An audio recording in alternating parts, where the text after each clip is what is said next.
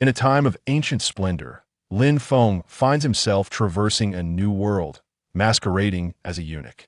With a youthful emperor and a stunning empress dowager, he contemplates his path. Should he indulge in the company of 3,000 beautiful maidens or seize power within the court? Lin Feng, addressing the young sovereign, asserts, "You may sit upon the throne. I shall safeguard the beauties for you." Chapter 1. The eunuch who crossed over. As the scorching July sun blazed overhead, the air felt as if it were igniting, threatening to roast anyone caught beneath its rays. In a pavilion nestled within the royal garden, Lin Feng, adorned in blue robes and the attire of a eunuch, reclined lazily on a wooden bench, a piece of wild grass held between his lips. His gaze was fixated on the fish in the pond, competing for morsels, an image of serene leisure. However, Lin Feng's thoughts were far from the aquatic spectacle before him. He struggled to accept the reality of his unanticipated journey through time. How could he have crossed over in such a manner? Upon first hearing the name of the kingdom, Yin, his instinctive reaction was to prepare for impending chaos, as this dynasty seemed destined to be a fleeting one. Any long-standing dynasty would surely have been known to him. In a world rife with turmoil, Lin Feng doubted that his meager skills from his previous life as a petty thief would suffice to carve out a legacy. He was no soldier, nor did he wield the knowledge to create firearms or artillery. Rather, he had merely been a lowly rogue. The prospect of rising to power amidst chaos was daunting, and he feared for his very life. His sole hope lay in finding a tranquil refuge before the tempest of war erupted. Once peace returned, he could perhaps resume his former pursuits, amassing wealth to secure a prosperous legacy for his descendants, indulging in the pleasures of multiple wives. Fitting reward for his extraordinary journey. He did not envision himself as the protagonist of a fantastical tale, destined to attract legions of loyal ministers and generals. With no wealth or allies, establishing a foundation in such tumultuous times would be an arduous task, and he resolved to remain prudent. In the days that followed, while wrestling with his uncertain future, Lin Feng received word from a fellow eunuch on duty that the Yin dynasty had endured for over a century. This revelation contradicted his prior assumptions of a transient reign, yet he was puzzled as to why he had never encountered this dynasty in his historical knowledge. Alas, I have crossed into the wrong timeline. This may not be a history I am familiar with, but rather a parallel realm, he lamented inwardly, feeling a surge of frustration. Why could fate not have placed him in a more recognizable era? With the limited historical knowledge at his disposal, he might have navigated this new reality with some degree of success. Now, he stood in utter darkness, bereft of understanding. Any encounter with court intrigues or coups could spell his demise. As the saying goes, to serve the emperor is akin to courting danger. Within the palace walls, one could inadvertently offend the wrong person, leading to untimely death. Yet, despite his grievances, life must go on. Though he assumed the guise of a eunuch, Lin Feng took pride in declaring, "I am a man, a true man." Though a false eunuch, he remained cautious about revealing his true identity. Regardless of the customs of this dynasty, no other man could exist in the harem apart from the emperor. The women within were his alone. Should his masquerade be uncovered, it could very well lead to his execution. Thus, for the past month, Lin Feng had treaded carefully, gradually acclimating to palace life and learning its intricacies, no longer the naive newcomer he once was. Utilizing knowledge from his past life, he managed to impress the younger eunuchs with his insights. Through subtle inquiries, Lin Feng gleaned the history of the Yin dynasty. In the late Tang dynasty, the nation was fractured by warlords, and the common folk endured unimaginable suffering, with acts of cannibalism marking the depths of despair. Historically, it was anticipated that Zhao Kuangyin would rise to power, overthrowing the Zhou dynasty and uniting the realm. However, in this timeline, a twist of fate occurred. The founder of the Yin dynasty, Lin Feng, with his remarkable leadership, subdued rival nations, while Zhao Kuangyin, a general of the Zhou, fell in battle, leading to the Zhou's downfall and the rise of the Yin dynasty, which has now thrived for over 150 years. Drenched in sweat, Xiao Duo hurriedly remarked, "The Empress Dowager has awoken from her midday slumber and wishes to bathe. We must prepare at once." His breathless state indicated he had rushed to deliver the message. In such sweltering heat, even the slightest exertion was formidable. As thoughts of the Empress Dowager filled Lin Feng's mind, he envisioned a breathtaking beauty clad in elegant royal attire, exuding nobility and grace.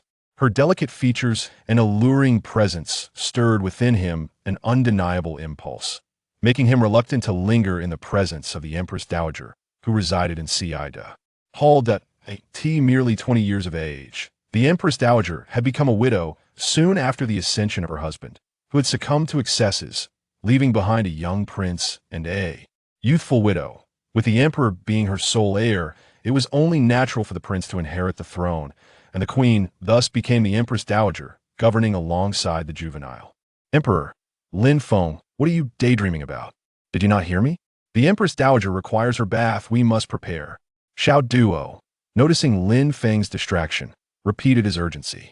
The thought of incurring the Empress Dowager's displeasure sent shivers down his spine, recalling the last occasion he faced punishment. I almost forgot the task at hand. Let us hurry, Lin Feng replied, moving forward with purpose, prompting Xiao Duo to follow closely. The Empress Dowager's bathing was no trivial matter. Thus, under the guidance of Lin Feng and Xiao Duo, a flurry of eunuchs and palace maids sprang into action, swiftly completing the preparations for her bathing ritual.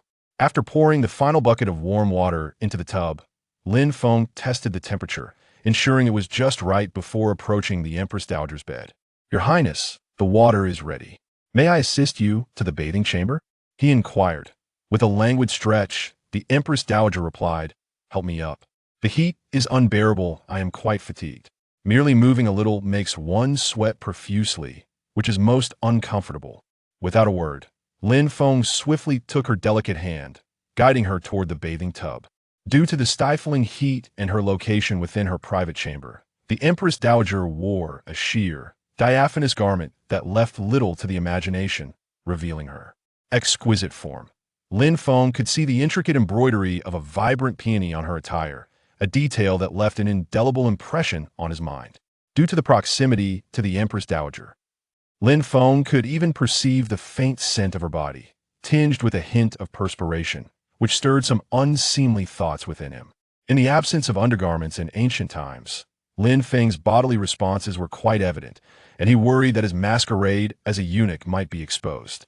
Consequently, he made considerable efforts to conceal his condition, resulting in an awkward gait. Fortunately, the Empress Dowager's gaze did not fall upon him otherwise. She would surely have noticed his unusual way of walking.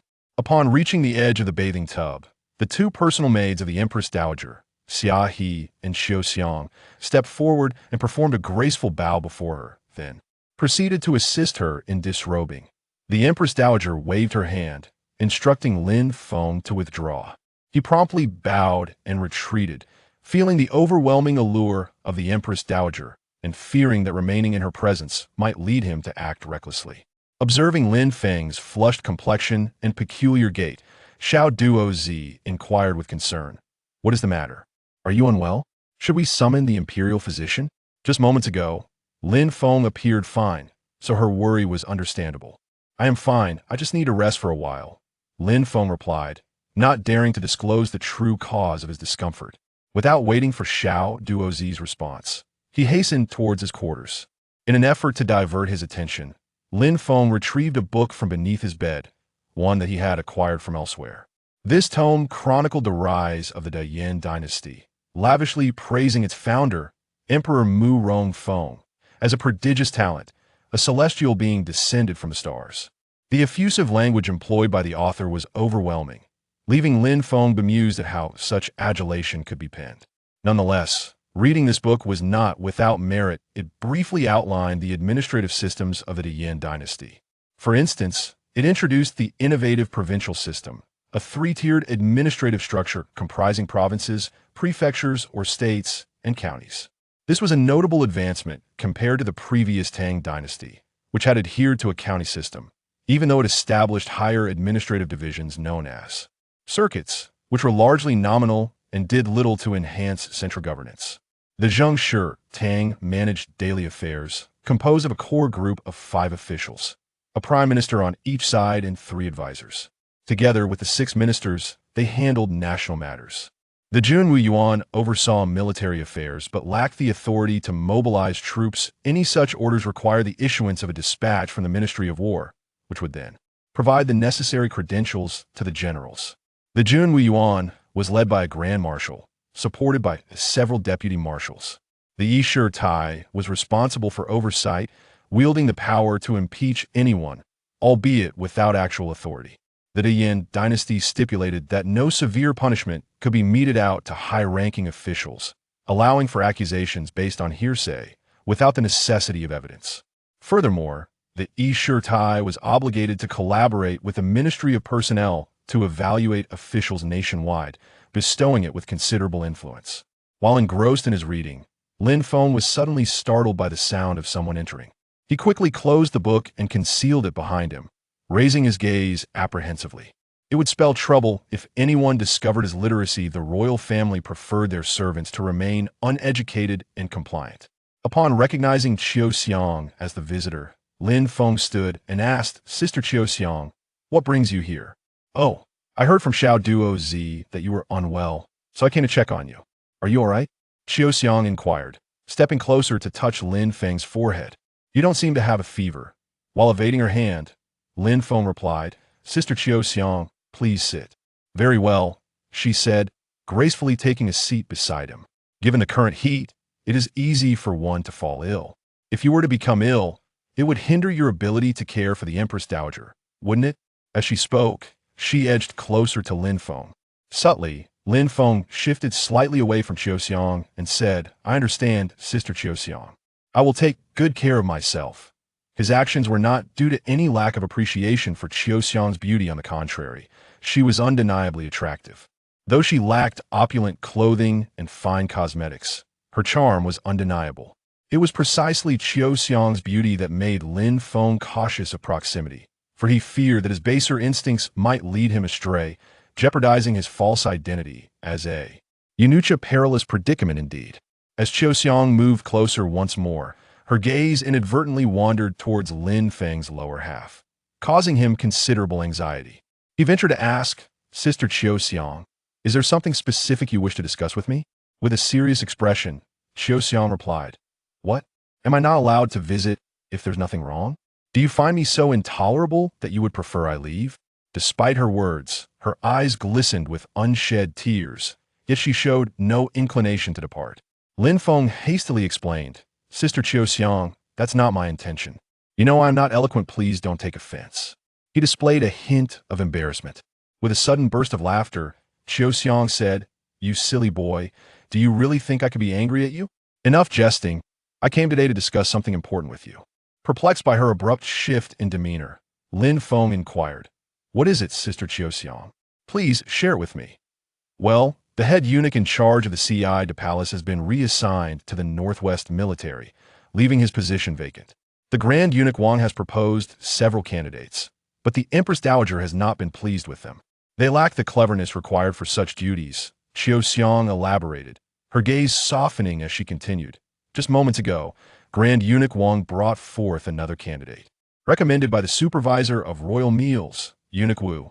This individual possesses a modicum of wit, yet the Empress Dowager remains undecided. After Grand Eunuch Wang departed, I suggested you to the Empress Dowager, who found you quite astute. She is currently deliberating." Chapter 2. The Enchanting Qiu Xiang. Lin Feng felt a surge of gratitude toward Qiu Xiang for considering him so thoughtfully. When he caught her gaze, he noticed a rare blush on her cheeks, which filled him with excitement. The sight of her flushed face ignited an impulsive desire within him. Suppressing his urges, Lin Feng asked, "Sister Qiu Xiang, what should I do next?" "While the final decision rests with the Empress Dowager, you must also cultivate a rapport with Grand Eunuch Wang, as he is the chief steward of the inner palace," Qiu Xiang advised. Her closeness to the Empress Dowager had afforded her insight into the inner workings of the court and its intricate dynamics. "But I do not know Grand Eunuch Wang," Lin Feng lamented. Even if he wished to seek favor, he lacked the means to do so, as he was impoverished and unfamiliar with the influential figures of the court. With a playful poke to Lin Feng's forehead, Qiu Xiang remarked, "Why are you so foolish? If you take the initiative to visit Wang Gonggong, wouldn't you get acquainted?"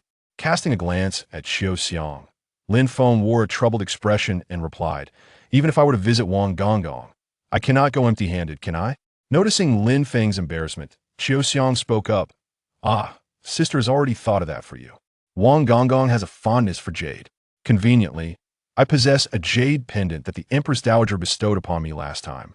Here it is, take it with you." As she spoke, Xiao retrieved an antique jade pendant from her bosom. Though Lin Feng was not particularly knowledgeable about such matters, he still recognized that the pendant held considerable value. Barely audible, Xiao murmured, "The Empress Dowager mentioned this was to be kept for my future husband."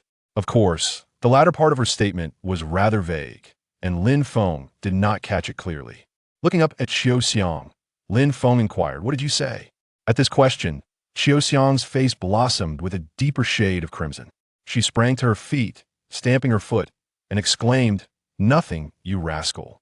Then she hastily ran away. Watching Xiao's retreating figure, Lin Feng felt perplexed. What was wrong with her? Nevertheless, he had no time to ponder Xiao's behavior and quickly rose to make his way to Wang Gonggong's residence. The pressing matter was to secure the position of steward at the Ci de Dian. As he had to consider his future, he could not remain in the imperial palace indefinitely. Eventually, he would have to leave. Upon exiting his quarters, Lin Feng headed towards Wang Gonggong's abode. As the grand steward of the inner palace, Wang Gonggong had a modest yet independent courtyard, which, while not as grand as the empress or emperor's quarters, was respectable enough. This was also the core area for the eunuchs of the inner palace, as it was theoretically where their leader resided.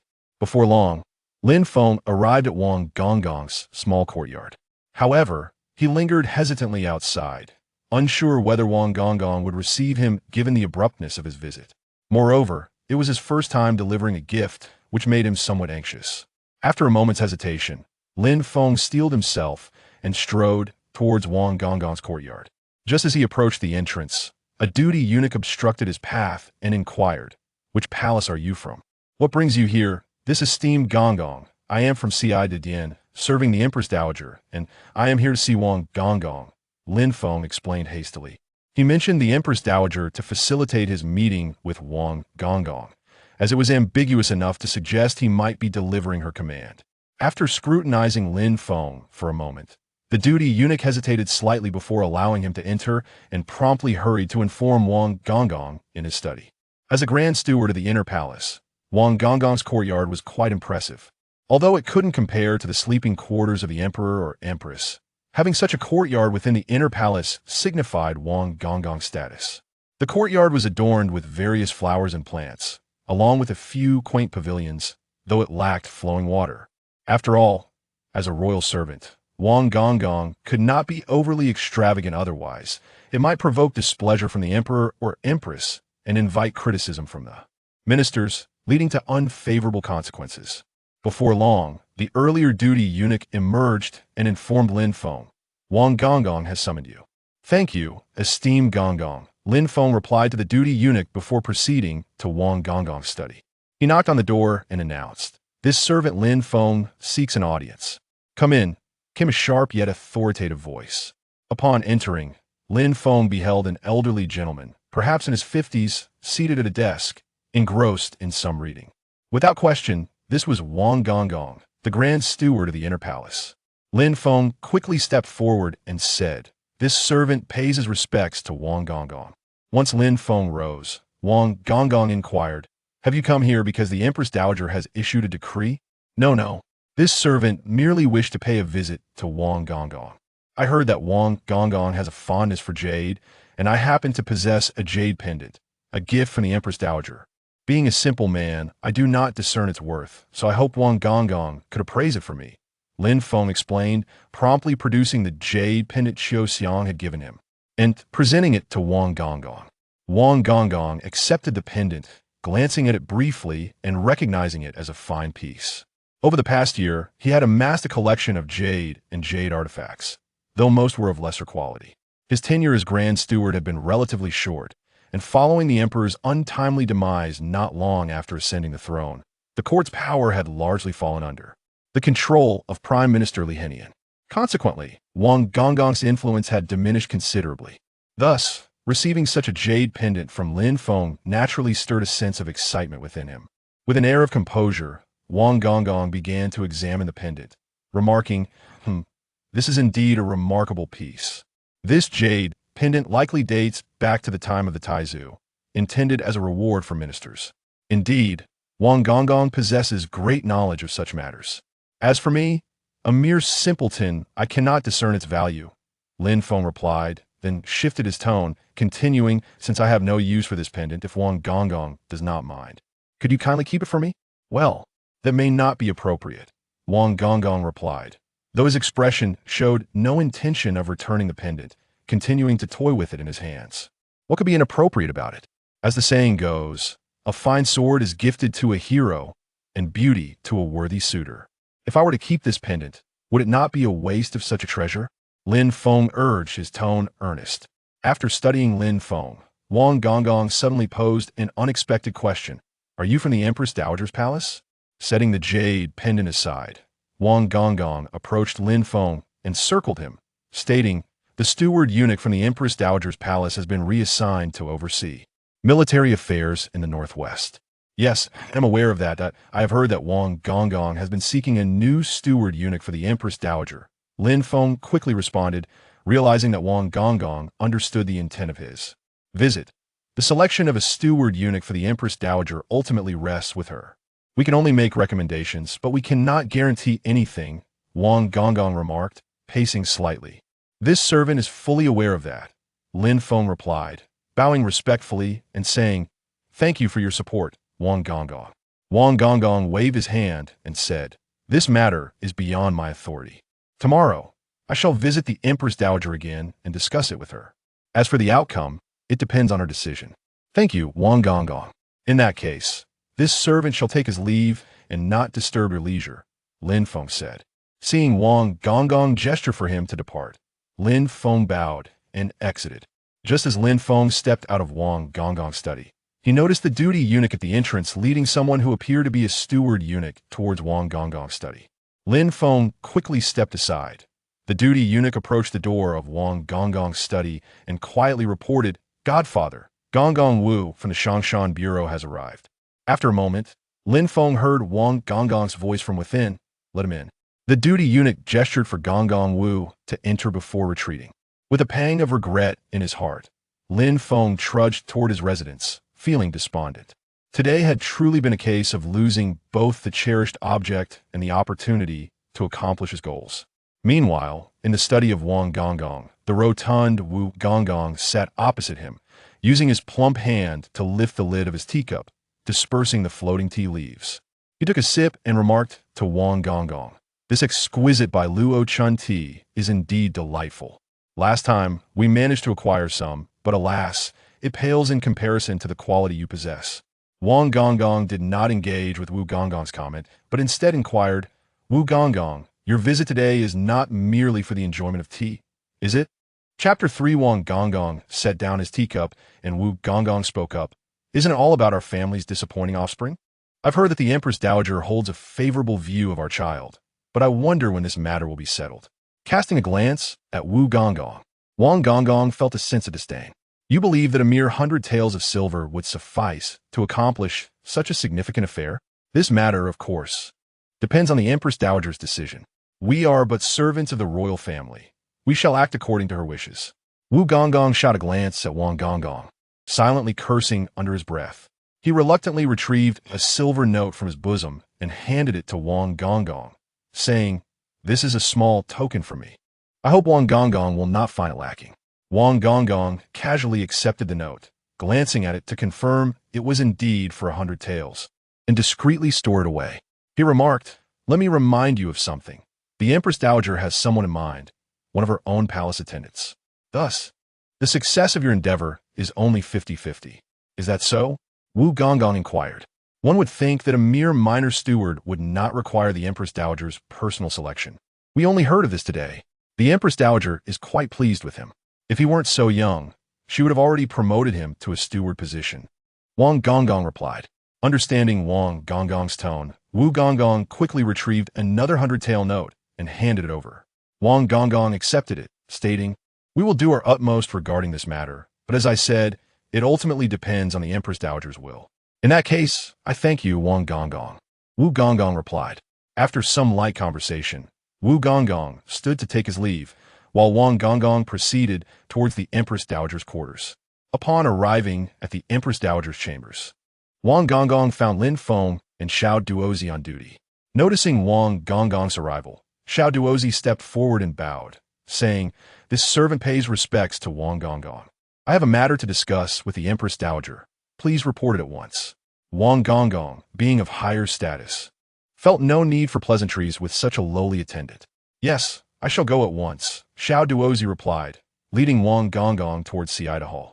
As they passed the entrance, Wang Gonggong cast a deliberate glance at Lin Feng before entering the hall. Upon encountering the Empress Dowager, Wang Gonggong engaged in customary pleasantries. Upon learning that the Empress Dowager had been awakened by the heat, he promptly offered, "There are still plenty of ice blocks in the palace's ice cellar. I shall send someone to bring some to you shortly." "Wang Gonggong, what brings you here today?" After exchanging pleasantries, the Empress Dowager inquired. Though Wang Gonggong was a trusted elder of the late emperor, the Empress Dowager did not hold him in high regard. The late emperor's debauchery was not without connection to Wang Gonggong. "I have come to report on the steward of Siida Hall," Wang Gonggong replied. "I would have preferred to take on this role myself, but my duties to the emperor leave me stretched too thin. I hope the Empress Dowager will forgive me." He immediately expressed his desire to personally oversee matters, yet emphasized his obligations to the emperor first. As the chief steward of the inner palace, there are numerous responsibilities daily. "There is little of importance here. A minor attendant suffices," the Empress Dowager replied, discerning Wang Gonggong's intent. "I have two candidates for the steward of Siida Hall. One is a clever attendant from the imperial kitchen who has served for some time and understands the rules. The other is a junior attendant from your palace. Although he has not served long, he has been close to you and understands your preferences. I do not dare to make a decision on my own, hence I have come to consult with you," Empress Dowager Wang Gonggong stated. Both candidates had presented gifts to him, so he chose to recommend them both, leaving their fates to the Empress Dowager's discretion. Upon hearing Wang Gonggong's recommendation of Lin Feng, Qiu Xiang, who served the Empress Dowager, could not help but feel elated. Though she refrained from overly expressing her joy, her beaming smile was unmistakable. Had the Empress Dowager and Wang Gonggong not been present, Qiu Xiang would have rushed out to inform Lin Feng of this delightful news. The Empress Dowager was already acquainted with both candidates. One was her own junior attendant, while she had met the other, who was indeed quite clever. However, Qiu Xiang had extolled Lin Feng to such an extent that it seemed a loss if he were not appointed as steward of Siida Hall. Nevertheless, the Empress Dowager recognized that Lin Feng had conducted himself appropriately during his service, aligning with her expectations. He seemed a commendable choice, and being a familiar attendant was undoubtedly preferable to the unknown attendant from the imperial kitchen. With these thoughts in mind, the Empress Dowager resolved, "Let be the junior attendant from my palace, the one named Shaolin, correct?" "Yes, it is Shaolin," Qiu Xiang exclaimed impulsively. The Empress Dowager cast a glance at her, but said nothing further. Turning to Wang Gonggong, she commanded, "Have the Nashi Bureau register this Shaolin. Your command is my duty. If there is nothing else, I shall take my leave," Wang Gonggong stated, bowing to the Empress Dowager before exiting Siida Hall. Once Wang Gonggong departed, Qiu Xiang could no longer contain herself, exclaiming, "Empress Dowager, did I not say that Shaolin is undoubtedly suited for the steward position? After all, he is one of our own, which makes it all the more reassuring, does it not?" Observing that the Empress Dowager was not displeased, Qiu Xiang playfully made a face and added, "I shall go inform Shaolin of this splendid news." Without waiting for the Empress Dowager's consent, she hurriedly dashed outside. Watching Qiu Xiang's retreating figure, the Empress Dowager understood her intentions all too well. Many palace maids formed romantic ties with the eunuchs. Given Qiu Xiang's demeanor, it was highly probable that she had taken a liking to Lin Feng. The Empress Dowager sighed helplessly, thinking how much simpler it would be if Lin Feng were a complete man. Then she could consider matching him with Qiu Xiang. The very thought caused her cheeks to flush as she chastised herself for such musings about a eunuch. Noticing the Empress Dowager's flushed face, Xiaohe promptly inquired, "Empress Dowager, is something amiss? Is it too warm in here?" "Indeed, this weather is quite unbearable," the Empress Dowager replied hastily, urging Xiaohe to fan her more vigorously. As Qiu Xiang exited Siida Hall, she found Xiao Duozi and Lin Feng standing guard at the entrance like sentinels. After glancing at Xiao Duozi, Qiu Xiang said. Xiao Duozi, the Empress Dowager has a matter for Xiao Lin. You remain here on duty. Turning to Lin Feng, she added, come with me. Following Qiu Xiang, Lin Feng was perplexed as to why the Empress Dowager sought him. Despite his curiosity, he followed her into the hall. However, the direction Qiu Xiang took did not lead to the Empress Dowager's chambers, but rather to an adjoining side hall. Qiu Xiang, this doesn't seem to be the way to the Empress Dowager's quarters, Lin Feng remarked, bewildered. Glancing back at him, Qiu Xiang replied, it is not the Empress Dowager who seeks you, but rather I. With that, she continued, leading him toward the side hall. Once inside, Qiu Xiang instructed Lin Feng to sit and poured him a cup of water, saying, you must be thirsty. Have some water. It's quite exhausting to stand out in this heat. As she spoke, she leaned in to wipe the sweat from his brow. Thank you, Qiu Xiang. But I can manage myself, Lin Feng replied, accepting the tea she offered. Feeling a hint of dissatisfaction with Lin Feng's actions, inquired with a touch of irritation. Am I a tiger to you, that you fear me so? Lin Feng hastily responded, no, how could you be a tiger? Besides, there are no tigers as beautiful as you. Unable to restrain himself, he uttered the latter part of his statement. With a shy glance towards Lin Feng, Qiu Xiang asked, do you think I am beautiful? Nodding vigorously, Lin Feng replied, indeed, you are beautiful. There was no doubt about it. Hearing Lin Feng's compliment, Qiu Xiang felt a surge of joy within her heart. Then, with a hint of shyness, she posed a question. So, do you like me, Qiu Xiang Jie? Lin Feng was momentarily taken aback. After all, he was a eunuch. What did Qiu Xiang mean by that? Did she somehow realize he was not a eunuch? What should he do? With an air of mild displeasure, Qiu Xiang shot him a glance and chided. What do you mean, ah? Did you not hear me ask your question? Is it because you think I am older than you that you hesitate? Not at all. Lin Feng quickly waved his hands. Though his current form was that of a 17 or 18-year-old, in his previous life, he had been around 25 or 26. How could he consider a girl under 20 to be older? With a hint of grievance, Qiu Xiang inquired, then why? Do you truly have no interest in me at all? Not at all. How could I not be interested in someone as beautiful as you, Qiu Xiang Jie? It's just that I am a eunuch. Lin Feng explained, hoping to gauge Qiu Xiang's reaction to see if she had discovered his true identity. Suddenly, Qiu Xiang grasped Lin Feng's hand and pressed it against herself, declaring, who are you trying to fool? I saw everything that day. You are definitely not a eunuch. With that, she attempted to reach beneath Lin Feng. Quickly seizing her hand, Lin Feng urged, Qiu Xiang Jie, you must keep my secret, otherwise my life is in jeopardy. Embracing Lin Feng, Qiu Xiang replied, you silly boy, if I wanted to expose you, I would have already told the Empress Dowager. How could I still be helping you hide it? Being held by Qiu Xiang stirred Lin Feng's emotions, and he expressed his dissatisfaction in a rather incoherent manner, causing her to giggle incessantly. While holding Qiu Xiang, Lin Feng stated, I will take you out of the palace with me. Nodding, Qiu Xiang responded, I believe in you. That is why I am helping you secure the position of the head eunuch in Side Hall. Once you rise in rank, you could buy a house outside the palace, and then we could be together. When she mentioned being together, her face flushed even deeper, almost as if it could bleed. Observing Qiu Xiang's blushing countenance, Lin Feng could not resist kissing her cherry lips. Although he had been 25 or 26 in his previous life, he had remained a virgin, so this kiss felt exceedingly shy for him. Qiu Xiang's face, already crimson, blushed even more from the kiss. Just as Lin Feng prepared to take things further, Qiu Xiang stopped him, saying, no, we are in the Empress Dowager's quarters. At her words, Lin Feng immediately halted. If his identity as a false eunuch were discovered, it would lead to his demise. Seeing him stop, Qiu Xiang gathered her courage and pecked him on the lips, saying, I have something important to tell you. She then recounted the conversation between Wang Gonggong and the Empress Dowager that day, leaving Lin Feng astonished by how easily it had come to pass. Unable to contain his excitement, he embraced Qiu Xiang and kissed her deeply once more. After becoming the head eunuch of Side Hall, Lin Feng found himself busier than before. As the Empress Dowager's residence, Side Hall had a high status within the inner palace, and the number of menial eunuchs was not insignificant. It took Lin Feng several days to finally organize the affairs of Side Hall and get everything on track. Following the customary procedure, Lin Feng intended to express his gratitude to Wang Gonggong, as it was through Wang Gonggong's recommendation that he had secured this opportunity. Furthermore, as the head eunuch of the inner palace, it was only proper for Lin Feng to pay him a visit. Choosing a free afternoon, Lin Feng set off to visit Wang Gonggong.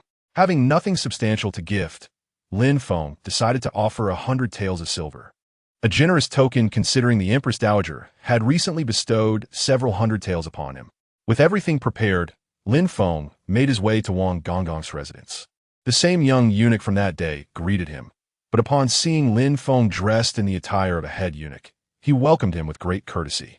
After all, a head eunuch held considerable esteem among the eunuchs, possessing a status far superior to that of an ordinary young eunuch. Although the hierarchy was rigid in the inner palace, particularly for those physically impaired, it was still a world of its own. "I am here to see Wang Gonggong," Lin Feng stated directly. "This way, please," the young eunuch replied, leading Lin Feng inside. Before the study, the young eunuch reported to Wang Gonggong, allowing Lin Feng to enter. Upon entering, Lin Feng noticed a plump middle-aged eunuch, whom he recognized as Wu Gonggong, the head eunuch of the Shanggong supervisor. "Greetings, Wang Gonggong," Lin Feng said promptly. Wang Gonggong nodded towards him, saying, "Lin Gonggong is now a head eunuch as well. It is quite overwhelming to hear you refer to yourself as a servant." After that, he gestured towards Wu Gonggong. "This is Wu Gonggong from the Shanggong supervisor. You should get to know each other, as you will inevitably have dealings in the future." Upon hearing Wang Gonggong's introduction, Lin Feng turned to Wu Gonggong, clasping his hands. "I have met Wu Gonggong." Being a newcomer in the inner palace, Lin Feng was keen to avoid offending anyone. Wu Gonggong, however, merely snorted dismissively, ignoring Lin Feng's courtesy and leaving him feeling awkward. Sensing the tension, Wang Gonggong quickly interjected. "Wu Gonggong is just like that. He appears cold but is warm-hearted on the inside. You'll understand once you spend more time together." To Lin Feng's surprise, Wu Gonggong did not take Wang Gonggong's hint, instead addressing Lin Feng with a sarcastic tone. "I thought you were someone significant, but you are merely a greenhorn. Let me tell you, in this inner palace, it is best not to stand out too much. Otherwise, you will meet an untimely end. Don't say I didn't warn you. Wu Gonggong, you're being too modest. If anyone is to die, it should be me after you. Given your age, your passing wouldn't be considered premature. I'm still young and won't compete with you for that honor." Initially, Lin Feng had no intention of engaging with Wu Gonggong, but his relentless taunts ignited Lin Feng's ire. If he would not appreciate Lin Feng's kindness, then he should not blame Lin Feng for retaliating. Though Wu Gonggong was also a head eunuch, he merely cooked meals and seemed to hold himself in high regard. Lin Feng's words left Wu Gonggong momentarily speechless, yet he found himself in a bind. If Lin Feng were merely an ordinary eunuch, he would have 100 ways to dispose of him. However, now that Lin Feng was a head eunuch, if he were to die without a clear reason, it would surely raise suspicion, and Wu Gonggong would likely become the prime suspect. Thus, he could not act against Lin Feng at this moment. With a respectful bow to Wang Gonggong, Wu Gonggong remarked, "We shall take our leave, Wang Gonggong." After casting a glance at Lin Feng and huffing, he exited Wang Gonggong's study. Once Wu Gonggong had departed, Wang Gonggong expressed, "What can I say about you? I intended to ease the tension between you, yet now you have completely offended him. And what of it? He is but a supervising eunuch, and I am also a supervising eunuch. What did he do to me?" Lin Feng replied nonchalantly, showing no concern for the situation. With a heavy sigh, Wang Gonggong said, "You do not yet grasp the intricacies involved. Wu Gonggong is aligned with the right Chancellor Li Henian. Even I must concede to him on occasion, and yet you have managed to thoroughly alienate him." Changing the subject, Lin Feng produced a banknote he had prepared earlier and handed it to Wang Gonggong, saying, "This opportunity to assume the role of supervising eunuch at Saidian is largely due to your support, Wang Gonggong. Please accept this small token of gratitude." Wang Gonggong feigned reluctance, but promptly accepted the banknote, replying, "Your recognition by the Empress as the supervising eunuch of Saidian is a testament to your own abilities. I merely mentioned you in her presence. Without your assistance, I would not have had this chance, so I must express my gratitude." Lin Feng continued to lavish praise upon Wang Gonggong, as flattery costs nothing. Wang Gonggong received Lin Feng's compliments with pleasure, nodding appreciatively as his fondness for Lin Feng grew. After exchanging pleasantries in the study, Lin Feng took his leave, with Wang Gonggong personally escorting him out of his residence, indicating a significantly closer rapport between them. Regarding the discord with Wu Gonggong, Lin Feng remained unconcerned. Today, his relationship with Wang Gonggong had evidently improved, leading Lin Feng to feel that the expenditure of 100 taels of silver was worthwhile. After all, Wang Gonggong, as the Grand Controller of the Inner Palace, was effectively his superior, and fostering a good relationship was essential. Since Lin Feng had become an official, he had acquired a small courtyard within the Inner Palace, albeit lacking any accompanying eunuchs at present, as he had only just assumed his position and had not yet considered the matter. Currently, the courtyard was shared solely with Xiao Duozi. Initially reluctant to join, Xiao Duozi was compelled by Lin Feng to move in together, as occupying such a spacious residence alone felt excessively lonely. As Lin Feng pushed open the door to the main hall, he intended to commend Xiao Duozi when he spotted a familiar figure. Wiping the drool from the corner of his mouth, Lin Feng exclaimed, "No, how could one ever get enough?" and approached Qiu Xiang. Upon seeing Lin Feng approach, Qiu Xiang instinctively took a step back, but Lin Feng swiftly closed the distance, embracing her and leaning in to kiss her cherry lips. After a long-awaited separation of their lips, Qiu Xiang shyly remarked, "But it is still daytime." As she spoke, she attempted to free herself from Lin Feng's embrace. Holding her firmly, Lin Feng replied, "What is there to fear? This courtyard rarely sees visitors." The room was soon enveloped in a springtime atmosphere. Following a passionate interlude, Lin Feng held Qiu Xiang close, his hands wandering restlessly, prompting her to protest until she finally seized his wandering hand, bringing his mischief to a halt. After a brief exchange of idle chatter while lying on the bed, Lin Feng felt the stirrings of desire once more. However, Qiu Xiang, with a hint of shyness, whispered in his ear, "I am quite tired today. May I serve you tomorrow instead?" Upon hearing her words, Lin Feng relented, wrapping his arms around Qiu Xiang as they drifted into a deep slumber. That day, after some playful banter, Qiu Xiang clung to Lin Feng's neck, stating, "I am hungry." Looking outside, Lin Feng realized it was nearly afternoon, and yet the kitchen staff had not delivered any lunch. Typically, individuals of Lin Feng's rank, as a supervising eunuch, would not dine with the lower-ranking eunuchs and maidservants, but rather have meals prepared separately by the kitchen. It was a custom that underscored the status of the supervising eunuch. Why had no one come to serve his meal? Lin Feng's displeasure grew, for he had not felt hunger until Qiu Xiang's remark made his stomach rumble. Could it be that the kitchen staff has forgotten? Qiu Xiang suggested. Given that Lin Feng was a newly appointed supervising eunuch, it was somewhat understandable if the kitchen had overlooked him. Nodding, Lin Feng replied, "That is possible. Please wait here. I shall inquire at the kitchen." After planting a kiss on Qiu Xiang's lips, he cheerfully left for the kitchen. As a crucial department within the inner palace, the kitchen was responsible for preparing meals for numerous eunuchs and maidservants, thus occupying a vast area. It was also a lucrative department, as evidenced by the corpulence of Wu Gonggong, the supervising eunuch. This reminded Lin Feng of the saying, "A big head and a thick neck," either a master or a cook.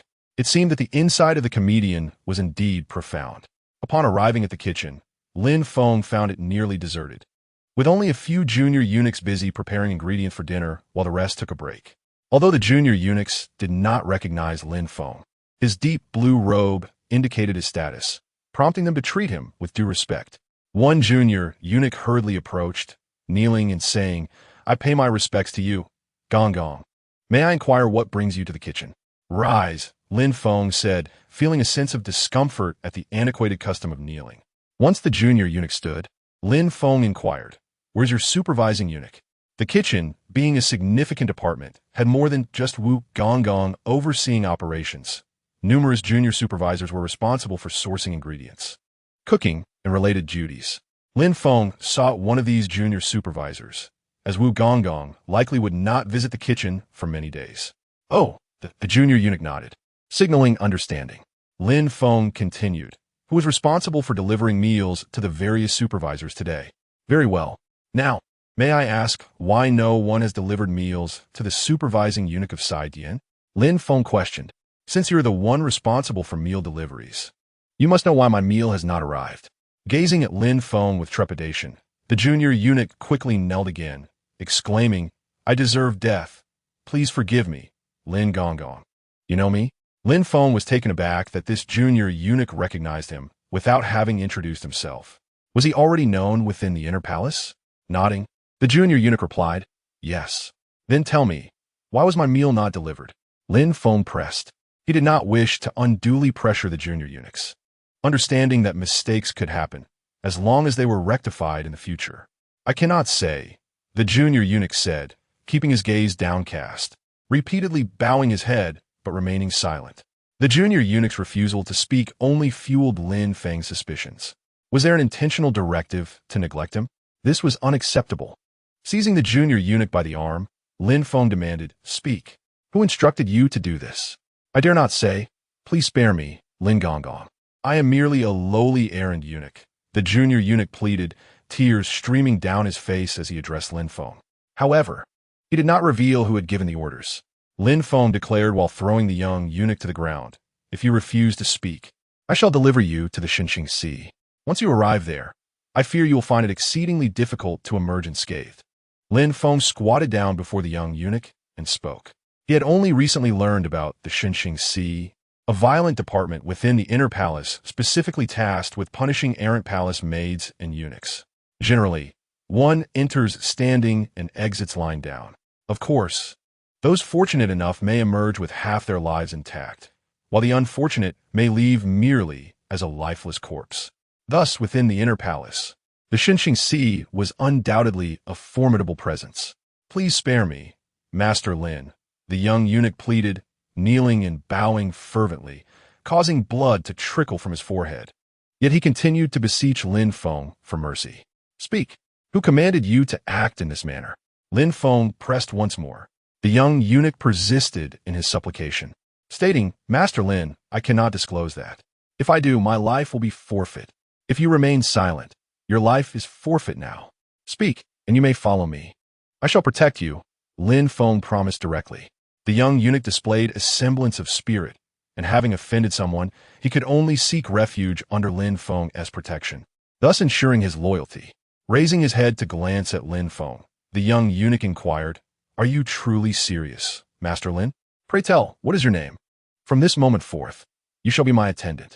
Thank you, Master Lin. I am known as Xiao Anzi. I shall serve you faithfully and never forget your kindness in saving my life, Xiao Anzi replied, bowing repeatedly in gratitude. Rise. Now tell me, who instructed you to withhold our meals? Lin Feng assisted Xiao Anzi to his feet and inquired. It is the steward Xiao Anzi revealed, a hint of fear evident in his voice. Upon hearing this, Xiao Anzi appeared less frightened and continued. Steward Xiao is the purchasing eunuch of the Shangshanjian, and he ordered me not to deliver food to you, Master Lin. How audacious for a mere purchasing eunuch to act so brazenly, Lin Feng exclaimed. He had not wronged this steward, so why would he behave in such a manner? Noticing Lin Feng's confusion, Xiao Anzi hesitated briefly before speaking. Steward Xiao is a confidant of Master Wu. Take me to Steward Zhao's residence, Lin Feng commanded Xiao Anzi. I cannot, Xiao Anzi protested, preparing to kneel once more. Grasping Xiao Anzi's arm, Lin Feng insisted, stand. Here, there is no need for such subservience. I understand, Xiao Anzi replied. Steward Xiao is a confidant of Master Wu.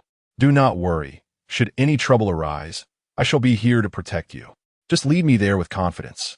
This steward has gone too far. If he is not taught a lesson, he may become even more audacious. His refusal to deliver meals is merely a test. If I tolerate this, he will only grow bolder in his schemes against me. Therefore, I intend to make a grand spectacle of this incident and bring it to light. After a moment of contemplation, Xiao Anzi said, I shall take you there at once. He then proceeded to lead the way. Steward Zhao's residence was not far from the Shangshanjian, situated in a small courtyard. While modest, it was vastly superior to the accommodations of ordinary palace maids or eunuchs. Pointing to the courtyard, Xiao Anzi said, This is it. Go and knock. Lin Feng instructed Xiao Anzi. Gritting his teeth, Xiao Anzi thought. Having already offended Master Wu's faction, it was best to remain loyal to Lin Feng for his own safety. If Lin Feng suspected him of disloyalty, he would be in a precarious position. Approaching the door, Xiao Anzi knocked vigorously. After a while, a voice from within, still groggy from sleep, called out, Who is it? Are you rushing me? Although spoken with irritation, the individual inside did not dare to curse, fearing it might be a superior. Upon opening the door and seeing Xiao Anzi, the person's expression shifted dramatically, and he shouted, "You wretched cur, disturbing my afternoon nap. Do you wish to perish?" He then aimed a kick at Xiao Anzi. However, before the kick could land, Lin Feng swiftly retaliated, sending the man sprawling to the ground. As he fell, Steward Xiao caught sight of Lin Feng, adorned in the garb of a supervising eunuch. Though he sustained no significant injury from a fall, he quickly regained his footing, pointing an accusatory finger at Lin Feng and shouting, "You dare strike me? You must not value your life. Do you know who my benefactor is? I could frighten you to death. I care not who you are or who your benefactor may be. All I know is that I am striking you," Lin Feng declared, launching another series of kicks towards Steward Xiao. Steward Xiao refrained from retaliating, aware that Lin Feng's attire denoted his rank. Should he retaliate, it would constitute insubordination, rendering any justification moot. Thus, Steward Xiao chose to retreat without countering. When Lin Feng ceased his assault, Steward Xiao finally managed to speak. "May I inquire who you are? What does this unprovoked attack signify? As the saying goes, one must consider the master when striking a dog. My benefactor is the supervising eunuch of the Shangshan Jian. Offending Master Wu will not bode well for you." Chapter 6. A renewed conflict is mention of Master Wu only served to incite Lin Feng's fury further, igniting within him a desire to strike again. Suppressing his anger, Lin Feng inquired, "You are the one who instructed the young eunuch not to deliver food to me, correct?" With this inquiry, Steward Xiao recognized Lin Feng's identity. Having spent considerable time within the palace, he was familiar with most stewards. Yet Lin Feng was a new face to him, initially causing confusion. "Ah, so you're Lin Gongong. Indeed, it was I who commanded the young eunuch to withhold your meals. I could not abide your arrogant demeanor. If you dare to oppose my benefactor, I must show you the consequences. I shall end your life," Lin Feng declared, preparing to strike once more, but Steward Xiao adeptly evaded the blow. Then, pointing at Xiao Anzi, he barked, "Xiao Anzi, you wretched pup, do you wish to perish? Seize this scoundrel at once." Steward Xiao's contemptuous words were directed at Lin Feng. Xiao Anzi glanced at Steward Xiao, then at Lin Feng, awaiting his command, seizing the opportunity to demonstrate his loyalty. Pleased with Xiao Anzi's demeanor, Lin Feng instructed, "Subdue this scoundrel. I shall personally escort him to the Shinxing Sea." "I shall take care of it right away," Xiao Anzi affirmed, advancing towards Steward Xiao. "You insolent pup. You dare to defy my orders." Steward Xiao shouted, though he continued to retreat. Eager to prove himself, Xiao Anzi charged at Steward Xiao. Before long, the two were engaged in a scuffle. Observing Xiao Anzi falter, Lin Feng cursed under his breath and joined the fray. With 2 against 1, and the latter too fearful to strike Lin Feng, the outcome was inevitable. "Fetch me a rope to bind this scoundrel," Lin Feng commanded Xiao Anzi, who was nursing a bump on his head from the earlier altercation.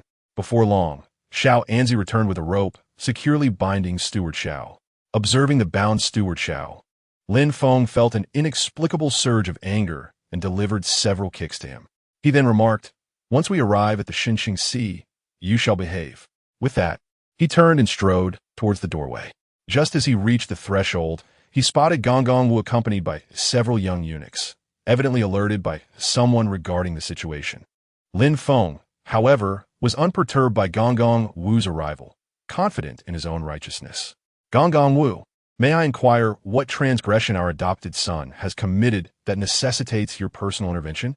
Gongong Wu, with an air of arrogance, dismissed Lin Feng entirely. Meanwhile, Steward Xiao, seeing a glimmer of hope, cried out, "Father, come save your son. This scoundrel intends to send me to the Shinxing Sea." Tears streamed down his face. As the terror of the Shinxing Sea loomed large in the hearts of every eunuch and palace maid. With a slight bow towards Gongong Wu, Lin Feng stated, "Gongong Wu, you must have heard him. Before we even discuss other charges, he has already committed the offense of disrespecting his superior by calling me a scoundrel. Such insolence cannot be easily overlooked." Hastening a few steps forward, Gongong Wu delivered 2 swift kicks to Steward Xiao and commanded, "Apologize to Lin Gongong at once. How dare you show such disrespect? I was wrong. Please forgive me, Lin Gongong, and spare me this once," Steward Xiao pleaded. recognizing the authority of Gong Wu and hoping for leniency from Lin Feng in light of their connection. Surely, after all the tribulations he had endured for Gong Wu, a future reward would not be lacking.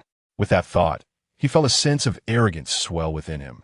Casting a smile towards the now grinning Gong Wu, Lin Feng turned to Steward Xiao and queried, "What if I choose not to let you off the hook?" "Lin Gong, we are all serving the emperor here. It would not be wise to escalate matters to such a degree." Gong Wu interjected hastily, aware that if Lin Feng dealt with Steward Xiao harshly, it would set a dangerous precedent for his own authority. Thus, preserving Steward Xiao became a personal contest between Lin Feng and Gong Wu. Indeed, we all serve the emperor. Yet some individuals simply do not appreciate the favor bestowed upon them. Therefore, we shall show them no mercy. Lin Feng concluded, turning to Xiao Anzi. "Let us depart." "Yes," Xiao Anzi replied, pushing the bound Steward Xiao, preparing to follow Lin Feng towards the Shinxing Sea. Stepping forward to block Lin Feng's path, Gong Wu warned, "Lin Gong, do you truly wish to sever all ties?" With a cold smirk, Gong Wu replied, "It seems so." Having been in the palace far longer than Lin Feng, he held a certain standing, bolstered by the support of the Right Chancellor, Li Hanyang, giving him the audacity to threaten Lin Feng. Unfortunately for him, he faced Lin Feng, a man who had traversed time, rendering Gong Wu's threats counterproductive. "Gong Wu, I am as stubborn as a mule. Pulling me back will only lead to further resistance. Today, I assure you, I will deliver Steward Xiao to the Shinxing Sea. You dare?" Gong Wu was incensed. Within the inner palace, few would dare speak to him in such a manner. Even the head eunuch, Gong Wang, would treat him with respect. Yet here was Lin Feng, a mere steward, repeatedly challenging him. "And what if I do? Do you truly think you can have me arrested?" Lin Feng retorted defiantly. Despite being outnumbered, he understood that Gong Wu would not risk an altercation, as it would only complicate matters further. Lin Feng knew they lacked the courage to act against him. Desiring to provoke a reaction, Lin Feng pointed directly at Gong Wu, declaring, "If you do not apprehend me today, then you are nothing but a wretched cur. Seize him." Infuriated by Lin Feng's insult, Gong Wu commanded the young eunuchs, accompanying him, to apprehend Lin Feng. One of the young eunuchs whispered something into Gong Wu's ear, causing him to hesitate. Observing this moment of uncertainty, Lin Feng seized the opportunity, shouting, "Gong Wu, are you truly that spineless? Seize him. I will take full responsibility for any consequences." Provoked by Lin Feng's taunts, Gong Wu's fury reached a boiling point, disregarding the potential aftermath and insisting on capturing Lin Feng. At Gong Wu's command, his entourage of young eunuchs advanced to seize Lin Feng and Xiao Anzi. Initially, Xiao Anzi contemplated resisting, but was halted by Lin Feng. In an unexpected turn, Lin Feng complied and allowed himself to be bound, even assisting them in ensuring the ropes were secured tightly, leaving the young eunuchs bewildered by his peculiar behavior. Xiao Anzi, filled with trepidation, pondered whether he should apologize to Gong Wu. He hadn't anticipated that Lin Feng would be subdued so easily after their brief confrontation. Steward Xiao, recently freed, rushed to Gong Wu's side, wailing as if Lin Feng had inflicted grave harm upon him, recounting his plight as if it were a harrowing ordeal. Gong Wu, observing that Steward Xiao was unharmed apart from a few footprints, recognized the exaggeration in his claims. Kicking him aside, he scolded, "Get up, you spineless wretch. You have brought shame upon our household." Yes, I understand, father. I was merely frightened. Please calm your anger." Steward Xiao quickly altered his demeanor, attempting to appease Gong Wu. Then, addressing Lin Feng, he taunted, "Lin Gong, were you not so imposing just moments ago? Look at you now, captured by our esteemed father. With just a word from him, your fate is sealed. If you know what is good for you, kneel and pay your respects. Perhaps our father's mood will soften, and he may spare you. Otherwise," he chuckled sinisterly, "do you truly believe Gong Wu would dare to act against me?" Lin Feng countered. Within the confines of the imperial palace, even the smallest incident would soon become public knowledge. He anticipated a swarm of individuals would arrive shortly, providing him with the opportunity to counterattack. The more suffering he endured now, the greater his leverage would be later, increasing his chances of success. Gazing at the smug Steward Xiao, Lin Feng felt a wave of contempt. The one who laughs last is the true victor. For now, Let him revel in his foolishness. As Steward Xiao caught Lin Feng's scornful gaze, memories of his recent humiliation surged within him, prompting him to lift his foot and aim a kick at Lin Feng. However, just as he extended his leg, a voice rang out, "Stop." Assuming it was his father, Gong Wu, calling a halt, Steward Xiao quickly retracted his leg, losing his balance and tumbling to the ground. He scrambled to his feet, disregarding the dust clinging to his clothes, and rushed to Gong Wu's side, questioning, "Father, why did you not allow me to strike that scoundrel? He dared to disrespect you." Gong Wu's expression darkened at Steward Xiao's inquiry. Confused, Steward Xiao turned to see Gong Wang emerging from behind, flanked by a throng of eunuchs. It seemed that upon hearing of the incident, Gong Wang had hastened to intervene, coincidentally witnessing Steward Xiao's attempt to attack Lin Feng. "Wang Gong, this is all a misunderstanding," Gong Wu hurriedly explained. "Today, my actions were indeed reckless. It is fortunate that I was caught by Wang Gong. Now, I fear I cannot clear my name." With a cold smile, Wang Gong remarked, "A misunderstanding. You should explain to us how this is a misunderstanding. Otherwise, we must report the matter truthfully to Her Majesty the Empress Dowager and let her decide. Such a significant issue is beyond our handling." Upon hearing that Wang Gong intended to report the incident to the Empress Dowager, Wu Gong felt a wave of anxiety wash over him. Did not all in the court know of the discord between the Empress Dowager and the Right Chancellor Li Henian? Currently, the Right Chancellor wielded power, effectively sidelining the Empress Dowager, who naturally harbored resentment towards him but was powerless to act. Now, with this situation presented to her, the Empress Dowager would surely take the opportunity to reprimand him. "Wang Gong, this is entirely a misunderstanding." "A misunderstanding, indeed. We were merely exchanging a jest with Lin Gong." Wu Gong concluded, casting a pleading glance at Lin Feng, saying, "Lin Gong, do you not agree?" Turning away, ignoring Wu Gong, Lin Feng addressed Wang Gong. "Wang Gong, you must have seen that Wu Gong instructed others to bind me, not to mention that he condoned this insolent wretch to lay hands upon me. Wang Gong, do observe these footprints upon me. I have endured great suffering. Moreover, this wretch striking me is tantamount to striking your own face. For I was recommended to the Empress Dowager by you. You must advocate for me." As Lin Feng spoke, he pretended to squeeze his eyes shut in an exaggerated manner. Yet no tears fell, leaving him with no choice but to relent. Hearing Lin Feng's words, Xiao Duozai stifled a laugh. For the footprints on Lin Feng were merely remnants from when they had bound the steward, and his own feet bore far more marks. As Lin Feng spoke, Wang Gong observed the situation and realized the truth in Lin Feng's plight, concluding that he must have endured considerable hardship. Turning to Wu Gong, Wang Gong said, "Wu Gong, I must apologize." He then instructed his entourage, take them all into custody and deliver them to the Empress Dowager for her judgment. Chapter 7. The target is you. With Wang Gong's command, his attendants swiftly apprehended Wu Gong and those accompanying him. These men were not ordinary. They were known as Wu Jian, adept in martial arts, and possessed strength far superior to that of typical eunuchs. "Wang Gong, I am affiliated with the Right Chancellor. Your actions may not bode well for you." Wu Gong hastily invoked his powerful ally upon realizing Wang Gong was serious. Wang Gong snorted coldly, thinking, "You have relied on your connection to the Right Chancellor to treat us with disrespect. Now, you shall learn who truly governs the inner palace." Though he thought this, Wang Gong responded, "Wu Gong, your words are misguided. Even the Right Chancellor, Lord Li, emphasizes the importance of impartiality. We are merely acting in accordance with justice. This matter must be referred to the Empress Dowager." He then commanded the Wu Jian, "Take them all to Side Hall for the Empress Dowager's determination." Before long, they were brought to Side Hall. The anxious Xiao Duozai, upon seeing Lin Feng bound, felt a surge of concern. However, upon noticing Lin Feng's playful gestures and smiling expression, his worry eased.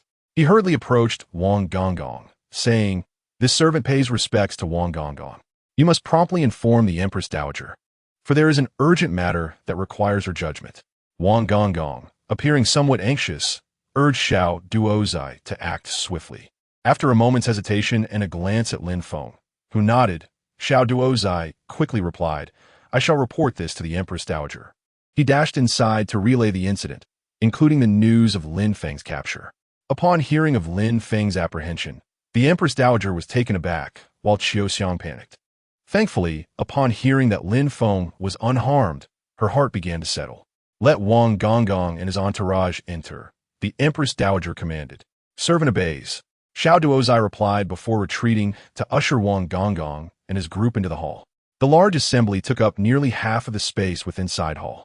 Upon seeing the Empress Dowager, Wang Gonggong knelt and said, "This servant pays respects to the Empress Dowager." The others, including Lin Feng and Wu Gonggong, hastily followed suit, bowing to the Empress Dowager. "Wang Gonggong, what brings such a large group to my quarters?" the Empress Dowager inquired, somewhat surprised by the gathering. Wang Gonggong began recounting the events as he understood them, particularly emphasizing Lin Feng's unfortunate ordeal. Even Lin Feng, upon hearing the account, felt a profound sense of injustice. "Indeed, Empress Dowager, I'm still bound. Wu Gonggong commanded his subordinates to tie me up and assaulted me. Look at these footprints upon me. They are the marks of their violence. Empress Dowager, you must uphold justice for me," Lin Feng added, embellishing his tale further. Wu Gonggong, listening, seethed with frustration, yet felt powerless to refute the claims. "Empress Dowager, this is a misunderstanding," he insisted, without needing Xiaoxiang's intervention. The Wujian had already begun to untie Lin Feng. Approaching Lin Feng, Xiaoxiang's eyes reddened at the sight of him bound. Had it not been for the presence of so many, she would have embraced him. Though aware that explanations might be futile, Wu Gonggong felt compelled to clarify. "Empress Dowager, the root of this incident lies in Lin Gonggong binding my steward." Upon hearing this, I rushed over. Yet Lin Gonggong not only refused to release my people, but also insulted me fiercely. It was only under intolerable provocation that I had to bind Lin Gonggong. "Even if you speak truthfully, you still allowed your subordinates to assault Lin Gonggong." Wang Gonggong bore witness, and the evidence of the footprints upon him cannot be dismissed. The Empress Dowager retorted, clearly angered. "As the saying goes, one must consider the master when striking a dog. Lin Feng is my steward. How dare anyone bind him and even strike him, showing utter disregard for my authority? This is truly intolerable. Empress Dowager, I am wronged. How could I condone my subordinates striking Lin Gonggong? This was entirely the initiative of that wretch." Wu Gonggong, realizing he could not evade responsibility, hastily threw the steward under the bus to protect himself. "Empress Dowager, it is all my doing, my initiative.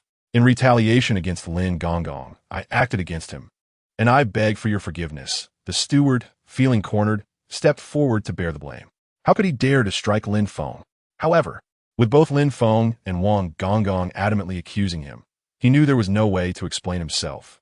It was best to accept his fate, hoping that Wu Gonggong would not neglect his family. Slamming the armrest of her chair, the Empress Dowager declared, "You wretched servant, do you not understand decorum? Send him to the Shinxing Sea for a proper lesson in discipline." Her words effectively sealed the steward's fate. Those sent to Shinxing Sea had little hope of returning alive. Trembling uncontrollably, the steward managed to utter, "Thank you for your grace, Empress Dowager." With that, the eunuchs dragged him away. "Empress Dowager, I sought out the steward because he had unjustly withheld the provisions meant for me," Wu Gonggong explained. Unexpectedly, Xiao Guanshi not only failed to acknowledge his wrongdoing, but audaciously berated the servant, vowing never to deliver meals again. Unable to contain his indignation, the servant had him bound. Lin Feng then implored the Empress Dowager for her discernment. "This insubordination is intolerable. Such servants seem to have forgotten their place. Lin Gonggong, I entrust you with this matter. Ensure that the mastermind behind this is uncovered and let these servants receive their due lesson." The Empress Dowager expressed her fury upon hearing this.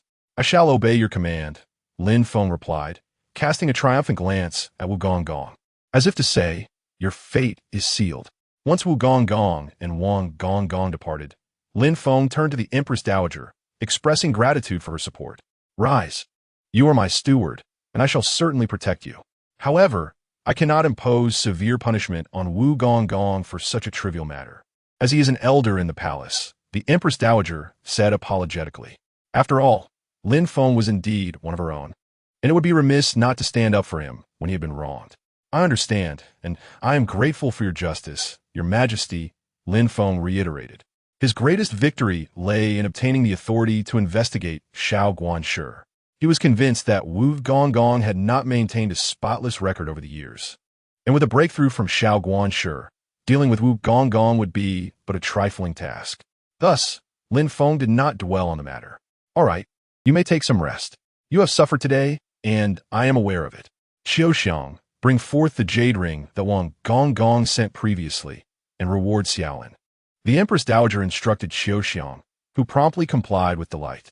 As Lin Feng received the jade ring from Xiaoxiang, he deliberately caressed her delicate hand, causing her to blush and her heart to race. After Xiaoxiang handed over the ring, the Empress Dowager excused Lin Feng to rest. Xiao Anzi glanced at Lin Feng and immediately understood, saying, "I take my leave." With that, he exited, closing the courtyard door behind him. Once Xiao Anzi was gone, Xiaoxiang hurried to Lin Feng's side, inquiring, "Are you unharmed? Did they hurt you?" Pinching her delicate nose, Lin Feng responded, "Do I look like someone who is in distress?" He then playfully tapped her hand, earning a look of dissatisfaction from Xiaoxiang. "What led to your confrontation with Wu Gonggong?" Xiaoxiang asked. Initially, Lin Feng had gone to the Shangshan Jian to inquire about his missed meals, but somehow ended up clashing with Wu Gonggong and even got bound. Lin Feng recounted the entire incident. After listening, Xiaoxiang exclaimed, "Wu Gonggong is utterly excessive. If one cannot contend, they resort to such underhanded tactics. Enough of this. You must be hungry now. Let us find something to eat," Lin Feng said, patting his rumbling stomach. "Where to?" Xiaoxiang queried. "It is already past mealtime. Where can we find food?" With a chuckle, Lin Feng replied, "I know a place." He then swiftly pulled Xiaoxiang along as they dashed out, leaving Xiao Anzi at the door contemplating the peculiar sight of Lin Gonggong's hurriedness. Lin Feng led Xiaoxiang to the imperial kitchen, leveraging the Empress Dowager's name to quickly acquire 3 or 4 dishes. Initially, the kitchen staff intended to prepare a grand feast upon hearing that the Empress Dowager was somewhat hungry, but Lin Feng declined, citing the excessive time it would take. It was better to keep things low-key than to create a fuss over such a trivial matter. The following day, Lin Feng first visited the Empress Dowager's quarters, paid his respects, and then, accompanied by Xiao Duozi and Xiao Anzi, made his way to the Xinxing Sea. He had not forgotten his primary objective. Failing to seize this opportunity for retaliation would deem him the greatest fool. Xinxing Sea was situated in a small corner on the western side of the palace, occupying a relatively large area. As it housed its own prison, small quarters would sometimes prove inadequate. After verifying Lin Feng's command plaque, the guards at the entrance allowed Lin Feng and his companions to enter, promptly notifying the head eunuch of Xinxing Sea. Soon, a sinister-looking figure emerged, clasping his hands before Lin Feng. "May I inquire what brings you to Xinxing Sea?" "On the Empress Dowager's orders. I am here to investigate the matter concerning Xiao Guanshi of the Shangshan Jian," Lin Feng stated plainly, as it was a direct command from the Empress Dowager. Upon hearing Xiao Guanshi's name, the head eunuch recognized him as the individual delivered the previous day, and since the Empress Dowager had taken special interest, he was particularly attentive. "This way, please," the head eunuch said. "I am Feng Lu, the head eunuch of Xinxing Sea." As he spoke, he led Lin Feng toward the prison. "Those brought here are generally disobedient eunuchs and palace maids, sent to learn some discipline," Lin Feng noted. After a brief exchange, Lin Feng inquired about Xiao Guanshi's whereabouts. "He is in the Tianzi Yihao cell, as he is a specific case sent by the Empress Dowager. We have ensured he receives a suitable accommodation," Feng Lu replied. Typically, those sent here either had good fortune and were released within days or would remain for life. Uncertain of Xiao Guanshi's fate, Feng Lu opted to confine him in Tianzi Yihao, where if he were to leave, he would owe a debt of gratitude. But if not, he would enjoy a decent stay until his end. They soon arrived at the Tianzi Yihao cell. Feng Lu ordered it opened, and he and Lin Feng entered together. To Lin Feng's surprise, the cell was quite decent, featuring a separate bed, bedding, and even a toilet, surpassing the accommodations of many ordinary eunuchs. Upon noticing their entrance, Xiao Guanshi rose from his bed, his eyes filled with resentment, as he blamed Lin Feng for his current plight. Casually taking a seat, Lin Feng remarked, "It seems you are living quite comfortably. Thanks to Lin Gonggong's generosity, I am faring reasonably well," Xiao Guanshi retorted defiantly, knowing that pleading for mercy would be futile. Casting a glance at Feng Lu, Lin Feng suggested, "It appears that Xiao Guanshi finds this cell lacking in comfort. Let us relocate him." With that, he exited the cell, prompting Feng Lu to signal several guards to escort Xiao Guanshi behind Lin Feng. As Lin Feng observed the other cells, the stark contrast became evident.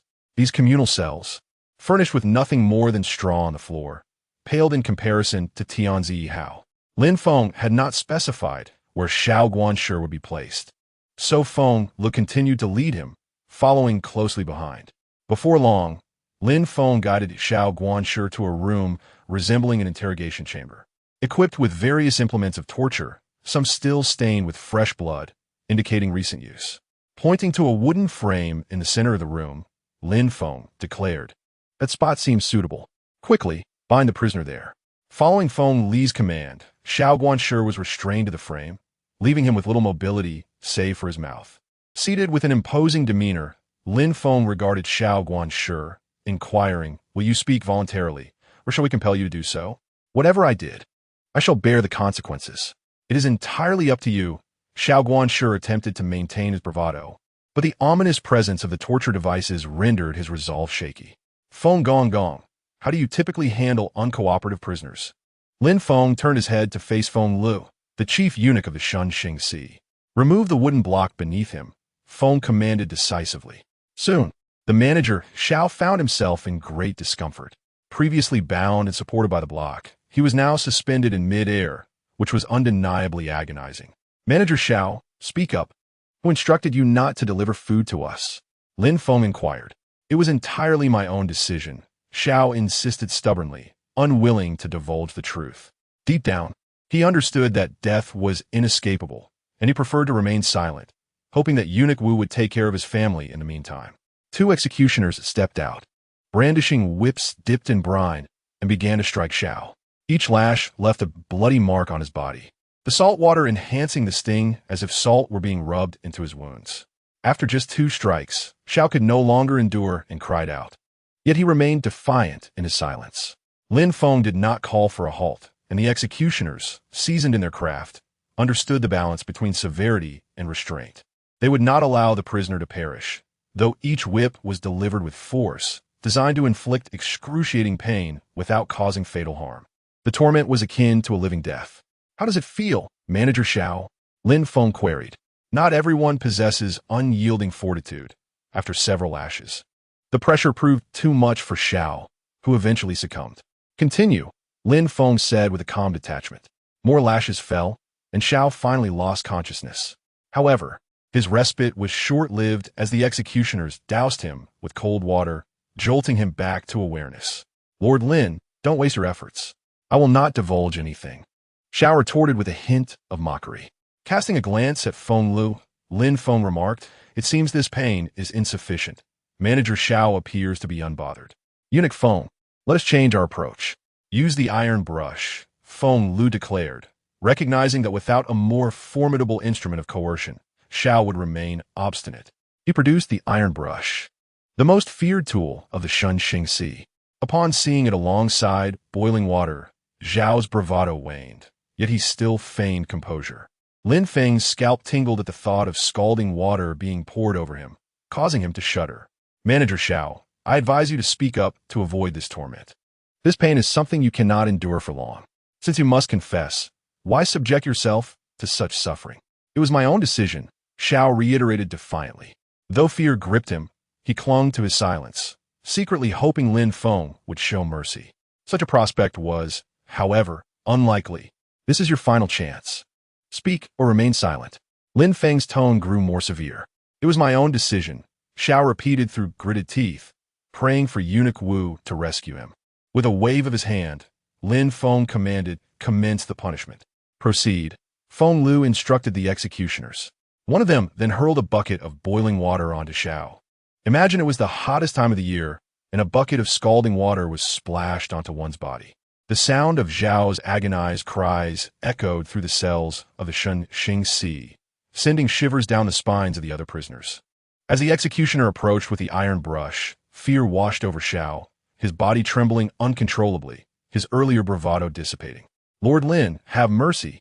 Spare my worthless life. Killing me will only soil your hands. Then speak the truth," Lin Feng insisted. Before Xiao could finish his plea, Lin Feng interjected, Let him experience the iron brush. I have heard it reveals the very bones beneath the skin. I wonder how many times he can endure it? It hurts, of course it hurts. Lord Lin, please spare my life. I cannot withstand much more, Xiao cried out. How would you know if you haven't tried?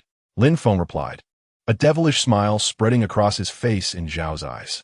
Wait, I will tell you everything, Xiao gasped, summoning all his strength. Whatever you wish to know, I will disclose. With a gesture, Lin Feng instructed the executioner to lower the brush. It is not merely about what I want you to say. I seek the truth. Do you understand?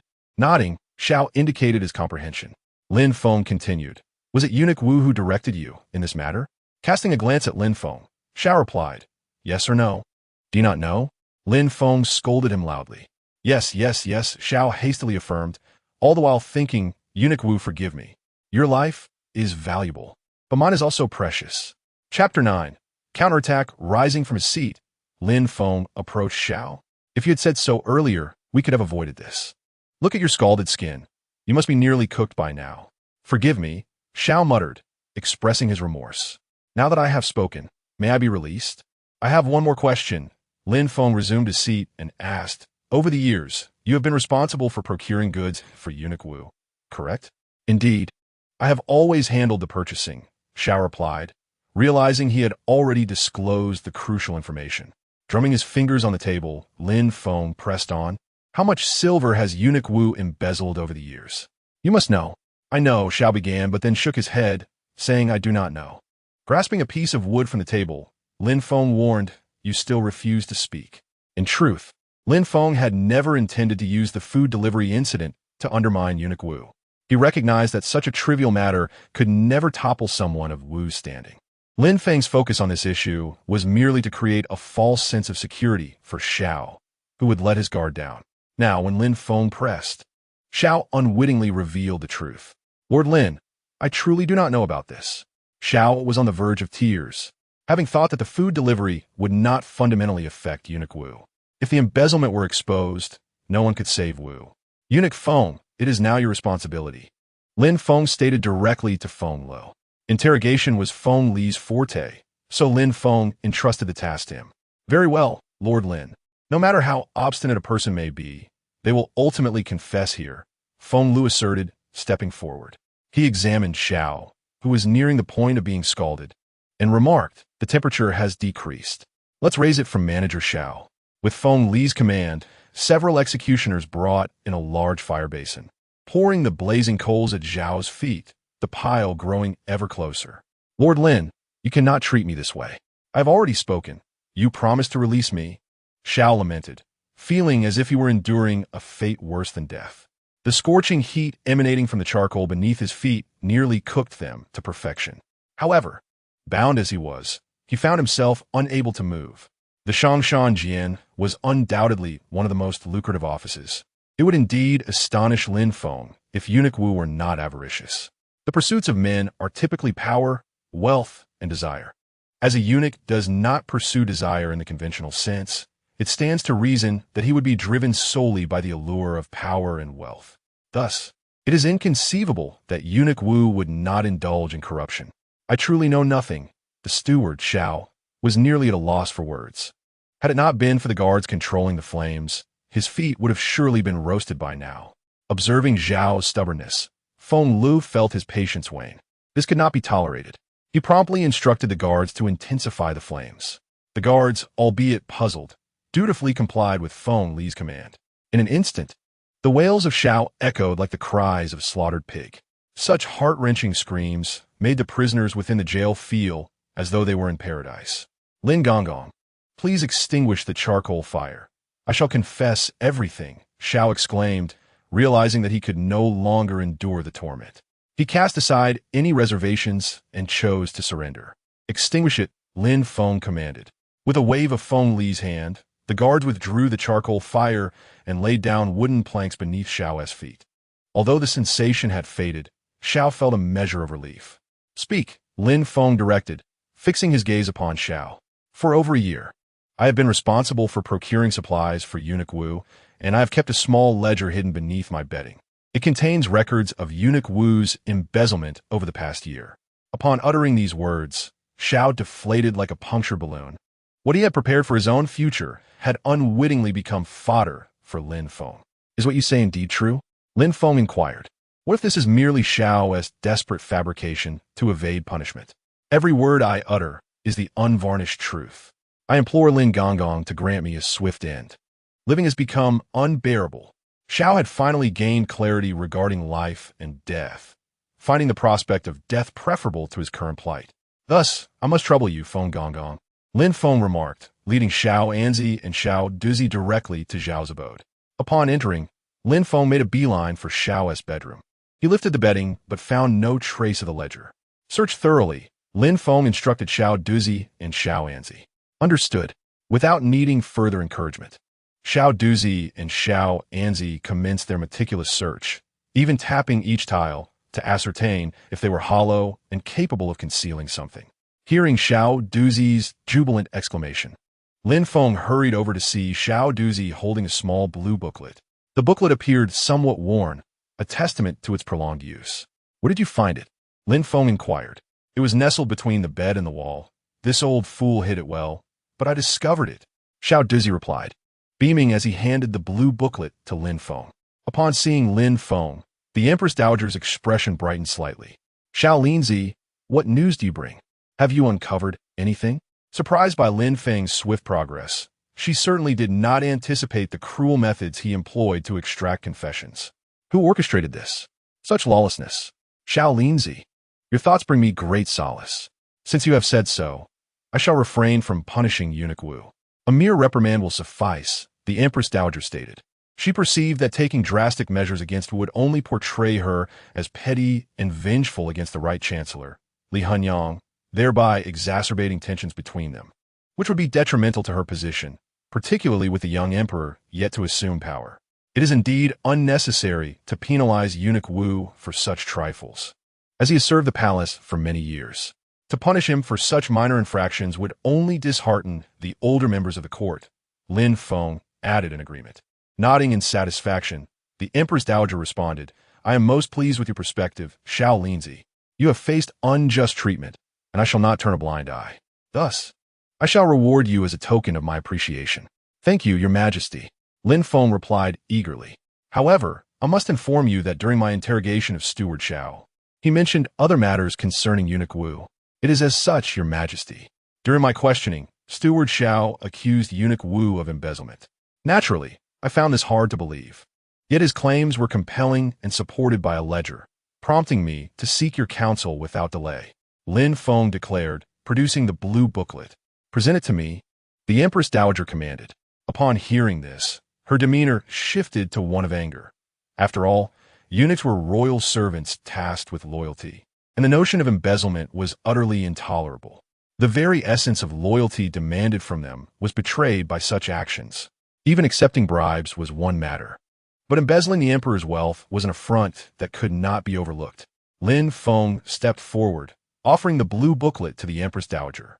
As her face flushed with indignation, he felt his heart race. Bowing his head, he relinquished the booklet and retreated, astonished by how her anger only enhanced her allure. Flipping through the pages hastily, the Empress Dowager was left astounded. The enormity of Eunuch Wu's theft over the years was staggering. With a vast number of palace personnel relying on the Shongshan Jian for provisions, the daily expenditure on ingredients exceeded thousands of taels. And the extent of Wu's embezzlement over the year was a grim reality the Empress Dowager could scarcely fathom. Summon Wang Gongong to me at once, she commanded, setting the blue booklet aside on the tea table. Chapter 10. Interrogation. Upon hearing the Empress Dowager's summons, Wang Gongong hurriedly entered, kneeling to pay his respects. I offer my greetings to the Empress Dowager. Rise, Wang Gongong, the Empress Dowager said, closing the booklet. Noticing her displeasure, Wang Gongong exchanged a brief glance with Lin Feng, who offered a helpless expression. Might I inquire as to why the Empress Dowager summoned me so urgently? He asked, sensing the seriousness of the matter. Take a look at this, the Empress Dowager said, tossing the blue booklet towards him. As Wang Gongong picked it up and perused its contents, his astonishment only grew. Eunuch Wu has truly gone too far, he mused, aghast at the scale of the embezzlement. As the Grand Steward of the Inner Palace, He was aware of certain corrupt practices among the officials. However, as long as they remained within reasonable limits, he often chose to turn a blind eye. After all, eunuchs were inherently vulnerable, and minor corruption was sometimes overlooked. Yet, Wu's audacity in embezzling such vast sums was beyond comprehension. "I am guilty," Wang Gonggong quickly knelt again, lamenting. "I have failed to safeguard the inner palace on behalf of the emperor and the empress dowager, allowing such a grave matter to transpire without my knowledge. Rise. Tell me how we should address this issue," the empress dowager inquired, her anger somewhat abated. This incident presented a unique opportunity to rectify matters within the inner palace and eliminate any lurking spies from outside. While it may not be possible to expunge them entirely, at the very least, she could cripple their operations. Nodding in agreement, the empress dowager affirmed, "That is precisely my intention." The audacity of these servants has grown increasingly brazen. If they are not reminded of who the true master of this palace is, they may begin to believe themselves the masters. Such insolence is unforgivable. Wang Gonggong immediately knelt again and said, "Your Highness, please rise. As you manage this vast harem on behalf of the emperor, it is impossible for you to oversee every detail. Such minor oversights are inevitable." The empress dowager, not wishing to dismiss Wang Gonggong, recognized that he has been relatively obedient. As long as he remains compliant, she has no intention of removing him. After all, she has no one else to rely upon. If Wang Gonggong were to be replaced, the new appointee might not be as amenable. This matter must be addressed promptly. Simultaneously, we must conduct a thorough investigation within the inner palace, thought Wang Gonggong. He pondered who would be the most suitable for this task. The empress dowager, taking a sip of tea, inquired, "Who do you think would be a good choice?" She already had a candidate in mind, but asked Wang Gonggong merely as a formality. Glimpsing the empress dowager, Wang Gonggong felt a bit apprehensive. Whoever leads this initiative stands to gain significantly, as it would allow for the elimination of rivals and the placement of one's own confidants. Truth be told, Wang Gonggong wished to assume this responsibility himself. However, it was evident that the empress dowager did not wish for him to spearhead the effort. Who could it be? As he turned, he noticed Lin Feng standing nearby and suddenly comprehended the empress dowager's intent. It was she who had chosen Lin Feng as the steward for Side Palace, indicating her trust in him. "I believe Lin Gonggong is fit for this significant responsibility," Wang Gonggong stated, casting a glance at the empress dowager to gauge her reaction. Indeed, she did not express any overt opposition. His assumption was correct. But can little Lin's qualifications command respect? The empress dowager questioned. Lin Gonggong is indeed a capable individual, diligent in his duties, and thus more than adequate for this task, Wang Gonggong quickly replied, realizing the empress dowager was clearly seeking his endorsement of Lin Feng. "Since the chief steward of the inner palace believes little Lin is capable, let him handle this matter," the empress dowager directed Lin Feng. Surprised by the empress dowager's insistence, Lin Feng recognized it as an opportunity. "I am deeply grateful, Your Highness. I shall dedicate myself to fulfilling this duty and live up to your expectations," he assured her. "Rest assured, I have confidence in your capabilities, little Lin. Now, collaborate closely with Wang Gonggong and expedite the resolution of this matter," the empress dowager instructed, glancing at Lin Feng. "Your command shall be obeyed," Lin Feng responded. Upon exiting Side Palace, he expressed gratitude to Wang Gonggong, saying, "Thank you for your support. I am not well acquainted with the inner palace, and hope you can guide me." Of course. If Lin Gonggong finds himself without assistance, "I can lend you some of my people," Wang Gonggong offered. It was evident that he wished to stake a claim in this matter, as it was far from trivial. The potential benefits were not to be underestimated. In an instant, Lin Feng grasped the implication of Wang Gonggong's words and replied, "I appreciate your generosity, Wang Gonggong. Currently, I lack capable individuals. Should you be willing to part with some of your staff, I would be exceedingly grateful." Shortly thereafter, under Wang Gonggong's orders, a team of approximately 20 guard arrived, led by a man named Daniel. He respectfully bowed to Lin Feng and stated, "We come at Wang Gonggong's behest to assist you. Please instruct us on how we may serve. First, let us proceed to apprehend Wu Gonggong, the supervisor of the kitchen," Lin Feng declared, leading the group towards Wu Gonggong's residence. Upon their arrival, the guards startled the young eunuchs on duty at the entrance. Armed and imposing, The guards contrasted sharply with the frail eunuchs. In a confrontation, it was clear that 3 young eunuchs would struggle against even one guard. "May I inquire what brings such a large contingent to Wu Gongong's residence?" asked a senior eunuch, stepping forward to greet Lin Feng. "We are here by the Empress Dowager's command to apprehend Wu Gongong. Step aside immediately, or you shall be taken as well," Lin Feng responded. The eunuchs were taken aback by Lin Feng's proclamation. Had Wu Gongong committed an offense? If so, they could all face dire consequences, perhaps even being sent to guard the tomb of the late emperor, a fate that would ruin their lives. "What proof do you possess, my lord?" the leading eunuch inquired. Meanwhile, a young eunuch had already rushed inside to inform Wu Gongong of the situation, allowing him to prepare. Presenting the golden token bestowed by the Empress Dowager, Lin Feng declared, "By the Empress Dowager's decree, I am here to apprehend Wu Gongong. Any who resist will be treated as co-conspirators, and those who dare to resist shall be executed." With a wave of his hand, he signaled the guards to enter and seize the individual. The eunuchs exchanged glances, yet none dared to obstruct them. To act recklessly would equate to siding with a criminal. Given the current circumstances, it was evident that Wu Gongong was in serious trouble. Thus, the eunuchs wisely chose to remain silent and stood aside, permitting the guards to proceed boldly within. "We are here by the Empress Dowager's command to apprehend the criminal. Wu Gongong, you have been found guilty," Lin Feng stated, gesturing for the guards to detain Wu Gongong. "On what grounds do you dare to arrest me? I demand to see the Empress Dowager. You will pay for this personal vendetta," Wu Gongong shouted as the guard approached to apprehend him. "Bind him," Lin Feng ordered.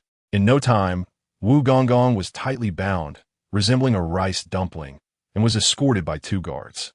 Approaching Wu Gongong, Lin Feng said, "Do not assume that your transgressions over the years have gone unnoticed. There is no wall that does not allow the wind to pass through. It is time for you to accept your fate."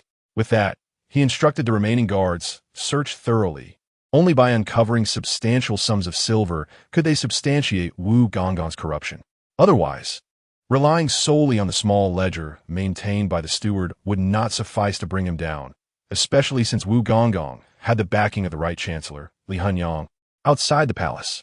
As a long-standing figure in the inner court, it would be challenging to topple him with mere documentation. "You dare to invade my private quarters?" Wu Gongong glared at Lin Feng, his fury palpable. Were it not for his bindings, Lin Feng had no doubt he would have lunged at him in a fit of rage. "Watch him closely and gag him," Lin Feng commanded. Wu Gongong's shouting was unbearable and detrimental to the morale of the men. Entering the main hall of Wu Gongong's residence, Lin Feng observed that the decor was rather modest. After all, this small estate was frequented by visitors, and overly extravagant furnishings might attract unwanted scrutiny. As the guards rummaged through Wu Gongong's quarters, Lin Feng surveyed the surroundings. Historically, raiding a residence often yielded considerable wealth. After all, the extent of what was seized was rarely known, leaving it to the discretion of the raiders. Soon, the guard presented their findings: gold, silver, paintings, and numerous jade artifacts piled high. It appeared that Wu Gongong had a penchant for accumulating wealth. "Wu Gongong, do you have anything to say?" Lin Feng inquired, gesturing toward the mountainous heap of valuables. He then spotted a small box, opened it, and found it filled with silver notes. A cursory glance revealed at least 100, which at 100 taels each amounted to 10,000 taels. This sum would sustain a typical family of 4 comfortably for generations. "Bring forth the records." Lin Feng spoke to the Wu Jian behind him.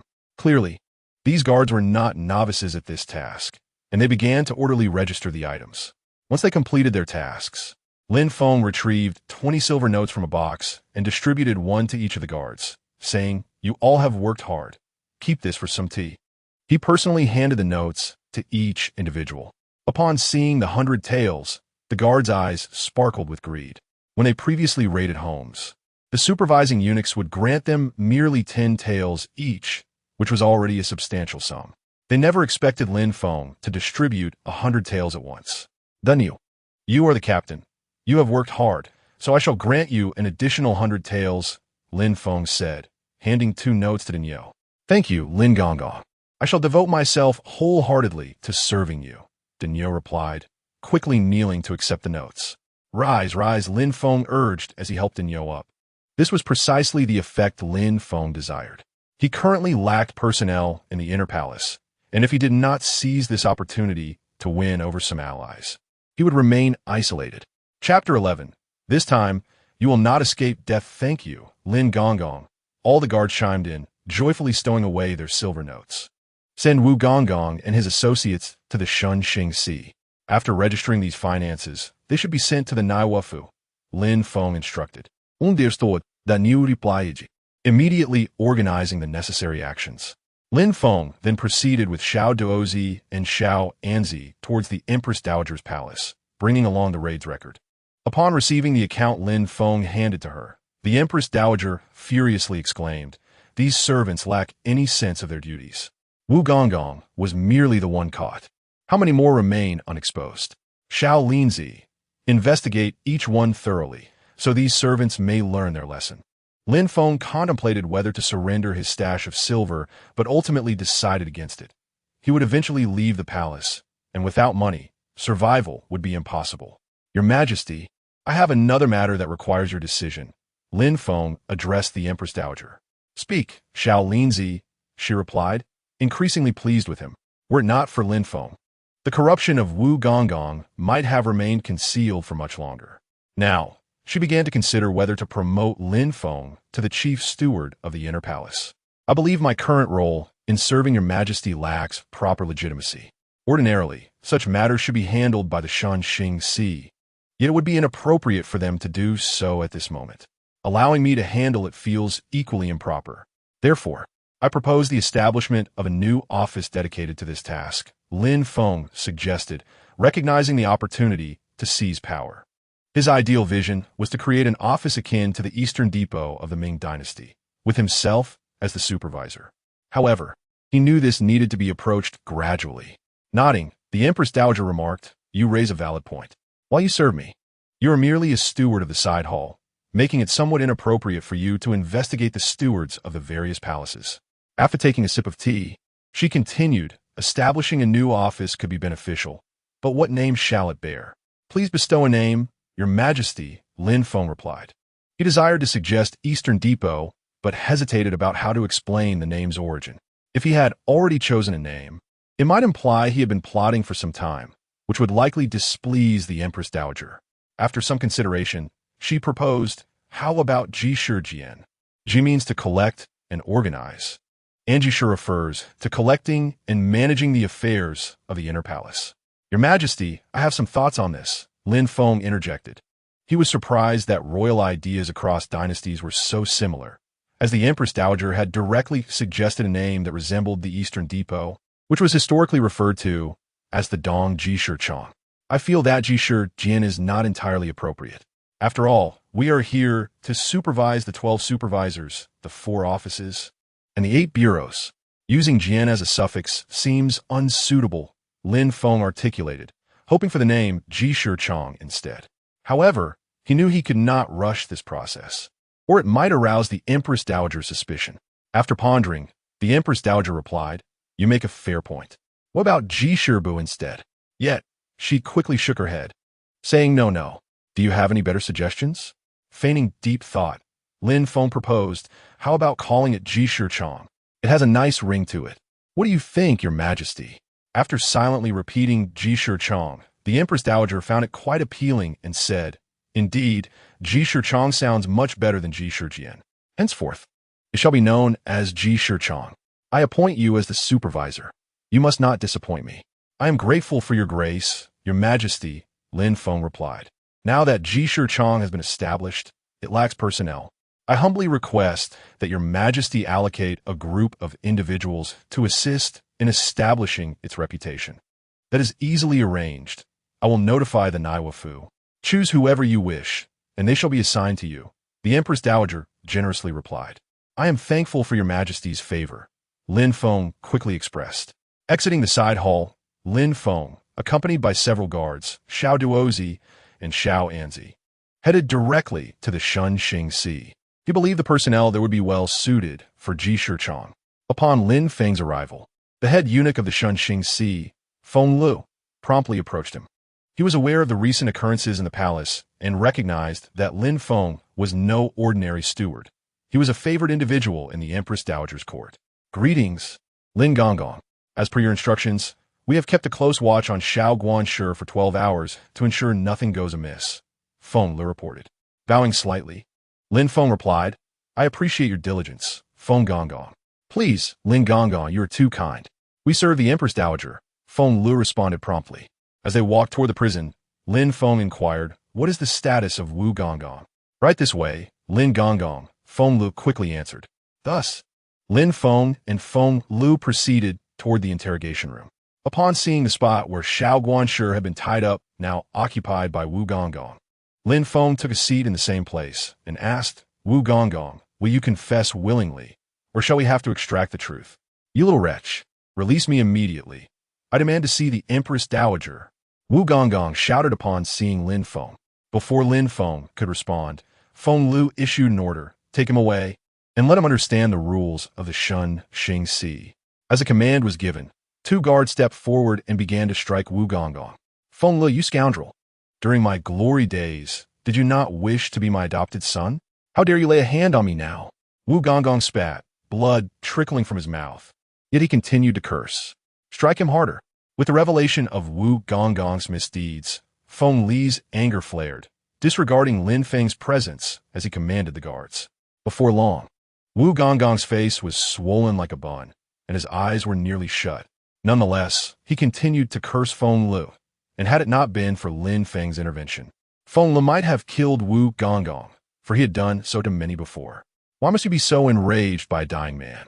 Lin Feng interjected, halting the nearly furious Feng Le.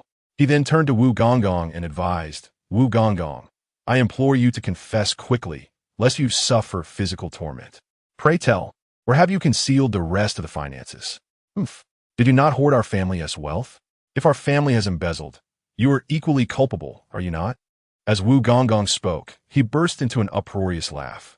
It seems Wu Gongong has grown far too comfortable, Lin Feng remarked, instructing someone to remove the wooden platform beneath Wu Gongong's feet. Unlike Xiao Guanshi, Wu Gongong's corpulence meant that he relied solely on the 2 ropes suspending his arms, making his predicament far more uncomfortable. Deep welts had already formed on Wu Gongong's arms. Lin Feng, you naive wretch, do you think this will compel our family to yield?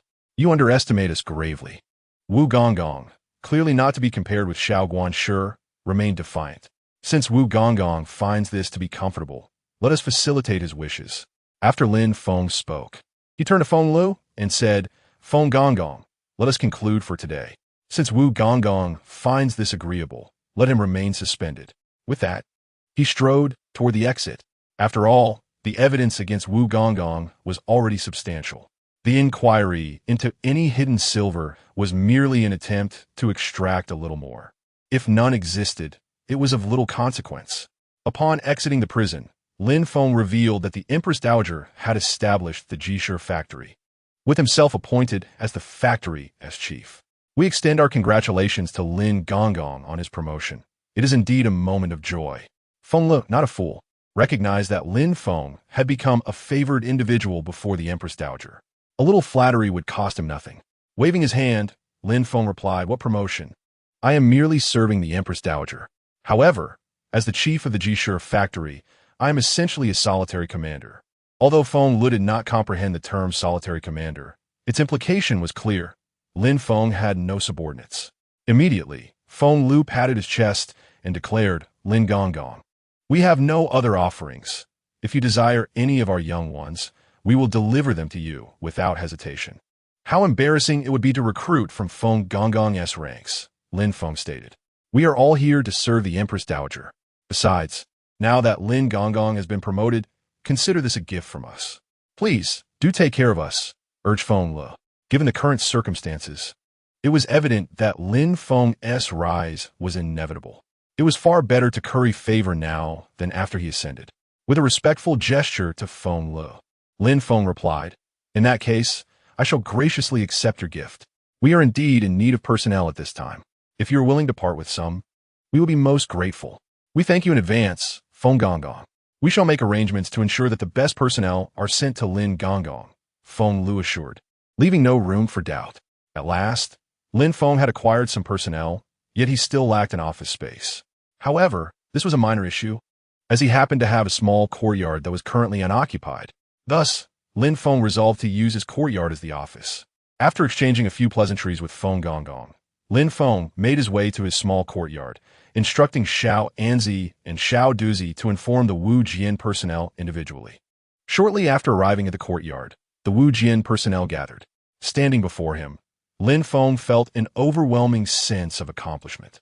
When had he ever been so commanding in his previous life? It seems that traversing realms has its advantages. Chapter 12. Capturing Wu Gonggong. Lin Feng mused for a moment before the personnel chosen by Feng Lu arrived. Feng Lu's contingent was not extensive, comprising fewer than 10 individuals, yet their prowess was evident. It was clear that they were highly skilled. One could ascertain their martial abilities merely by observing their gait. The leader of the group, Yao Xing, promptly approached Lin Feng and bowed, saying, "I, your humble servant, Yao Xing, pay my respects to Lin Gonggong. Please rise," Lin Feng urged, assisting Yao Xing to his feet. He instructed Yao Xing to have his men fall into formation. Observing the neatly arranged 30 or so individuals, Lin Feng cleared his throat and announced, "I have something to convey." Naturally, these individuals were unaware that applause was expected, resulting in silence rather than the anticipated clapping. After a brief, awkward chuckle, Lin Feng continued, "I hereby declare that from this moment forth, you belong to a new office, one specifically established by the Empress Dowager." Upon hearing the mention of a new office, whispers erupted among the group, curious about its purpose and function. Lin Feng coughed once more and stated, "I'm certain you're all eager to know the name of this office. Allow me to inform you. It is called the Jisher Factory, dedicated to serving the Empress Dowager. Do you understand?" "We understand."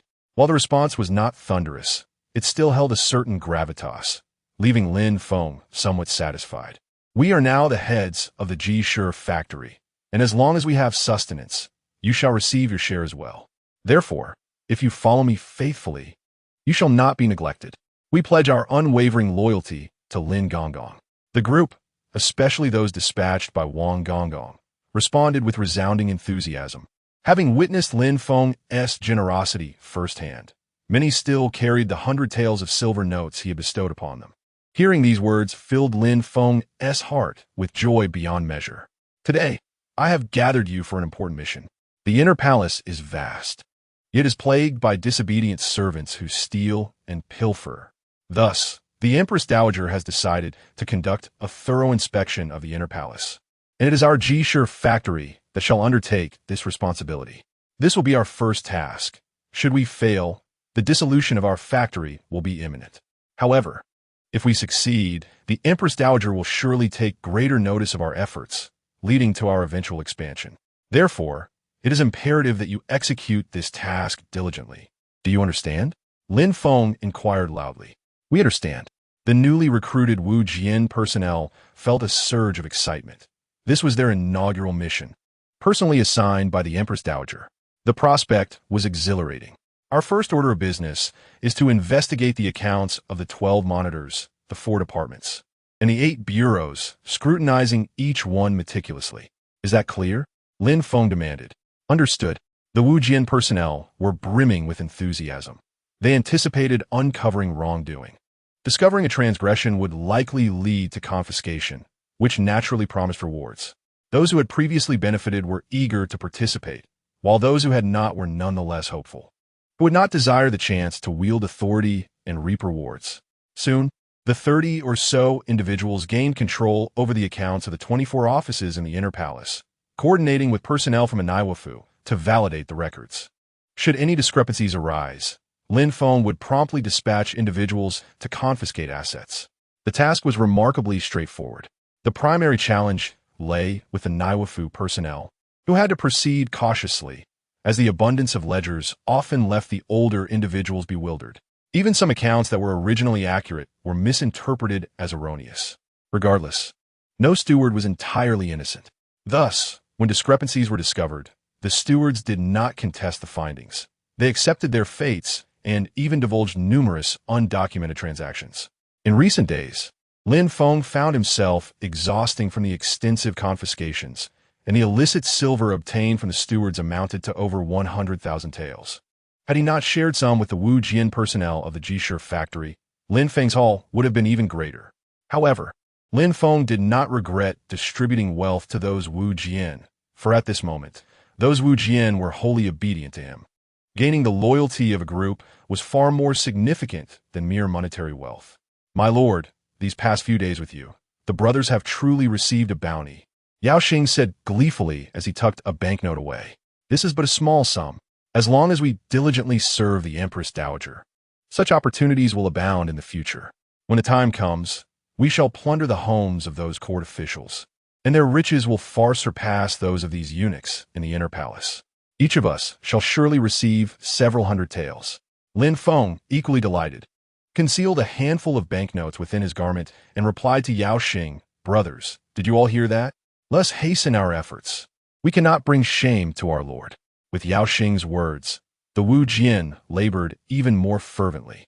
Within the temporary prison of the Jishir factory, numerous individuals were detained, including various stewards from different departments, subordinate stewards, and even some ordinary eunuchs. Lin Feng's primary focus, however, rested upon the stewards of these departments, for only from them could he extract substantial gains. The minor stewards were of little consequence. "Master Sun, why do you persist in this folly? Would it not be simpler to confess honestly? Must you endure severe punishment before revealing the truth? Now you have suffered, and your assets remain unprotected." Lin Feng remarked to a steward eunuch whose form was barely recognizable from beatings. The steward offered a bitter smile and ceased to speak. Throughout these days, Lin Feng had indeed amassed a considerable sum of silver through this method, typically surrendering half and distributing the remainder among the diligent Wu Jian. "My lord, we have questioned several steward eunuchs. Aside from one who genuinely harbored no hidden silver, the rest possessed some. There remain several minor stewards yet to be interrogated." Yao Xing quickly responded upon hearing Lin Feng's inquiry. "Even small sums are still sums. We must interrogate each one," Lin Feng instructed, then stood and made his way outside. He entrusted the matters here to Yao Xing and proceeded to visit Gong Gong Wang. The young eunuch at the entrance recognized Lin Feng and approached him promptly, saying, "Lin Gong Gong, you have arrived." "I seek Wang Gong Gong," Lin Feng replied. "Please follow me," the young eunuch said, leading Lin Feng to Wang Gong Gong's study. Recently, Wang Gong Gong had been quite occupied with a significant influx of stewards. Naturally, vacant positions required filling. Presently, Lin Feng did not possess sufficient manpower, and most of the personnel should ideally be sourced from Wang Gong Gong's side. Thus, Wang Gong Gong had been contemplating who would be suitable for the vacancies.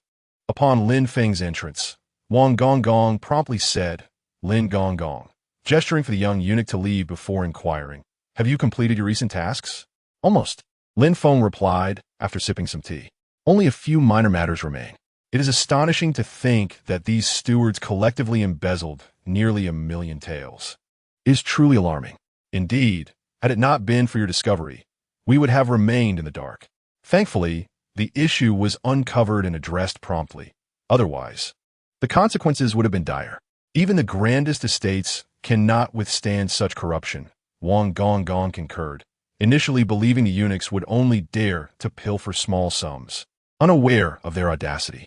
"I have come today to discuss a matter with you," Lin Feng stated. "The investigations are nearly complete, and those who needed to be apprehended have been taken. Now, within the inner palace, the mere mention of the Jishir factory instills far greater fear than the Shunqing division ever could. It is time to consider filling those positions." "Oh, what do you propose?" Wang Gong Gong feigned ignorance, fully aware that these matters had occupied his thoughts. "While we have apprehended individuals, there remains work to be done. Thus, these numerous vacant positions require filling," Lin Feng explained. Nodding, Wang Gong Gong replied, "That is indeed the case. The inner palace has much work that needs attending to. If these roles remain unfilled for long, it will disrupt the palace's daily operations." "Exactly, which is why I sought you to discuss this," Lin Feng affirmed. He had contemplated the situation and recognized that with his limited manpower, it would be impractical to occupy all positions. His rough plan was to secure the more critical departments, such as the Shangshanjian. Lifting his teacup for a sip, Wang Gong Gong asked, "What would you suggest we do according to your wishes?" Given our limited personnel, it would be more appropriate for your staff to fill these positions.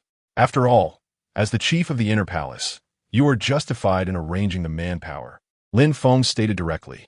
There is no need for subterfuge. Both he and Wang Gong understood the situation clearly. Following this extensive purge, the individuals who would ascend to these roles would undoubtedly be shared between them. The Xinqing division remained untouched. It was also impossible to allow Feng Lu to assign manpower. How about this? We split 50-50, Wang Gong proposed. Since Lin Feng had been straightforward, Wang Gong discarded any pretense and revealed his bottom line. Given that Lin Feng was leading this initiative, Wang Gong would accept only 50%. If Lin Feng were to reject this ratio, Wang Gong would be compelled to reconsider their partnership. Ban Gong possesses great spirit. Unfortunately, my manpower is limited. I shall only take 2 departments, while the rest belongs to you, Lin Feng remarked. Currently, he genuinely lacked personnel. Even a few he had were provided by Wang Gong and Feng Lu. Therefore, demanding numerous positions would be futile.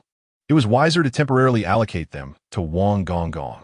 The Shangshan Jian and the Yuma Jian, Lin Feng stated, acknowledging it was a reluctant decision.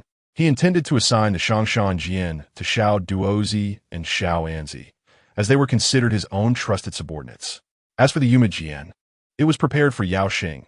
However, Lin Feng would only permit Yao Xing to serve in a concurrent role, as Yao Xing was still expected to work at the Jisher factory, though these were 2 of the most prestigious departments. Wang Gong could discern that Lin Feng's request for only 2, particularly the Shangshan Jian, which was the most lucrative, was telling. After some contemplation, Wang Gong acquiesced, stating, "Very well, we shall proceed as Lin Gong suggests. Who do you wish to appoint to these 2 departments?" Xiao Duozi and Xiao Anzi for the Shangshan Jian, and Yao Xing for the Yuma Jian, Lin Feng replied. "Excellent. I will have a Naiwafu register this shortly." Wang Gong promptly agreed. "Thank you, Wang Gong," Lin Feng said, bowing in gratitude. Soon, through the amicable dialogue between Lin Feng and Wang Gong, the personnel for the various departments within the inner palace were effortlessly determined. Chapter 13. Jisher Factory. The affairs of the Jisher Factory were primarily entrusted to Xiao Duozi. Naturally, Xiao Duozi's most significant duty remained as Lin Feng's aide. On this momentous day, Xiao Duozi was diligently attending to Lin Feng's needs. Under Lin Feng's arrangement, Yao Xing smoothly assumed the role of chief eunuch at the Yuma Jian, overseeing the 2 battalions, the Wuxian Battalion and the Xiangshan Battalion. This force, aside from the Imperial Forest Army, was the emperor's closest military unit, stationed right at the city's edge, a distinction no other army could claim. Thus, the importance of the Yuma Jian was evident. Before Yao Xing departed, Lin Feng instructed him to ensure the soldiers of the Yuma Jian engaged in ample training. In general, the armies of this era engage in minor drills every 3 days and major exercises every 5 days. However, Lin Feng proposed that Yao Xing require the cavalry to practice daily. Although Yao Xing did not fully comprehend Lin Feng's intentions, he complied nonetheless. Lin Feng was driven by a sense of urgency. Should he be discovered as a false eunuch, having these troops at his side might afford him an opportunity to escape. Thus, he could not afford to neglect these soldiers. Yet, he harbored concerns regarding whether they would heed his commands when the time came. Nevertheless, being prepared was certainly preferable to being unprepared. Lin Gong, has the mooncake preparation been completed? While Lin Feng was directing several eunuchs to inform the Shangshan Bureau of the banquet menu, Qiu Xiang rushed over to him. These days, Lin Feng had been exceedingly busy, causing him to inadvertently overlook Qiu Xiang. The Shangshan Bureau has reported that everything is ready, Lin Feng replied. In front of outsiders, they maintained a natural demeanor, as failing to do so could reveal vulnerabilities. Upon entering, Lin Feng impulsively embraced Qiu Xiang and kissed her. She initially resisted slightly, but soon became more willing to reciprocate. Noticing a bed nearby, Lin Feng carried Qiu Xiang towards it. "We have some time," he remarked, disregarding whether Qiu Xiang was agreeable, and began to remove her garments. Despite the mid-autumn festival approaching, the weather remained warm, and both were clad in light attire. They had not been together for quite some time, and Lin Feng's advances caused Qiu Xiang to blush, willingly engaging with him. Glancing at the sky, Lin Feng entered the Empress Dowager's chamber and addressed her. Empress Dowager, all arrangements for today's banquet with the ministers have been finalized. Shall we proceed to the Moon Viewing Palace? Supporting the Empress Dowager as they exited the side hall, a young eunuch soon arrived to carry the Phoenix sedan chair. The side hall, being part of the inner palace, is somewhat distant from where the emperor attends to state affairs. The young eunuch took nearly half an hour to reach the Moon Viewing Palace.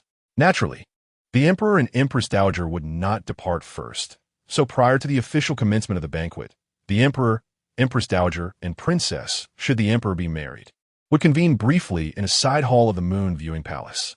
However, as the emperor had not yet wed, the older consorts were not permitted to join the ministers in moon viewing, resulting in a rather desolate atmosphere in the side hall, occupied only by the emperor, Princess Eunuch, and the Empress Dowager.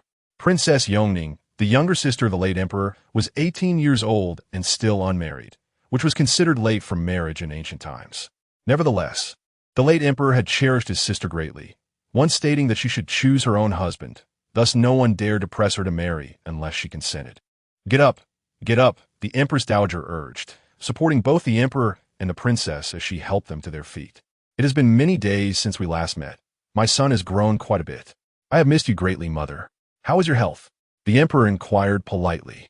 The Empress Dowager repeatedly assured him she was well and then seated him, engaging in conversation. Only then did Lin Feng seize the opportunity to scrutinize the emperor and the princess closely. The emperor was merely 6 years old, an age at which children in his previous life would have just begun elementary school. In contrast, he spoke with the maturity of an adult, indicating the substantial pressures of royal life. Princess Eunuch, appearing to be around 17 or 18, possessed a lovely countenance. Notably, her delicate features marked her as an unequivocal beauty. As it was summer, Princess Eunuch wore light attire, her slender waist easily encircled by a hand, with a hint of rouge gracing her cheeks. Her every gesture exuded an air of nobility, a grace cultivated over many years. Standing beside the Empress Dowager, Xiao, observing Lin Feng's gaze fixed upon Princess Eunuch, felt a surge of jealousy. She pinched the tender flesh at Lin Feng's waist, causing him to grimace in pain, yet remained silent, much to Xiao's satisfaction. This scene did not escape Princess Eunuch's notice. As the Empress Dowager was engrossed in conversation with the emperor, Princess Eunuch found herself with little to do. Thus, she began to glance around, fortuitously catching sight of the amusing exchange. Noticing Princess Eunuch looking their way, Xiao released her grip and casually resumed her position behind the Empress Dowager, while Lin Feng continued to rub the spot where he had been pinched. Such cruelty from a woman, he thought, lamenting the severity of her pinch. The sight of Lin Feng grimacing while rubbing his waist prompted Princess Eunuch to stifle a laugh. Hearing her laughter, the Empress Dowager inquired, "What brings such joy to Eunuch?" "Oh, nothing," Eunuch quickly replied. "I was merely reminiscing about past events. Last year, during the Mid-Autumn Festival, my brother entertained me." As she spoke, tears welled in her eyes. Touched by Eunuch's words, the Empress Dowager responded, "There is no need for sorrow. For this year, you have your sister-in-law to accompany you. In your free time, do visit her palace and converse with her." She offered a gentle smile to Princess Eunuch as a gesture of gratitude. However, it was evident that Eunuch remained unconvinced, suggesting that she held reservations regarding the debt of gratitude owed.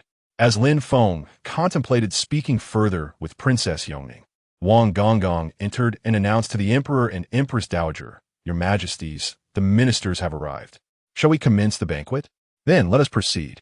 It would be impolite to keep the ministers waiting." The Empress Dowager replied, taking the Emperor's hand and leading him outside, with Lin Feng hastening to follow. The Empress Dowager and the Emperor led the way out, but as Lin Feng prepared to follow, he was unexpectedly detained by Princess Eunuch, who had deliberately lagged behind. He had no choice but to halt and walk alongside her. "I just helped you, so how will you show your gratitude to me?"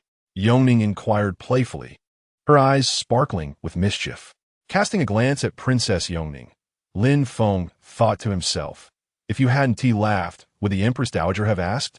Yet, he dared not voice his thoughts, knowing that offending a princess was unwise. "This servant is at your command, Princess," he replied with a bow. Observing Lin Feng, Princess Eunuch chuckled slyly and instructed, turn around. Although puzzled, Lin Feng complied. What could this princess be up to? Surely she did not expect him to carry her. The thought of carrying Princess Eunuch was enticing, and he was eager to comply. Just as Lin Feng was lost in pleasant daydreams, he felt a small hand reach around his waist and grasp the tender flesh there. Tears streamed down his face in response. How could she be so ruthless? He lamented internally, recalling that at least Xiao Xiang had some restraint in her actions. Do not worry, I will often come to visit you, Princess Eunuch declared, patting Lin Feng on the shoulder before gleefully running toward the main hall of the Moon Viewing Palace, leaving Lin Feng in a state of bewilderment. What a wretched existence I lead, he exclaimed as he hurried after her. Upon arriving at the main hall of the Moon Viewing Palace, Lin Feng found that the ministers had already assembled. According to custom, they were to pay their respects to the emperor and empress dowager. Thus, when Lin Feng arrived, the ministers were kneeling in homage. Naturally, among the crowd, there were exceptions.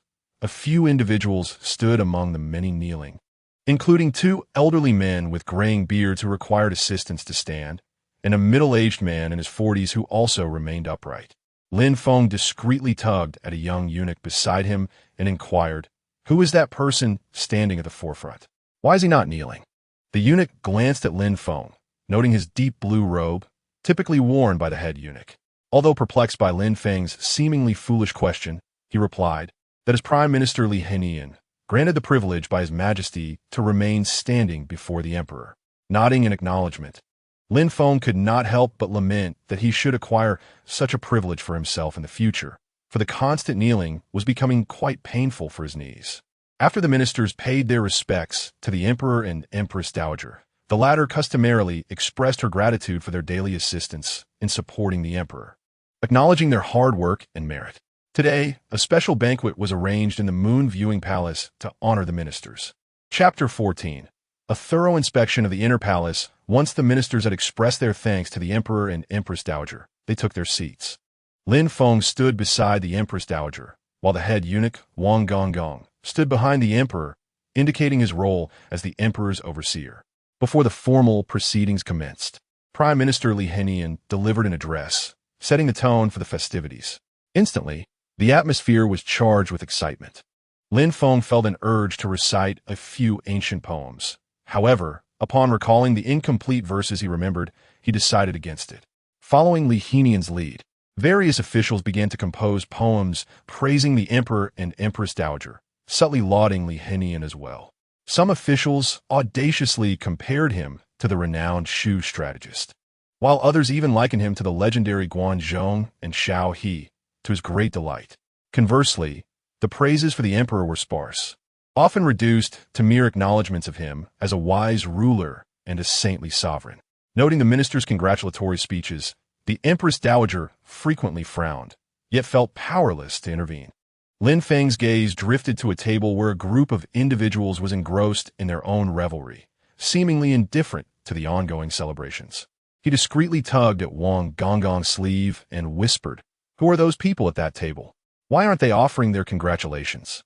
Casting a sidelong glance at Lin Feng, Wang Gonggong, though somewhat exasperated that Lin Feng did not understand the decorum, replied that his left Prime Minister Lu Rufeng, who holds little power, were it not for the late emperor's promotion to the Council of State, he would still be serving as the right supervisor at the censorate. Are they at odds with Right Prime Minister Li Henian? Lin Feng queried, realizing that there were indeed factions within the court opposing Li Henian's dominance.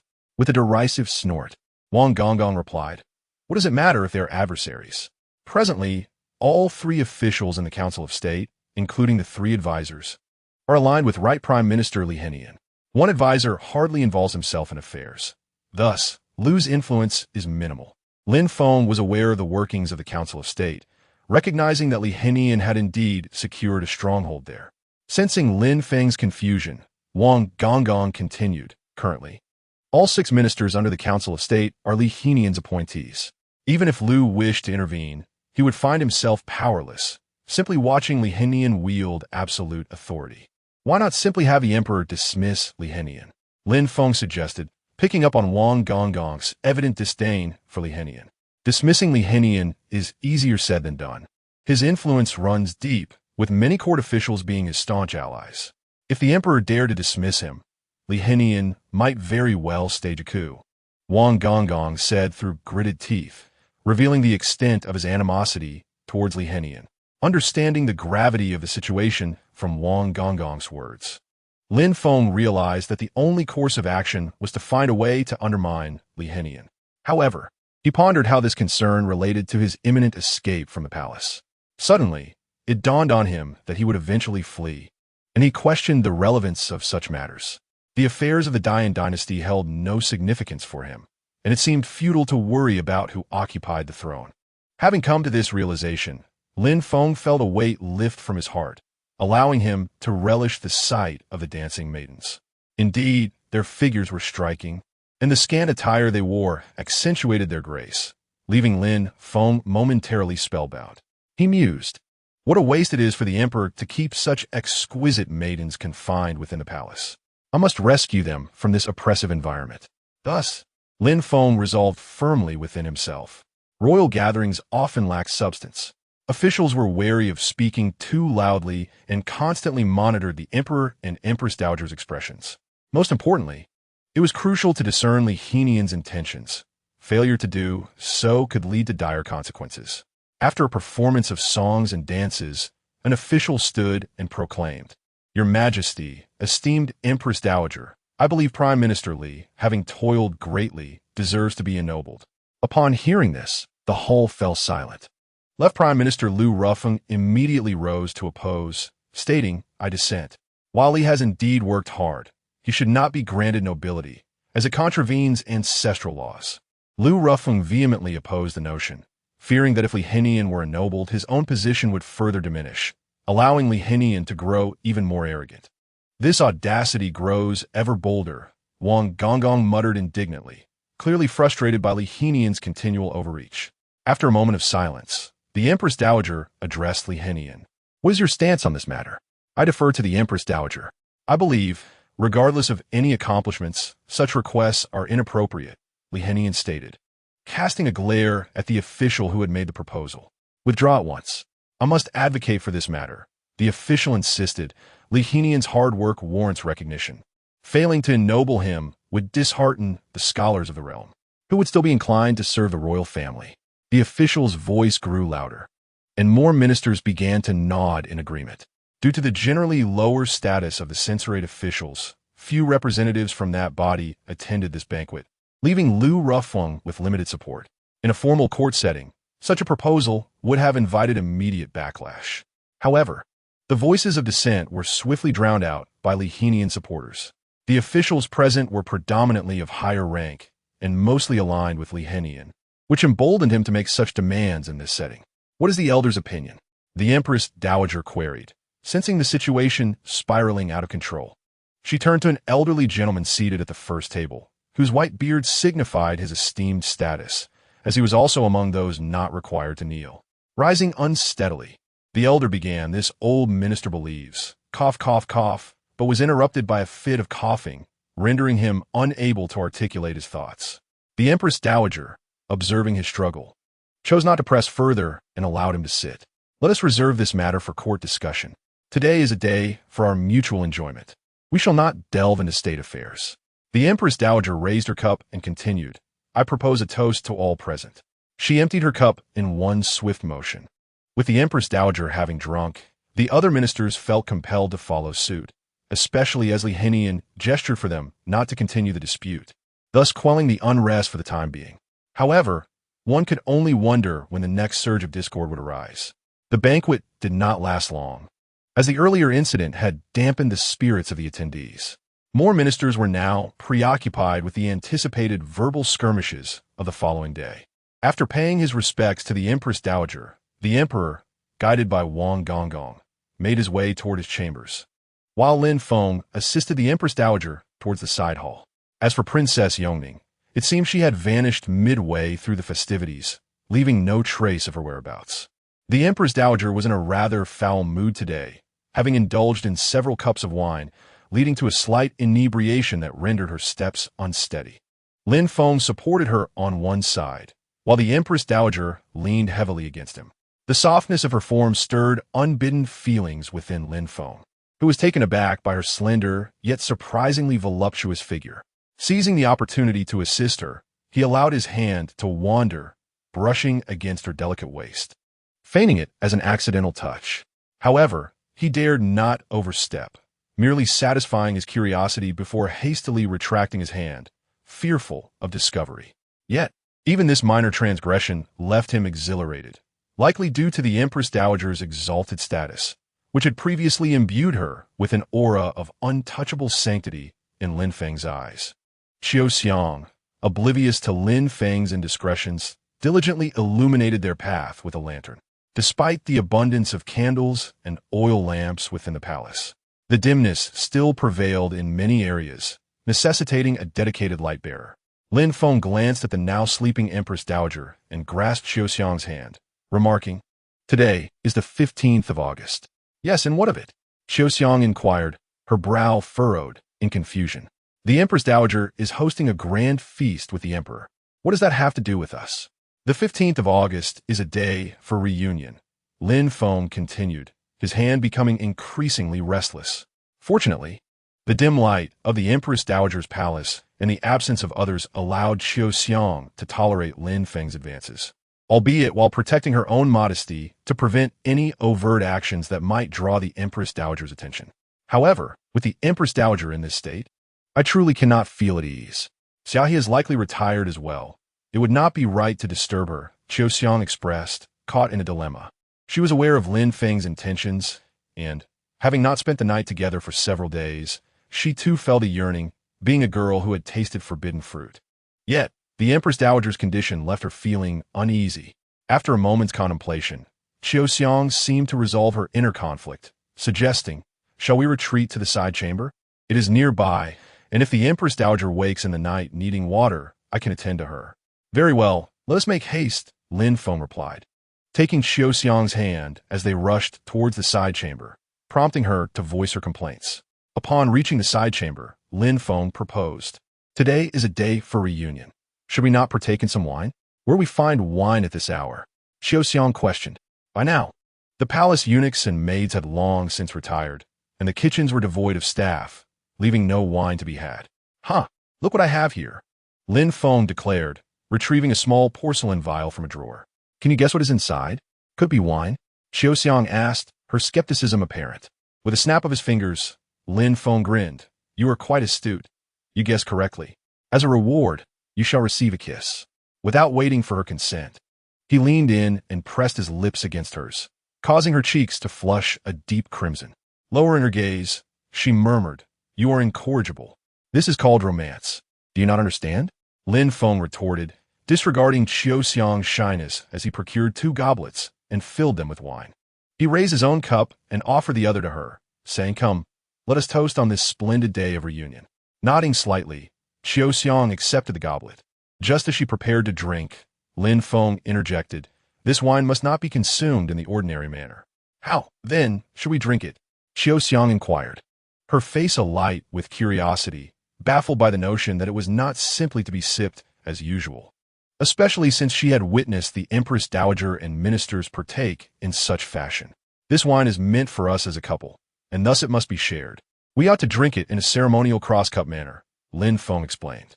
Although the circumstances were modest, he wished to experience the sensation of a groom, even if his parents could not witness it, which brought a tinge of melancholy to his heart. "What is cross-cup drinking?" Qiu Xiang queried, her innocence shining through. Lin Feng concealed his sadness, reminding himself that this was a day for celebrating his newfound role. "Cross-cup drinking is a tradition for newlyweds.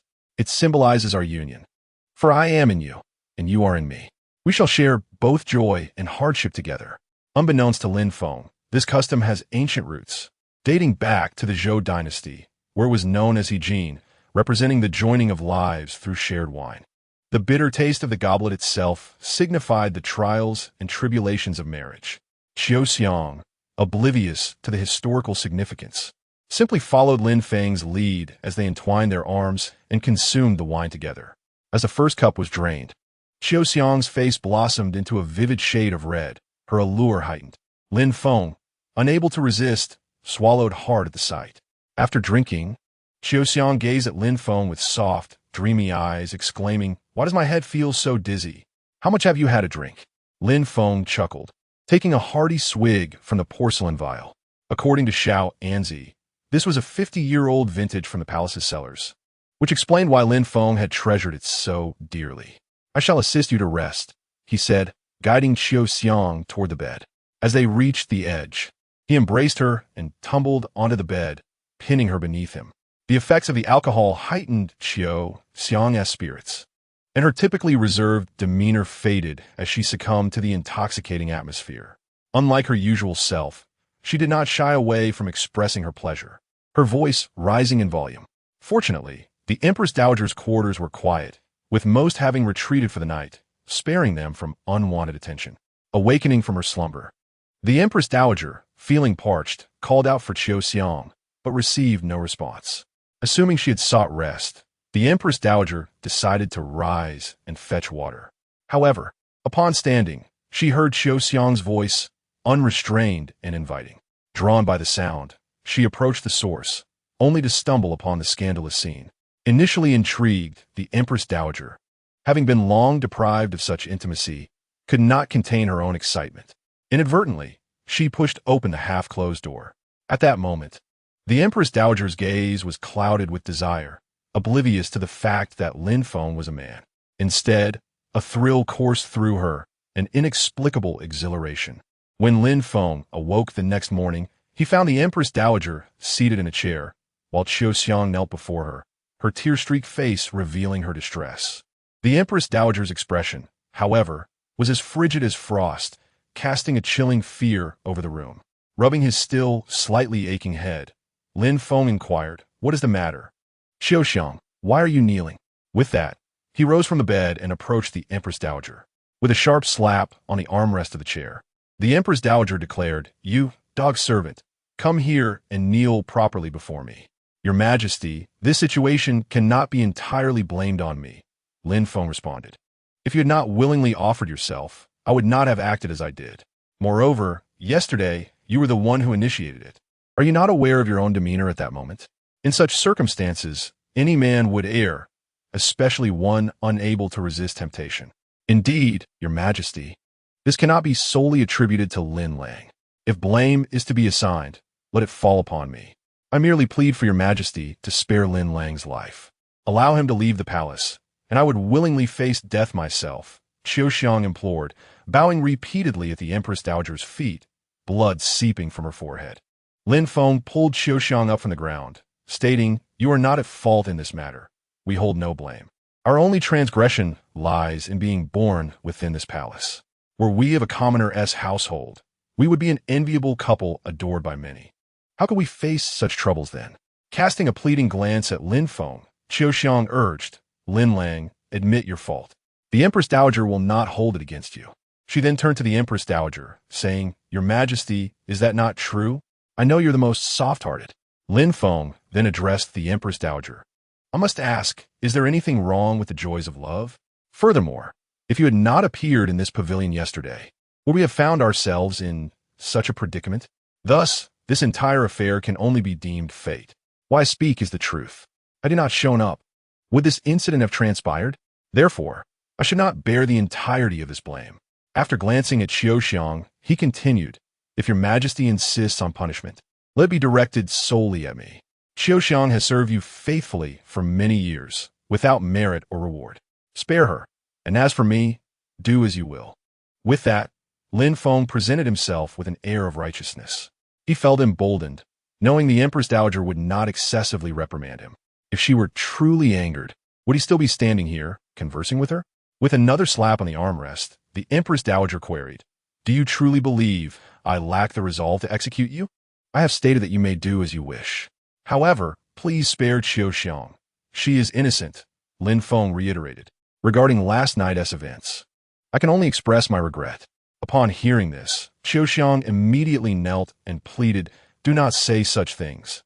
I assure you, Your Majesty will not execute him. From this day forth, you shall relocate, and I will have the inner ministry provide you with a residence near the palace. As for the affairs of Side Hall, you need not concern yourself with them for now." With that, the Empress Dowager rose and departed, leaving Lin Feng and Qiu Xiang behind. Truth be told, the Empress Dowager had grown indifferent to matters of romance over the years. Her union with the late emperor had been sparse, offering her little joy. More often than not, she felt like a puppet manipulated by him. Yet, Lin Feng was different. He brought her joy that she would never forget. Therefore, the Empress Dowager found it difficult to condemn him and secretly hoped he would remain in the palace. Although this was fraught with risk, she was willing to take that chance. Undoubtedly, this could not be a proposal made by the Empress Dowager herself. It would be best if Lin Feng were to suggest it. However, he remained obstinately silent, leaving her no choice but to devise a compromise. After the Empress Dowager's departure, Xiao turned to Lin Feng, saying, "Lin Lang, why must you be so stubborn? If you were to admit your fault, the Empress Dowager would forgive you. Why do you persist in this obstinacy?" Having served the Empress Dowager for many years, Xiao was well aware of her temperament. She could even decipher the Empress Dowager's changing expressions and what they signified. Today, when the Empress Dowager looked at Lin Feng with fervor, Xiao knew she would not hold him accountable. She merely needed a way to descend gracefully. Yet Lin Feng refused to concede. But what shall the Empress Dowager do now? Xiao implored, clutching Lin Feng's sleeve. Is it not exceedingly awkward for us to meet her again? I cannot fathom how we ended up in such a compromising situation together. Reflecting on it now is utterly mortifying. What shall the Empress Dowager do? Yesterday's incident was merely an accident. Besides, the greatest culpability lies with her. Had she not eavesdropped outside the door, would this have occurred? Lin Feng replied, slightly agitated.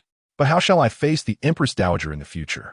It is far too humiliating, Xiao lamented, her face flushed with embarrassment as she cast her gaze downward, unable to meet Lin Feng's eyes. If it becomes unbearable, you may come and reside with me outside the palace. Did the Empress Dowager not say she would arrange a residence for me? Lin Feng suggested, glancing at Xiao. Now that we have torn our masks, what does it matter if we add one more complication? Waving her hands, Xiao protested. Palace maids are forbidden from leaving the palace without permission. Otherwise, it would be a grave crime that could lead to execution. Then why not temporarily stay in my small courtyard within the palace? Lin Feng proposed, since the Jisher factory had relocated its offices near the palace. His small courtyard was mostly unoccupied. I shall accompany you there, Lin Feng declared, donning his attire and escorting Xiao to the small courtyard he once inhabited. Xiao was familiar with this place, having often resided there. After tidying up the small courtyard for Xiao, Lin Feng embraced her, saying, "All right, I shall take my leave now. I must prepare my own residence outside the palace. Otherwise, it will be uninhabitable." Nodding silently, Xiao replied, "You should find a few people in the palace to assist you." "I understand," Lin Feng said, kissing her forehead before adding, "I shall take my leave now." Xiao nodded, her heart heavy with reluctance, yet feeling powerless. Chapter 16. The overbearing Li Hanyang under the guidance of the eunuch from the inner ministry. Lin Feng was shown to the residence. Although it had been uninhabited for some time, the house was still quite nice. It seemed the inner ministry regularly sent someone to clean it, as it would not do to have the residence in disarray, which could displease the emperor or the Empress Dowager. Lin Gonggong, I will send someone shortly to clean and furnish the place for habitation, the eunuch from the inner ministry remarked, continuing, "Would you like us to send a few young eunuchs to assist you?" "Very well. I shall take my leave now," the eunuch said, bowing respectfully to Lin Feng before turning to depart. Lin Feng took a cursory glance at the residence, which had both mountains and water, revealing a different world within. However, despite its spaciousness, it was sparsely populated. After contemplating, he exited and made his way to the stables. It occurred to him that since Yao Xing had taken over as the head eunuch of the stables, he had yet to visit and ascertain how things were faring.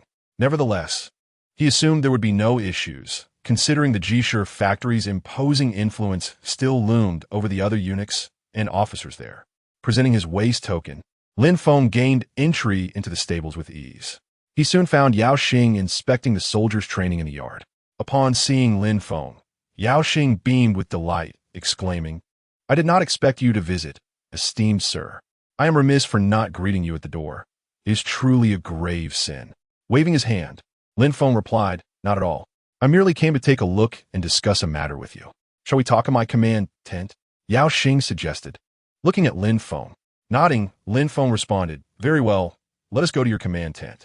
After speaking, he followed behind Yao Xing, making his way towards Yao Xing's command tent. Upon entering, Yao Xing's personal soldiers promptly presented tea. The founding emperor of the Dayan dynasty had established a rule. Commanding generals were forbidden from residing in houses and were required to dwell within military tents. Thus, the entire military camp was filled with tents of various sizes instead of barracks. Please have a seat, my lord.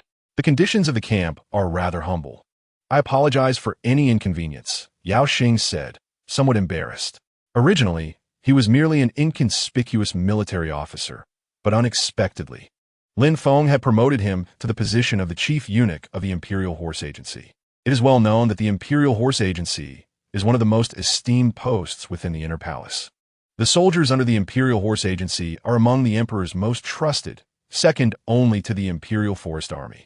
Therefore, the position of chief eunuch carries great weight, and Yao Xing felt immense gratitude towards Lin Feng. It's quite all right. In fact, I should apologize to you, Yao Gonggong. I did not anticipate the hardships of life in the military camp, Lin Feng replied to Yao Xing. He had assumed the army would at least have proper barracks, but was surprised to find that they were all living in tents. Bowing slightly to Lin Feng, Yao Xing responded, "My lord, you needn't say such things. I am grateful to you.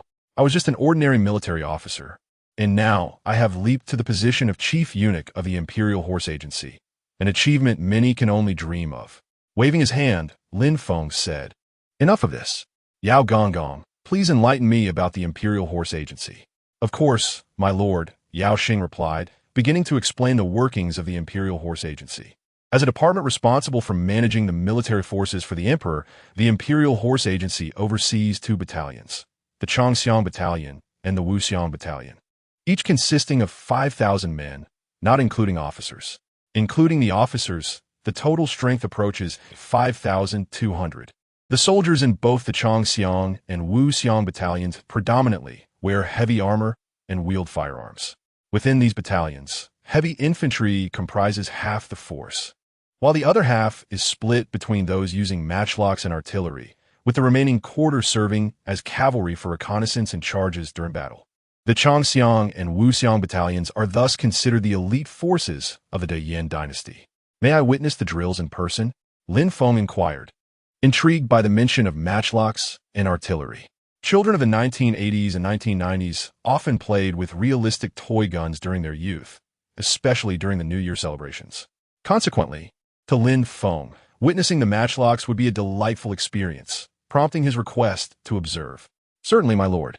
Please follow me," Yao Xing said, instructing his personal soldiers to beat the drums and assemble the troops for a demonstration. When Lin Feng arrived at the parade ground, over 10,000 soldiers from the Changxiang and Wuxiang battalions stood in formation, awaiting further commands. Seated on the reviewing platform, Lin Feng turned to Yao Xing and said, "Let us begin."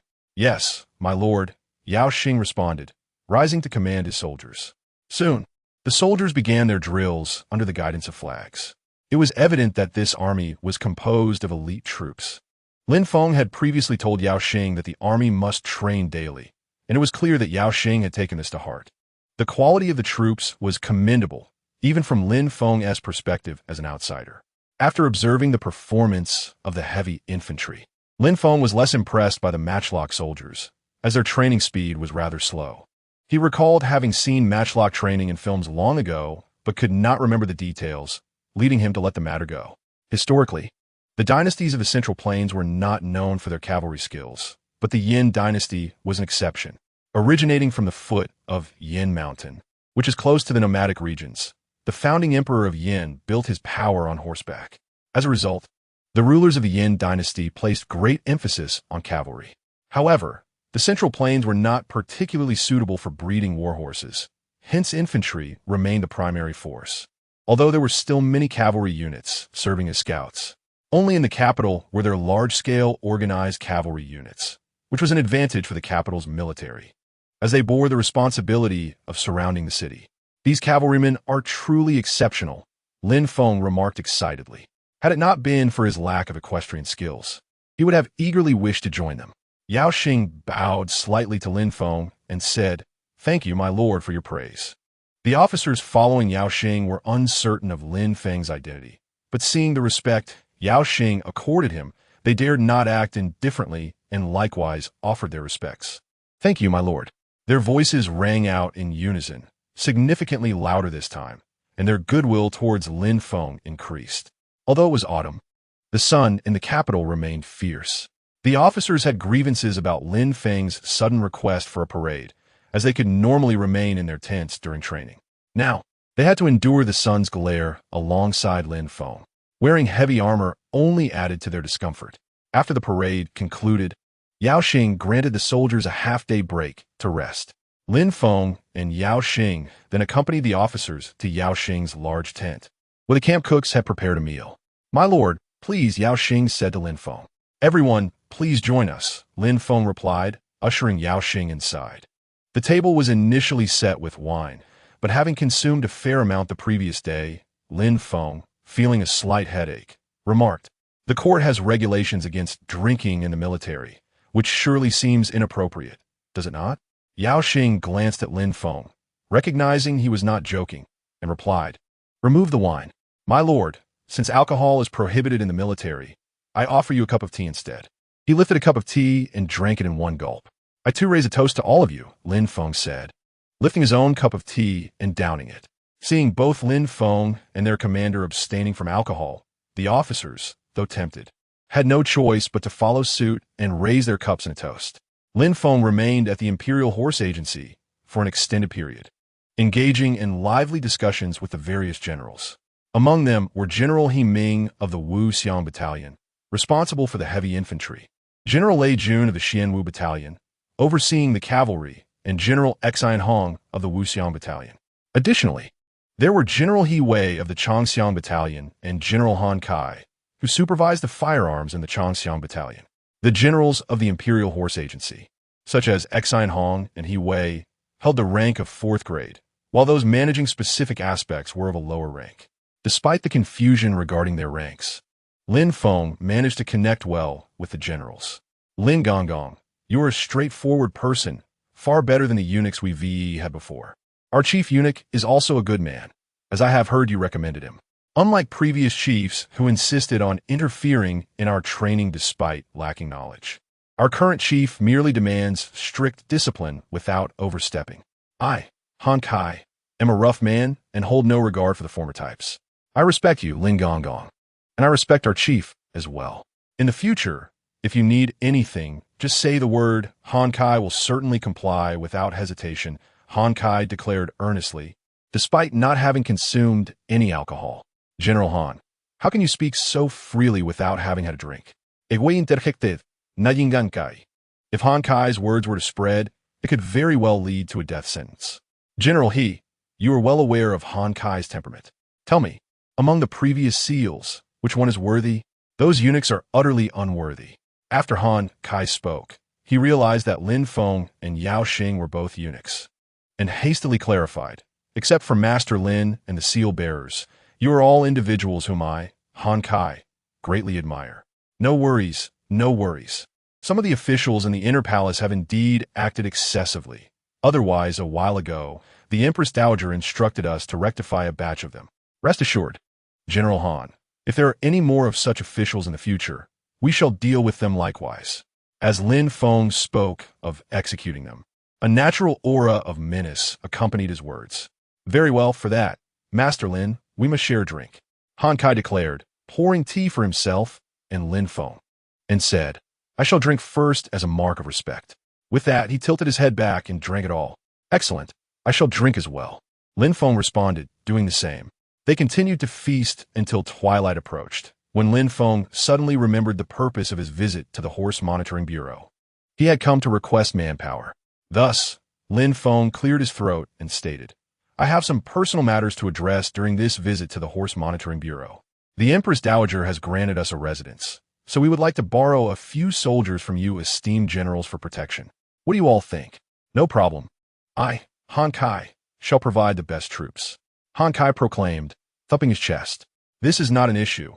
However, how many men does Master Lin require?" Seeing that his subordinates had all expressed willingness, He Wei felt compelled to ask. Xian Hong from the Wuxiang camp also quickly offered his assistance. "Not too many. Just 20 or 30 will suffice. Lin Feng replied, stating that it was merely for guarding the residence and not needing too many men. Thus, how about 15 heavy infantry, 5 cavalry, and 10 gunmen, Master Lin? After a brief discussion, He Wei and Xian Hong proposed a number. Chapter 17, the Empress Dowager summons Lin Feng, expressed his gratitude, saying, I appreciate your assistance, esteemed generals. Is there something amiss? Lin Feng inquired. I am unaware. I am merely here to convey a decree, the young eunuch replied. Very well. You may leave. I shall go immediately. Lin Feng instructed the young eunuch, then turned to his personal guards, saying, You all go to the residence to rest. I shall enter the palace first. With that, he hurried towards the imperial palace. Upon reaching the Empress Dowager's chamber, Lin Feng noticed that it was nearly dark. More alarmingly, he found that there were no attending eunuchs or palace maids present. Could they be planning to apprehend me? Lin Feng mused to himself. After observing for a while outside, he steeled his resolve and walked in. Fortune or misfortune, one cannot evade fate. Upon Lin Feng's entrance, Xiaoxiang quickly approached him, asking, Why have you arrived so late? The Empress Dowager has been waiting for you for quite some time. Seeing Lin Feng's anxious demeanor, Xiaoxiang couldn't help but chuckle, saying, Look at you, so nervous. If the Empress Dowager intended to do anything to you, how could I possibly be here to see you? With her words, Lin Feng felt reassured. If the Empress Dowager truly wished him harm, he would have encountered not Xiaoxiang, but officials from the Shunxing Sea. As for why the Ji Shichang's personnel were not involved, it was obvious. He was the one who established it, and the Empress Dowager would naturally be wary. What, then, does the Empress Dowager wish to discuss with me today? Lin Feng asked, casually resting his hand on Xiaoxiang's waist and whispering into her ear. Feeling the warmth of Lin Feng's breath, Xiaoxiang's face flushed bright red, resembling a ripe tomato. Captivated by her radiant visage, Lin Feng leaned in and kissed her cheek, eliciting a delightful laugh from Xiaoxiang. Enough of this. Today's summons into the palace is for serious matters. Xiaoxiang gently pushed Lin Feng away and informed him. With an unconscious hand caressing Xiaoxiang's waist, Lin Feng queried, What is so important to call me into the palace at this late hour? Did not the Empress Dowager say I was not permitted to enter? Xiaoxiang's previously composed face reddened once more as she leaned close to Lin Feng, whispering a few words in his ear. Upon hearing this, Lin Feng was somewhat excited and asked, Is it true? Stomping her foot, Xiaoxiang replied, My dear, would I deceive you? Moreover, this concerns the Empress Dowager. Would I dare speak falsely? Is this matter so trivial? You are indeed taking advantage and pretending to be innocent. Quickly go in. Do not keep the Empress Dowager waiting. As she spoke, Xiaoxiang pushed Lin Feng towards the inner chamber. Lin Feng glanced back at Xiaoxiang and playfully said, As you command, my lady. This provoked a fit of laughter from Xiaoxiang, and Lin Feng stepped into the Empress Dowager's chamber, with Xiaoxiang following closely behind. Inside the Empress Dowager's chamber, a lavish spread of dishes awaited. Before Lin Feng could utter a word, Xiaoxiang took the lead, saying, The Empress Dowager has ordered the kitchen to prepare a feast today. You haven't eaten yet, have you? With that, she urged Lin Feng to take a seat. The Empress Dowager merely glanced at Lin Feng and said, Let us eat together. Very well, very well. Hearing the Empress Dowager's invitation, Lin Feng shamelessly took a seat beside her and diligently served her dishes, which stirred a pang of jealousy in Xiaoxiang. However, her jealousy was fleeting, and she soon reconciled with the situation. Although they were dining, Lin Feng's mouth was far from idle, continuously sharing jokes that kept Xiaoxiang in fits of giggles, while the Empress Dowager stifled her laughter for the sake of decorum. Noticing that the Empress Dowager had yet to laugh, Lin Feng continued, There was once a scholar drinking tea at a tea stall when a nun approached him, seeking clarification on a character from scripture she did not recognize. She asked, May I inquire, esteemed scholar, how is this character pronounced? The scholar, upon hearing himself addressed as esteemed scholar, felt displeased and, wishing to show off, replied, Dear nun, to no sorrow and decline. The titles of scholar and distinguished student are the same in name, but different in substance. The nun, upon hearing him refer to her as a nun, retorted, To no purity and restraint. The nun and the monk were the same robes, yet differ below. Upon hearing Lin Feng's concluding line, The Empress Dowager was unsure whether to laugh or not. Her cheeks flushed as she dared not meet his gaze. At that moment, the Empress Dowager could no longer contain herself and burst into laughter. Seeing her amusement, Lin Feng thought, you wish to compete with me. After the Empress Dowager's laughter subsided, she feigned composure and said, I have finished my meal. With that, she hurriedly rose and departed towards her chamber, leaving behind a blushing Qiu Xiong and a triumphant Lin Feng. As soon as the Empress Dowager left, Qiu Xiong urged Lin Feng, hurry inside. Lifting Qiu Xiong's chin, Lin Feng asked, My lady, are you truly pleased? Do not take advantage of the situation and act coy. With that, she directed Lin Feng towards the Empress Dowager's chamber. Lin Feng chuckled heartily as he stepped inside. Upon entering, he found the Empress Dowager already reclining, and the room was dim, lacking any candles. It seemed the Empress Dowager was feeling a bit shy. Lin Feng remarked, quickly climbing onto the Empress Dowager's bed. Lin Feng could distinctly sense the Empress Dowager's heavy breathing, and, as he embraced her, he could feel her racing heart, yet she feigned sleep, remaining still. Lin Feng whispered near her ear, My beauty, are you still pretending to sleep? The Empress Dowager softly murmured, slightly shyly opening her eyes. Upon seeing Lin Feng's fervent gaze, she shyly closed them again. On the Empress Dowager's phoenix bed, a scene of springtime passion was unfolding. After a passionate encounter, Lin Feng held the Empress Dowager close and asked, Do you truly not wish for me to remain in the palace? Nestling her head against Lin Feng's chest, the Empress Dowager replied, If I truly did not wish for you to stay, why would I spare your life? Why would I have the audacity to summon you into the palace today? Then why did you expel me from the forbidden palace this morning? Lin Feng playfully smacked the Empress Dowager's delicate hand and said. Meanwhile, outside, Qiu Xiong felt a twinge of jealousy. Regardless of the circumstances, she had been the first to form a bond with Lin Feng, yet now she found herself compelled to relinquish him to the Empress Dowager. It is impossible to claim one does not feel jealousy. Thus, Qiu Xiong sulked alone outside. After another fierce confrontation with the Empress Dowager, Lin Feng held her contentedly in his embrace as she gradually drifted into slumber. However, sleep eluded Lin Feng, who was preoccupied with thoughts about his future.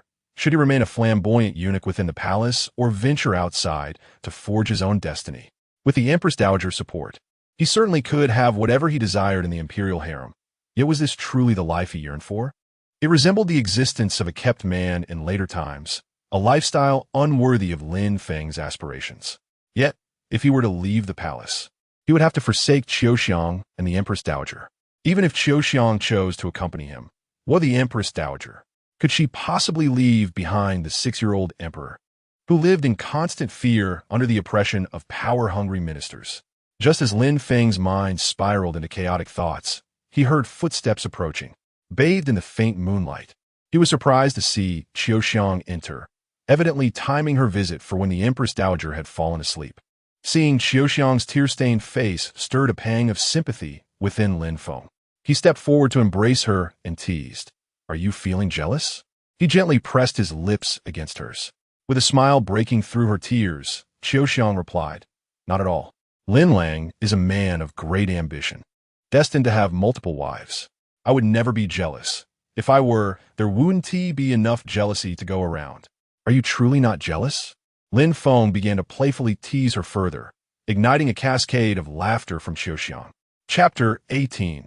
Leaving the palace upon beholding the enchanting Qiu Xiong, Lin Feng could not resist lifting her onto the bed, declaring, Just watch me devour you. But the Empress Dowager is nearby.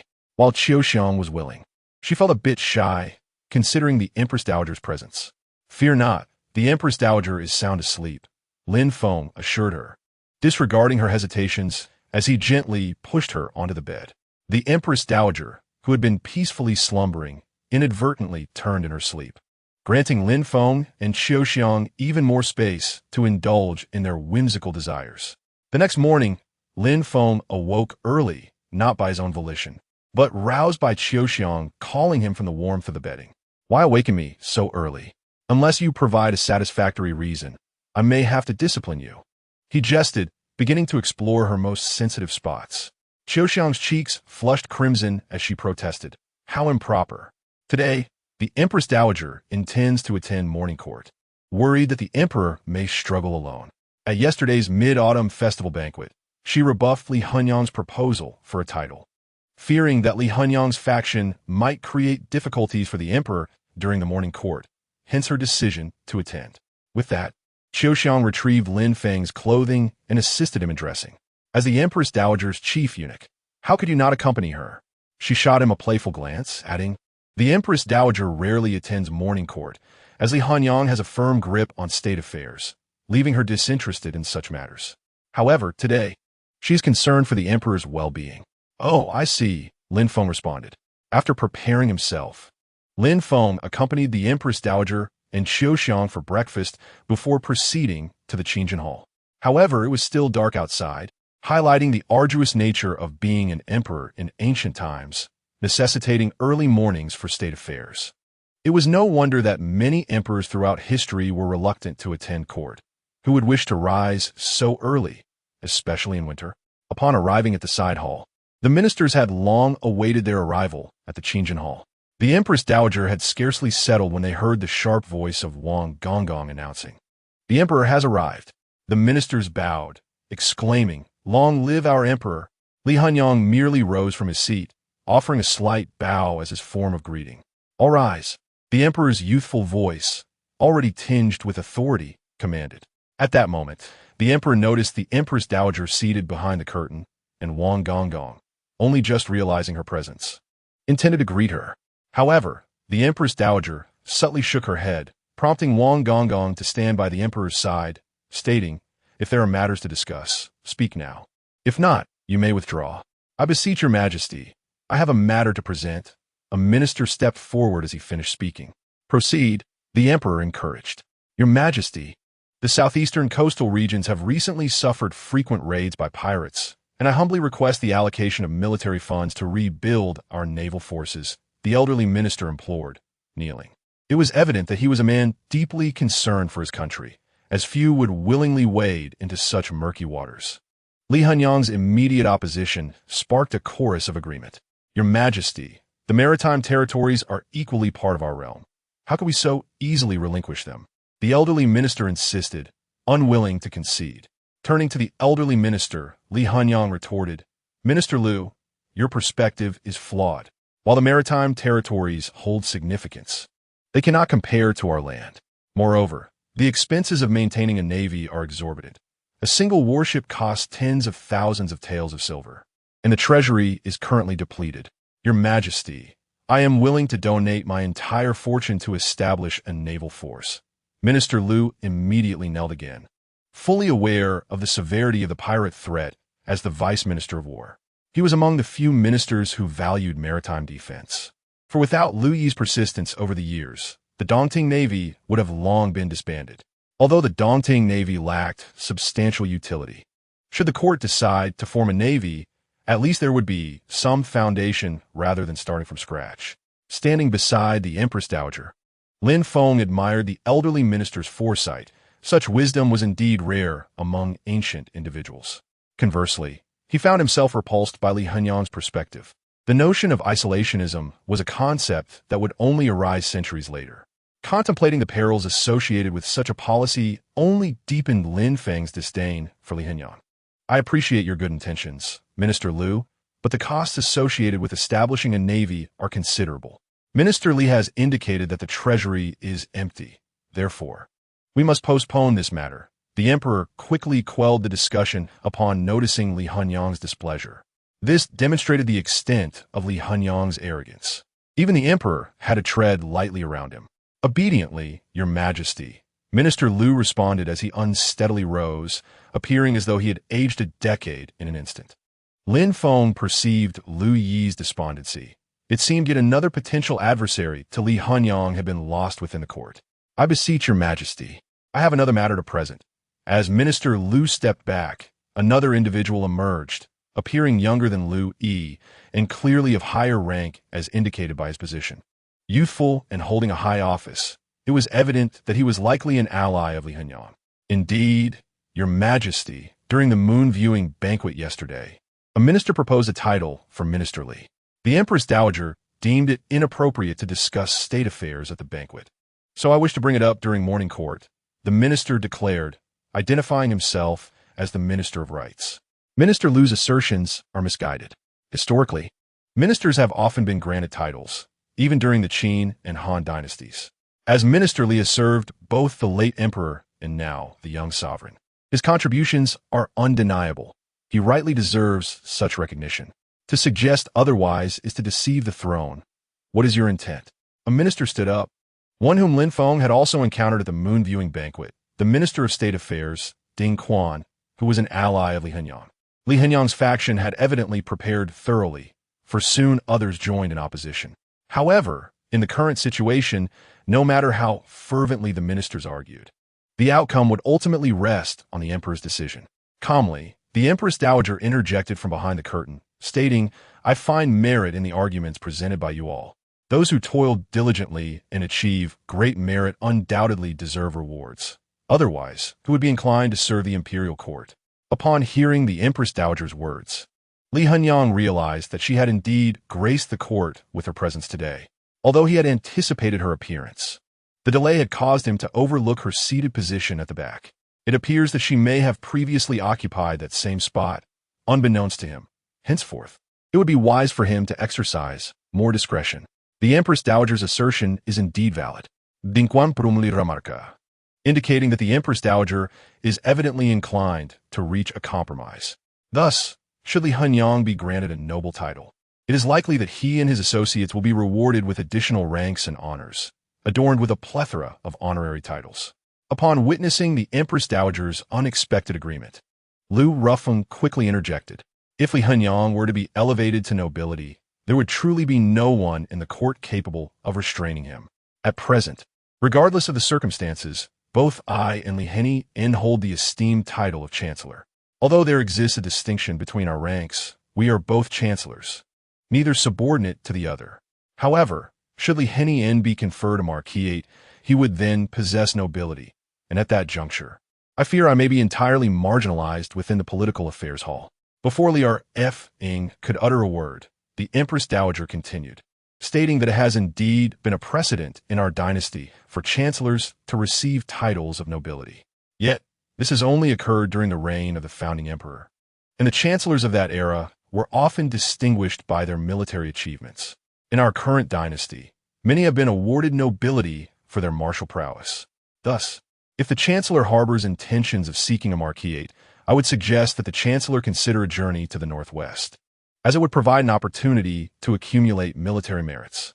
As soon as the Empress Dowager finished speaking, Lu Rufeng could hardly contain his joy. The Empress Dowager is indeed remarkable. I, a humble minister, find her reasoning to be sound. Without military achievements, bestowing titles of nobility may lead to discontent among the court officials. Thus, it would be prudent for Prime Minister Li to volunteer for a military inspection in the northwest. I have heard that many nations in the western regions have recently begun to stir, presenting an opportune moment for Prime Minister Li to achieve merit. Once Li Hanyang is ousted from the court, he will become a toothless tiger, rendering him no longer a figure of fear. Even if he were to retain the title of Prime Minister while overseeing military affairs in the northwest, he would dare not overstep his bounds.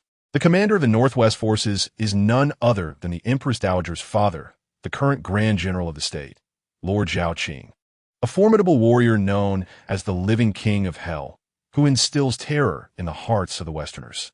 The Empress Dowager's words ring true. I also believe I am unworthy of being granted a title of nobility. Therefore, I hereby solemnly propose that anyone daring to raise this matter again should be treated as a traitor by your Majesty. Li Hanyang finds himself in a difficult position. If he does not take a stand soon, the Empress Dowager may indeed use this opportunity to send him to the northwest, at which point he would be akin to meat on a chopping block. Do any of you have any objections? The Empress Dowager turned her gaze towards the several ministers who had spoken. Standing beside her, Lin Feng realized that the Empress Dowager was indeed no ordinary woman.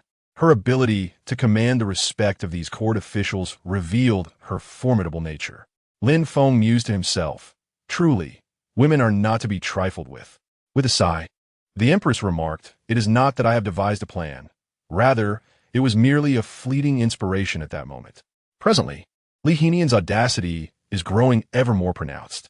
Among the governors of the 15 provinces, nearly half are his prot-gs. Fortunately, the governor of Zhili province is not under Li Henian's influence. Otherwise, I would truly find it difficult to sleep peacefully. Is there truly no means to curb Li Henian's power? Lin Feng inquired. From the implication of the Empress Dowager's words, it seems that Li Henian undoubtedly possesses the capability to usurp power and disrupt the state. If the timing is opportune, it is likely that Li Henian would dare to stage a coup and compel the emperor to abdicate. So why not simply dismiss Li Henian outright? Lin Feng inquired. Since the Empress Dowager has discerned the threat posed by Li Henian, why has she not directly dismissed him? It would be as simple as replacing the prime minister. Shaking her head, the Empress Dowager remarked, "You are still young. If the court were to unjustly dismiss Li Henian under the incitement of malicious individuals, the reputation of the court would suffer greatly. Li Henian holds considerable esteem among the scholars of the realm, and most officials derive their positions either directly from him or from his disciples. Should these ministers collectively resign, the court would indeed be rendered incapacitated. Therefore, to bring down Li Henian, one must possess irrefutable evidence. This truly presents a dilemma." After hearing the Empress Dowager's words, Lin Feng responded, "Then we ought to dispatch someone to gather evidence of Li Henian's misconduct. How easier said than done. Where shall I go to seek someone now? Even Lu Rufeng is no longer as confrontational with Li Henian as before. It seems he too realizes that toppling Li Henian is no easy feat." The Empress Dowager sighed once more and remarked, "As a mere woman, she had to oversee such a vast array of matters for the emperor. Otherwise, the fate of the Yin dynasty might very well change hands." Upon realizing the Empress Dowager was alone, Lin Feng conceived an idea. Seizing the opportunity to develop the Jishur factory, he said, "Your Majesty, I have a suggestion." The Empress Dowager, with a hint of playful irritation, replied, "Why do you still keep me in suspense before the grieving family?" After all, the bond between them had grown so intimate that there was no need for such coyness. Chapter 19. The Imperial Horse Inspection. With an awkward smile, Lin Feng remarked, "Your Majesty, this matter can be entrusted to the Jishur factory for investigation, as it currently has no pressing tasks at hand. Moreover, the Jishur factory has relocated outside the palace, allowing for greater convenience in its operations." "Indeed, I had overlooked the Jishur factory," the Empress Dowager acknowledged. "Lin Feng, I entrust this responsibility to you. The weighty task of safeguarding the vast territories of Dayan rests upon your shoulders." However, Lin Feng interjected, "Yet the Jishur factory is limited in personnel and lacks sufficient funding. After all, what is there to lose in utilizing the royal treasury for our own endeavors?" The Empress Dowager hesitated for a moment before stating, "This humble servant shall allocate from the imperial treasury. It must not pass through the Ministry of Internal Affairs or the Ministry of Revenue, lest it arouse Li Henian's suspicions." "Very well. I shall now make the necessary arrangements, striving to eliminate Li Henian and his faction at the earliest opportunity, thus restoring a peaceful governance to the realm," Lin Feng declared with a spirit of grandeur. With a smile and a nod, the Empress Dowager, somewhat moved, replied, "Thank you. What kind of relationship do we share that necessitates such a statement?" Lin Feng spoke with a hint of levity. Upon hearing his words, the Empress Dowager's cheeks flushed with a rosy hue. Upon exiting the imperial palace, Lin Feng made his way to the station of the Jishur factory. Currently, the Jishur factory was essentially overseen by Xiao Duozi. Although Xiao Duozi lacked significant prowess, he was nonetheless a protege of Lin Feng, and thus, the affairs of the Jishur factory were managed adequately under his watch. However, this oversight was limited to mere management. Any prospect for growth was utterly unattainable. With the absence of any pressing tasks, the Jishur factory had devolved into a mere assembly of idle individuals. When Lin Feng arrived at the Jishur factory, he found the martial supervisors engaged in gambling, drinking, and casual banter. Upon noticing Lin Feng's presence, they hastily rose to their feet and paid their respects. Unable to suppress a frown, Lin Feng began to question Xiao Duozi's capabilities, as it seemed he was managing the Jishur factory in such a manner that it risked becoming utterly obsolete. When Lin Feng located Xiao Duozi, he found him gambling with several martial supervisors. Upon seeing Lin Feng, Xiao Duozi joyfully inquired, Master Lin, do we have a new task at hand? Xiao Duozi, summon all those individuals and gather every steward in the conference hall. After Lin Feng spoke, he donned a stern expression and departed. Observing Lin Feng's displeasure, Xiao Duozi hastily remarked, collect all these items, assemble the people, and swiftly proceed to the conference hall. As he spoke, he did not forget to tuck a few banknotes into his pocket, as fortune had smiled upon him today, yielding considerable winnings. After a brief wait in the conference hall, Xiao Duozi arrived accompanied by several stewards. The number of attendees from the Jishur factory was modest, totaling less than 40 individuals, including 4 junior stewards, making a total of 5. We pay our respects to Lord Lin. The 5 entered and promptly bowed to Lin Feng, intending to impart a lesson. Lin Feng delayed in instructing them to rise, leaving them to remain kneeling. Fortunately, as they were all martial monitors, their physical condition was commendable, and they endured without much trouble. However, Xiao Duozi was less fortunate, beads of sweat forming upon his forehead. Upon witnessing their struggle to endure, Lin Feng finally spoke, all right, rise. The 5 individuals stood, incessantly rubbing their aching knees. Do you comprehend the reason for your punishment? Lin Feng inquired. The 5 exchanged bewildered glances, replying, we do not know. Then you shall remain kneeling, Lin Feng declared emphatically as he struck the armrest of his chair. Instinctively, the 5 knelt once more, not daring to utter a sound, awaiting Lin Feng's judgment. Enough, enough, rise. Lin Feng observed their submission and, feeling a pang of sympathy, permitted them to stand. Do you understand the responsibilities of our Jishur factory? Lin Feng asked. We do, they hastily affirmed, clearly aware of the factory's duties. Nodding in satisfaction, Lin Feng pressed, what are they? In an instant, he was teetering on the edge of fury. It appeared that the Jishur factory, in its nascent stages, had found pleasure in confiscation, and now it was all they knew. Nonsense! Lin Feng could no longer contain himself, exclaiming, the duty of the Jishur factory is to serve the emperor and the empress dowager. Do you understand? We understand, they quickly replied, startled by his outburst. Now, you must exert all your efforts on one task, Lin Feng proclaimed as he rose. That is to strengthen the Jishur factory. We are severely understaffed. Shall we summon some young eunuchs from the inner palace? Xiao Duozi proposed, seemingly convinced that this was the sole method to bolster their numbers. Rolling his eyes, Lin Feng felt defeated by Xiao Duozi's lack of ingenuity. Can you not think a little deeper? We already have enough eunuchs. What we require are external members, primarily those who can provide us with intelligence. Do you understand what intelligence is? Lin Feng asked. They shook their heads in confusion, replying, we do not know. Recognizing that explaining it further would be futile, Lin Feng suppressed his frustration and remarked, in the capital, there are countless rogues and scoundrels. Are there not? Indeed, many. One of the servants responded, I was once involved in such activities before entering the palace, but I was forced to come here after offending a certain official. What is your name? Lin Feng queried. State your name, he insisted, for although people in ancient times often bore unflattering names, they still possessed their own identities. Nodding, Lin Feng continued, Go Shun, do you still have contact with your former companions? No. Go Shun quickly waved his hands. Although uncertain of Lin Feng's intentions, he understood that his friends were engaged in illicit activities, and should they be apprehended by the authorities, dire consequences would surely follow. Observing Go Shun's demeanor, Lin Feng discerned his apprehensions and reassured him. Rest assured, I will not take any action against your friends. I wish to recruit them into the Jishur factory. Really? Go Shun could scarcely believe his ears. Was there truly such a fortuitous opportunity? It felt as though fortune had unexpectedly smiled upon him. Since his entry into the palace, his friends had been struggling, as the inspections in the capital had increased, making it exceedingly difficult for them to engage in any petty crimes. Would I deceive you? Lin Feng feigned a stern expression. Thank you, Master Lin. Thank you. Go Shun hastily knelt and bowed. Enough with the formalities. Your task now is to find them for me.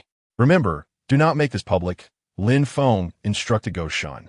I shall obey. I will go immediately, Go Shun declared. Rushing outside, anxious not to delay and risk Lin Feng changing his mind. Turning to the remaining 4, Lin Feng said, You may leave as well. Clean the G-Sure factory thoroughly and procure any necessary items.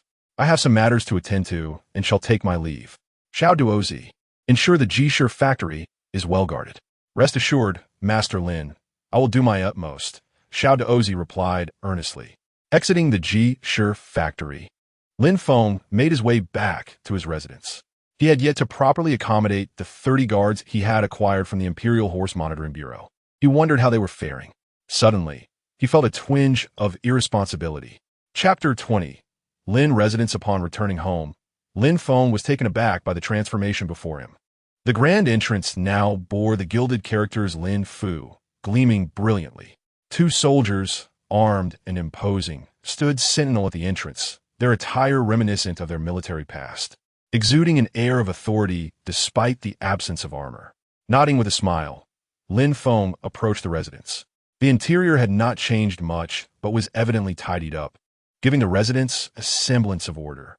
However, it lacked a certain vitality. With only 30 individuals in such a vast estate, it felt rather desolate. A bit more liveliness would be welcome. Sir, I am Captain Liu, temporarily appointed to lead these 30 men. A robust soldier clad in armor approached Lin Feng as soon as he entered. Nodding in approval, Lin Feng gestured toward the changes within the residence, asking, Captain Liu, did you oversee these improvements? I thought it unwise to remain idle, so I took the liberty of organizing your estate. To my surprise, there was an unoccupied courtyard, which I have designated as a training ground, Captain Liu declared, kneeling on one knee in gratitude. Thank you, sir, he said, rising to stand beside Lin Feng. Captain Liu, lead me to meet the brothers. We shall be living together from now on, and I would like to acquaint myself with everyone, Lin Feng requested. After all, his safety would depend on these men, so it was prudent to familiarize himself with them. Please follow me. They are all in the training ground, Captain Liu replied, guiding Lin Feng toward the training area. Upon arrival, Lin Feng observed over 20 individuals engaged in training. However, their weapons were rather mismatched, as each had come from different military backgrounds prior to their deployment, resulting in a lack of uniformity. They wielded their respective weapons, creating a somewhat chaotic scene. Sir, I wish to seek your opinion on a matter. Captain Liu hesitated before finally speaking. Speak freely. Lin Feng encouraged him, watching the soldiers train. Truly, each soldier appeared to be elite. It seemed the leaders of the Imperial Horse Monitoring Bureau had not misled him. With these men around, his safety was assured. Sir, the soldiers' weapons are quite diverse, and, as we are now your guards, these heavy armaments are unnecessary. The long sabers are excessively cumbersome, while suitable for battle. They hinder our ability to protect you closely. The same goes for the firearms. They're not ideal for our current role. Therefore, I propose we standardize their weapons. Captain Liu suggested. After all, they were no longer soldiers, but rather protectors. A 2-meter-long saber would be impractical in close combat, posing a risk of injury to their own. Nodding, Lin Feng acknowledged, you raise a valid point. Very well, you may decide the issue of weapons. However, ensure that each man is equipped with a firearm. Captain Liu nodded in compliance, albeit uncertain of Lin Feng's reasoning. Have the marksman come forward to demonstrate, Lin Feng instructed. On that day, at Yumejian, due to the distance, the view was obscured. Thus, today he wished to observe the various tactical maneuvers of the musketeers up close, hoping to gain some understanding of firearms. Indeed, Commander Liu declared, summoning the 10 musketeers. In no time, the 10 musketeers lined up, commencing the intricate process of pouring priming powder into the pan and sealing it, followed by pouring gunpowder down the muzzle, then loading the lead balls and compacting them with a ramrod. Only after completing these meticulous tasks did the musketeers ignite the match and secure it in the match holder, swiftly aiming forward before pulling the trigger. The entire procedure was exceedingly complex, taking nearly 1 to 2 minutes to complete. Observing the sequence in which the musketeers pulled the trigger, it became evident that each possessed varying loading speeds. From 50 paces away, only 5 lead balls struck the target. Judging by Commander Liu's expression, such results seemed commendable. However, in Lin Feng's mind, the performance was utterly abysmal. My lord, half of them hit the target, Commander Liu exclaimed with a hint of excitement. Such results are rare at Yumejian. Is that truly satisfactory? Lin Feng questioned, puzzled by the notion that achieving only half a hit rate could be considered good. Absolutely. Typically, If over 30% of the musketeers hit the target, it is regarded as excellent. This time, 5 have hit. Commander Liu insisted, clearly animated. Load a musket for me. I wish to try, Lin Feng requested, feeling an undeniable urge to experience the firearm himself, with childhood memories of toy guns flooding back. Quickly, load the ammunition. Commander Liu ordered one of the soldiers nearby. The soldier, upon receiving the command, swiftly began the loading process, demonstrating considerable skill and completing it in approximately a minute. After igniting the match, he handed the musket to Lin Feng. With the priming pan covered, there was no fear of accidental ignition from the sparks. At this moment, Lin Feng discerned the musket's shortcomings, its poor accuracy and limited effective range. Otherwise, why position the target 50 paces away? Observing Lin Feng's failure to hit the target, though anticipated by Commander Liu, he still remarked, "My lord, the musket's accuracy is indeed lacking. Hitting the target is quite challenging. Even seasoned musketeers often rely on luck. Hence, such weapons are rarely equipped within the army. The muskets at Eunuch are more for display than combat purposes, especially among border troops who engage horseback foes. In such contexts, muskets hold no advantage over bows." Nodding thoughtfully, Lin Feng replied, "The musket's accuracy is indeed poor, but it is something that can be improved with advancements in craftsmanship." Commander Liu refrained from further comment, knowing that such improvements were far from easy. The technology of muskets had stagnated over the years, leading the border troops in the northwest to disdain their use. After all, muskets lacked the range of bows, and their precision paled in comparison. The sole advantage of muskets was the ability to fire continuously as long as ammunition was available, unlike bows, which could only unleash a limited number of arrows. However, in the face of cavalry charges, musketeers lacked self-defense capabilities. "My lord, would you like to observe anything else?" Commander Liu inquired, sensing Lin Feng's discontent and attempting to redirect his attention. Shaking his head, Lin Feng responded, "No need. Although the musket's accuracy is currently inadequate, there is potential for improvement. Therefore, all guards should be equipped with muskets. As for close combat weapons, I will leave that to Captain Liu." "I shall obey," Commander Liu replied, though puzzled by Lin Feng's insistence on muskets. Ultimately, they were Lin Feng's protectors and would follow his directives. While Commander Liu remained unaware, Lin Feng understood all too well that firearms would eventually supersede bladed weapons. In future battlefields, firearms would become the primary weaponry, while cold steel would inevitably be rendered obsolete. This was why Lin Feng placed such emphasis on muskets.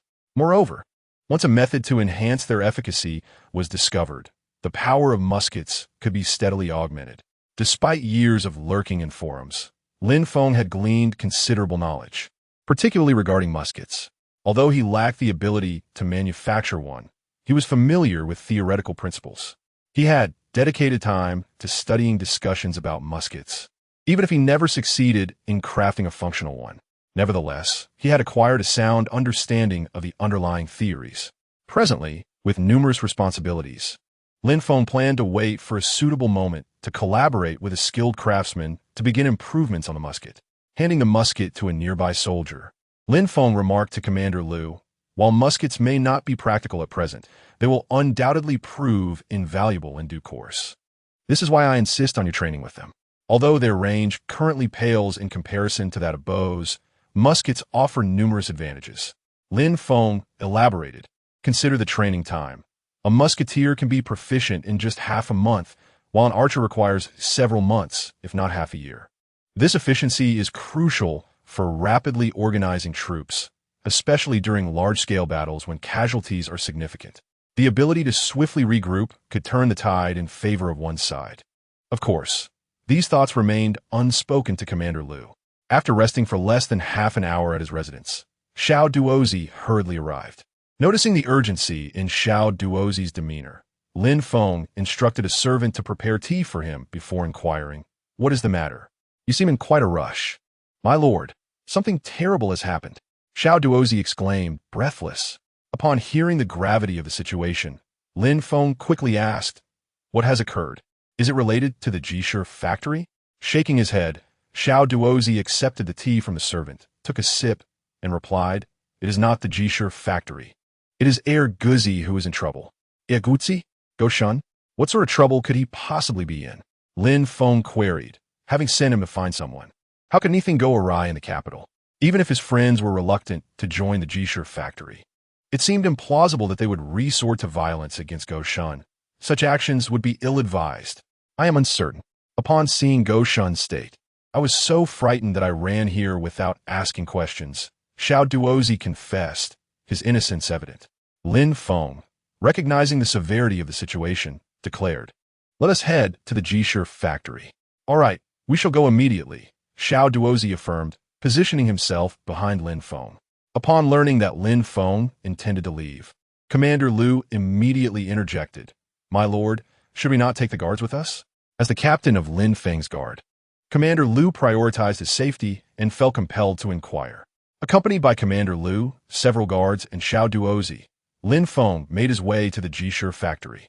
Upon arrival, he could hear Go Shun's groans from outside.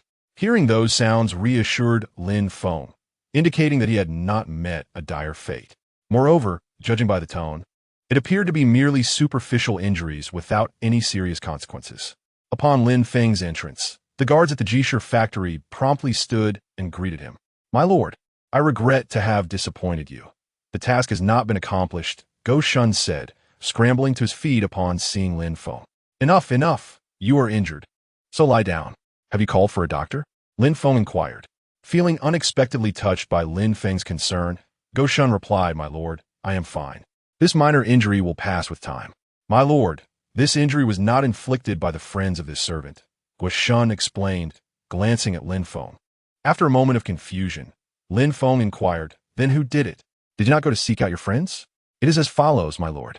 This servant sought out old acquaintances, only to encounter another gang, causing them trouble. Naturally, I had to reason with them. I even revealed my identity as part of the Jishir factory, but they dismissed it and assaulted me. Had I not fled swiftly, I would not have had the fortune of seeing you, my lord," Go Shun lamented, breaking into loud sobs. "Enough! Cease your weeping. What manner of individual struck you?" Lin Feng reprimanded Go Shun, noting his somewhat effeminate demeanor, which did not quite align with the expectations of complete man. Upon hearing Lin Feng's admonition, Go Shun quickly silenced his cries, stating, "My lord, the gang is called the Haihoba, a rather formidable faction in the capital. I had heard of them even before entering the palace. Rumor has it they have connections with officials, thus other gangs in the capital tend to yield to them." "Preposterous. The Haihoba, how many members do they have? Who is their patron within the government?" Lin Feng queried. Though he generally dismissed such petty gangs, it was prudent to gather intelligence and understand one's adversaries. The Haihoba is quite extensive, with 7 or 8 branches, their influence spanning numerous provinces across the nation. Their support is rumored to come from a eunuch within the palace, though I do not know his identity. Go Shun hurriedly divulged all he knew in response to Lin Feng's inquiries. Upon learning of the Haihoba's patronage within the palace, Lin Feng felt a sense of amusement.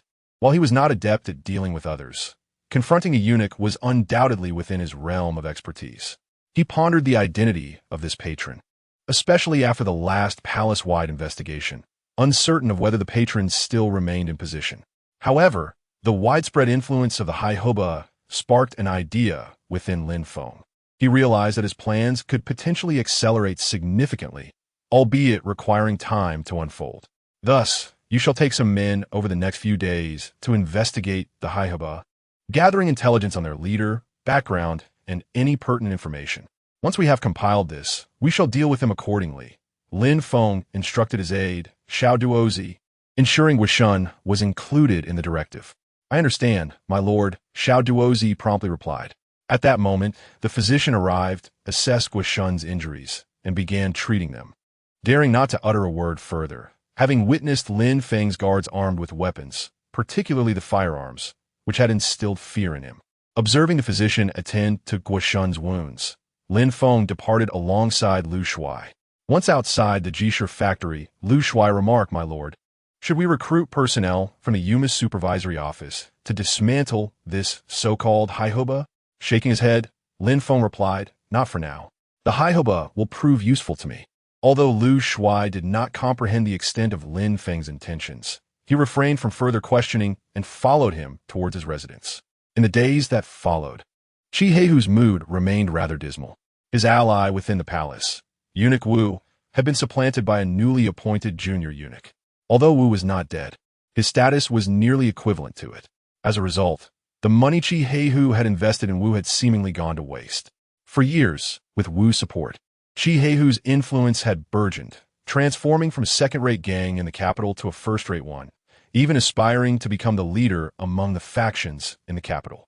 Concurrently, Chi Heihu had begun to set his sights on other provinces. With Wu's assistance, Chi Heihu's men swiftly established footholds in various provinces, albeit without significant achievements as of yet. They had merely extended their reach without fully consolidating their power. As Chi Heihu contemplated these matters, a servant entered, announcing, "Master, the leader Lu Qi from the Jingshi Hall has arrived." Rubbing his aching head, Chi Heihu said, "Let him in." "Yes, master," the servant replied, turning to fetch Lu Qi. Upon entering, Lu Qi knelt on one knee, greeting Chi Heihu. "I pay my respects to the gang leader." "Enough, rise. We are brothers. There is no need for such formalities, especially in the absence of outsiders." Chi Heihu reassured Lu Qi. Lu Qi was indeed one of Chi Heihu's most trusted aides, which justified Chi Heihu entrusting him with the management of the vital Jingshi Hall. With a smile, Lu Qi said, "Brother, there is a matter I must report to you." "The Jingshi factory? I have not heard of it. Is this a new gang attempting to encroach upon our territory? Send a few men to teach them a lesson. Such trivial matters can be handled by you." Chi Heihu responded nonchalantly after hearing Lu Qi's words. Nodding, Chi Heihu added, "Very well. I shall look into this matter at an opportune time. You may leave now." The mention of Eunuch Wu made Chi Heihu's head throb. How could Wu have fallen from grace? Then, "Brother, I shall take my leave," Lu Qi said before turning to exit. Although he found Chi Heihu's reaction peculiar, he did not dwell on it, recognizing that everyone has their burdens. In the ensuing days, Lin Feng found himself with little to occupy his time. Confronting Li Henian was not a matter to be resolved swiftly. He took the opportunity to visit Lu Rufeng, subtly probing Lu's attitude towards Li Henian. However, Lu Rufeng, being a seasoned official adept at the art of Tai Chi, skillfully evaded the topic, giving the impression of discussing only the frivolities of life and eschewing matters of state. Despite knowing Lin Feng served as the steward of the Empress Dowager's side hall, he remained wary, suspecting Lin Feng might be a spy sent by Li Henian to infiltrate his circle. Consequently, he refrained from discussing any substantial topics. Lin Feng, for his part, was unperturbed by Lu Rufeng's demeanor, recognizing that there was no rush regarding this matter. While Lin Feng attended to these trifles, Xiao Duozi, along with the personnel from the Jingshi factory, managed to unearth some information regarding the Haihoba. Holding the gathered materials, Lin Feng finally allowed a smile to break across his face. He had not anticipated that the Haihoba's backing came from Eunuch Wu. What a twist of fate. Gazing at the records of the Haihoba, although not exhaustive, they were still quite commendable. Presently, the intelligence-gathering capabilities of the Jingshi factory were rather lacking. Given that these individuals were novices, Lin Feng was nonetheless satisfied with their accomplishments. After perusing the documents, Lin Feng placed them on the table, rose, and exited the study. He instructed one of the guards at the door, "Go inform Captain Lu to gather a few men. I require their company on my outing." "Yes, my lord." The guard responded with a fist salute before seeking out Lu Shuai. Shortly, Lu Shuai was prepared, though Lin Feng opted for a smaller entourage, taking only a few guards as they set forth. "My lord, where are we headed?" Lu Shuai inquired as they walked along the path. "We're to meet with Chi Heihu," Lin Feng replied as he moved forward. Originally, Lu Shuai had arranged a sedan for Lin Feng, but Lin Feng preferred walking, finding the jolting discomforting and far less practical. "Chi Heihu," Lu Shuai exclaimed in surprise. "My lord, should we not first gather troops from the Yuma Supervisory Office?" "That will not be necessary. It will be just us," Lin Feng stated. "But what if Chi Heihu intends harm against you? With only the few men I have brought, we may not be able to manage," Lu Shuai cautioned. Lu Shuai glanced at the 3 or 4 individuals he had brought with him and realized that dealing with Chi Heihu would be quite challenging. Shaking his hand, Lin Feng reassured him, "Do not worry, I know how to handle this. Besides, we are officials, and Chi Heihu, is a thief. It is inconceivable for an official to fear a thief." Although he said this, Lu Shuai still wanted to voice his concerns. However, Lin Feng interrupted him, stating, moreover, "We have 4 people with us. With your assistance, I am confident we can escape unharmed. Once we are on the street, if Chihu Heihu dares to act recklessly, the guard of the Wuqing Bingmasi are not to be trifled with." Chapter 22. The Development of the Jishir Factory. Indeed, Lu Shuai involuntarily nodded and followed Lin Feng towards Chihu Heihu's residence. Upon arriving, Lin Feng could not help but feel amused. Chihu Heihu certainly had a sense of propriety, emulating officials by inscribing Qizhai on his doorplate. However, the characters were not gilded, as the rigid social hierarchy of ancient times prevented him from being excessively ostentatious. As they approached, a young servant inquired, "Who are you gentlemen? What business do you have at the Chifu?" Lin Feng stopped Lu Shuai from speaking and replied, "Please inform him that an old acquaintance of Chihu Leoi has come to pay a visit." The servant scrutinized Lin Feng for a moment and remarked, "This gentleman appears unfamiliar to me. I have met most of my master's guests." "Just go ahead and report it," Lin Feng insisted, handing the servant a piece of silver to expedite the process. "Since this gentleman is an old acquaintance of my master, please wait in the anteroom for a moment while I notify him." After receiving the silver, the servant's demeanor changed, and he promptly ushered Lin Feng inside. After serving tea, he went to announce Lin Feng to Chihu Heihu. Once the servant had left, Lu Shuai asked, "Why must you be so polite, my lord? We could have simply barged in." Lin Feng replied calmly, "We are not here to cause trouble. I have important matters to discuss today." He picked up his teacup and took a sip. Truth be told, after spending time in this ancient setting, Lin Feng could not discern any significant difference between the palace's tribute tea and ordinary tea leaves, indicating that he was not naturally inclined toward elegance. Upon entering Chihu Heihu's study, Lin Feng took his first look at the man himself. Chihu Heihu appeared to be around 40 years old, sporting a thick beard that exuded a rugged and bold demeanor. While Lin Feng assessed Chihu Heihu, the latter was also scrutinizing Lin Feng. The servant had mentioned that Lin Feng was an old acquaintance, yet Chihu Heihu could not recall when he had met such a person. Nevertheless, since Lin Feng had come to visit, it would be impolite to avoid him, so he instructed the servant to invite Lin Feng in. With a slight bow, Chihu Heihu addressed Lin Feng. "Forgive my ignorance, but may I ask who this esteemed younger brother is?" Lin Feng chuckled. "It is not surprising that Chihu de Ge does not recognize me, for this is our first meeting." He casually sipped the tea brought by the servant. Seeing Lin Feng's calm demeanor, Chihu Heihu felt it inappropriate to become agitated and said, "Indeed, a guest is a guest. Today, we have made each other's acquaintance. However, I am curious to know the purpose of your visit." Setting down his teacup, Lin Feng inquired, "I wonder if Chihu de Ge has heard of the Jishir Factory?" "Jishir Factory?"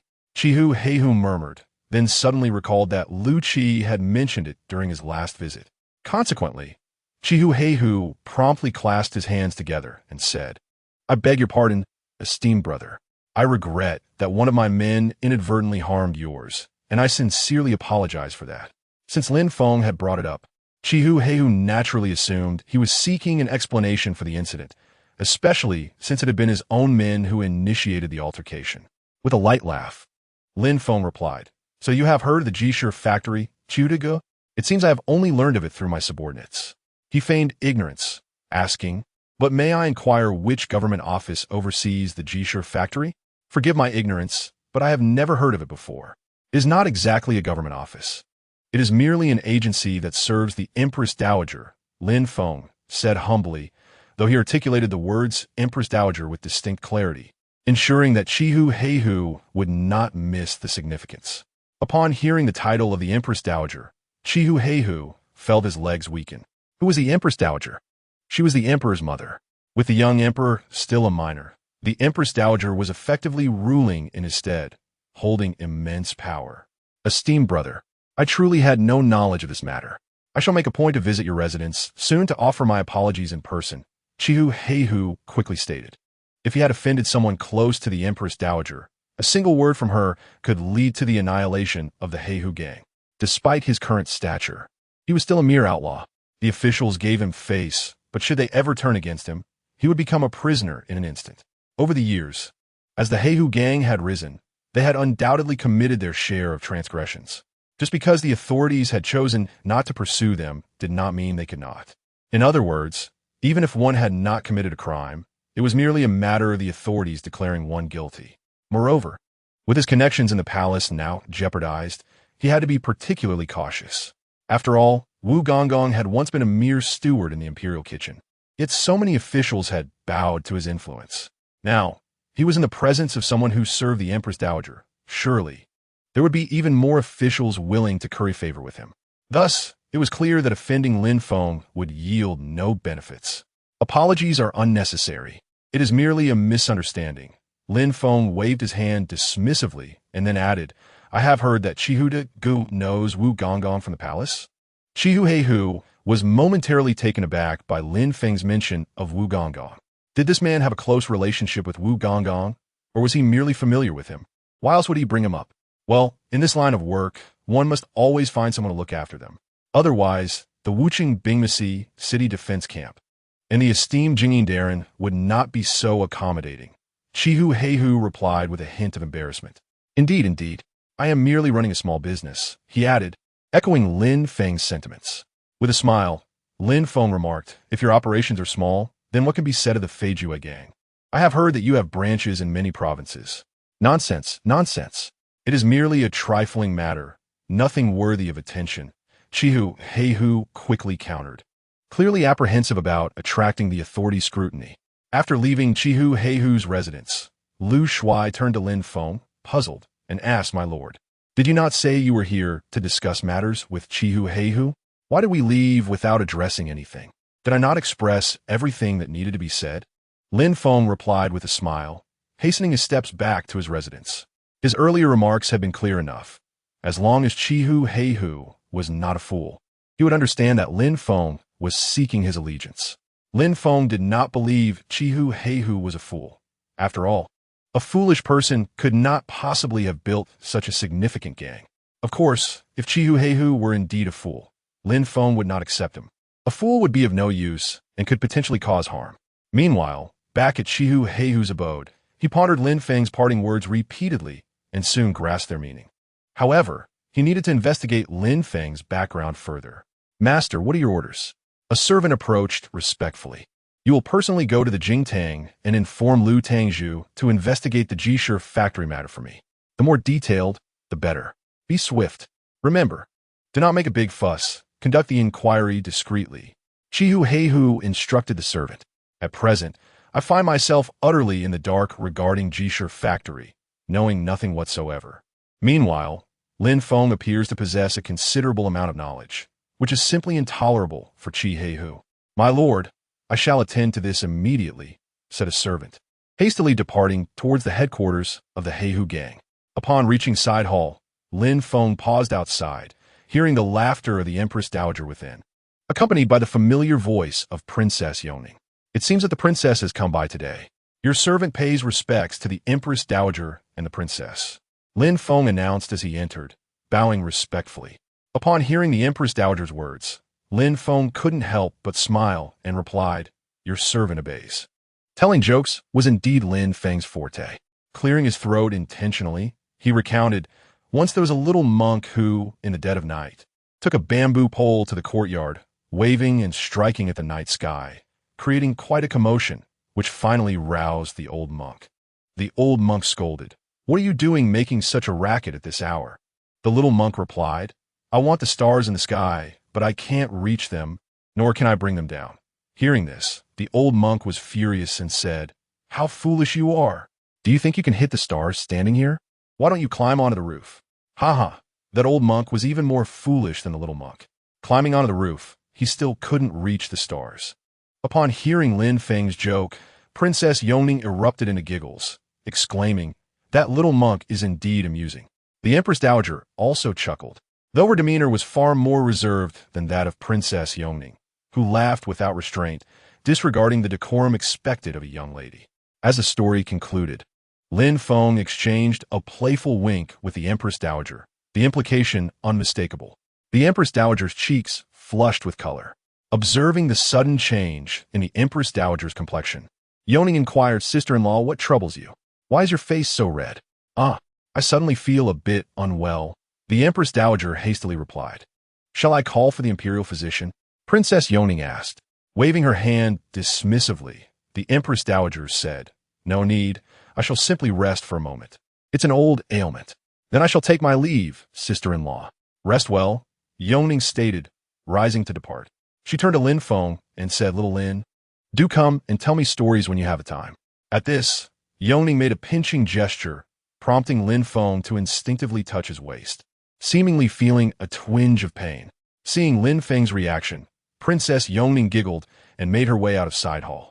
Glancing at Xia He beside the Empress Dowager, Lin Feng said, You may leave as well. I shall be here with Qiuxiang. After a brief exchange of glances, Xia He replied, Your servant takes her leave, and bowed to the Empress Dowager before exiting. Once they were alone, Lin Feng pulled Qiuxiang and the Empress Dowager close, asking, Have you missed me? The Empress Dowager, unlike Qiuxiang, though blushing, replied a little. Qiuxiang, on the other hand, buried her face deep in her chest, unable to meet Lin Feng's gaze.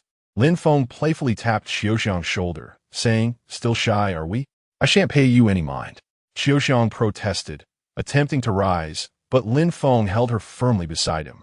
Observing Qiuxiang's reaction, the Empress Dowager remarked, This girl, Qiuxiang, is rather shy. You mustn't bully her. The emphasis on the word bully elicited a wave of discontent from Qiuxiang, which only served to amuse Lin Feng and the Empress Dowager further. With daylight still lingering, Lin Feng yearned for an afternoon of shared slumber. Yet the Empress Dowager and Qiuxiang steadfastly refused, deeming such daytime indulgence inappropriate. At that moment, Lin Feng began to lament the lack of entertainment in ancient times, lamenting the absence of modern pleasures such as watching television, films, or playing mahjong and cards to pass the day. Life in ancient times was indeed arduous. Suddenly inspired by the thought of mahjong and cards, Lin Feng exclaimed, I've just thought of a delightful pastime. Without regard for the reactions of Qiuxiang and the Empress Dowager, he hurriedly left to fetch paper and ink. To his dismay, Lin Feng discovered that it was nearly impossible to create a deck of cards using these materials, an endeavor far too challenging. Fortunately, the palace was never short of skilled artisans. Upon locating the Bureau of Craftsmanship, Lin Feng described the appearance of the cards in detail and inquired, Can this be made? What you describe, Lord Lin, does not seem overly complex. I shall ponder it further. It should be feasible, replied one craftsman.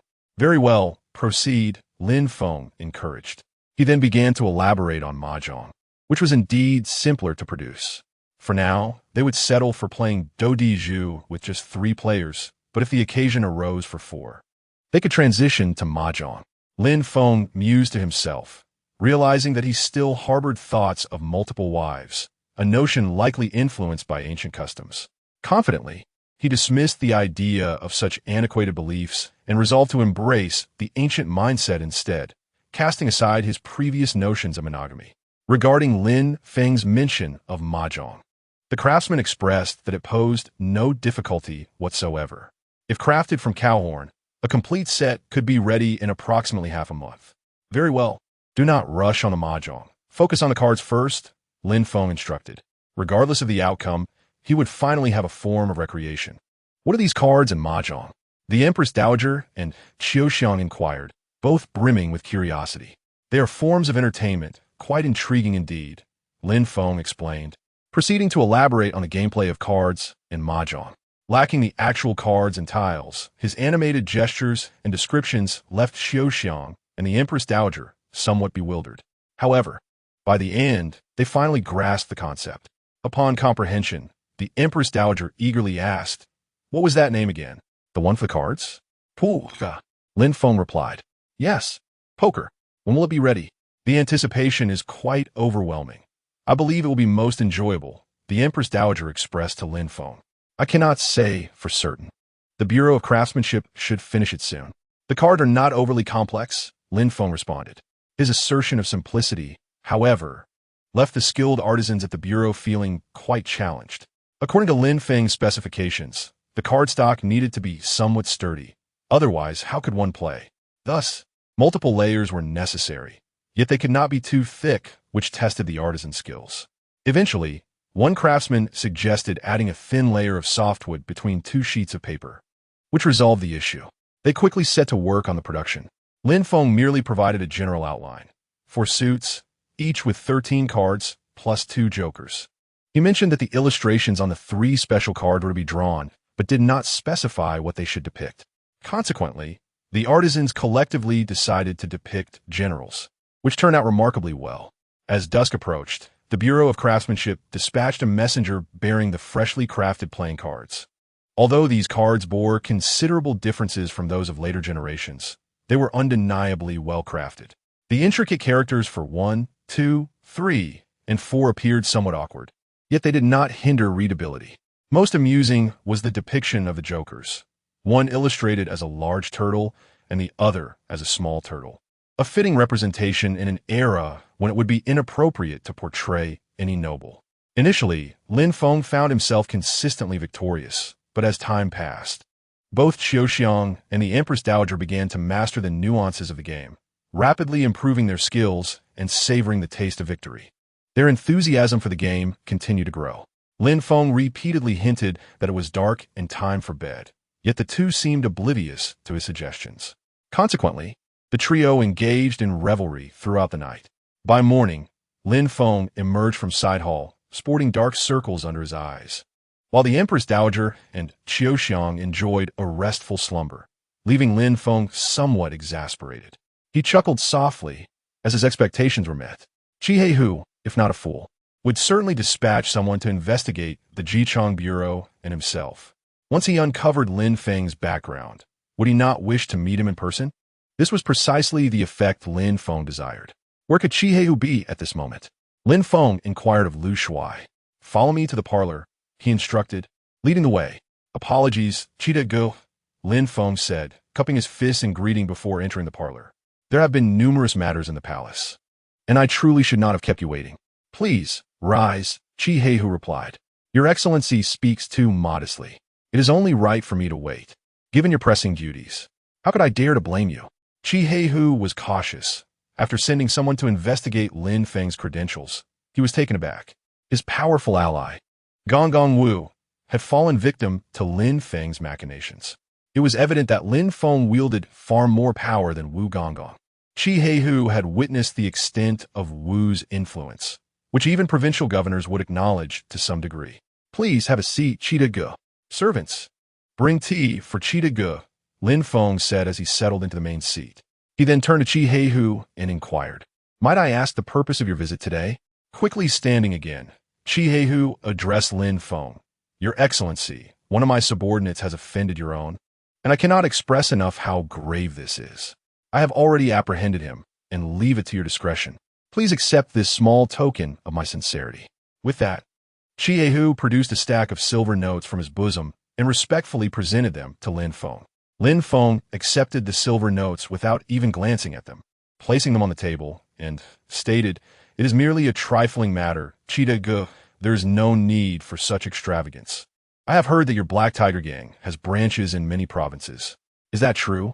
It is but a minor skirmish. Please do not take offense, Your Excellency." Qihei Hu replied, contemplating Lin Feng's meaning. Logically, having accepted the money, Lin Feng should not pursue any trouble with him. Yet, what did his words imply?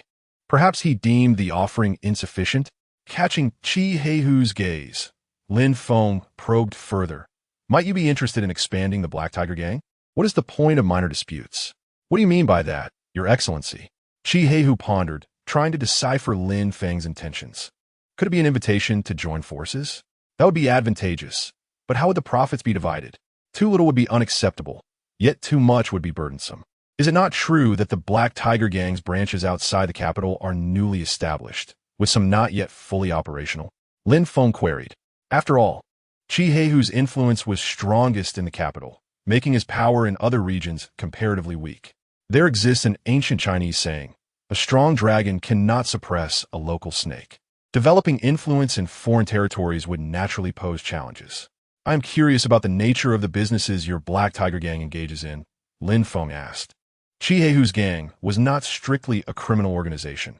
They also conducted various enterprises akin to modern conglomerates, albeit primarily involving laborious tasks.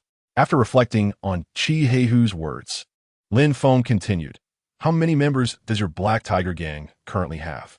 This was a matter of great interest to Lin Feng, as he required a comprehensive intelligence network throughout the nation. Chi Heihu's organization fit this need perfectly, prompting Lin Feng to consider enlisting him. However, Lin Feng was eager to ascertain the number of Chi Heihu's followers to calculate the necessary investment.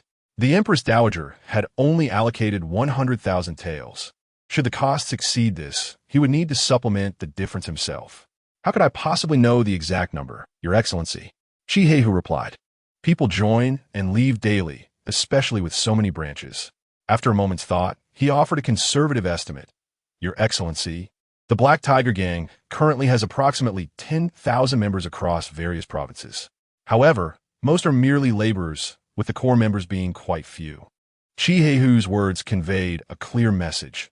These individuals were primarily laborers under his command, and he could not fully mobilize them. Thus, the authorities need not fear a rebellion from his gang, especially since the Caogong's numbers far surpass those of the Black Tiger Gang. Are these members concentrated or dispersed? Lin Feng inquired.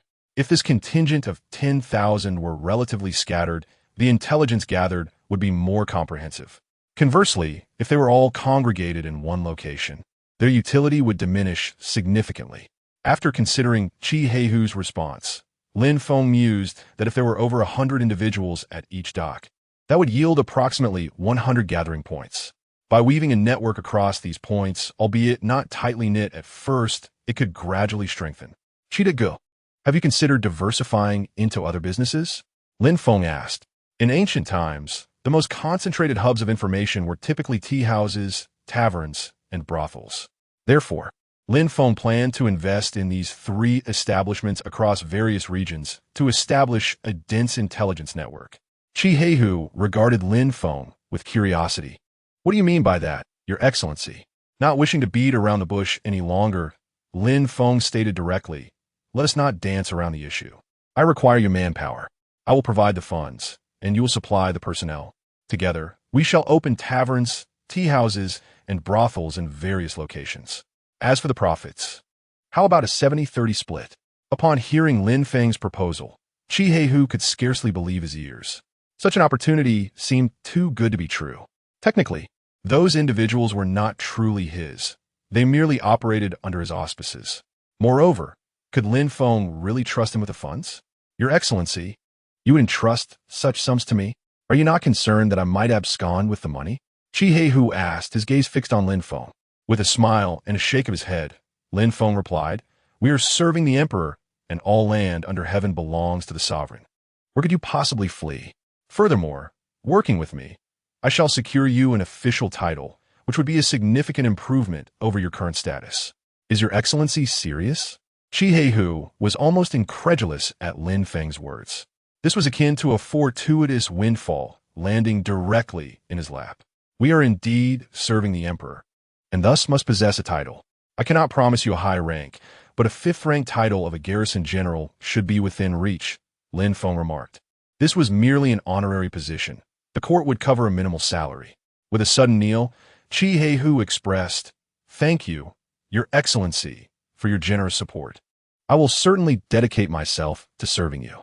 May I inquire if there are any specific orders you require? Come to my study, and I shall elaborate, Lin Feng replied, leading Chi Heihu toward his study. He intended to share his plans with Chi Heihu, who he had chosen as an important member of his management team. Upon arriving at the study, Lin Feng invited Chi Heihu to sit before retrieving a map of the Great Yin dynasty from the bookshelf. He noted that the map was somewhat lacking in detail, only providing a rough outline of the dynasty's geographical layout, with key locations marked. Take a look, Lin Feng said as he spread the map out before Chi Heihu. Eagerly, Chi Heihu leaned in, listening attentively. This is the map of our Great Yin dynasty, and your personnel are primarily concentrated in the south and along sections of the Grand Canal in the north, while the northern regions remain largely untouched. Therefore, our next focus must be on the northern territories, ensuring our network extends throughout the entirety of the Great Yin dynasty. Lin Feng pointed out several locations on the map, emphasizing the significance of the eastern 3 provinces. At this moment, the Dong San Sheng did not belong to the Yin dynasty. Hence its location on the map remained a blank expanse. My lord, this is merely a wasteland. What purpose do we have in going there? Chi who expressed his understanding of Lin Feng's intentions to develop in the northwestern regions. But he could not fathom the rationale behind venturing into the barren Dong Sansheng. Dong Sansheng is not a wasteland. It is replete with countless treasures. However, Lin Feng could not elucidate this to Chi Hu, so he merely replied, "We shall discuss this later. For now, our focus should be on trading ginseng, sable fur, and other precious commodities, exchanging them for our silk, salt, and tea. It is imperative that we cultivate relationships with the leaders of the various tribes and earn their trust. Selling our goods at a slightly lower price is acceptable, as our primary goal is to win their favor. Do you understand?" "I understand, my lord," Chi Hu replied. At this point, he would acquiesce to whatever Lin Feng proposed.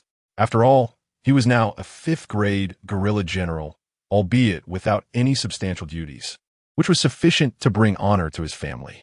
As Lin Feng assembled the map, he sat behind his desk and solemnly addressed Chi Hu.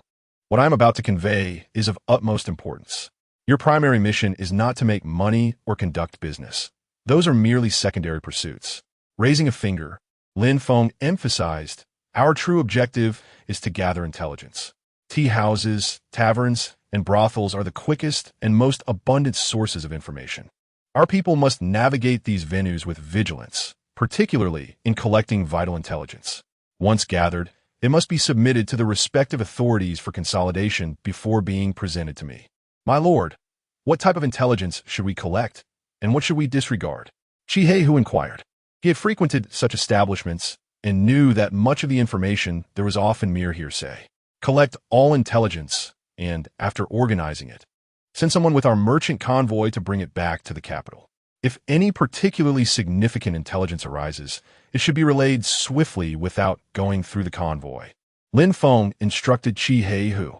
His knowledge about the Ming dynasty's Jinyui and their intelligence gathering was limited, and he could only rely on his understanding, rectifying any inaccuracies as they arose.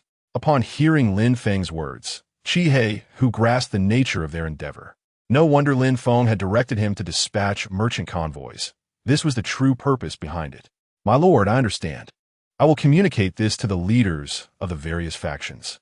Chi Hu nodded in comprehension. Despite their lack of deep ties, Lin Feng's trust in him raised suspicions within Chi Hu. If Lin Feng did not take measures to balance their relationship, Chi Hu might even suspect a trap, for such opportunities rarely fall from the sky. "Very well, I will now assign you your first task," Lin Feng continued after outlining the responsibilities. "Activate your contacts in the capital and inquire about Li Hingyan.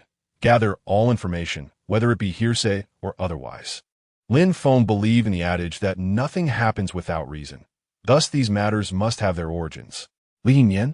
Upon hearing the name, Chi Hu hesitated, for he was aware that Li Hingyan was the current prime minister, wielding immense power. He recalled how the eunuch Wu had sought refuge under Li Hingyan's patronage, indicating that Li Hingyan's influence reached into the inner palace. Noticing Chi Hu's hesitation, Lin Feng affirmed, "Indeed, it is the right Prime Minister Li Hingyan. He currently holds sway over the affairs of state." Observing the shifting expressions on Chi Hu's face, Lin Feng discerned that Chi Hu was apprehensive about probing into Li Hingyan's affairs. After all, Li Hingyan was often referred to as the Supreme Emperor in hushed tones. Such a title was rarely uttered in his presence, for to do so would imply acquiescence, a treasonous act. "My lord, is this truly wise?" Chi Hu questioned. He feared incurring Li Hingyan's wrath. A mere word from Li Hingyan could seal his fate. Chi Hu would rather offend Lin Feng than Li Hingyan, at least for the time being. Seated comfortably, Lin Feng raised a cup of tea and stated, "Chi Darren, it appears you have yet to grasp the prevailing circumstances." Setting down the cup, Lin Feng extended a finger and posed a question. "Pray tell, whose realm is this world?" "Of course, it belongs to the emperor. Is there not a saying, 'Under heaven, all lands are the emperor's'?" Chi Hu answered, firmly believing that the world was under the emperor's dominion. Satisfied with this response, Lin Feng continued, "You see, you acknowledge that the world belongs to the emperor. If the world is indeed under his rule, Then Li Yin's arrogance could be curtailed with but a word from the emperor, could not? However, as Qi He, who attempted to interject, Lin Feng pressed on. Tell me, Qi Darren, how old is the emperor this year? 6 years old, Qi He, who replied, aware that the ascension of a child emperor was a widely known fact. Rising from his seat, Lin Feng approached Qi He, who and inquired further. According to the ancestral laws of the Dayan dynasty, at what age does the emperor assume direct governance? Well, I am unsure, but it must be upon reaching adulthood. Qi He, who responded, acknowledging his limited knowledge of court affairs. After all, he was merely a commoner, preoccupied with his own affairs, with no need to concern himself with the court's complexities. Shaking his head in confusion, Qi He, who admitted, I do not know. Please enlighten me, my lord. If the emperor has taken up governance, how can a powerful minister like Li Yin still hold sway? What difference would it make if the emperor governs or does not? Would he not still be beholden to Li Yin's whims? Lin Feng continued, aiming to ensure that Qi He, who was steadfastly aligned with him against Li Yin, for otherwise, even if Qi He, who verbally agreed, he would lack the conviction to act. After careful consideration of Lin Feng's words, Qi He, who began to comprehend, stating, my lord implies that Li Yin's demise is inevitable. Thus, our intervention now would indeed aid the emperor. When the emperor assumes governance, he will surely be grateful for our assistance. Precisely. It seems that Qi Darren possesses a commendable understanding of political dynamics, Lin Feng approved. I am also acting on the Empress Dowager's behest. Do you know who she is? The Empress Dowager is the emperor's mother, Qi He, who responded. Oh, I see your point, my lord. Although we act on the Empress Dowager's orders, it is essentially the emperor's will. However, it is not yet prudent to act in the emperor's name, Qi He, who said, as if a light had dawned upon him. With a snap of his fingers, Lin Feng affirmed, exactly. We are indeed executing the emperor's will. The day the emperor assumes governance is drawing near, so we must act swiftly. Otherwise, once he takes the reins, he may not remember our contributions. My lord speaks wisely. This matter must be expedited, Qi He, who nodded in agreement. The thought of assisting the emperor filled him with excitement. Then, I entrust the investigation into Li Yin to you, Qi Darren, Lin Feng said with a respectful gesture. Then I shall not delay. I will dispatch someone to attend to it immediately, Qi He, who replied, bowing to Lin Feng before turning and departing. As Lin Feng gazed at the retreating figure of Qi He, he finally exhaled a sigh of relief. This initial step had been successfully accomplished. Though still somewhat precarious, progress could be made gradually. The next task was to contact Zhuoxiang Lu Rufeng. The mere thought of it made Lin Feng's head throb. Having temporarily taken Qi He, under his wing, he would now have to rely on Qi He, to handle the subsequent matters. The Jisher factory was currently too feeble to be of significant use, serving only in a supplementary capacity. For now, dependence on Qi He, was imperative. After resting for an afternoon at his residence, Lin Feng made his way to the Jisher factory. Although Xiao Duozi was not adept at management, he was proficient in completing the tasks assigned to him by Lin Feng. At the very least, the Jisher factory had made considerable strides compared to its former state. After a brief tour of the factory, Lin Feng encouraged several of the overseers, checked on Go Shun's injuries, and then departed, heading towards the palace. After all, he still held responsibilities at Servitude. Upon entering the palace, Lin Feng was intercepted by a young eunuch who inquired, Are you Lin Feng, Master Lin? Casting a puzzled glance at the eunuch, Lin Feng replied, That would be me. What do you need? The eunuch, a stranger to Lin Feng, had an agenda he was unaware of. How wonderful. I have been waiting for you, Master Lin, on the orders of Princess Yongning. She instructed me to bring you to her as soon as you arrived in the palace. Upon confirming Lin Feng's identity, the eunuch displayed a hint of excitement, his voice rising slightly.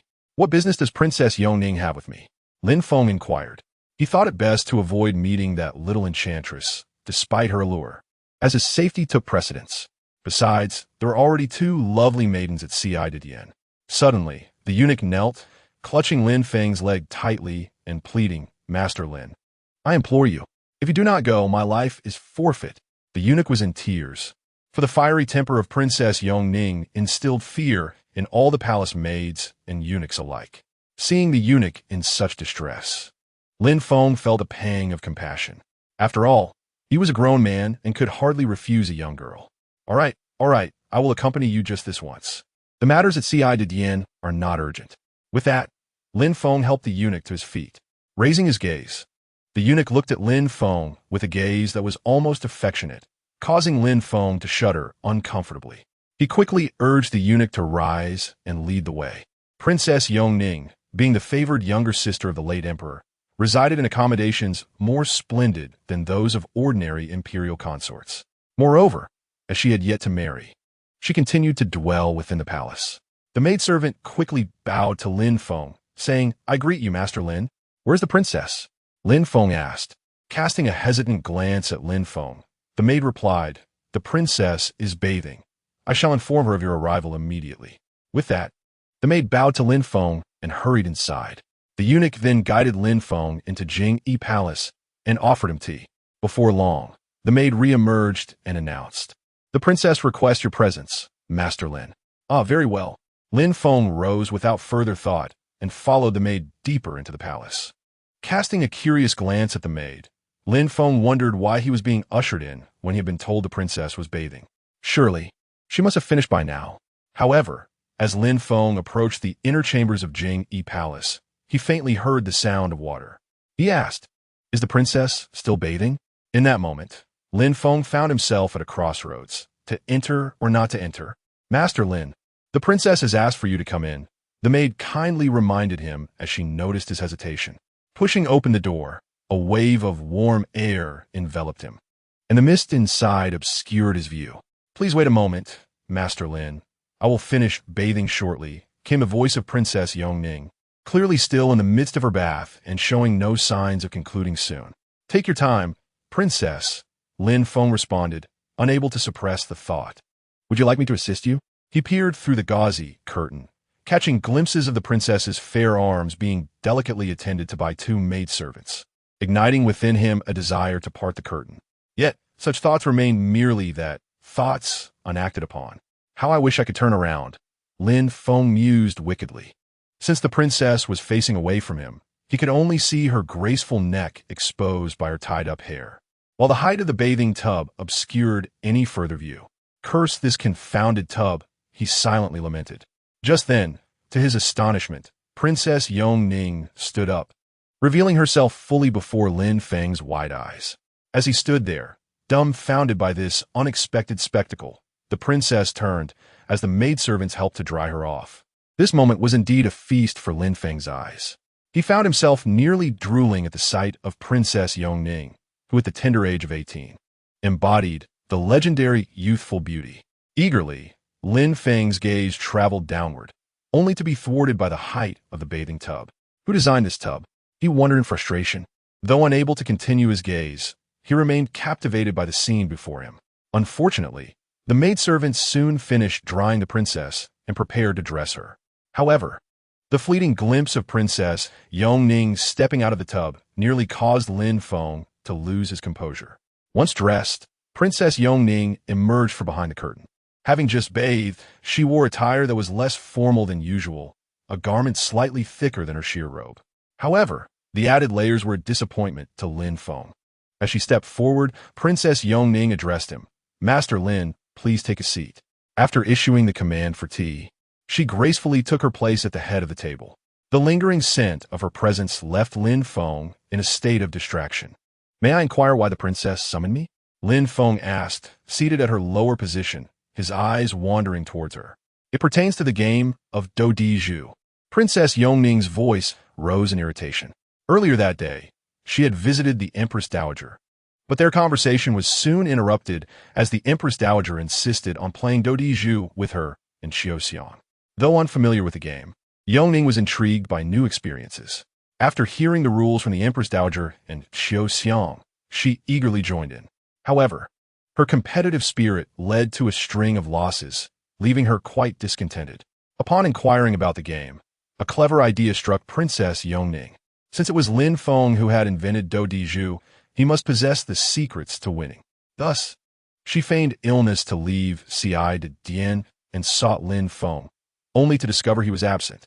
Reluctantly, she resorted to waiting for him, dispatching a young eunuch to wait at the palace gates. The moment he appeared, the eunuch was to summon him to Jing-E Palace. Hearing that Princess Yongning sought his expertise on winning dowager, Lin Feng felt a mix of trepidation and amusement. Alas, I possess no secret techniques, he thought. Yet, observing her eagerness, he knew it was best to offer her some insights. Princess Yongning, dowager is a game of skill and strategy, Lin Feng began, sharing his experiences and knowledge of the game. Although Lin Feng may not be considered a master at dowager, he is undoubtedly an enthusiast of the game, and his skills in this era are indeed unparalleled. Of course, it is worth noting that in this era, there are merely 4 individuals, including himself, who possess the ability to play dowager. As Lin Feng spoke, Princess Yongning listened attentively, occasionally posing questions for him to answer. After much effort, Lin Feng finally shared all his experiences. I had no idea there were so many intricacies to dowager, Princess Yongning remarked, somewhat astonished after hearing Lin Feng's explanation. Chapter 26. Entertainment activities in the palace. Indeed, dowager is a skillful endeavor. Princess, with your grasp of these strategies, you should encounter no difficulties, Lin Feng assured Princess Yongning. Is that so? Then I must seek out my sister-in-law to play, she replied, disregarding Lin Feng as she urged the palace maid to assist her in changing her attire in preparation for visiting the Sea Hall. The following day, after Lin Feng had completed his morning ablutions, the head of the guards, Lu Shuai, approached to report that Qi Heihu had arrived. Upon hearing this news, Lin Feng was somewhat surprised. Could it be that evidence against Li Henny had been uncovered so swiftly? It seemed that indeed, no secret remained hidden. However, if the evidence against Li Henny were so easily found, why had Prime Minister Liu Ruffing not utilized it to strike against him? Upon entering the parlor, Lin Feng observed Qi Heihu seated there. As soon as Qi Heihu noticed Lin Feng's arrival, he quickly rose and bowed, saying, I pay my respects to you, my lord. Has Lord Qi come early to share some good news with me? Lin Feng inquired with a smile. Casting a somewhat constrained glance at Lin Feng, Qi Heihu replied, My subordinate has uncovered a rather significant piece of information. Although it does not pertain to Right Prime Minister Li Henny, it concerns one of his trusted confidants. Oh, what is this information? Lin Feng asked. One of my subordinates overheard a conversation at a tavern. Qi Heihu continued. During the imperial examination 2 years ago, a candidate from Fuzhou allegedly secured his position as a successful scholar through bribery of the then Vice Minister of Rights, Lan Yiqing. As Qi Heihu spoke, he watched Lin Feng's expression closely. Noticing Lin Feng remained unfazed, Qi Heihu hesitated, unsure whether to continue. Seeing Qi Heihu's reluctance to proceed, Lin Feng raised his gaze and asked, Why have you stopped? Yes, my lord. I shall continue, Qi Heihu responded. This matter was disclosed by the scholar in a drunken state after his success. Thus its veracity remains uncertain. However, I have ascertained that this scholar is currently serving as a tongpan in the capital. You may wish to send someone to apprehend him for questioning. What is the scholar's name? Lin Feng inquired. Zui, Ji Heihu answered it. You have done well. Instruct your men to continue their investigation and strive to uncover more valuable information. Lin Feng encouraged Qi Heihu, commending him for his diligence. Thank you, my lord. I shall devote myself wholeheartedly to your service, Qi Heihu replied, clasping his fists in gratitude. Initially, he had feared Lin Feng might be displeased, but Lin Feng's satisfaction instilled in him a newfound confidence. It seemed that the tasks Lin Feng assigned were not insurmountable. Just as Lin Feng stepped over the threshold into the parlor, Liu Ruffing spoke up. I wonder what brings Lord Lin to our humble abode today. I apologize for making you wait. As he spoke, Liu Ruffing entered and took a seat at the main position. Minister Liu is busy with state affairs, while I am but a mere idler who enjoys wandering about. Today, I found my way to your esteemed presence, and I hope you do not mind. Lin Feng responded with a light-hearted tone. Although he had important matters to discuss, there was no need to rush, and the parlor was not the most suitable venue for such discussions. Not at all, Lord Lin. Your presence brings great honor to my humble abode, Liu Ruffing replied, taking a sip from the teacup presented by a servant. Minister Liu appears troubled. Is there something weighing on your mind within the court? Lin Feng inquired. With a resigned smile, Liu Ruffing replied, The affairs of the court are dictated by Prime Minister Li, and as an idle individual, I have little cause for concern.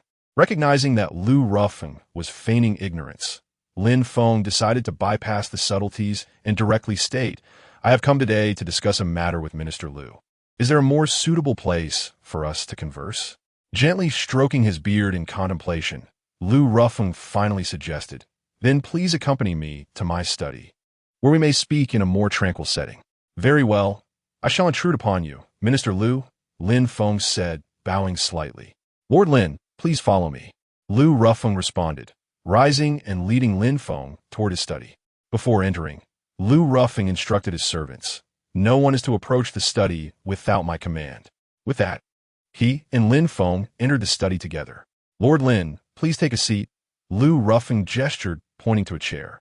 Once Lin Feng was seated, Lu Rufeng inquired, what matters do you wish to discuss with me? Here is just the two of us, so you may speak freely. Glancing at Lu Rufeng, Lin Feng began. Do you know why the late emperor appointed you as left prime minister before his passing? Standing, Lin Feng addressed Lu Rufeng, saying, Minister Lu, as you have noted, it is just the two of us here. There is no need for such formalities. What do you mean by that, Lord Lin? Lu Rufeng asked, feigning confusion. After pacing a few steps in Lu Rufeng's study, Lin Feng continued, since Minister Lu does not comprehend the late emperor's intentions, allow me to elucidate. The emperor, being young, was concerned about the influence of powerful ministers like Li Heni, fearing that Li might usurp authority.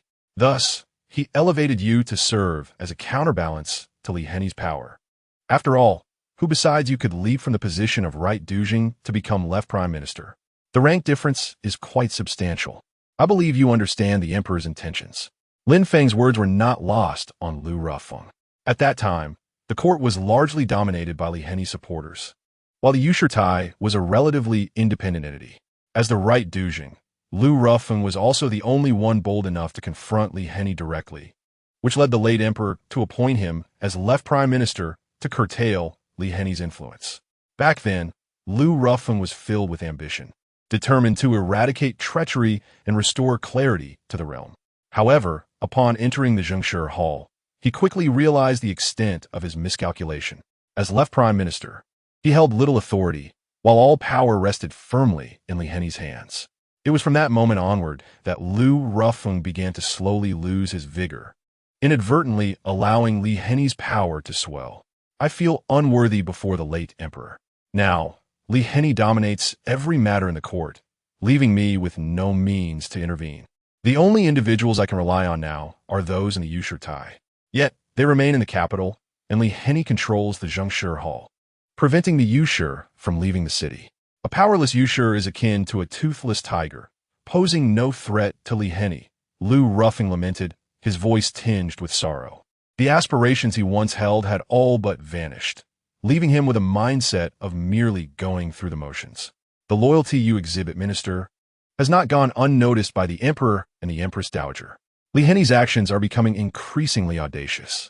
He seeks not only to monopolize power, but also aims to secure an official title. Should the court acquiesce to his request for a noble title, it will not be long before he demands to be recognized as a king, even harboring ambitions of treason. Thus, the empress dowager is gravely concerned. As a trusted minister of the late emperor, the weight of responsibility upon you is immense, Lin Feng expressed earnestly to Lu Rufeng. With a heavy sigh, Lu Rufeng replied, I am indeed powerless in my current position. It is not only officials in the capital. Even many of the governors in the 14 provinces are disciples of Li Heni. Over the years, Li Heni has all but eliminated any opposition. Indeed, it is precisely for this reason that the Empress Dowager is concerned. Should Li Heni continue to develop unchecked, who in the court would be able to rein him in? Lin Feng expressed his worries with a heavy heart. His current objective is to incite Lu Rufeng to take action against Li Heni. I feel deeply remorseful towards the late emperor and the Empress Dowager, Lu Rufeng lamented, tears welling in his eyes. Approaching Lu Rufeng, Lin Feng offered some words of comfort before stating, Minister Lu, the Empress Dowager is preparing to take measures against Li Heni, and your assistance will be required. What orders does the Empress Dowager have? Lu Rufeng inquired. My sources have revealed that 3 years ago, during the imperial examination, a candidate from Fuzhou bribed the then examiner, the Vice Minister of Rights, Lan Yiqing, and my subordinates have discovered that this individual is none other than Zhu Yi, the current judge of the capital. Might this information help us eliminate some of Li Henian's supporters? Lin Feng posed a question. This sort of matter is undoubtedly within the expertise of Lu Rufeng, who hails from the censorate. With just one confession, a whole network could soon be implicated. The issue of exam fraud is indeed serious, but it remains uncertain whether there is solid evidence. Without concrete proof, I fear Li Henian will vehemently deny any wrongdoing, which may inadvertently alert him and give him time to prepare. Lu Rufeng cautioned Lin Feng. If it were an ordinary person, Lu Rufeng would have been more confident. However, dealing with Li Henian's associates complicates matters. After pacing thoughtfully for a moment, Lin Feng declared confidently, "Rest assured, Minister Lu, with the Empress Dowager's support, your efforts should not be overly taxing. Moreover, you command a cohort of hundreds of censors. Surely, they are not idle. Haha, you are indeed thorough in your considerations." Lin Gonggong, Lu Rufeng replied. With the Empress Dowager's backing, the success of this endeavor feels assured. When it comes to evidence, censors often act without it when making accusations. Besides, aren't there witnesses? Under severe interrogation, one cannot evade the truth. Nevertheless, Lu Rufeng resolved not to resort to extreme measures unless absolutely necessary, as such evidence would lack credibility.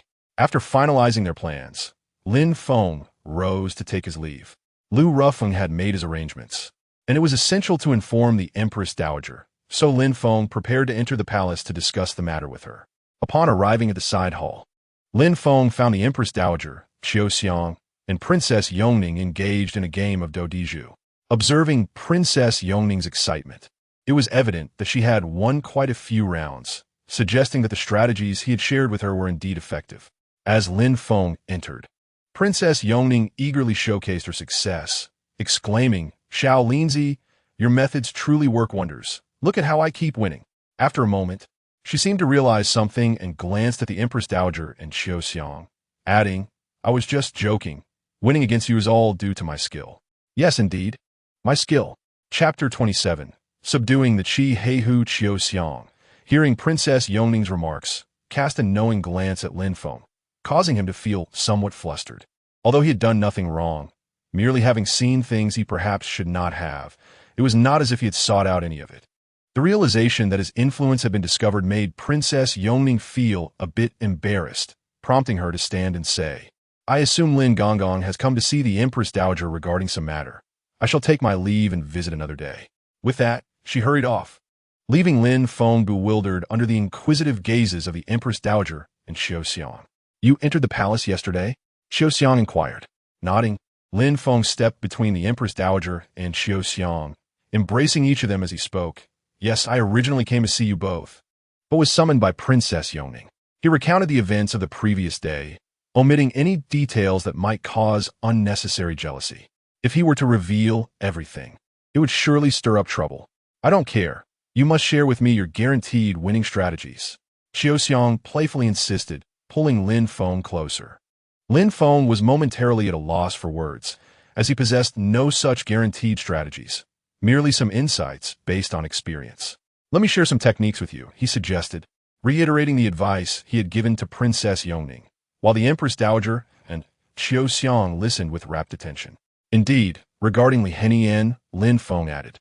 Nodding thoughtfully, the Empress Dowager rose and said, "Let us discuss this further in the inner chamber." With that, she led the way, and Lin Feng quickly followed, while Qiu Xiang went to prepare tea for them. "What is the situation?" the Empress Dowager asked, barely able to contain her anticipation as they entered. "You seem quite anxious," Lin Feng remarked, lightly patting the Empress Dowager's waist, which set his heart aflutter. Casting a disapproving glance at him, the Empress Dowager settled into a chair and replied, "How can I not be anxious? Li Henian is becoming increasingly audacious. He even aspires to assume the position of Tai Wei in the Military Affairs Commission. He seeks to consolidate both military and political power. Should he gain control of the army, he may well be preparing for a coup." "Li Henian has begun plotting for the Military Affairs Commission?" Lin Feng questioned. The Military Affairs Commission is the supreme command body for all armies in the Yin dynasty, ostensibly overseeing the entire military, yet lacking direct troop deployment authority, which must be ordered through the Ministry of War. Its primary responsibilities involve the appointment and selection of generals and the issuance of seals. Currently, Li Henian's faction controls the Ministry of War, granting them troop deployment authority. But they must still receive orders from the Military Affairs Commission, which remains outside of Li Henian's control. Thus, whether he can seize the Military Affairs Commission is crucial to his ambitions for a coup. What is the current state of the Military Affairs Commission? Lin Feng inquired. To be honest, Lin Feng had not given much thought to the Military Affairs Commission. The former Tai Wei was the Empress Dowager's father, the current emperor's maternal grandfather, the renowned General Zhao Qing. The Military Affairs Commission primarily manages the appointments of military officers, and its main goal is to curb the power of the Ministry of War. His father has always been diligent. Even from the frontier, he still attends to significant matters concerning the Military Affairs Commission. However, being away from the capital complicates the handling of affairs, which Li Henian and his allies exploit as an excuse to pressure his father into relinquishing control of the Military Affairs Commission. The Empress Dowager seemed to recall Li Henian's various actions, and her expression darkened with anger. After a moment of contemplation, Lin Feng asked, "Are there suitable candidates in the court for the position of Tai Wei in the Military Affairs Commission?" Li Henian's argument is indeed compelling. If you're not in the capital, how can you manage affairs? Thus, relinquishing this position seems prudent. Reflecting on the available ministers, the Empress Dowager replied, "Currently, the only suitable candidate is the Grand Tutor, but his advanced age may also serve as an excuse for Li Henian to attack." Upon hearing the Empress Dowager mention the Grand Tutor, Lin Feng recalled that he was among those exempt from kneeling during the moon viewing feast. Yet, when the Empress Dowager had inquired about his opinion, he had remained silent, clearly reluctant to offend Li Henian. Even if appointed as Tai Wei, he would likely decline, and if pressed, would merely hold the title without opposing Li Henian directly. Thus, he is certainly not an appropriate choice. The Grand Tutor will not suffice. Lin Feng expressed his thoughts. The best defense is a good offense. If we can embroil Li Henian in chaos, he will have no time to consider this matter. As he spoke, Lin Feng shared the plans he had devised with Lu Rufeng with the Empress Dowager. After attentively considering Lin Feng's words, the Empress Dowager reflected on the situation and remarked, "This matter indeed holds the potential to be both significant and trivial. Yet toppling Li Henian will not be an easy feat in the end. It may just result in the sacrifice of a scapegoat. Even so, it was enough to give Li Henian a headache for a while. Moreover, I firmly believe that Lu Rufeng harbors the deepest resentment towards Li Henian among the court. This matter will undoubtedly provide Lu Rufeng with an opportunity to exploit. With so many censors in the court, Li Henian's days will certainly not be easy. Seizing this opportunity to eliminate some of Li Henian's supporters should pose no significant challenge." Lin Feng reassured, alleviating the Empress Dowager's concerns. If the Empress Dowager wavers, it might lead Lu Rufeng to perceive Lin Feng as merely a tool, which could ultimately drive Lu Rufeng to align himself with Li Henian instead. Nodding, the Empress Dowager replied, "While that may be true in theory, implementing it will certainly present numerous challenges. If it were so simple, Lu Rufeng would have acted long ago. Why would he wait until now?" Lin Feng continued, "Lu Rufeng will find a way. After years of navigating the intricacies of the political arena, he is not one to be underestimated." "Let us hope so," sighed the Empress Dowager. It was evident that she held little faith in Lu Rufeng, especially when compared to Li Henian, whom she considered far more formidable. Lu Rufeng's only allies were those powerless censors, while Li Henian was backed by a cadre of influential officials. Sensing the Empress Dowager's pessimism, Lin Feng interjected, "Your Majesty, at this juncture, we must demonstrate to those discontented courtiers that the court shares their grievances against Li Henian. Only then will they muster the courage to unite and strive to bring him down." "Indeed, you are correct. I have been overly negative," the Empress Dowager conceded. "Rest assured, I shall attend tomorrow's morning court session, and I will ensure that all officials are aware of my presence. I cannot allow them to lose faith in the royal family." However, as soon as she uttered these words, the Empress Dowager felt a pang of self-deception. "I wonder how many officials remain unaffiliated with Li Henian's faction. Over the past year, he has wielded his power to eliminate dissenters and cultivate his allies, effectively transforming many provinces into his personal domain. Most officials in those provinces owe their positions to him. Li Henian has become a colossal force. We can only gradually clip his wings. This process cannot be rushed. Lest it backfire, Lin Feng cautioned the Empress Dowager. If we push him too hard, he may resort to a coup, and the emperor would find himself in a precarious position. Even if Li Henian's coup fails, he could easily flee the capital, and those princes stationed across the regions would likely welcome him. With Li Henian's support, they would become even more formidable, potentially leading to chaos throughout the realm. The Empress Dowager nodded, acknowledging the gravity of the situation. I understand the stakes involved. Were it not for the fear of provoking Li Henian, I would have already sent someone to apprehend him. Although he wields immense power, he has yet to extend his influence into the military. That is reassuring. Let us deliberate on the matters for tomorrow's court session, Lin Feng suggested, proceeding to discuss his plans with the Empress Dowager, ensuring she was well informed. That evening, Lin Feng chose to remain in the palace for the night. As they were to attend the morning court session the next day, Lin Feng, the Empress Dowager, and Xiaoxiang refrained from indulgence and retired early. The following morning, Lin Feng rose early, tidied himself, and, after enjoying breakfast prepared by the imperial kitchen, accompanied the Empress Dowager to the Qingjing Hall. Strangely, he felt a twinge of anxiety. They were to confront Li Henian, a master of political stratagems. Would he succeed? Lin Feng pondered this with a significant sense of uncertainty. However, the thought of having Lu Rufeng, an equally seasoned official, as an ally calmed his nerves. Even if their attempt were to fail, it would not bring any trouble to the Empress Dowager or himself. Both the Empress Dowager and Lu Rufeng were well aware of this. If they did fail, the consequences would rest solely on Lu Rufeng's shoulders. As the Empress Dowager would not absolve him, she might, in fact, turn against him, a reality that Lu Rufeng understood all too well. It was precisely for this reason that Lu Rufeng had agreed to assist Lin Feng, instilling Lin Feng with confidence in the likelihood of success. If that were not the case, why would Lu Rufeng take such a significant risk? Could it be that Lu Rufeng was truly the kind of steadfast loyalist? Lin Feng found it hard to believe, as did Lu Rufeng himself. At their level, notions of loyalty to the emperor and patriotism had long been cast aside. Do you believe we can bring down Li Henian today?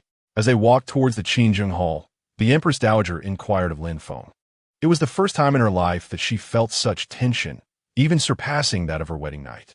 Lin Feng nodded affirmatively. We will succeed.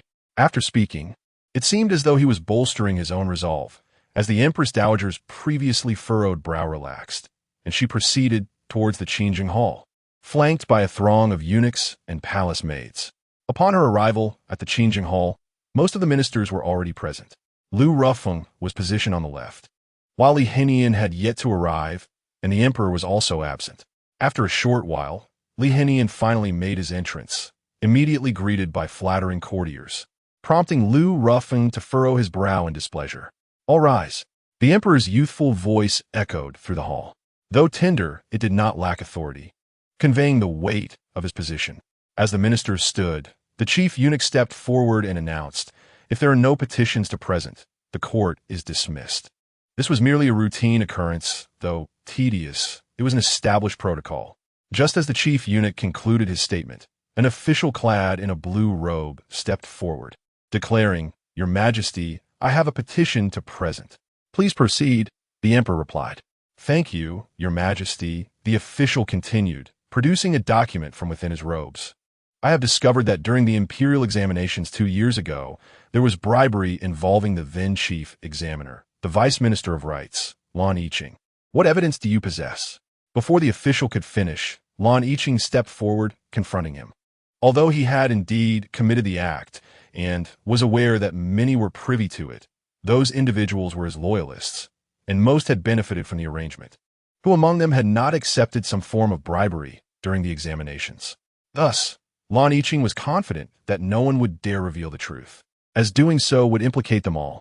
Upon hearing the official's petition, the emperor glanced at Li Henian's position, unsure of how to respond. He knew that Lan Yiqing was one of Li Henian's favored disciples, and now he found himself at a loss on how to handle the situation.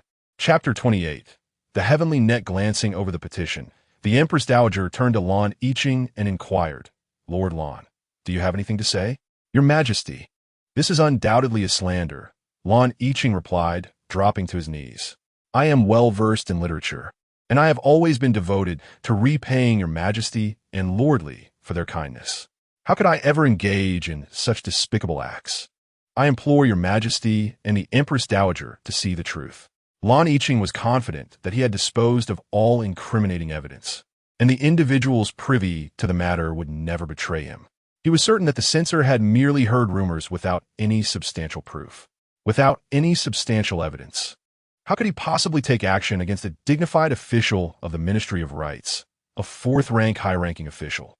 Casting a glance at the pretentious Lan Yiqing, the censors continued. Your Majesty, Empress Dowager, I possess an autographed letter from Lord Lan to that examinee from years past. I implore your Majesty and the Empress Dowager to review it. As he spoke, the censor produced a letter from his bosom and presented it with both hands. Lin Feng hurriedly descended to retrieve the letter, his heart stirred with astonishment.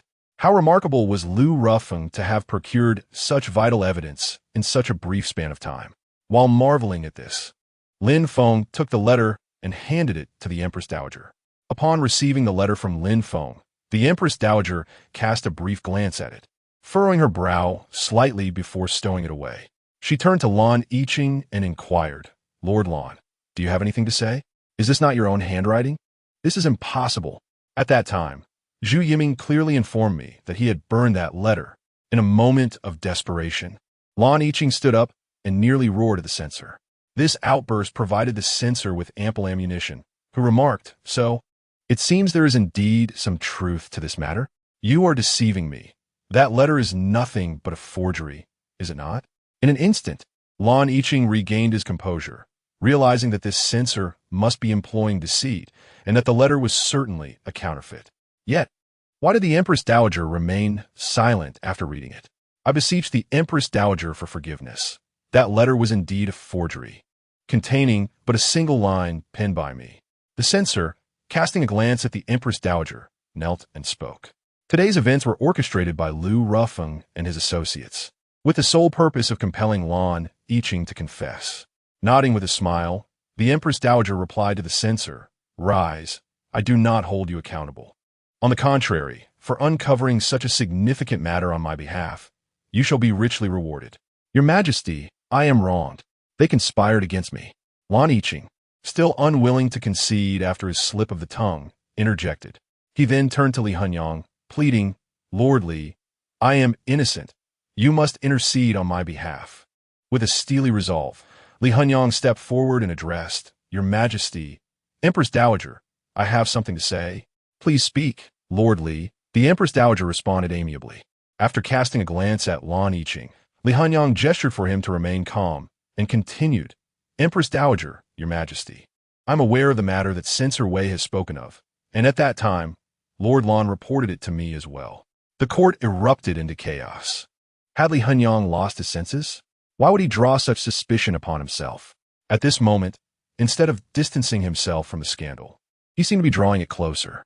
Many officials aligned with Li Hunyang began to reconsider their allegiance, pondering whether they should express loyalty to Lu Rufeng and seek refuge under his wing as the tide turned.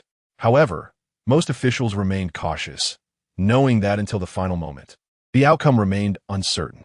After all, Li Hunyang was an astute old fox, unlikely to engage in a reckless gamble. Does this imply that Minister Li was also involved? The Empress Dowager inquired, her heart swelling with delight. Could it be possible to topple Li Hunyang so swiftly? It seemed almost unfathomable. Surely, he could not be so foolish. Did ulterior motives lurk behind this?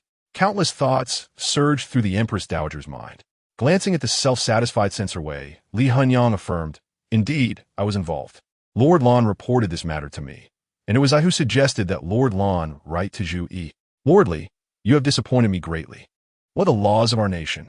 Guards, take these two away. The Empress Dowager feigned outrage while secretly reveling in her triumph. She had managed to bring down Li Hunyang so effortlessly. At that moment, the courtiers realized the true cunning of Li Hunyang. If the letter was indeed a forgery, then its contents remained unknown to anyone, allowing them to assert whatever they wished regarding its content. I merely wrote some encouraging words to the examinee. There is nothing against the rules in that. What can the censor do to me? Your Majesty, summon Zhu Yi to confront me directly. Censor Wei spoke urgently. The favorable situation had unexpectedly unraveled, leaving their night of plotting in vain.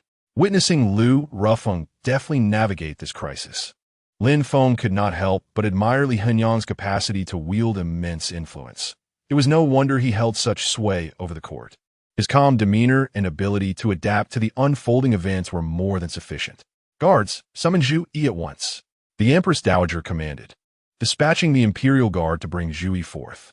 Though she understood that even if Zhu Yi arrived, it was unlikely to alter Lan Yiqing's fate, she still clung to a glimmer of hope for a miracle. Your servant pays respects to your Majesty. Long live the Emperor. After bowing to the Emperor, Zhu Yi remained kneeling, afraid to raise his gaze, fearing what had warranted such a grand summons. Zhu Yi, I asked you during the imperial examination 2 years ago, did you not present a gift to Lord Lan Yiqing? The Empress Dowager inquired, determined to prevent Li Hanyang from conspiring with Zhu Yi. With a fleeting glance at the seemingly unconcerned Li Hanyang and Lan Yiqing, Zhu Yi pondered whether the past had been revealed. If that were the case, how could Lan Yiqing still stand there and skate? Moreover, the Imperial Guard had not brought him directly to the Dali Temple, but had instead brought him to the Golden Lawn Hall, suggesting that the matter had yet to be fully uncovered, and perhaps the Emperor and Empress Dowager had only heard rumors. Realizing this, Zhu Yi understood how to proceed. Your Majesty, I assure you my success in the examination was due to my genuine talent and knowledge. Someone must be slandering me, claiming I bribed Lord Lan. I beseech your Majesty and the Empress Dowager to see through this, Zhu Yi professed, adopting an expression of profound grievance as he addressed the Empress Dowager. Did Lord Lan ever write to you? The Empress Dowager pressed further. Feigning contemplation, Zhu Yi replied, Empress Dowager, this matter is rather distant in the past. I cannot recall. However, as fellow townsmen, Lord Lan and I have exchanged letters, and it is possible that we corresponded prior to the examination, but the specifics elude me. Realizing that this endeavor had reached a dead end, Lin Feng could only sigh. The time frame was too short, and they lacked conclusive evidence. Initially, they had hoped to catch Lan Yiqing off guard, believing he was inexperienced, but ultimately, Li Hanyang had deftly neutralized the situation. Shaking his head at the censors behind him, Li Hanyang signaled them to cease their struggles. There was no turning back from this point.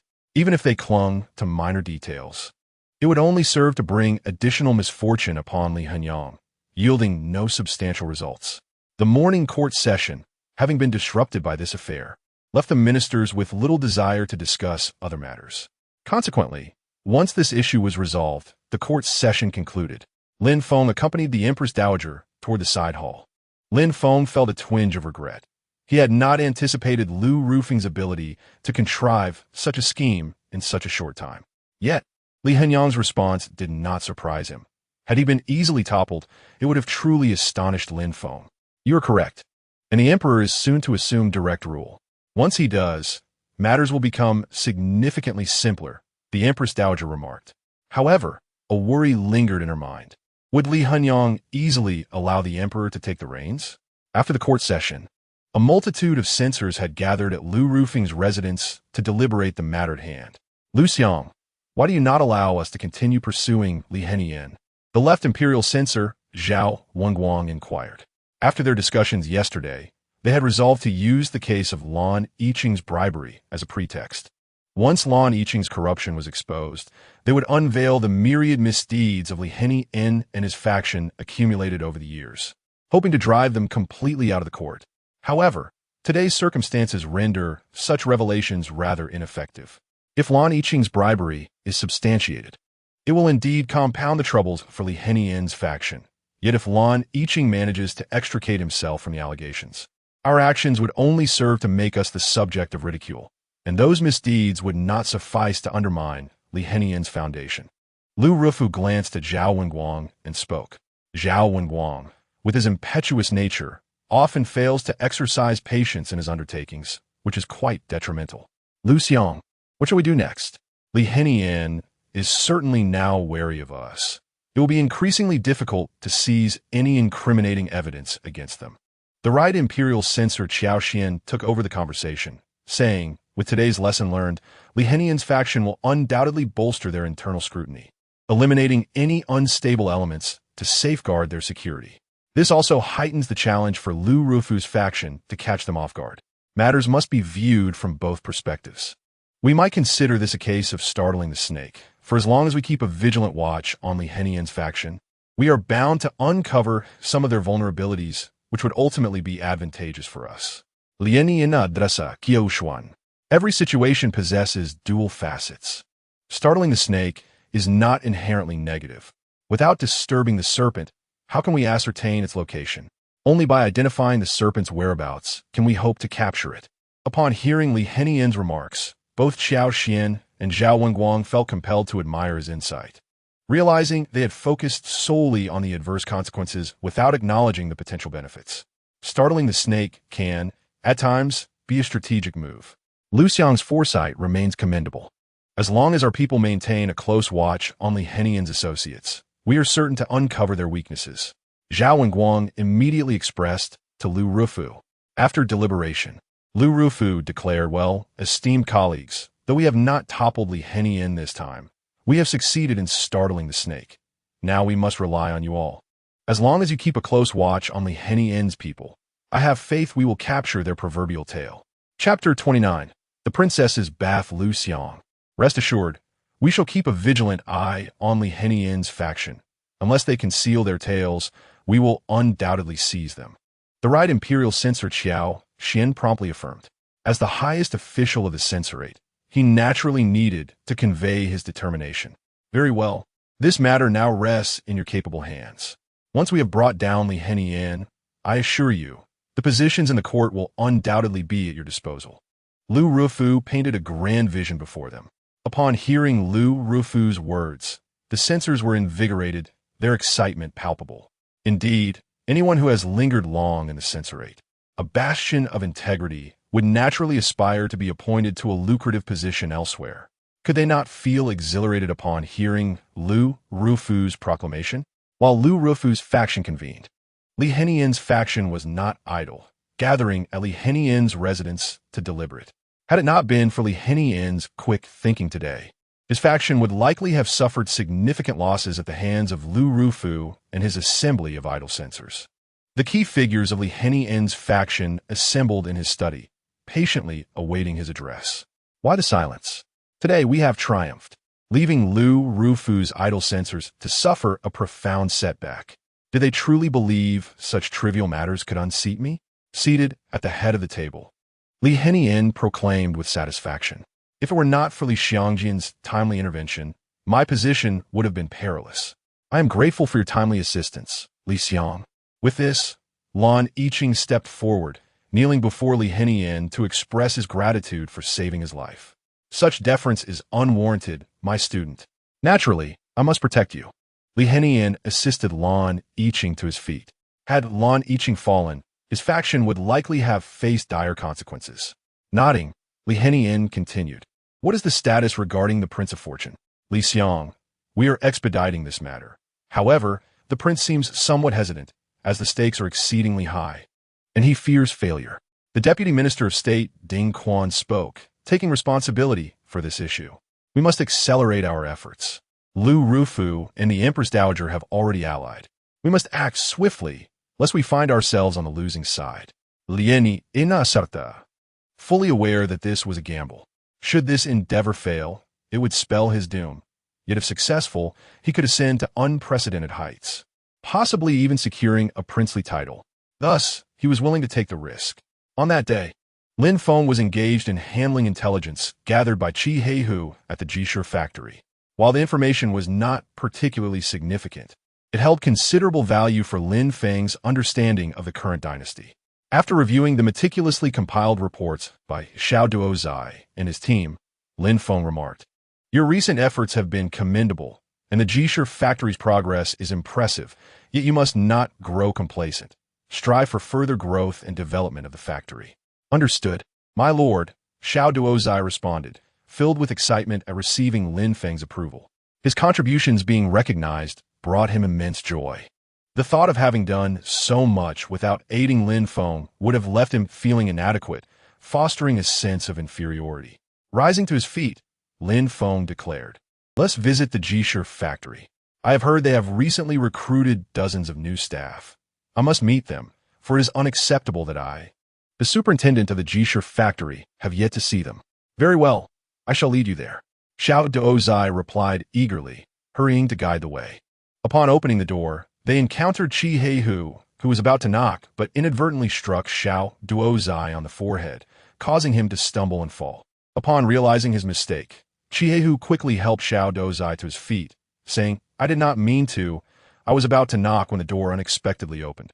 Rubbing his forehead, Xiao Duozai reassured him, "It is quite all right, no harm done." Even though Xiao Duozai was unfazed, Qi Heihu insisted, "I shall treat you to a meal another day as an apology. I am in a hurry today to seek an audience with the Lord. If you have urgent matters, do attend to them. I shall take my leave now," Xiao Duozai said, bowing to Lin Feng before exiting, ensuring to close the door behind him to prevent any sensitive discussions from being overheard. Receiving the letter, Lin Feng opened it, and with each line, his brow furrowed deeper. If this were to be disclosed, it would undoubtedly create a seismic shift, inciting fear within the court, and Li Henian would undoubtedly revel in the chaos. Unbeknownst to Lin Feng, the matter was intrinsically linked to Li Henian, who had orchestrated it all. Safeguarding the letter, Lin Feng turned to Qi Heihu and inquired, "Apart from you, who else is aware of this?" The leader of the Nanjing branch, and aside from him, a few subordinates involved in intelligence gathering. "The number of people in the know is limited," Qi Heihu replied, his expression grave. Recalling how he had been stunned for a full 3 seconds upon first reading the news before racing to Lin Feng's residence, only to find him absent and instead heading to the Jisher factory. This matter must remain confidential. Immediately issue a command to the Tangzhou of Nanjing province, ensuring that this incident does not become public. Furthermore, those subordinate personnel must strictly limit their movements to prevent any leaks. Lin Feng instructed Qi Heihu, "The gravity of the situation is immense. If it were to be disclosed prematurely, it could lead to numerous unnecessary complications or even escalate into an uncontrollable crisis."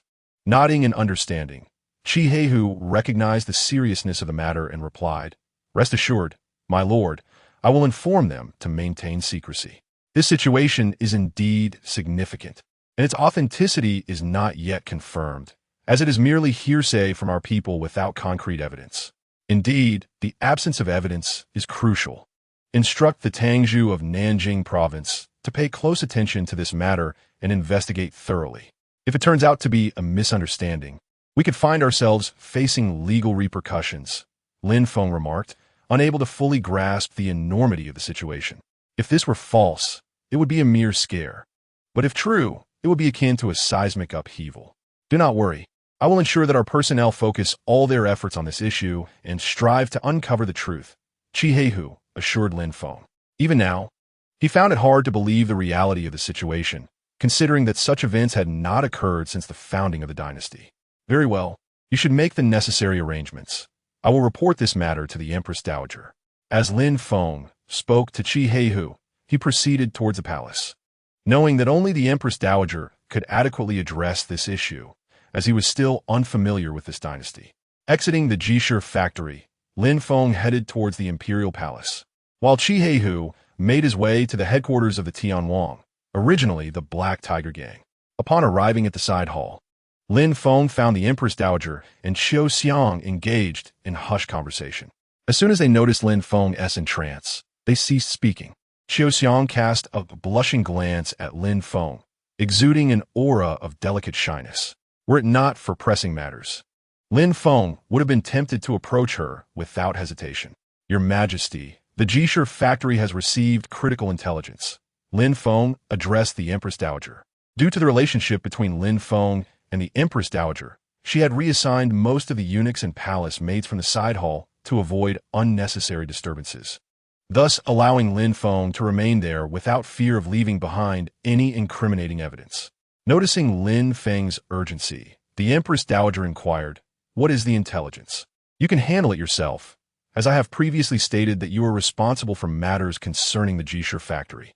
"Your Majesty, this is something I cannot manage alone," Lin Feng replied, producing the letter from his pocket and presenting it to her. The Empress Dowager unfolded the letter and began to read it carefully. Upon merely glancing at the beginning, her brow furrowed, and she maintained her composure to finish reading. Turning to Lin Feng, she asked, "Is this matter authentic?" "At present, its veracity remains uncertain. However, where there is smoke, there is fire.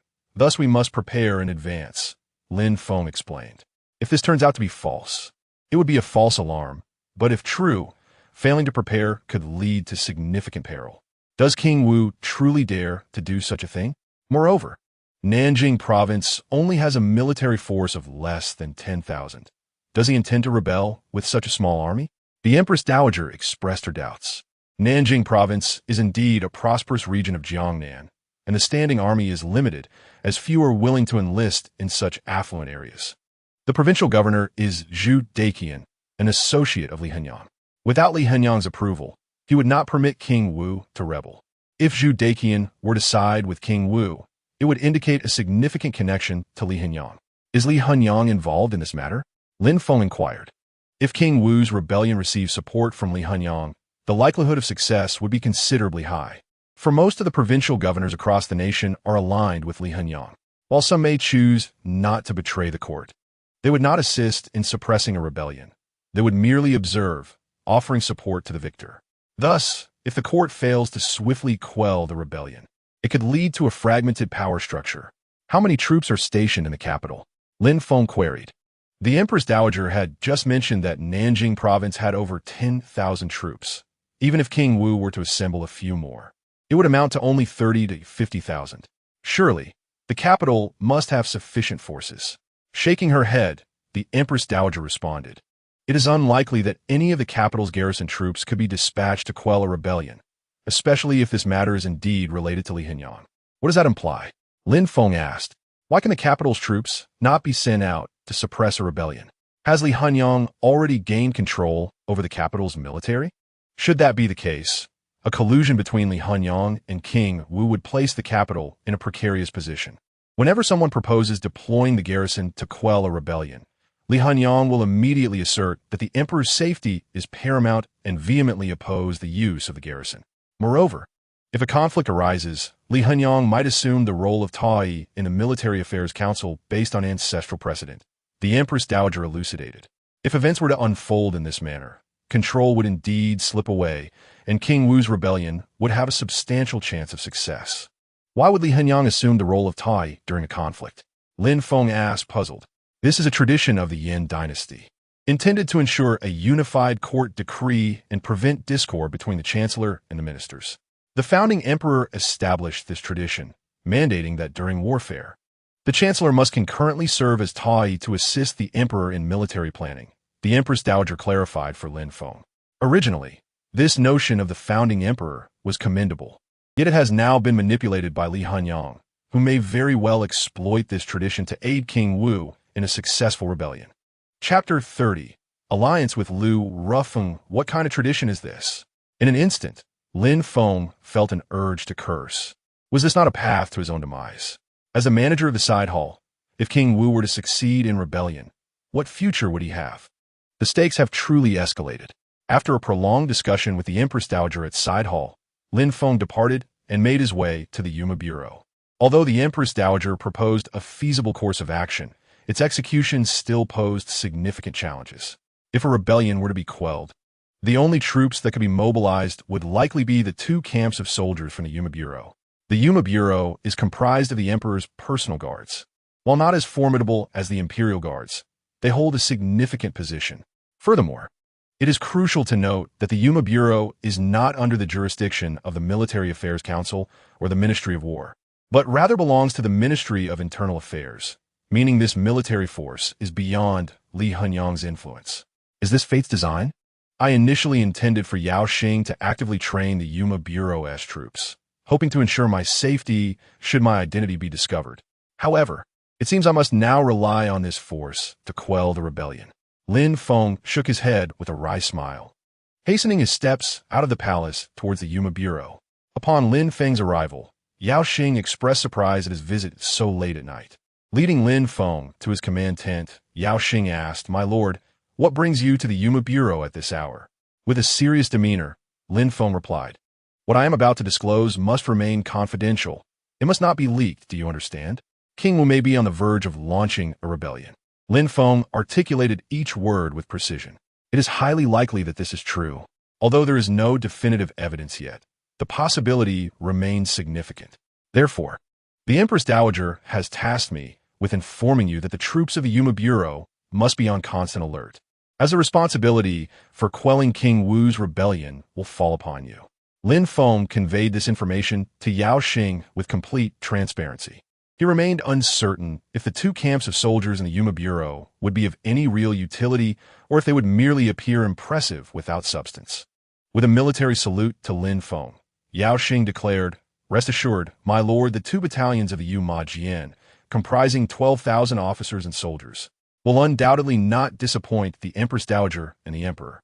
Although Yao Xing was a eunuch, he possessed an inherent fervor reminiscent of manhood.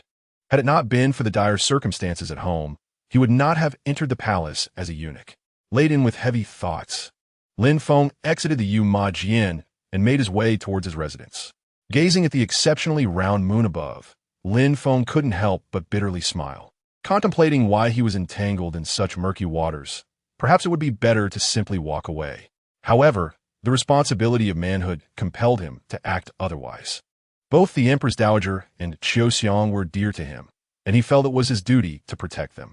Should the capital be breached, it was all too clear that neither the Empress Dowager nor the Emperor would stand a chance of survival, an eventuality Lin Feng could not permit. When soldiers come, let the generals meet them. When water comes, let the earth cover it, Lin Feng reassured himself. After all, he had traversed into this realm to live longer, and in the Yin dynasty, he was blessed with 2 exquisite women. Even if death awaited him, it would not be in vain. Yet, contemplating further, he realized that failure was not a certainty. How many troops could Wang Wu muster? Though he commanded just over 10,000 from the Yuma Jian, he had a continuous influx of reinforcements, representing the court and the greater good. There were also officials who held loyalty to the emperor and love for the nation in high regard, and they might just rally troops to assist in quelling the rebellion. With this thought, the situation within the court appeared less dire. Of course, there remained one final possibility, that the entire situation was fabricated, and Wang Wu had not instigated any rebellion. Such a scenario would be most favorable for Lin Feng. However, the likelihood was minimal. In the subsequent days, no news of Wang Wu's rebellion emerged.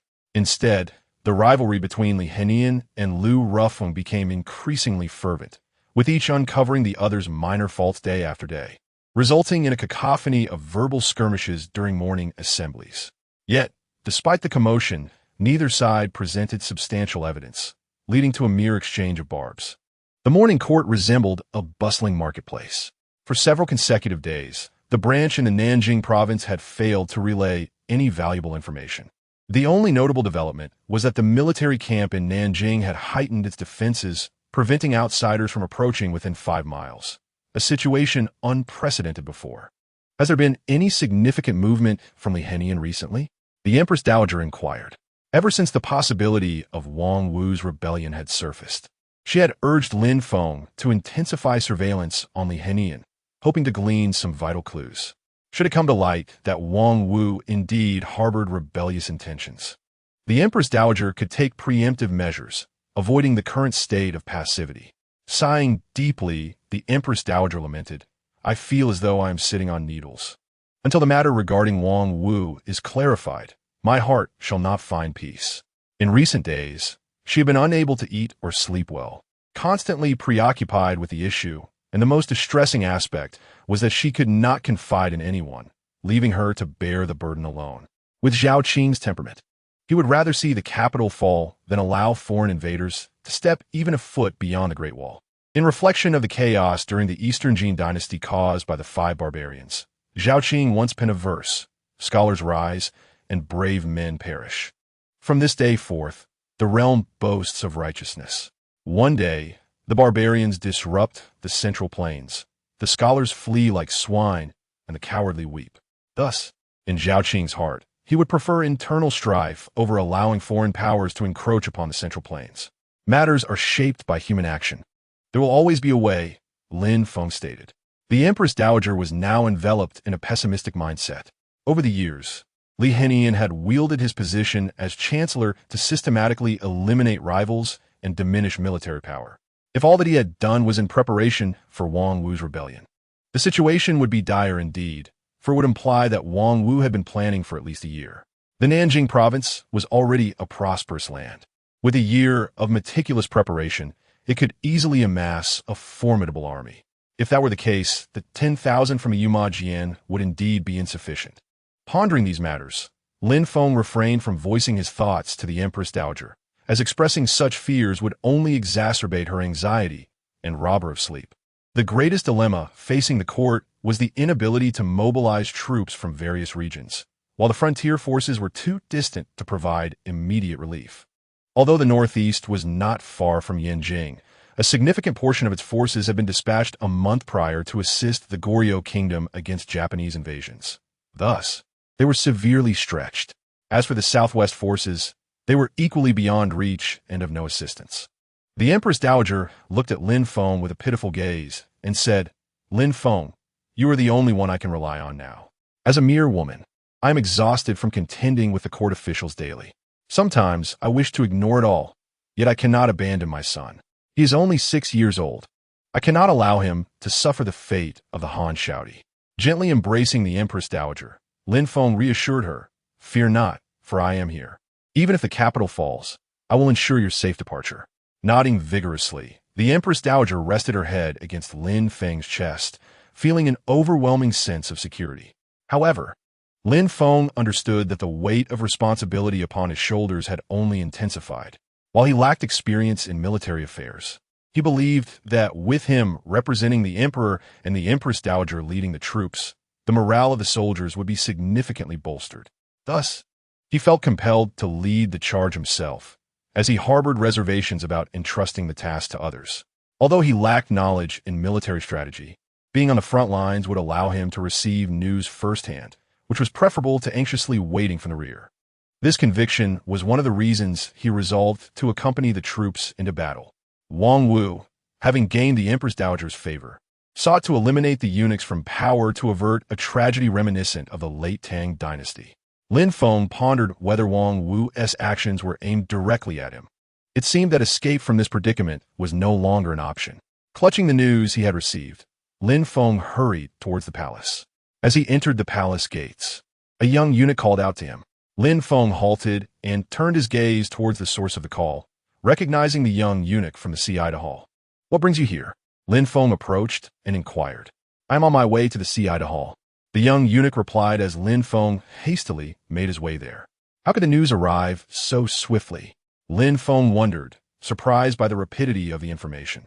He had anticipated it would take at least a day and a half for the news to circulate, yet it seemed to arrive almost simultaneously with his own discovery. It appeared that he had fallen behind in the flow of information. Upon accompanying the Empress Dowager to the Qingjing Hall, Lin Feng found a considerable number of ministers gathered, engaged in hushed discussions. Some officials, less informed, listened intently to their counterparts as they spoke of Wang Wu's rebellion. The emperor has arrived. Almost simultaneously with the Empress Dowager, the emperor made his entrance into the Qingjing Hall. After the ministers briefly bowed in respect, the Right Chancellor, Li Henian, was the first to address the matter of Wang Wu's insurrection. "Do any among you have wise suggestions?" The emperor's youthful voice resonated in the hall. Yet the ministers lowered their heads, none daring to speak up. With Wang Wu mustering an army of 150,000, how many troops could the court possibly mobilize? In such a precarious moment, anyone who stepped forward would be courting death. Silence was the safest course. "Your Majesty, we must swiftly issue orders to mobilize the troops to quell the rebellion." Lu Yi, the deputy minister of war, stepped forth and spoke. Though he understood that remaining silent was the wisest choice, Lu Yi could not restrain himself from voicing his opinion.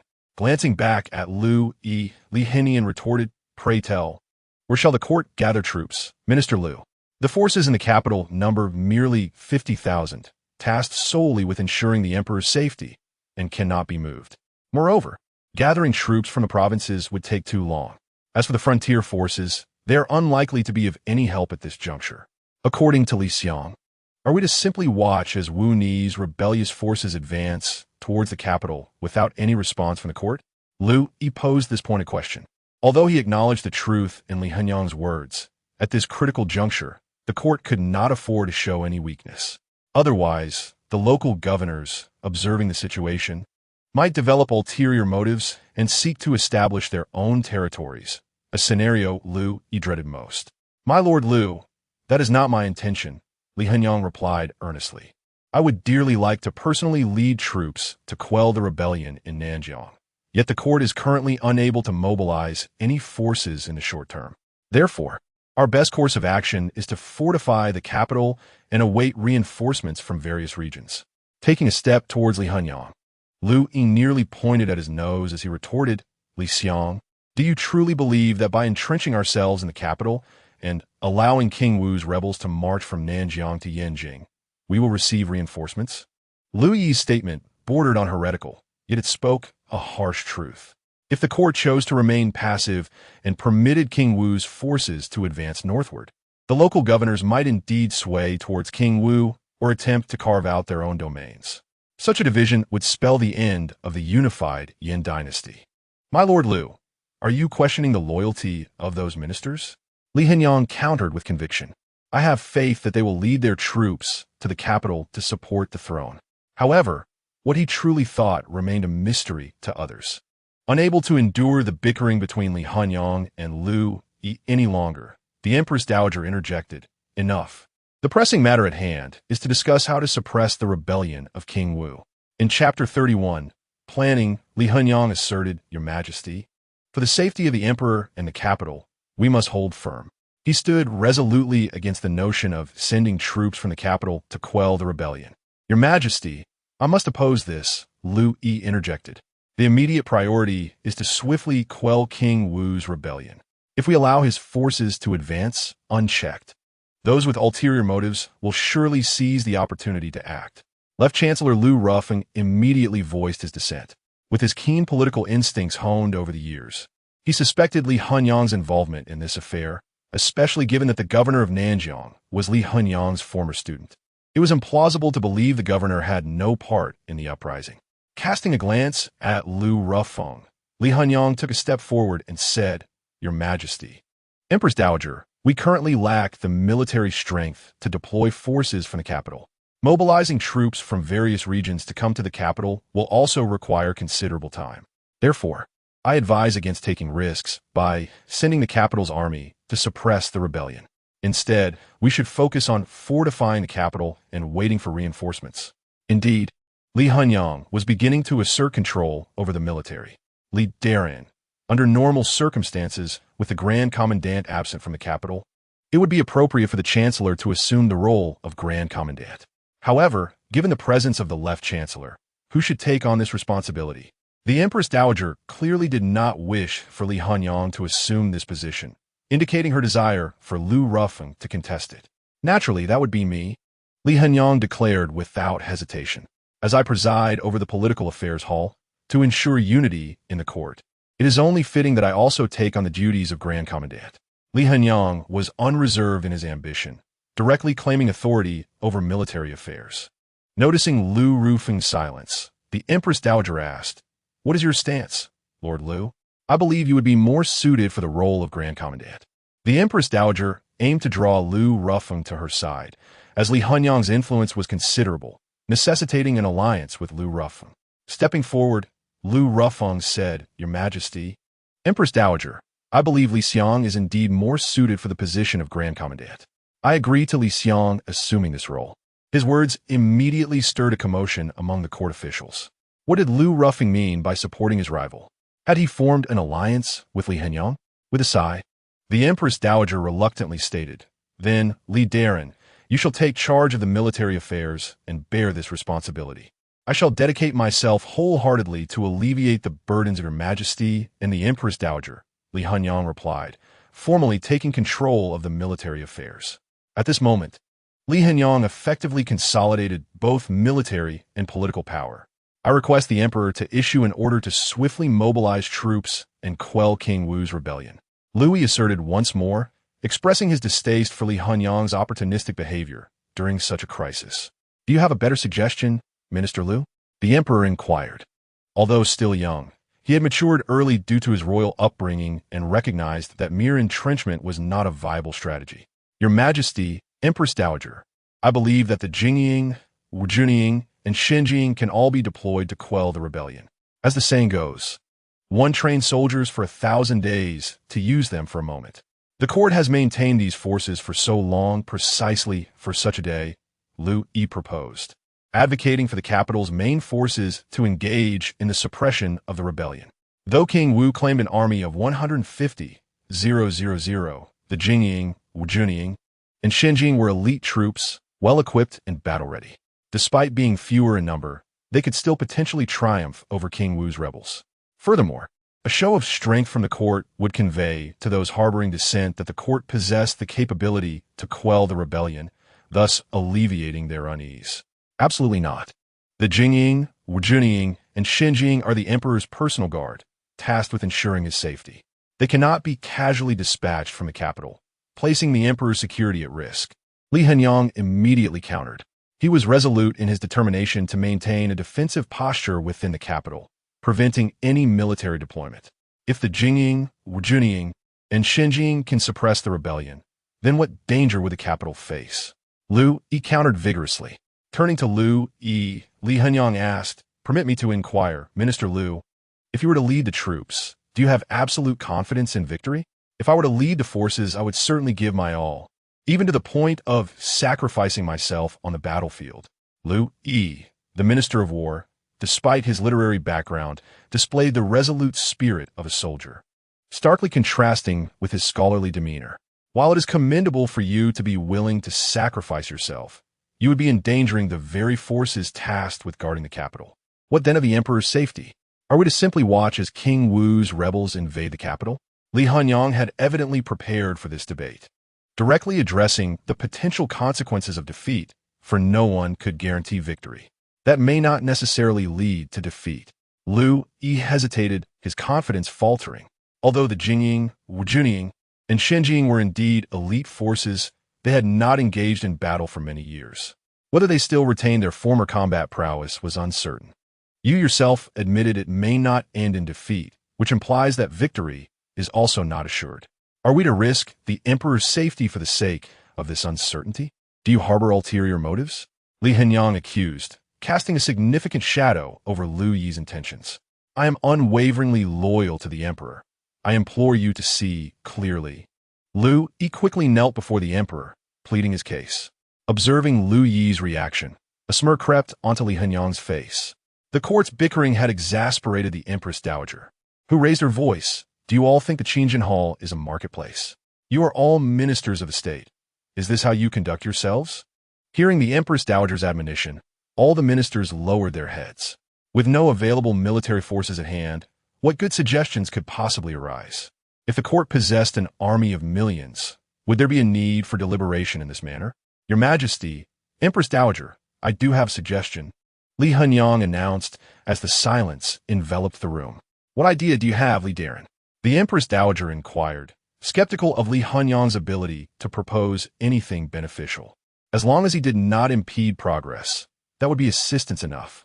Gazing at the emperor seated on the dragon throne and then casting a sly glance at Lin Feng beside the Empress Dowager, he smiled deviously and proposed, Your Majesty. Empress Dowager, my suggestion is to heed King Wu's demands.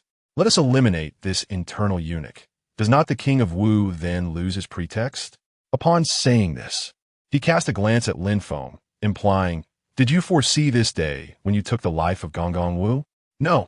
As soon as Li Hanyang finished speaking, the Empress Dowager immediately opposed. The King of Wu merely uses this as a pretext. Do you think that by killing Lin Feng, he will withdraw his troops? Clearly, that is impossible. Furthermore, the Empress Dowager would never agree to the death of Lin Feng. What are you? How dare you compare yourself to Cao Qiuo? Li Hanyang spoke with evident disdain. Cao Qiuo was indeed a renowned minister of his time. How could Lin Feng, a mere eunuch, be compared? With a slight smile, Lin Feng replied, I certainly cannot compare to Cao Qiuo, but I dare say, esteemed Li, you surpass Yuan by far. Lin Feng's words nearly sent Li Hanyang reeling backward. To imply that he was akin to a jealous and treacherous minister was the utmost humiliation. This is the Qinzheng Hall, a place for ministers to deliberate on state affairs. What business do you, a eunuch, have here? Depart at once. Lin Feng was unfazed by Li Hunyang's words. Instead, he approached Li Hunyang with a smile. Turning around, he bowed to the emperor seated on the dragon throne and spoke. Your Majesty, since the court officials are reluctant to lead troops against the rebellion, I shall volunteer to request your command to send me to Nanjing to quell the insurrection. What business does a eunuch have meddling in state affairs? Li Hunyang once again launched an attack on Lin Feng for being a eunuch. Turning to face Li Hunyang, Lin Feng remarked, Your words are well said, esteemed Li. Yet, even I, a eunuch, harbor thoughts of fighting for the nation, while you, a dignified chancellor and commander of the national troops, dare not confront the king of Wu. You are even inferior to a eunuch. Hearing Lin Feng's assertion that Li Hunyang was less than a eunuch, the forthright Lu Yi laughed outright. For someone finally dared to confront Li Hunyang directly. Other ministers, however, were too intimidated by Li Hunyang's past tyranny to dare express their amusement. You, Li Hunyang stammered, pointing at Lin Feng. Were it not for his status, Lin Feng had no doubt that Li Hunyang would have struck him. However, whether he could land a blow remained uncertain. Where are the imperial guards? Take this disruptive eunuch away. Finally regaining his composure, Li Hunyang shouted loudly to the outside. He resolved not to reason with Lin Feng. With a rogue, one must be even more rogue. In Li Hunyang's mind, Lin Feng was undoubtedly a rogue in every sense. With a smile, Lin Feng looked at Li Hunyang and asked, Have you become so enraged out of embarrassment? It seems I have struck a nerve. Indeed, you are even less than a eunuch. The imperial guards, take him away. Li Hunyang shouted angrily again, slamming his hand on the armrest of the chair. The empress dowager exclaimed, Enough. Lin Feng, since you express a willingness to lead troops in a battle, I shall act on behalf of the emperor to appoint you as general of quelling the rebellion.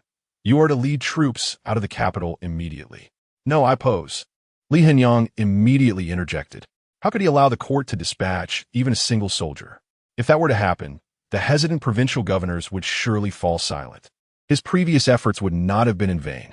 As long as the king of Wu stirs chaos in the Nanjing province and offers substantial rewards to the governors, they might well turn to the king of Wu and, even in the worst case, maintain neutrality. I fail to understand, esteemed Li, why you consistently obstruct the court from dispatching troops to quell the rebellion. Have you perhaps accepted bribes from the king of Wu, thereby keeping the court's army in the capital while allowing his forces to ravage the lands? I assume this is indeed your plan, so I shall just state it plainly. With a cold snort, Li Hunyang bowed to the emperor, saying, Your Majesty, I am ever loyal to you. Now this eunuch dares to slander me. He continued, shedding tears as if he had suffered great injustice. The chancellor is loyal to the throne. I am well aware of that. Lin Gonggong, do not cast this slander upon the chancellor. Although the emperor is young, he plays his cards quite well, offending no one. I shall obey your command. Bowing to the emperor, Lin Feng replied, Chancellor, you currently hold the position of Taijun. We must expedite the matter of dispatching troops. Although the emperor is young, it does not mean he lacks understanding. On the contrary, having grown up in the royal family, he naturally understands more than the average person. Now that the king of Wu has rebelled, swiftly quelling the insurrection should be our primary concern. With a slight bow, Li Hunyang replied, Your Majesty, the court has no available troops. The forces in the capital are tasked with protecting your royal person. You are of utmost importance. We cannot afford any mishap. Should anything happen to you, I would be condemned as a traitor throughout the ages. Chapter 32. Confrontation, Chancellor. Your words are misguided. How could dispatching the capital's troops to quell the rebellion endanger the emperor? Will the king of Wu's rebel forces split their attention? Lin Feng retorted unwaveringly. It is now entirely clear that Li Hunyang is undoubtedly involved in the king of Wu's rebellion, perhaps even one of its masterminds. Unfortunately, Lin Feng lacks evidence, and given the current sensitive situation, it would be unwise to act against Li Hunyang. Otherwise, the provincial governors, who were previously on the fence, might well shift their allegiance to the king of Wu. Who can guarantee that the court's army will not suffer defeat? Who can assure that the king of Wu will not divide his forces? Li Henyang quickly countered. After all, having planned for so long, he was well prepared to deal with Lin Feng. So, according to the esteemed chancellor's reasoning, the troops in the capital cannot be dispatched at all? Lin Feng inquired. That is indeed the case. The capital's troops must protect the emperor. He is the foundation of the nation and must not suffer any mishap. Li Henyang declared with righteous indignation. He spoke as if he were a paragon of patriotism. If Lin Gongong can mobilize troops from elsewhere, then naturally he may lead them to quell the rebellion. Did not the Empress Dowager just appoint you as general of quelling the rebellion? It is your duty to lead the troops against the insurrection. Li Henyang replied readily. Presently, aside from the capital's military, what other forces does the court have? Thus, he was certain that Lin Feng could not possibly mobilize any additional troops. Gazing ahead, Lin Feng bowed to the emperor seated on the dragon throne and said, I request your command, your majesty, to transfer 2 regiments of the imperial horse guards to me. I will lead them to quell the rebellion for your majesty. Since the ministers of the court are unwilling to act, let it fall upon me. Lin Feng's declaration struck like a resounding slap in the face of the court officials. Typically, the court funds these individuals, yet when the court requires their assistance, they all refuse to lend a hand. In the end, a mere eunuch is to lead the imperial horse guards in a battle against the insurrection, while those who are regularly supported by the state retreat to the sidelines. How could this not dishearten the emperor? Upon hearing that Lin Feng intended to lead the imperial horse guards to quell the rebellion, Li Henyang found himself at a loss. The imperial horse guards do not fall under the jurisdiction of the Ministry of War or the Military Affairs Bureau.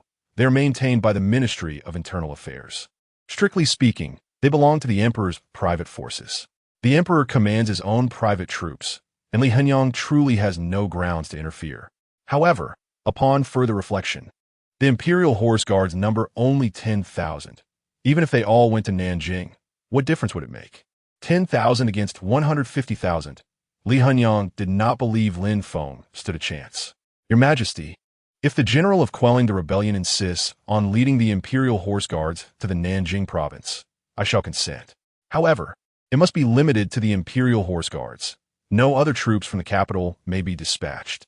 Li Henyang expressed his agreement, effectively closing off any possibility for Lin Feng to mobilize troops from the capital. At this moment, the emperor found himself in a difficult position. The imperial horse guards, at most, number 10,000, while the king of Wu boasts an army of 15,000. Even if the latter's numbers are exaggerated, 8,000 is a certainty. 1,000 against 8,000. Unless Lin Feng were to be reborn as a martial saint, he would have little chance of victory. Seeing the emperor's hesitation, Lin Feng stepped forward and said, Your servant understands your concern for my well-being, yet now that your majesty faces difficulties, it is only natural that I should strive wholeheartedly to relieve your burdens. Therefore, I implore your majesty to issue the command. With a resounding slap, Lin Feng struck the faces of the officials led by Li Henyang once more. You have my gratitude, the emperor replied. I hereby appoint General Lin Feng to quell the rebellion, leading the elite forces of the Eunuch. Depart the capital immediately and march to Nanjing to decisively crush the rebel forces of King Wu. I shall obey the decree, Lin Feng responded loudly. Upon returning to his residence, Lin Feng summoned Xiao, Duo Zai, and Qi Heihu, entrusting them with the matters of the Jishur factory in Tianwang, particularly with regard to Tianwang. As Lin Feng was preparing for battle, he instructed them to gather intelligence. Once his instructions were conveyed, Lin Feng set off towards the Eunuch, accompanied by Lu Shuai and his personal guards. Leading an army into battle is no trifling matter. Countless preparations must be made before setting forth. Fortunately, Lin Feng had previously conferred with Yao Xing. Thus, Yao had been diligently preparing for the expedition over the past few days. When Lin Feng arrived at the Eunuch with the orders jointly issued by the Military Affairs Bureau and the Ministry of War, Yao Xing had already surmised Lin Feng's intentions. News of King Wu's rebellion had reached their ears, leaving only the common folk in ignorance. How are the preparations coming along? Lin Feng inquired as he and Yao Xing made their way to the command tent. My lord, after our last conversation, I have been making arrangements secretly. Rations have been prepared, sufficient for each soldier for 5 days, and other preparations are nearly complete. We can depart at any moment, Yao Xing reported. Lin Feng expressed his admiration for Yao Xing's efficiency. Well done. In accordance with the emperor's command, we shall set forth today. Ensure all commanders are ready. We will depart in half an hour. With a slight smile directed towards Han Kai, Lin Feng remarked, I have come to the Eunuch today for a matter of great significance. After which, he produced the orders from the Ministry of War and the Military Affairs Bureau, informing the commanders of King Wu's rebellion. Damn it! A mere King Wu dares to invoke our Eunuch, Han Kai scoffed upon hearing the news of the rebellion, his tone dripping with disdain.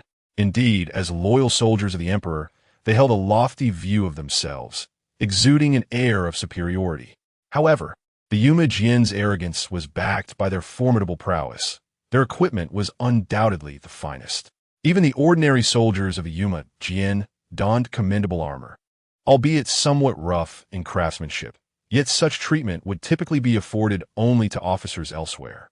As for their weaponry, it was even more impressive, with the Eunuch boasting infantry, cavalry, gunmen, and even small artillery. The envy of many armies, the Eunuch's armaments were unparalleled. Moreover, the soldiers of the Eunuch were hand-picked elites, many having survived the battlefield, and most had witnessed bloodshed. This unspoken rule mandated that all soldiers be selected from the border troops, a tradition established since the founding of the Eunuch by the founding emperor. Generalan, do not underestimate the enemy. King Wu's forces are said to number 150,000. Though there may be exaggeration, 7 to 80,000 is still plausible. Thus, we must not be complacent, Lin Feng cautioned Han Kai, noting his indifferent demeanor. Given their numerical disadvantage, underestimating the enemy could lead to a potential defeat. With an awkward smile, Han Kai scratched his head and replied, I, Han Kai, am aware. I was merely speaking lightly. Rest assured, when facing the enemy, I will be cautious. That is good, Lin Feng replied, turning to the other commanders. Gentlemen, I have just conveyed the situation.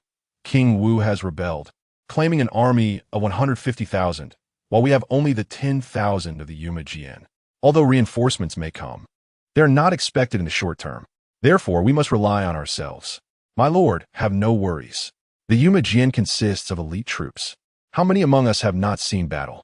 I wager that when we circle around King Wu's rebel forces, they will tremble in fear, Han Kai boasted. Indeed, such was the caliber of his subordinates. I wondered why the provisions were being prepared these past days. Turns out it was for battle, Wei chimed in. My lord, you have kept this from us, he added. It was I who advised against disclosing it, as the news was not yet confirmed.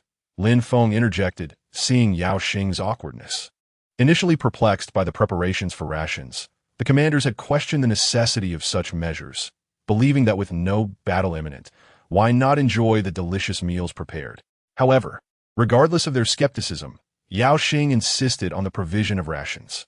Observing Yao's steadfastness led to suspicions of an impending battle, yet Yao maintained an air of tranquility, leading to the eventual revelation of the truth. Indeed, my lord, when shall we set forth? The brothers are all prepared and can depart at any time. Wei inquired eagerly. Upon hearing of the opportunity to engage in battle, particularly against southern troops, Wei brimmed with confidence. After all, the southern warriors were not as fierce as their northern counterparts, a fact dictated by the local environment. The south was characterized by elegance and gentility, akin to the flowing waters of Jiangnan, while the north was much more rugged and inherently combative. How the brothers prepare, we shall depart shortly, Lin Feng casually declared. Yet to Wei and Xian Hong, this statement ignited immense joy. My lord, I will prepare at once. This time, I shall prove that my cavalry is the mightiest, Wei asserted before bowing and swiftly exiting the command tent. Xian Hong, unable to interject in time, followed suit, stating, My lord, I too shall prepare. You shall see that my cavalry is the strongest. How amusing are Generals Xian Hong and Wei, Lin Feng remarked, somewhat wistfully. Indeed, since my arrival at the Eunuch, I have altered the training regimen, thus igniting their competitive spirits. Remarkably, the soldiers have been earnest in their daily training, showing significant progress.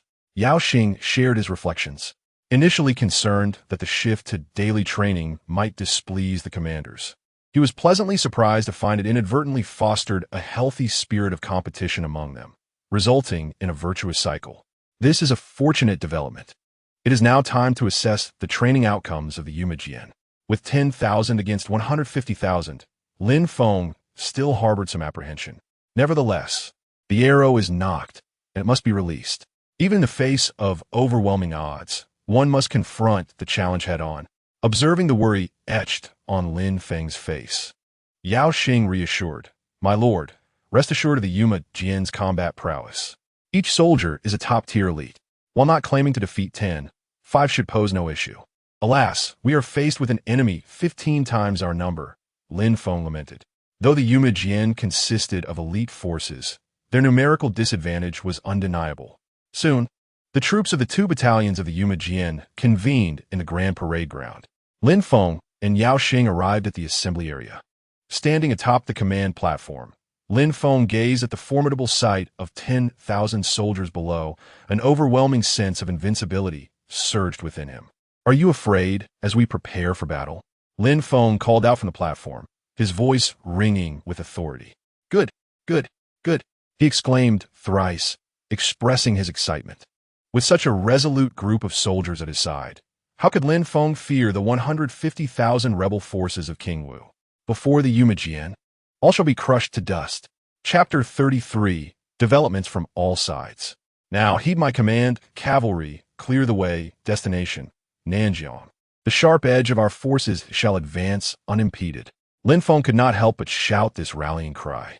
The soldiers echoed the slogan, marching steadily out of the Eunuch as a main camp and onto the streets of the capital.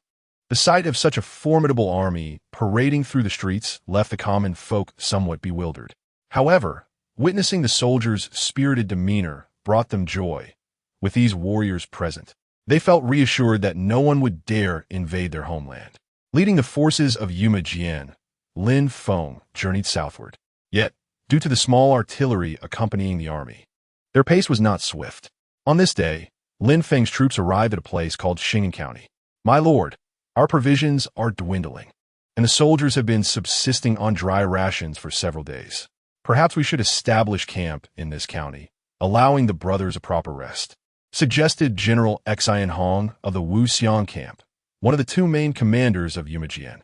Though their march had been slow, the soldiers' morale was waning under the strain of dry rations and cool water, which was detrimental to maintaining their combat effectiveness. There was also a more pressing concern. The soldier supplies were nearly exhausted. Although some provisions had been prepared, they were limited, particularly given the necessity of traveling through their own territory. Disembarking from his steed, Lin Feng had endured considerable hardship over the past few days of riding, yet he persevered, refusing to take a carriage. Setting an example for his men, Xian Hong, "Take a few soldiers into the city. The main force will remain here. We do not wish to disturb the common people," Lin Feng instructed after assessing the position of Smirking County. Despite having marched for 3 days, the army was still predominantly in northern regions, and Smirking County appeared not to be particularly affluent. Thus, Lin Feng decided against sending soldiers into the town. After bowing to Lin Feng from horseback, Xian Hong took a few men and galloped towards the county seat, while He Wei began organizing the troops to set up camp. Although this area could be considered relatively safe, He Wei meticulously arranged for the soldiers to establish their encampment, allowing no room for negligence. Setting up camp was no simple task for the army. After selecting a suitable location, the soldiers would fell some trees to create a temporary wooden barrier, safeguarding the troops from unexpected nocturnal assaults. Additionally, the army placed great emphasis on sanitation. Latrines would be dug far from civilian habitation, with no allowance for indiscriminate waste. These were lessons Lin Feng had only recently learned during his time in command. Warfare required a wealth of knowledge. "My lord, the county magistrate of Xing'an is being excessively unreasonable. He has ordered the city guards to close the gates, refusing us entry," Xian Hong exclaimed in frustration. Having fought alongside the army for many years, he had never encountered such uncooperative officials in any county. Upon hearing Xian Hong's report, Lin Feng was taken aback. Could it be that the magistrate of Xing'an had defected to Wangwu? If so, he had found himself in a precarious situation. "Did you identify yourselves to them?" This was what enraged me further. I could not even approach the city walls. The moment I entered their archer's range, they ordered them to shoot. leaving me no chance to speak. Xian Hong raged, his teeth clenched. If this army were under his command, he would not hesitate to assault Xing'an County, for otherwise his resentment would remain unresolved. After careful consideration, Lin Feng found the situation perplexing.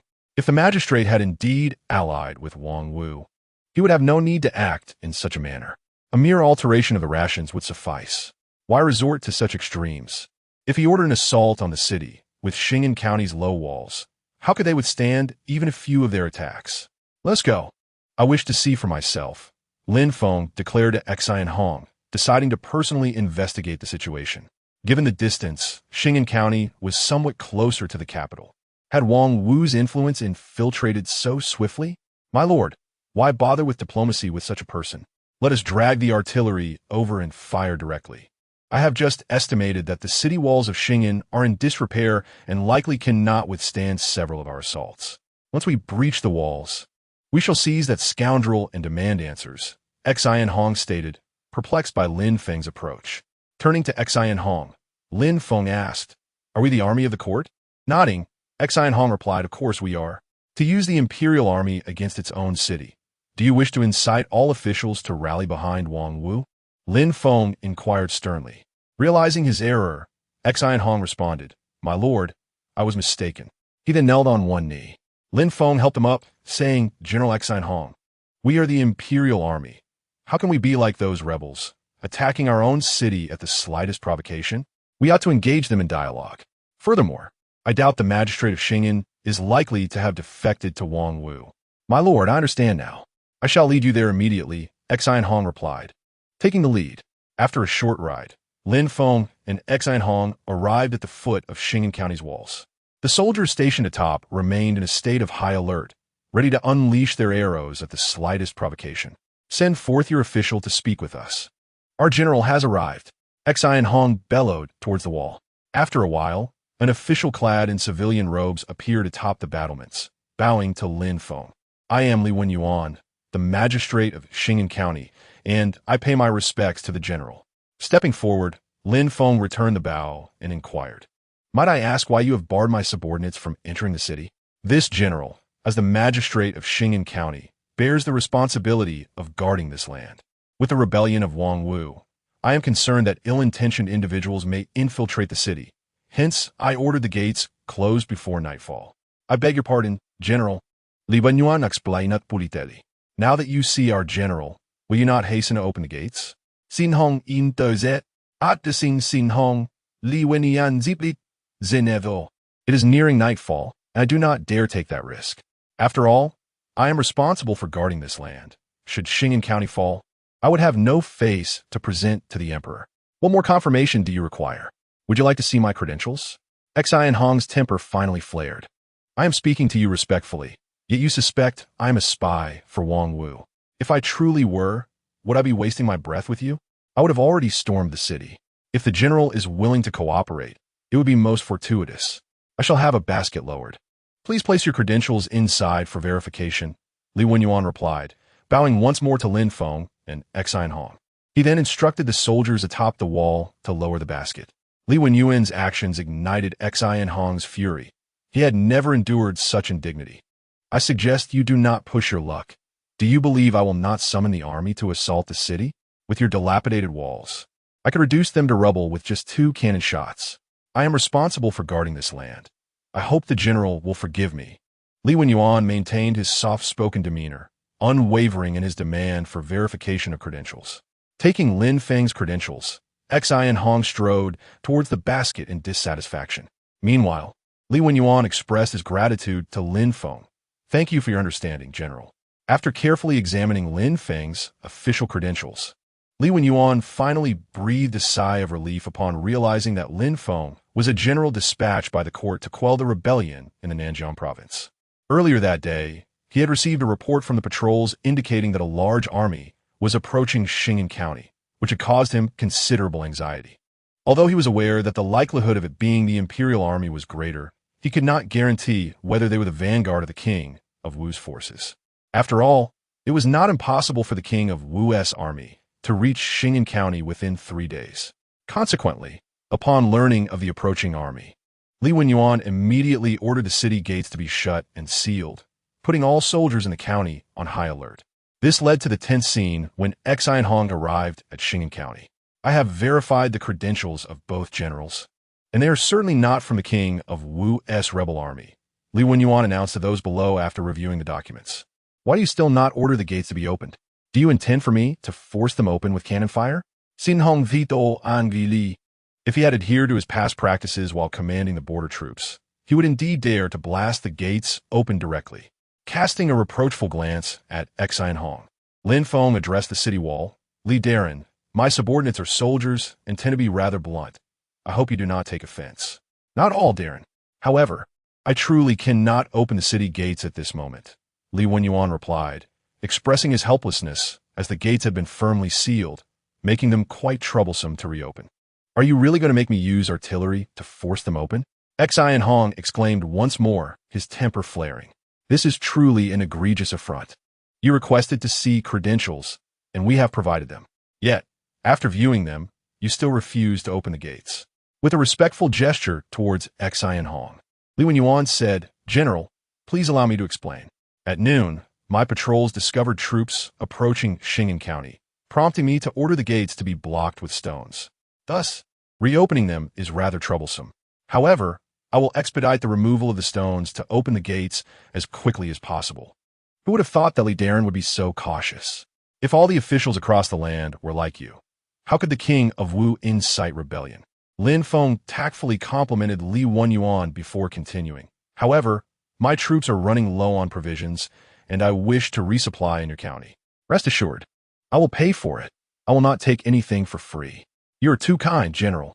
As you are leading troops to quell the rebellion, it is my duty to support you. Please wait a moment.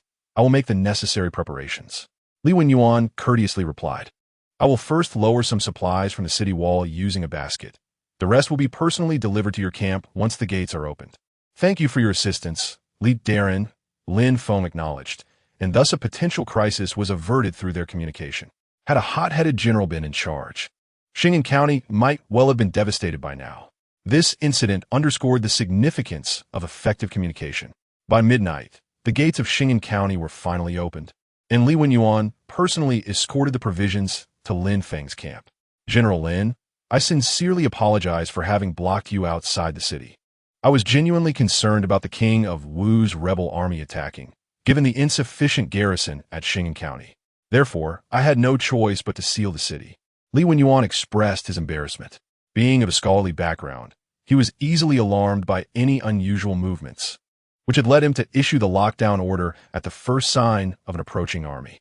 Now is indeed an extraordinary time. It is understandable for you to be cautious, Li Daren. After all, who can guarantee that the approaching forces are certainly the imperial army? Lin Feng said graciously, inviting Li Wenyuan into his command tent. Thank you for your understanding, General Lin. I have brought a considerable amount of provisions, including meat and wine, and I hope you will accept them, Li Wenyuan said after making his preparations. Given the gravity of the situation and having just offended Lin Feng, he feared that Lin Feng might find a pretext to accuse him of colluding with the enemy and attack Xing'an County. May I inquire about your intentions, General Lin? Do you find the wine I brought to be lacking? Li Wenyuan asked, puzzled. Waving his hand, Lin Feng replied, You misunderstand, Li Daren. That is not my intention. The troops are currently on combat readiness and cannot indulge in alcohol. When Li Wenyuan mentioned the wine, Xian Hong and He Wei's eyes glimmered with desire. But Lin Feng's refusal left them disappointed. Nonetheless, they recognized the wisdom in Lin Feng's words. I see now, General Lin truly maintains strict discipline in his army. He serves as a model for all military leaders. Li Wenyuan flattered him at the opportune moment. Lu Shuai, bring me my account book, Lin Feng commanded, calling his chief attendant and carefully documenting the provisions Li Wenyuan had brought. He prepared 2 copies, affixed his seal, and handed one to Li Wenyuan while keeping the other for himself. This is a receipt, Li Daren. Please keep it safe. You may report it directly to the Ministry of War for reimbursement later, Lin Feng explained as he handed over the document. Li Wenyuan was taken aback upon receiving the receipt from Lin Feng. When had a general ever issued a receipt to a local official?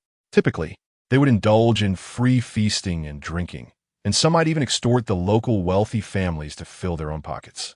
Such behaviors were often overlooked by the court, as they needed others to fight wars and could not deny them a little benefit.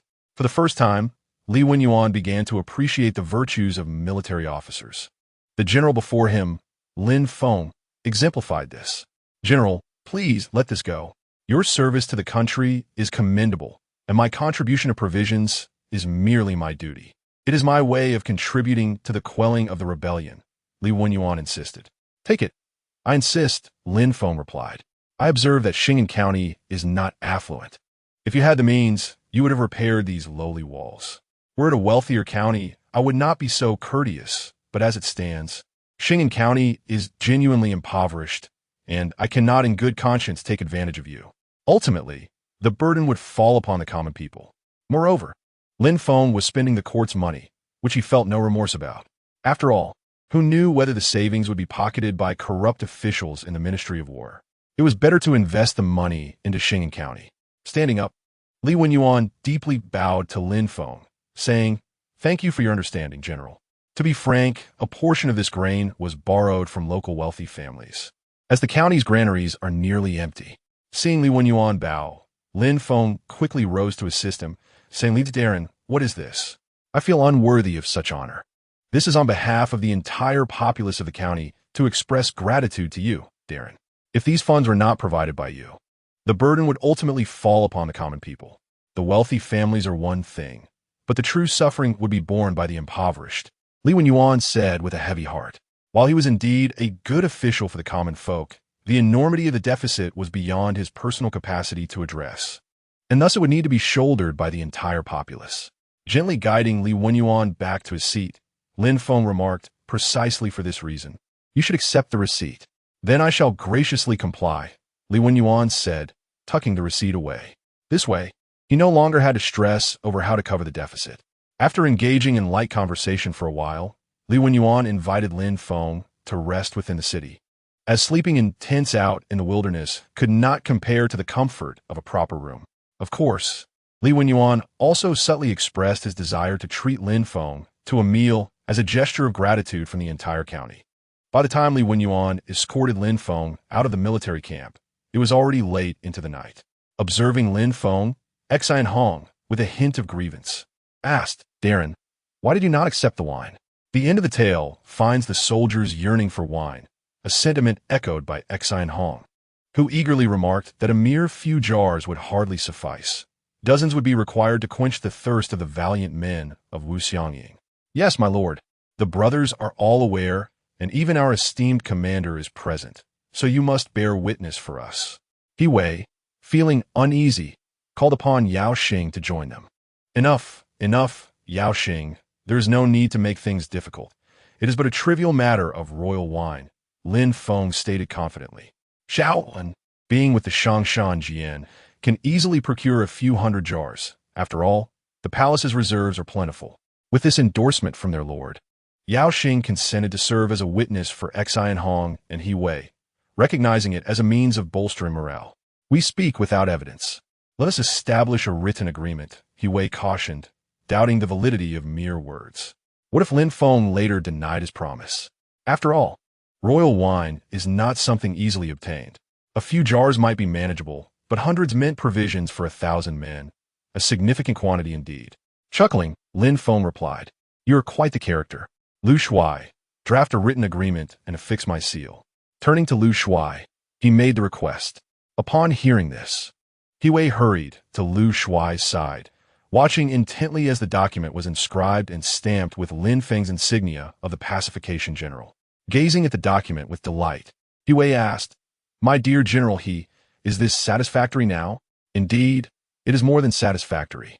The brothers will surely fight fiercely against the rebel forces of Wangwu. A defeat would mean the loss of hundreds of jars of royal wine, a matter of great consequence. Tomorrow, I shall provide them with a thorough briefing." He Wei replied with a grin. "May I also take a look at that agreement?"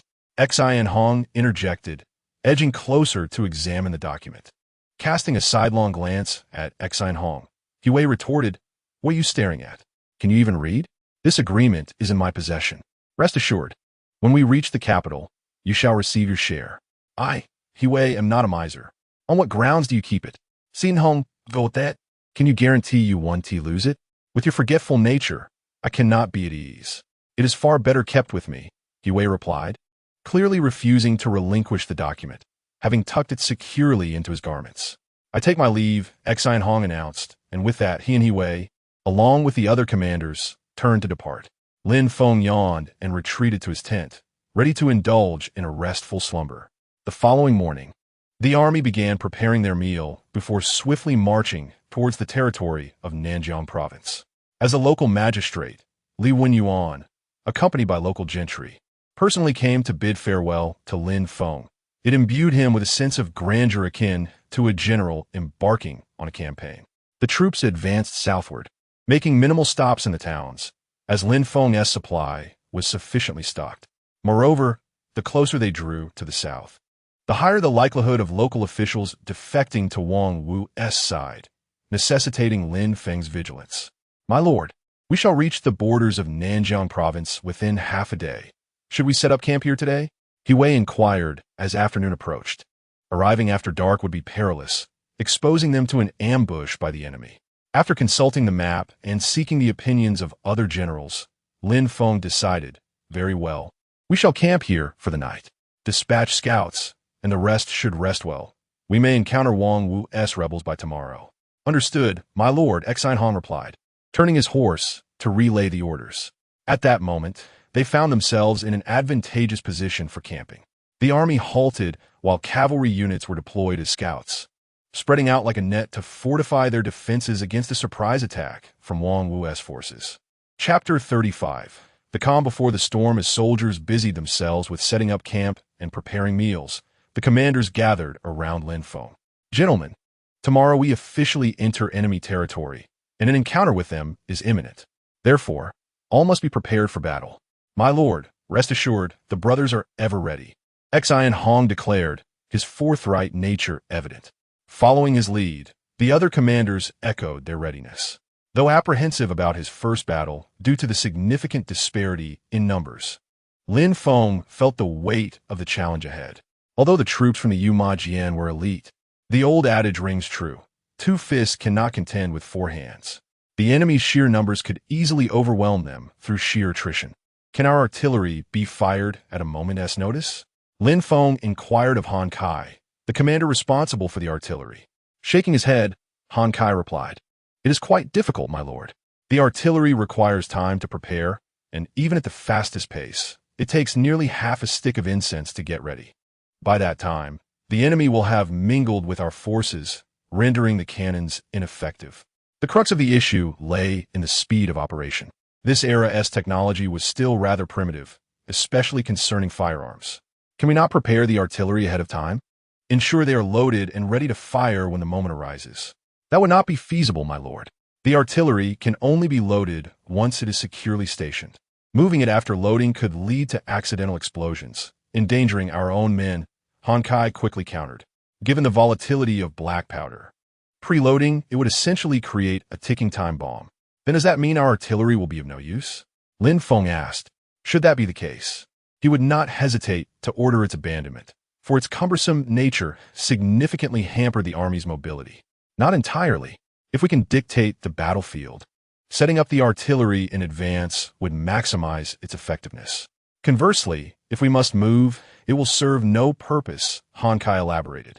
After reflecting on this, Lin Feng abandoned the notion of discarding the artillery. After all, they had traveled a great distance with it. Moreover, its psychological deterrent was akin to an atomic bomb in his own time.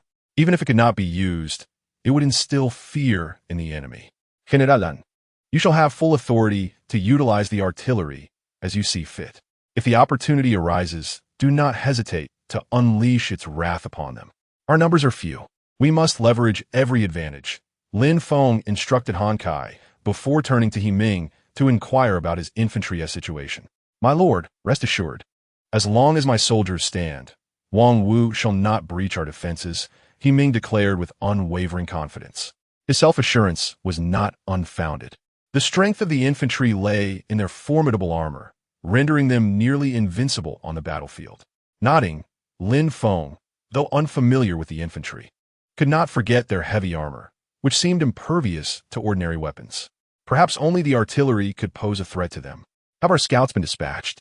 Lin Feng next inquired about the cavalry units, which had been serving as scouts throughout the march due to their speed, excelling at intelligence gathering and message delivery.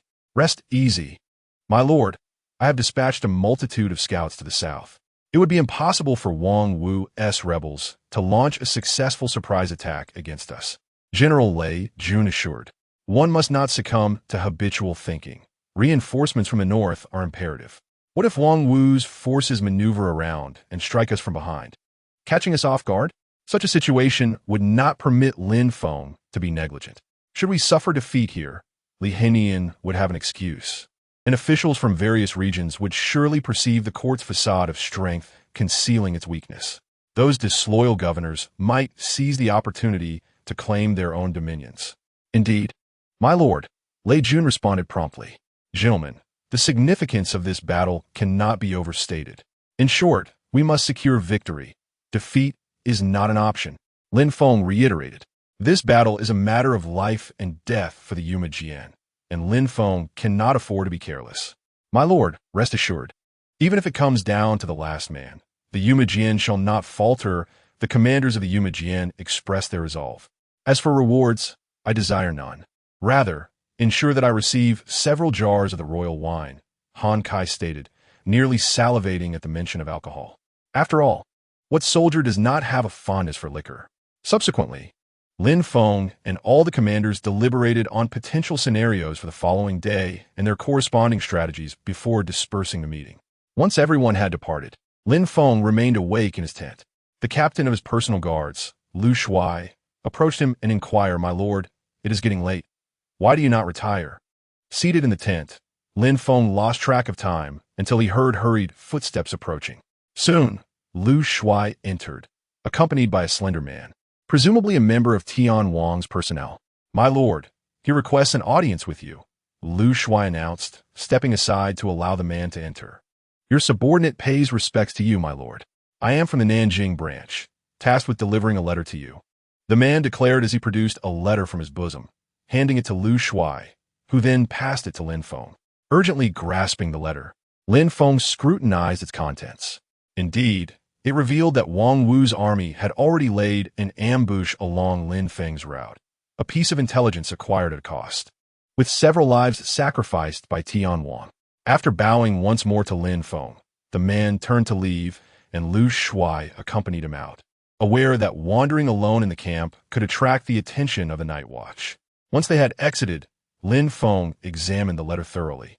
It merely stated that Wang Wu's rebel forces were gathering around the Nanjing province, estimating their numbers to be around 30,000, though specific figures were not provided. Setting down the letter, Lin Feng picked up a map to study. During his time stationed in various locales, he had often analyzed city maps, and he was surprised to find this skill applicable now. However, the ancient maps were quite rudimentary. The one he possessed was obtained from the Ministry of War, and maps from lesser-known places were even more crude. He wondered how ancient generals could interpret them. Shaking his head, Lin Feng remarked, There is no need for immediate action. Let them rest well for a day. We can address this matter tomorrow, as we still have ample time. The following day, Lin Feng relayed the intelligence he had received to Xian Hong and the other commanders. Upon learning of Wang Wu's ambush, Xian Hong's first instinct was to confront them head-on. Yet He Wei disagreed. My lord, as the art of war states, why not use their own tactics against them? He Wei suggested, casting a glance at Lin Feng, indicating he had considered the situation more deeply than Xian Hong. After regarding He Wei for a moment, Lin Feng asked, What do you propose? My lord, we can feign ignorance of the ambush ahead, using a small contingent as bait to lure them out. Once Wang Wu's forces believe they have ensnared us, we can strike them when they least expect it, effectively turning their trap against them. Our artillery can play a crucial role in this scheme. He Wei proposed with a sly grin. Contemplating this, Lin Feng turned to the other commanders and inquired, What are your thoughts? My lord, I concur with General He. This strategy allows our artillery to be utilized. It would be a shame to have brought it so far and not employ it. Han Kai was the first to voice his agreement with He Wei's plan. Who shall serve as the bait? Lin Feng asked, noticing the silence among the commanders. No one was eager to volunteer, fearing for their lives.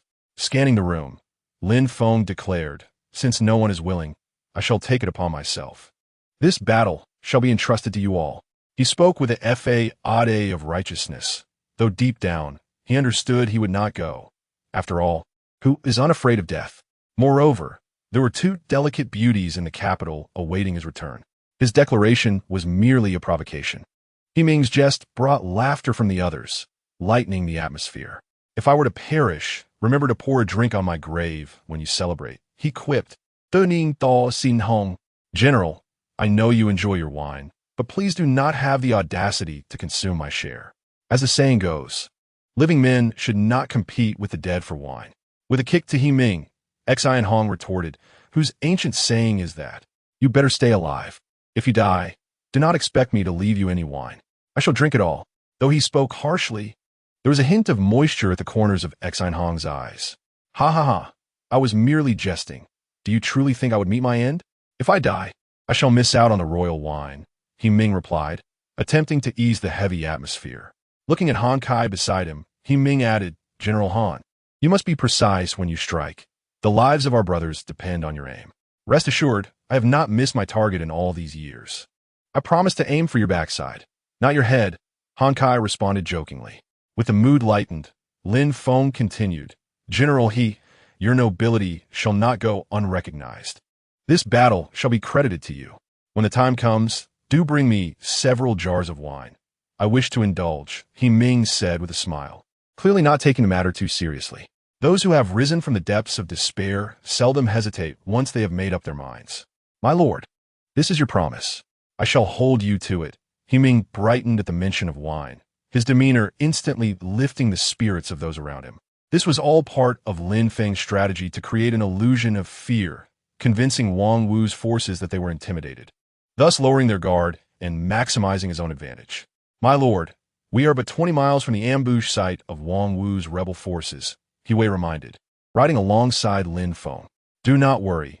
Remember my 3 jars of fine wine," Ming stated before hastily departing, leading a portion of his men to feign a larger force, luring Wang Wu's rebels out, allowing Han Kai's artillery to strike its targets effectively. Soon, Ming and his contingent set off, each carrying a flag to create the illusion of a substantial force. "Let's hasten our advance," Lin Feng commanded. "Yes, my lord," Han Kai replied, directing his soldiers to commence their preparations.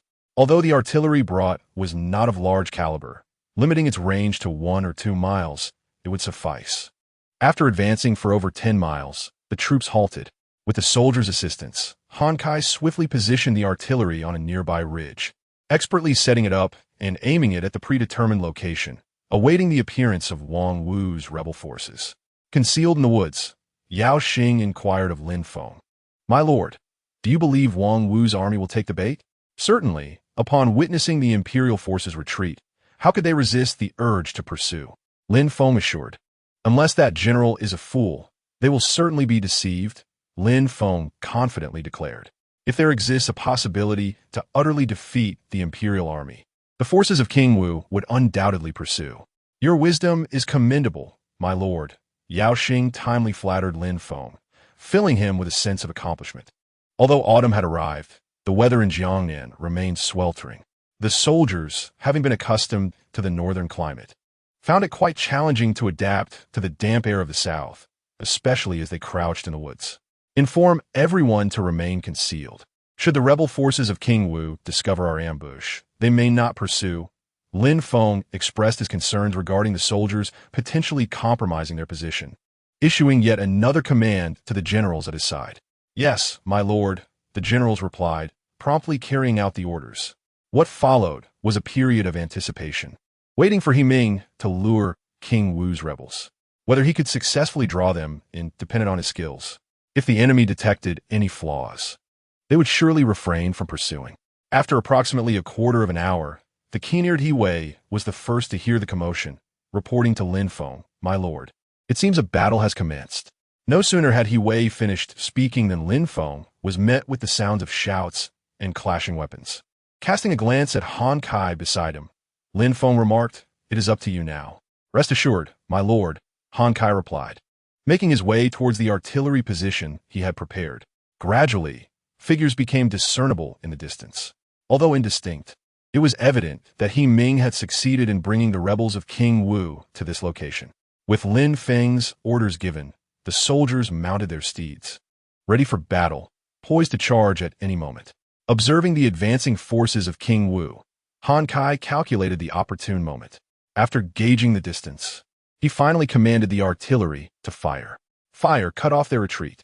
Han Kai directed the artillery to bombard the enemy's rear, effectively severing their escape route while ensuring the safety of their own men, as He Ming's forces were positioned in front. As the cannon fire erupted, the army of King Wu was momentarily halted, caught off guard by the sudden barrage.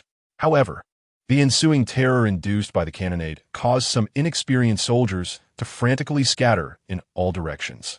Those caught in the path of the cannonballs met a grim fate, cleaved in two, sending chills down the spines of those who had scarcely witnessed bloodshed. Some soldiers, overwhelmed by fear, discarded their weapons and crouched down, weeping, only to be trampled to death by the panicked masses. Simultaneously, Lin Feng ordered the cavalry to advance. With a single command, the organized cavalry units charged towards King Wu's forces, while Han Kai persistently directed the artillery to fire, striving to annihilate the rebel forces and crush their fighting spirit. The battle did not last long. Once the cavalry had pursued the enemy, Han Kai ordered the cannon fire to cease, as further bombardment risked harming their own troops, which would be counterproductive. Initially stunned by the cannon fire, the morale of King Wu's army was thoroughly shattered by the subsequent cavalry charge. The soldiers, consumed by fear, fled, turning their backs on Lei Jun's cavalry. Witnessing the cavalry thunder past him, He Ming spat out the dust in his mouth and cursed. Damn it. Are they just relying on having a few more legs? He expressed his disdain for the situation. General, shall we pursue? A soldier inquired of He Ming, smacking the soldier on the head, which was exposed due to the loss of his helmet. He Ming retorted, Are you a fool? With such heavy armor, can you outrun those four-legged bastards? The pursuit and battlefield cleanup continued until afternoon, culminating in a decisive victory. Although Lin Feng's side sustained nearly 100 casualties, the losses inflicted on King Wu's forces amounted to nearly 10,000 killed or captured, rendering their own losses trivial by comparison. Lin Feng's ease in achieving victory was undoubtedly due to the element of surprise offered by the artillery. The rebel forces, initially in pursuit, were caught off guard by the sudden cannon fire. Subsequently, the Imperial Army, once the pursuers, now found themselves pursued, and the appearance of a cavalry unit against infantry decisively tilted the scales in Lin Feng's favor. However, a troubling dilemma now confronted Lin Feng. Capturing 7,000 to 8,000 rebels brought his forces to a precarious equilibrium. If he were to keep them confined within the camp for an extended period, it could lead to unforeseen complications, compounded by the scarcity of provisions. Gathering supplies in the territory of King Wu posed significant challenges. This skirmish had merely caught them off guard. They remained unaware that Lin Feng was privy to their plans, leading to their easy deception.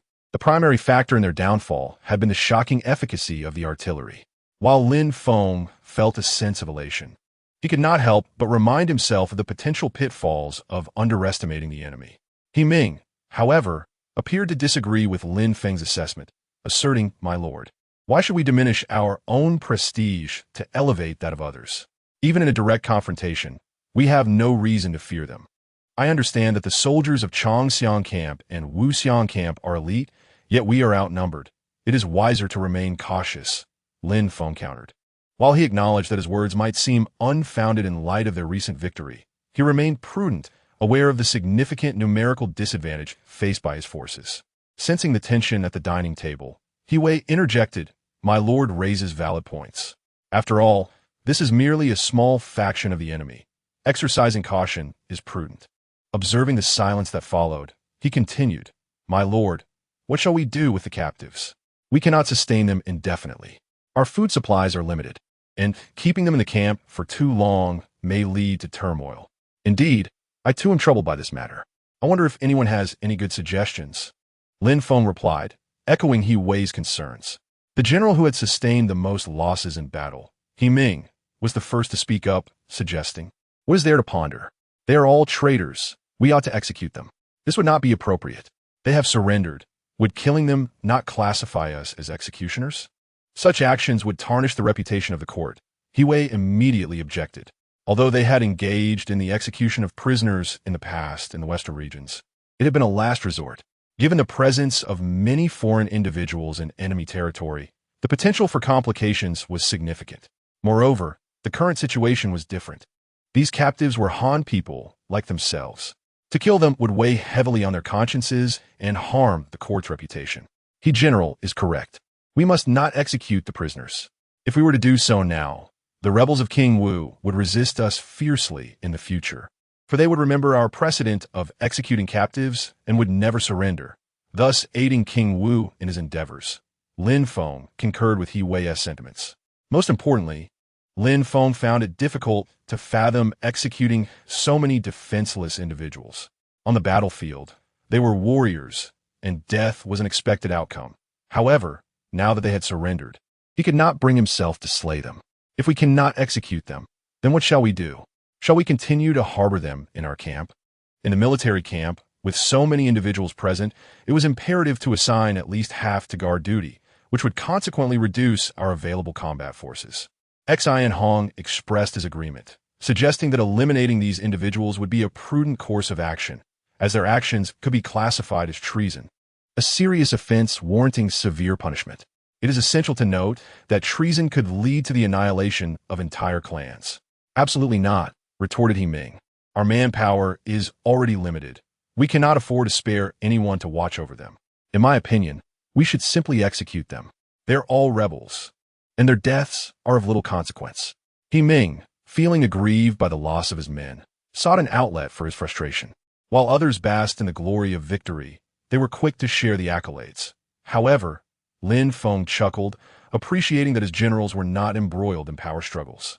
Should they squabble over trivial matters, it would certainly test Lin Feng's patience. Casting a glance at He Ming, Lei Jun remarked, "My lord, the majority of the credit for our victory belongs to General He Ming. Therefore, he should bear the primary responsibility for the captives." "Ah, your assertion is misguided," He Ming responded. "How can the bulk of the credit be mine? The pursuit of the captives was entirely your doing. I merely served as bait. If anyone deserves recognition, it is you, General Lei." He Ming hastily deflected the burden of responsibility, knowing that should Lin Feng assign him to oversee the captives, he would be excluded from future battles, a notion unacceptable to the battle-hungry He Ming. Noticing the escalating debate among the generals, Lin Feng interjected, "Enough, enough. We are here to discuss the treatment of the captives, not to quibble over accolades. What other options do we have? We cannot execute them. We can only keep them alive and assign guards," He Ming stated, frustrated. Initially, he had wished to avenge his fallen brothers by executing these captives, but now he found himself unable to do so and compelled to provide for them instead. "My lord, we are currently in dire need of manpower.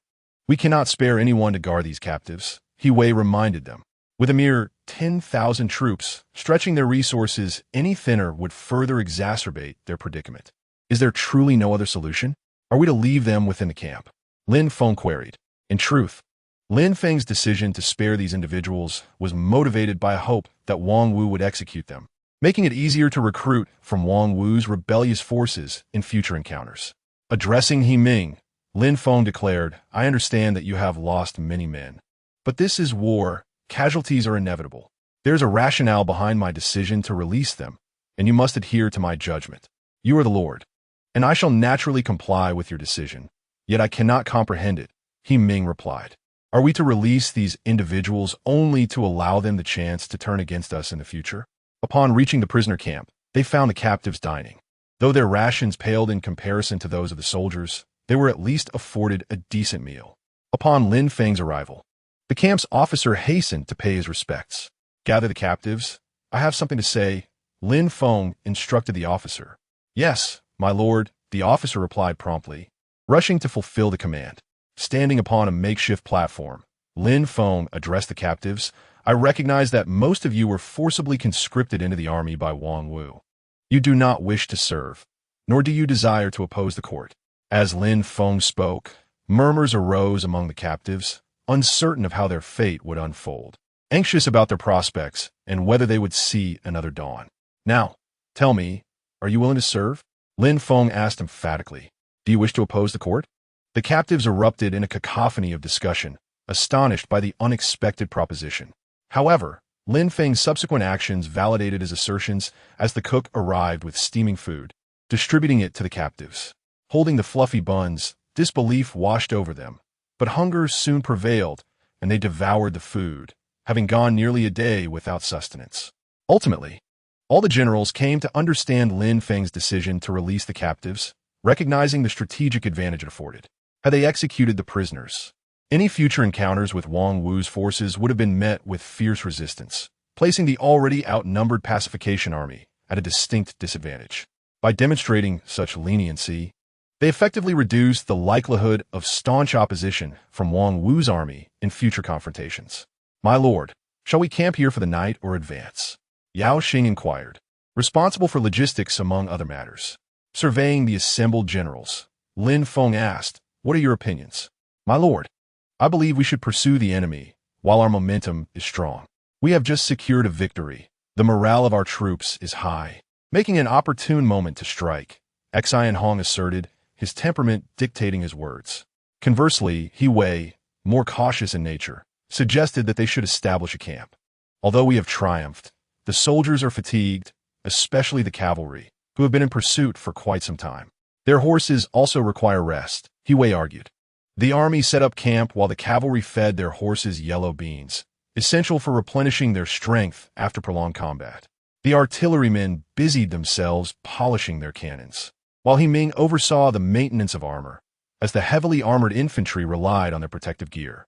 Everything was meticulously organized, reflecting the formidable combat readiness of this army. After suffering defeat during the day, Wang Wu's forces refrained from retaliating against Lin Feng's army that night, resulting in a peaceful evening without incident. Following a night of recuperation, the soldiers emerged refreshed, their fatigue replaced with renewed vigor, much to Lin Feng's satisfaction. With such a capable army, he felt assured of victory. My lord, we are less than 5 miles from entering the territory of Nanjiang province, where we will be surrounded by enemies, He Wei remarked, riding alongside Lin Feng. Once they crossed into Nanjiang province, they would be entirely encircled, relying solely on their own strength and weapons. Generals, prepare for battle. We may encounter the enemy at any moment. Additionally, dispatch more scouts to ensure our front is secure, Lin Feng commanded his officers. A single misstep could lead to catastrophic consequences for the army, and anxiety loomed large in Lin Feng's heart. My lord, rest assured, our scouts are deployed in all directions. Should the enemy attempt to approach, we will detect them immediately, Lei Jun replied confidently, having dispatched nearly a third of the cavalry. Then I shall rely on you, General Lei, Lin Feng acknowledged with a respectful nod.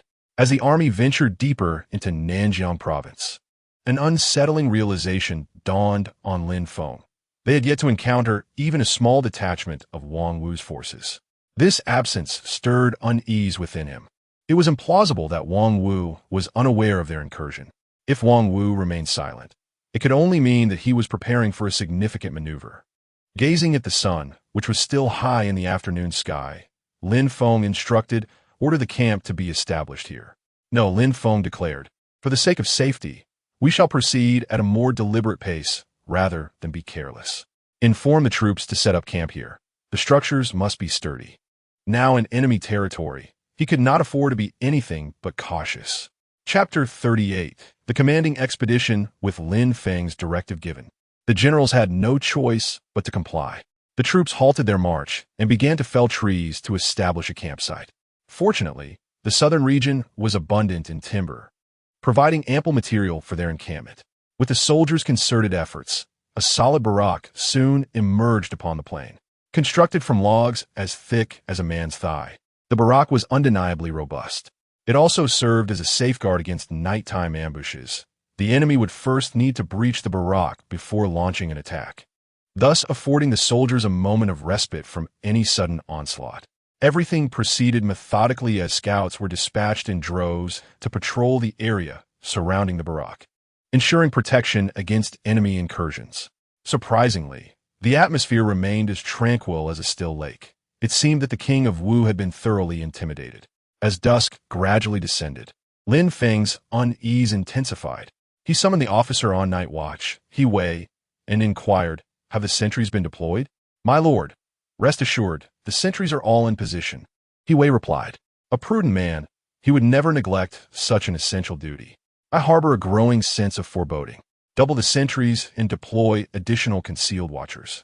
I feel that tonight will not pass quietly," Lin Feng instructed He Wei, sensing an impending threat from the king of Wu.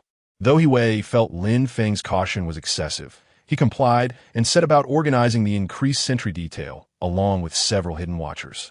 Inside the command tent, sleep eluded Lin Feng. He called for Han Kai, who was preparing to retire, and discussed their strategy. Han Kai quickly departed the command tent, heading towards his battalion's encampment. Despite his confidence in the arrangements made, Lin Feng remained wide awake. Instead, he took up his pen to write to the Empress Dowager and Xiao, hoping to assuage their worries after his prolonged absence. The challenges facing the Empress in court, particularly with Li Hingyan, were no small matter. Suddenly, news came that the forces of the King of Wu were attempting to raid their camp, but General He Wei was organizing a defense, making it difficult for the enemy to penetrate their lines. As long as they could hold the enemy at bay for a brief moment, their soldiers would awaken, forcing the King of Wu to retreat. As they exited the command tent, Lin Feng and He Wei observed soldiers diligently gathering at the camp entrance, with no sign of the anticipated chaos, which brought Lin Feng some relief. A disorderly retreat would spell disaster. Meanwhile, Han Kai had already prepared artillery, and as the first cannon fired, a cacophony momentarily hushed the surroundings. Following this, the second and third shots rang out in succession. While the enemy's exact location remained uncertain, the cannon fire served as a formidable deterrent. With the cannon's roar, the pressure at the camp entrance lessened significantly. Lin Feng approached He Wei, who was commanding the defense, and inquired about the situation. "My lord, it appears that the forces of the King of Wu intended to raid our camp, but our scouts detected them, prompting their decision to mount a frontal assault." He Wei, experienced in battle, remained composed and directed the soldiers with precision. "Can we ascertain the enemy's position?" Lin Feng asked, eager to leverage the cannon's advantages against them. Shaking his head, He Wei replied, "It is difficult. However, we can confirm that a substantial number of enemies are congregating at the camp entrance." He then turned to the officer, Lu Shuai, and instructed, "Notify Han Kai to direct cannon fire at the camp entrance to alleviate the pressure." "Yes, my lord," Lu Shuai responded before hastening to relay the order. Shortly thereafter, cannonballs whistled overhead, landing at the camp entrance. Han Kai's aim proved commendable, for had the cannonballs missed their mark, they could have turned against their own forces. He Wei, still shaken by the near miss, cautioned Lin Feng, "My lord, this place is perilous. You should return to the command tent and direct our efforts from safety." Feigning calm, Lin Feng replied, "Very well, I leave the camp entrance in your capable hands." With that, he turned to depart, while He Wei commanded the riflemen to keep the enemy at bay. "Understood. Ensure General He Ming holds his ground." Lin Feng instructed a nearby soldier before making his way towards the eastern front. The battle in the southeast corner was far more intense than that at the main gate, as the enemy's primary attack focused there rather than at the entrance, which served merely as a diversion. "What is the situation?" Lin Feng Xin Hong, who was overseeing the combat. "My lord, the only comfort is that the enemy lacks artillery. Otherwise, we would be in dire straits," Xin Hong replied, expressing his concern. "Had the enemy chosen to bombard us while our forces held the southeast, we would have suffered catastrophic losses." Having been awake nearly the entire night, Lin Feng convened several key generals to inquire about the casualties from the previous night. "My lord, our losses exceed 20%, but the exact numbers have yet to be tallied," came the report. Nodding in silence, Lin Feng had anticipated this figure. However, he was certain that the enemy had paid an even steeper price, likely triple or more, making this ratio of casualties acceptable to him. "My lord, there is another matter I must report," Han Kai interjected, who had remained silent until now. "What is it?" Lin Feng asked, turning his attention to Han Kai. "Many of our cannons are now inoperable. We fired continuously yesterday, and numerous pieces have been rendered useless," Han Kai admitted, lowering his gaze. He had felt compelled to continue firing, knowing the deterrent effect was crucial to prevent the camp's capture. This revelation caught Lin Feng off guard. How many are still operational? Only 3, Han Kai replied. These were preserved only because the soldiers disobeyed orders, firing intermittently to conserve them. Otherwise, they too would have been lost.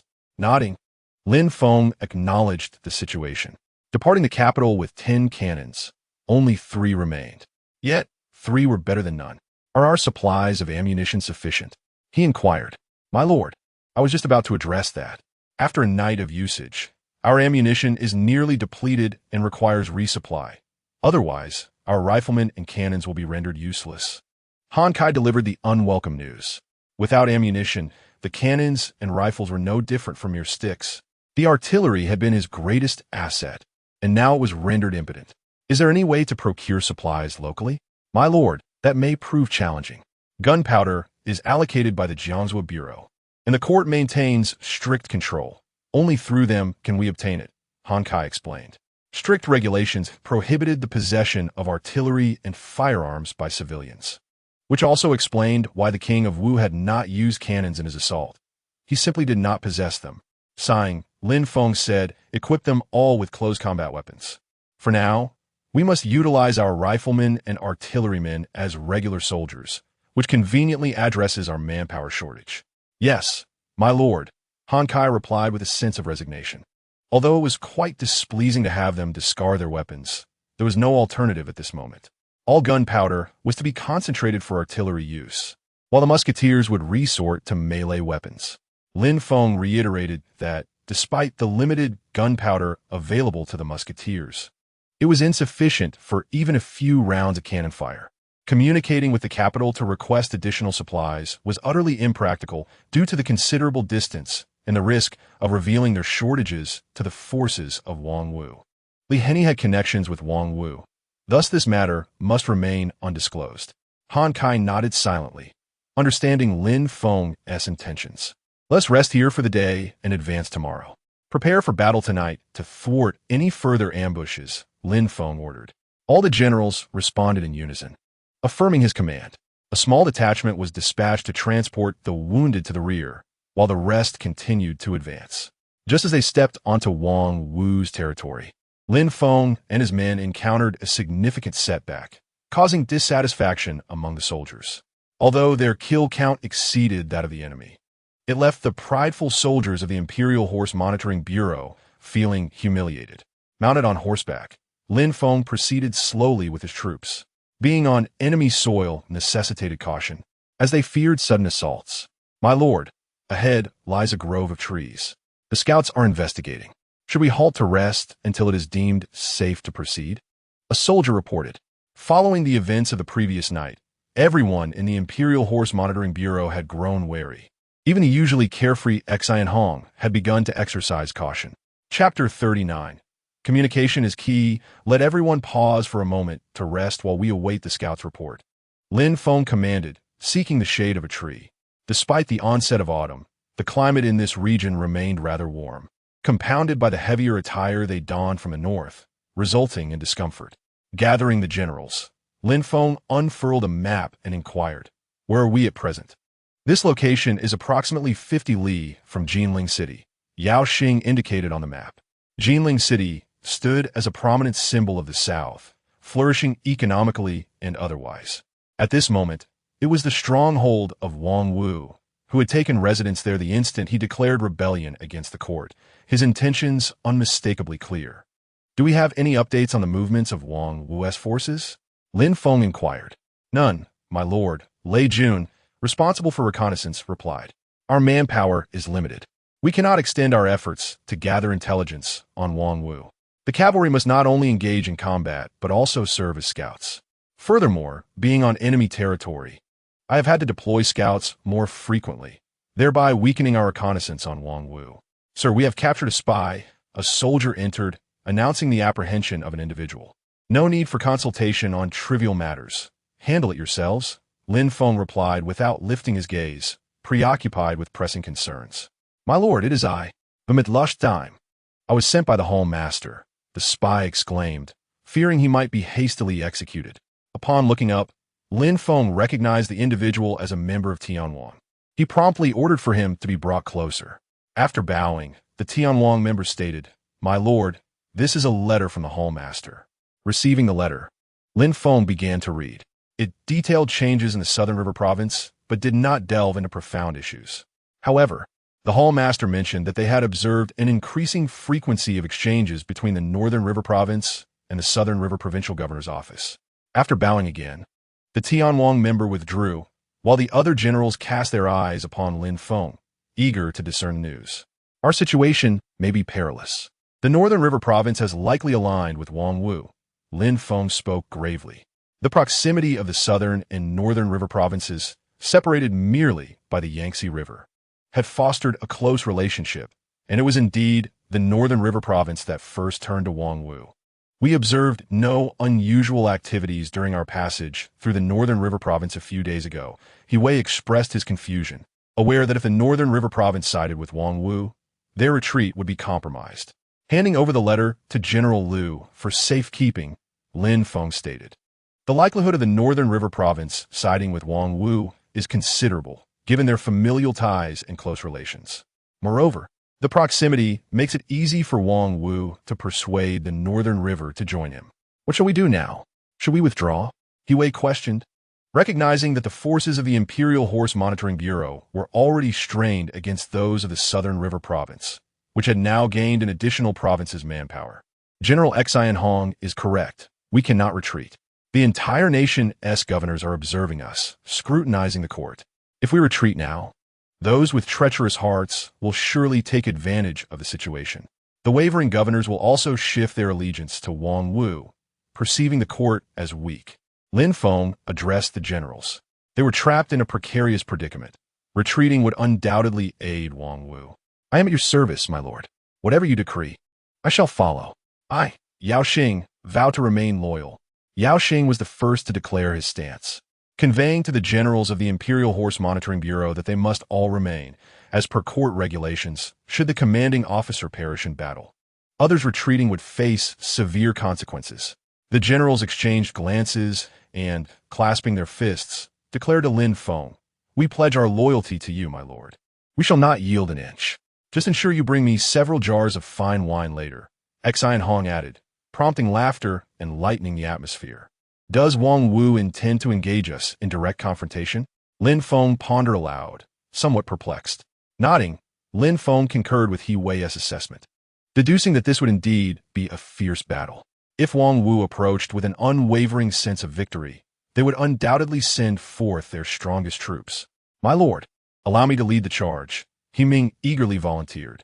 Their soldiers were the most formidable in defense, providing a significant advantage in a direct confrontation.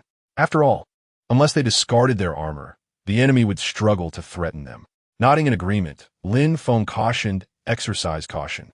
Rest assured, my lord, in a head-on clash, no one can surpass our Mo Dao soldiers," He Ming asserted confidently, clad in nearly impenetrable armor, wielding a formidable weapon that dealt lethal blows, with little chance of survival for those struck. Furthermore, the formation of Mo Dao effectively countered cavalry, maintaining an advantageous position while archers at the periphery struggled to harm them. As He Ming proceeded with his orders, Lin Feng turned to Han Kai, instructing, "Prepare our remaining 3 cannons for immediate support." "Yes, my lord," Han Kai acknowledged, departing to fulfill the command. If Lin Feng had an ample supply of artillery at this moment, the enemy's tightly knit formation would undoubtedly incur a heavy toll. Regrettably, Lin Feng currently possesses only 3 cannons, and they are critically short on ammunition. As the army advances, Lin Feng observes the enemy forces ahead. In terms of numbers, they do not seem to hold a significant advantage, merely a few tens of thousands.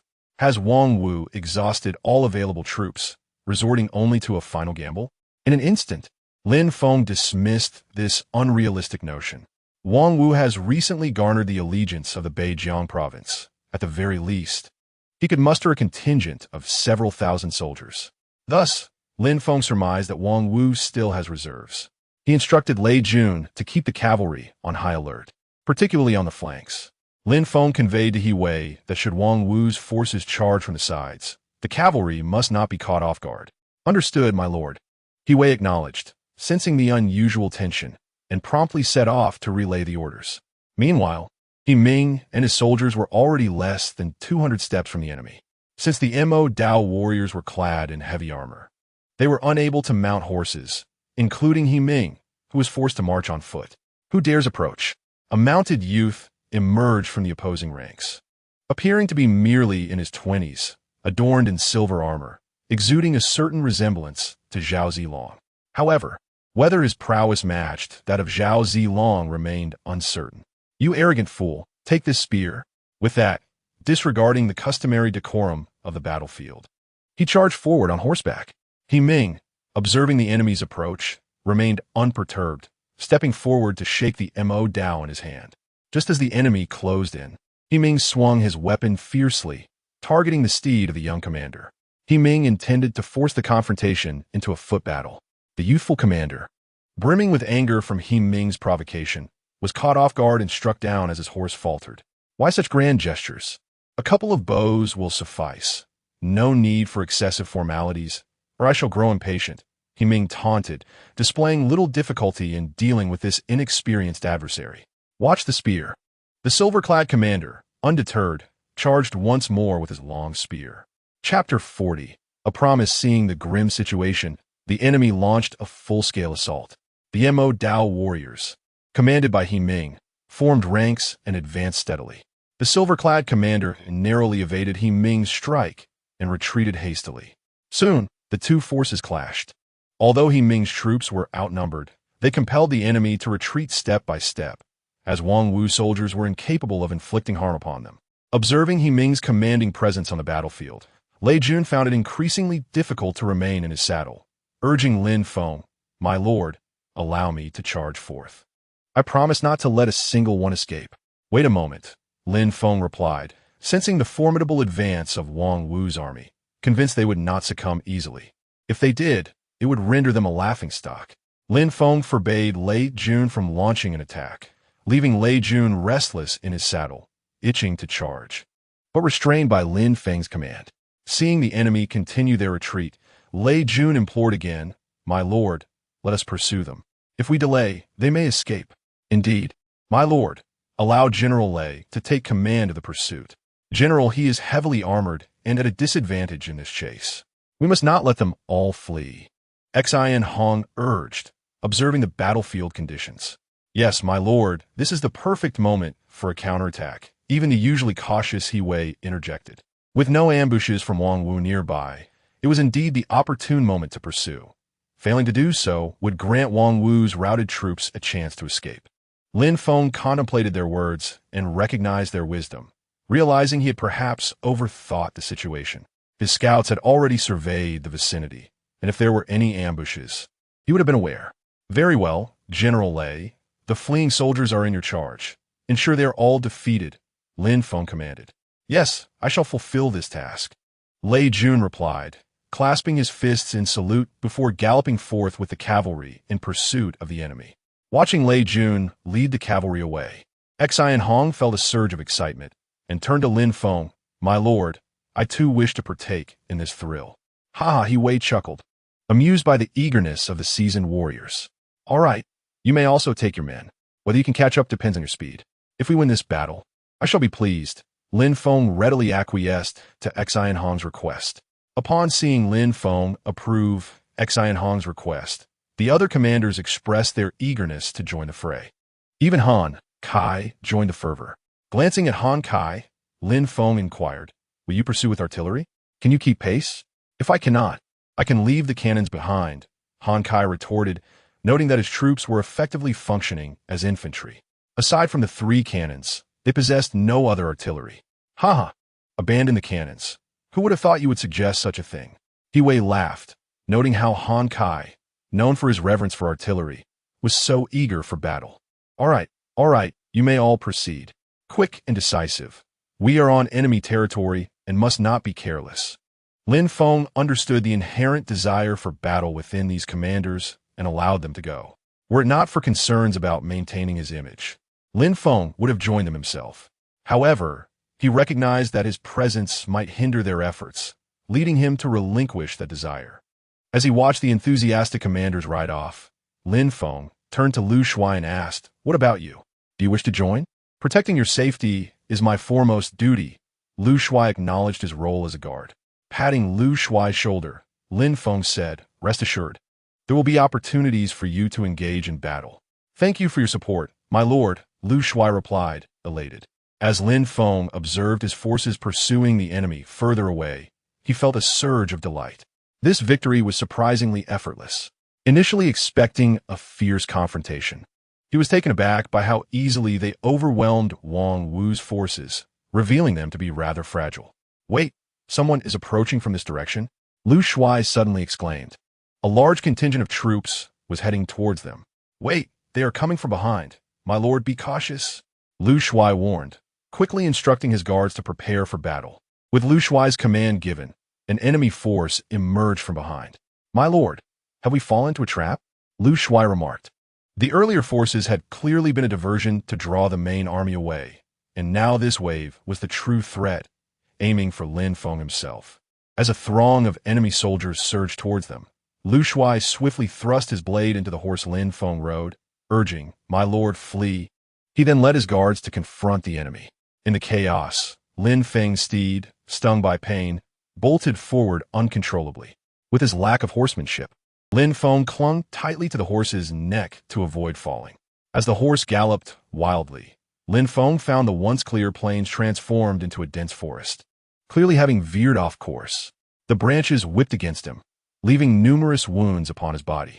Time became a blur until the horse finally collapsed from blood loss, throwing Lin Feng off and down the slope, plunging him into unconsciousness.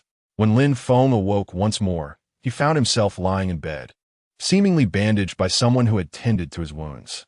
Even the slightest movement caused him discomfort. With great effort, he opened his eyes and turned his neck towards the source of the light.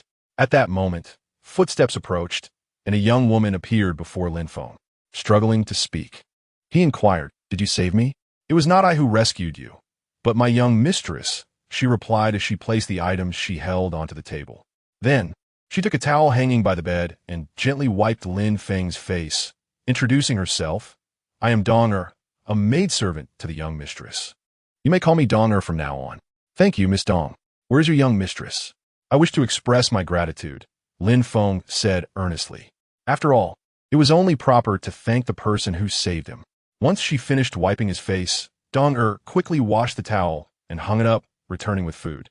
"No need to rush. The young mistress visits you daily, but you have remained unconscious. She's likely to arrive shortly. You should eat first. I can manage." Lin Feng began, but soon realized his arms were immobile, presumably due to fractures. Observing his state, Donger frowned and remarked, "Both your arms are broken. If it weren't for the remarkable skills of the village doctor, you might have lost their use entirely." Lin Feng quickly inquired about his arms, but before he could finish, the candid Donger replied, "Do not worry. Inquire far and wide, and you will find everyone knows the name of the village doctor, who is renowned for his expertise. With him around, even dying is a challenge." It was evident that Donger had immense confidence in the village doctor. Learning that his arms would be fine brought relief to Lin Feng. If he were to lose the use of his arms, how could he possibly live his life? Noticing Lin Feng's dazed expression, Donger continued, "The doctor has instructed you to eat well. Otherwise, your recovery will be hindered." With that, she brought the food to Lin Feng's lips. Although he found it unusual to be fed by an unfamiliar girl, he had no alternative and, blushing, began to eat the food she offered him. Seeing Lin Feng enjoying the meal, Donger asked, "How is it? Tasty, isn't it? This was made by our young mistress herself. Many would wish to partake, but cannot." Donger said with pride. "Donger, what are you saying?" Suddenly, a voice called from behind her, causing Donger to stand at attention, addressing, "Young mistress." As Donger spoke, a young woman stepped into Lin Feng's view. Unlike the women of this era dressed in skirts, she wore trousers reminiscent of modern attire, akin to the Hufu style. Lin Feng took a moment to recall that this was indeed similar to Hufu. Smiling at Lin Feng, the young woman said, "You have awakened. The doctor advised you to rest well." "Thank you for saving me," Lin Feng said sincerely, gazing at her. With a sweet smile directed at Lin Feng, she replied, "No need for thanks. Who has not faced difficulties? A hint of shyness accompanied her next words. I am Ruan Linger. You may call me Linger. Looking otruon Linger? Lin Feng ist her, Miss Linger. With a stomp of her foot, Donner exclaimed, Oh, you should share your name with my young mistress, since she has already told you hers. Impudent girl, I shall tear your mouth apart. Ruan Linger feigned a lunge at Donner. Quickly dodging, Donner pointed at Lin Feng. Ruan Linger shot a glance at Donner, saying, I shall deal with you later. Turning to Lin Feng, she inquired, May I know your esteemed name? My name is Lin Feng. Do not call me young master. I am not one for such pretentiousness. Lin Feng replied to Ruan Linger, feeling slightly uncomfortable with the title. Please, just call me Linger, Ruan Linger said, her excitement evident as she found someone who shared her sentiments. She had always detested formalities, setting her apart from typical young women of her time. For instance, wearing trousers was considered improper for women in ancient times, yet Ruan Linger favored the Hufu style. Fortunately, within the village, no one dared to reprimand her. Outside, she would have likely faced harsh criticism. Young mistress, you are not being ladylike again. Did you not say you would behave? Don't ya tease it. Covering her mouth to stifle her laughter. Casting a sharp glare at Donner, Ruan Linger retorted, Believe it or not, I shall tear your mouth. Young mistress, I believe you. Donner replied, still chuckling. Her mistress often expressed a desire to appear more refined, yet she retained none of the attributes of a lady. Realizing they were in the presence of an outsider, Ruan Linger explained, Donner and I are actually very good friends. We often jest with one another. Indeed, my young mistress is wonderful and particularly ladylike, Donner added, deliberately emphasizing the word ladylike, causing Ruan Linger's expression to shift multiple times.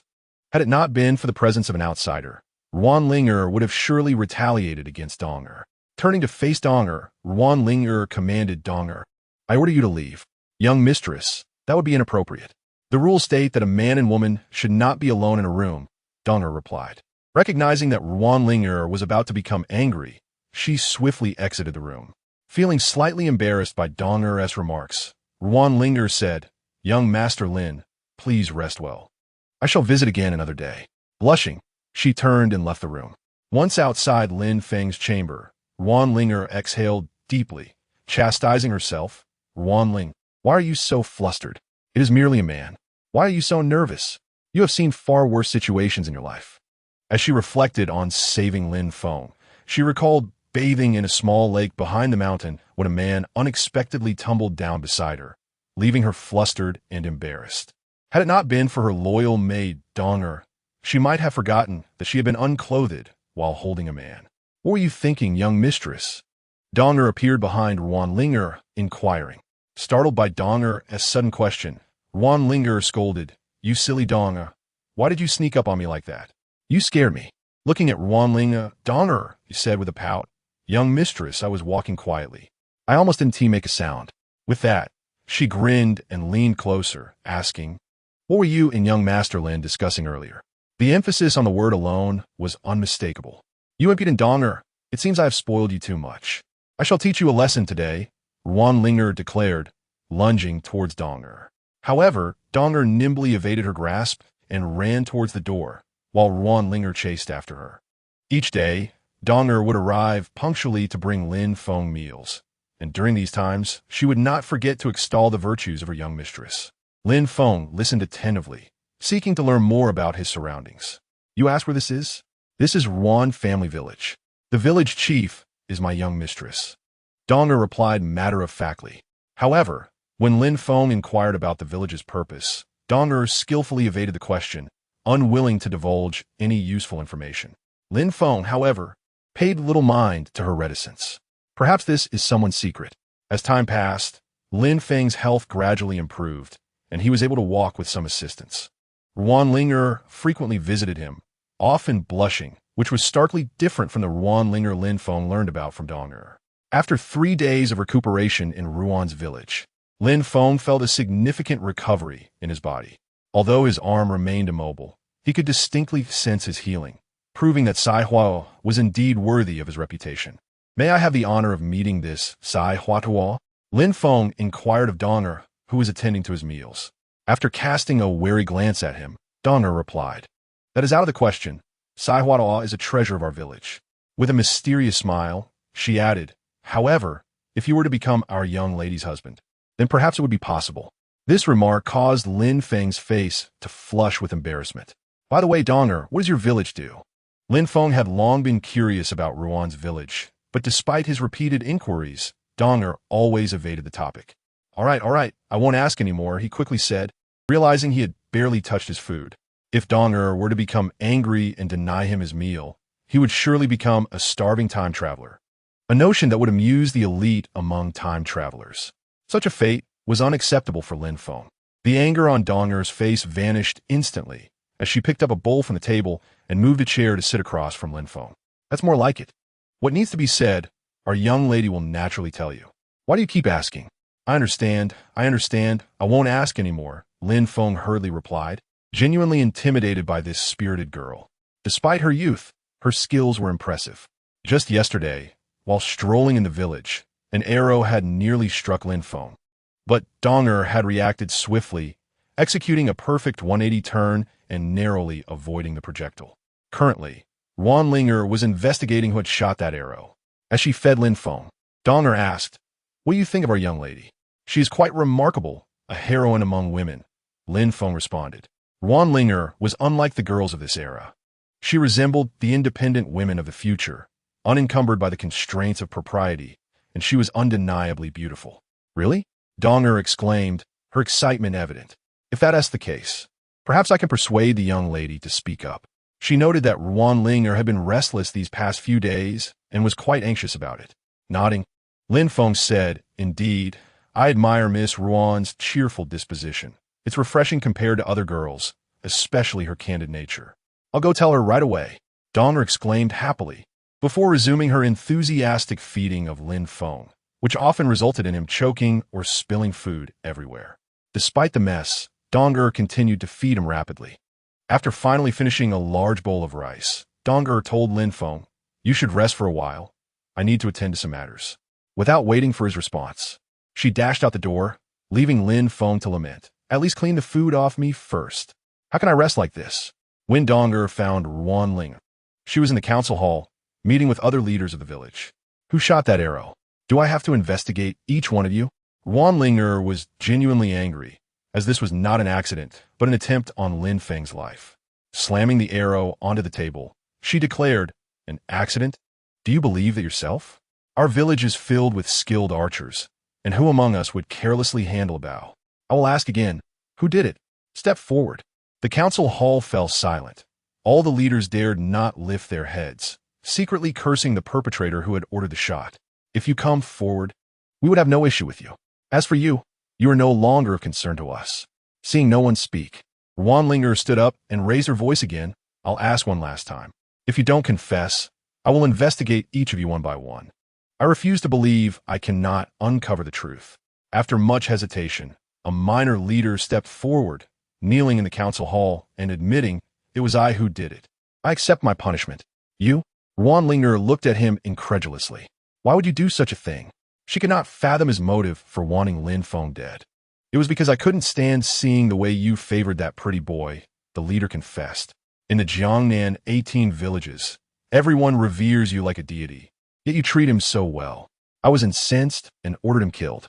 After speaking, he looked at Wan Linger and added, "If you wish to kill or punish me, I accept it, but I must say, he is an official and we are outlaws.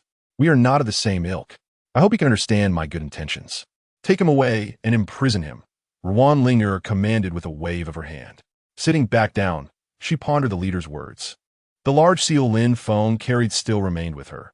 It must have belonged to a high-ranking official, though she was unsure of its exact rank. "All of you may leave. I do not wish for such incidents to occur again," Wan Linger instructed, dismissing the leaders.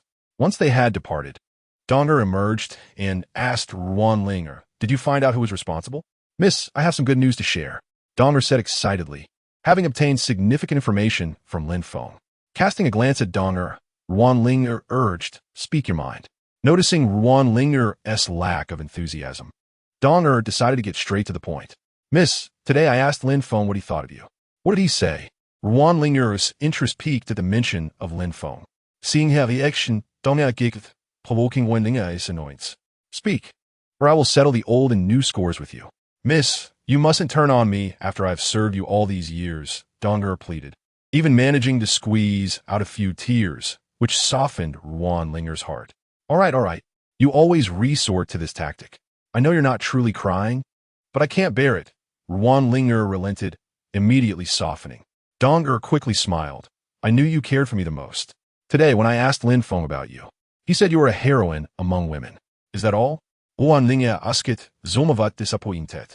She had expected more than just that single phrase. Of course there's more. Dowager replied, sensing Ruan Linger's disappointment. Lin Feng also said he really likes your personality. Really?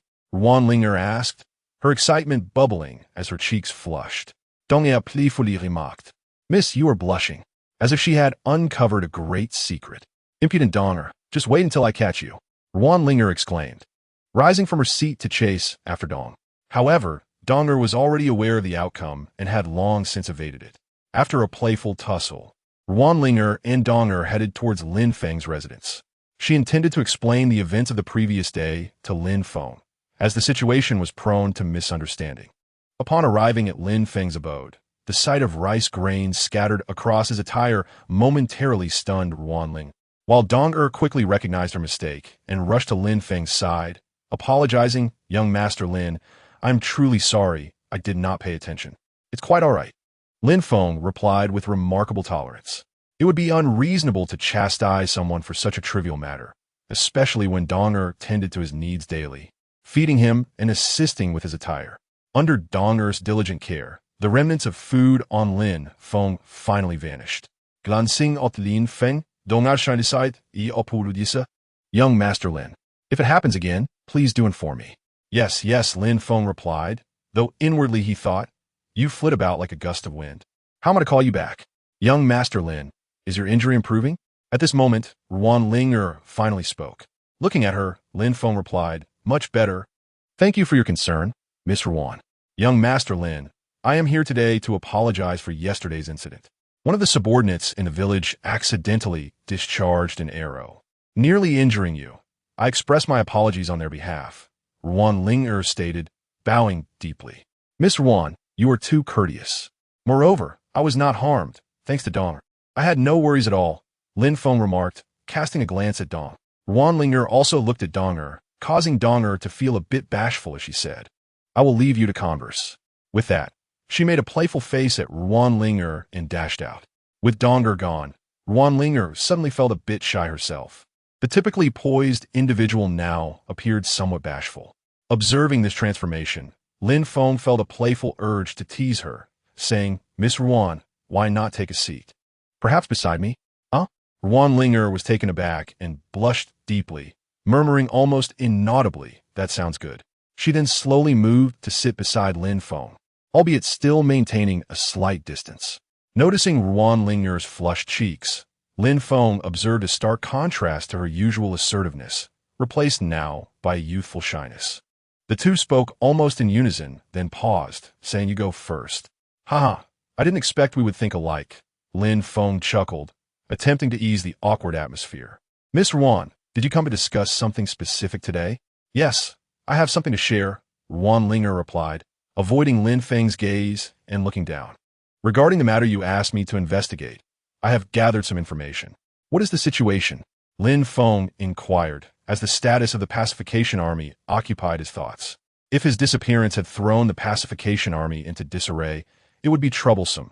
The court depended on their success to assert its strength.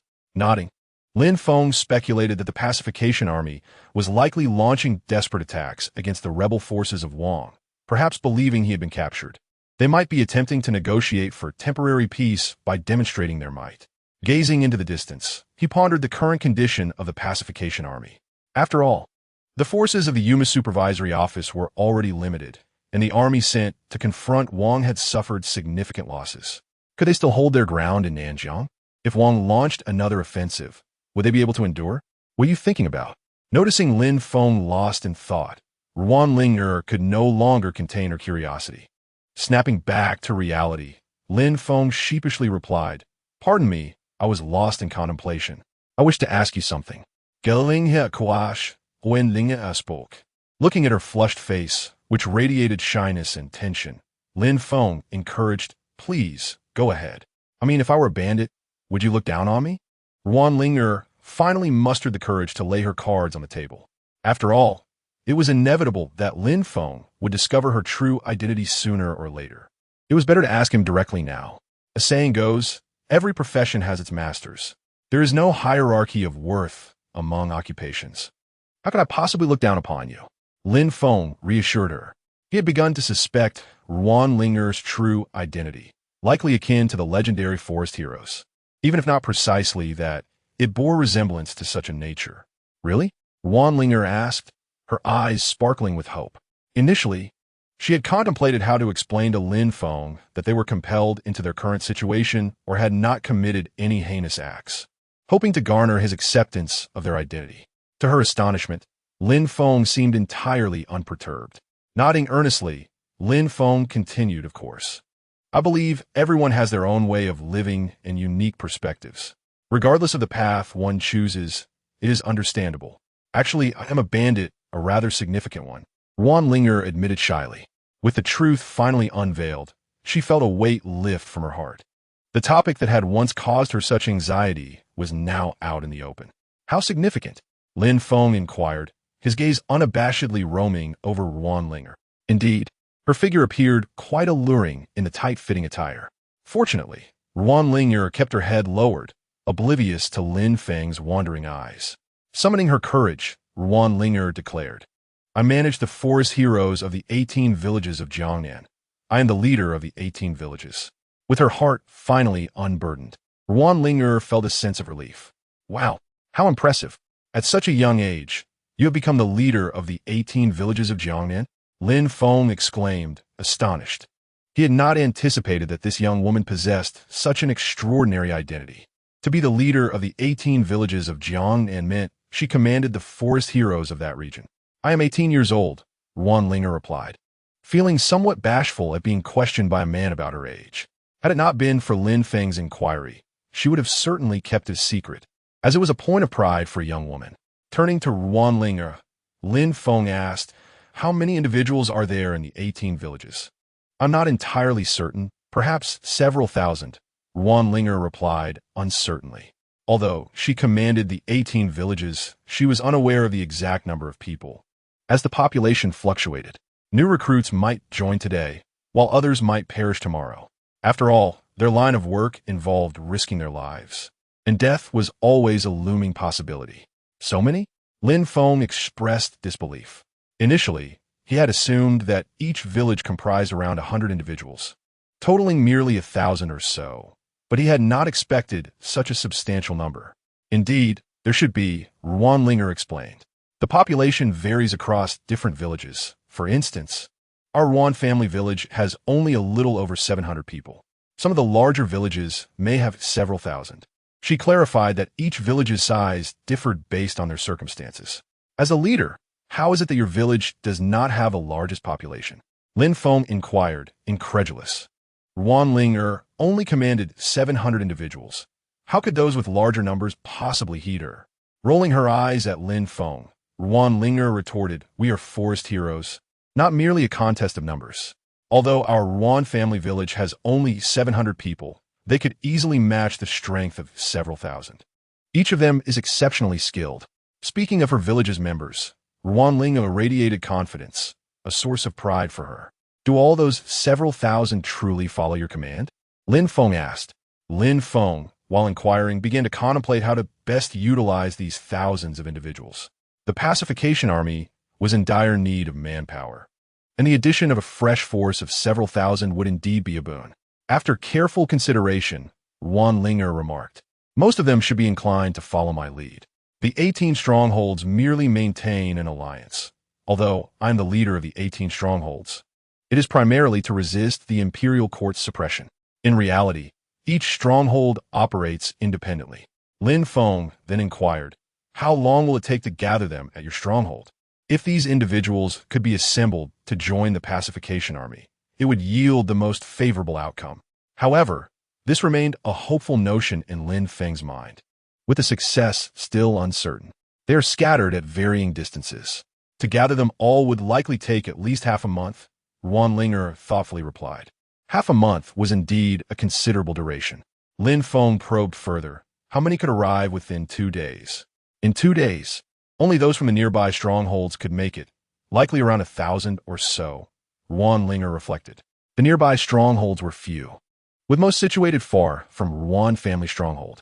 After all, a concentration of strongholds could lead to mutual interference and provoke a severe crackdown from the authorities. Adding the over 700 from Ruan family stronghold, there would be nearly 2,000 people, which would significantly bolster the pacification army. Can you gather them all?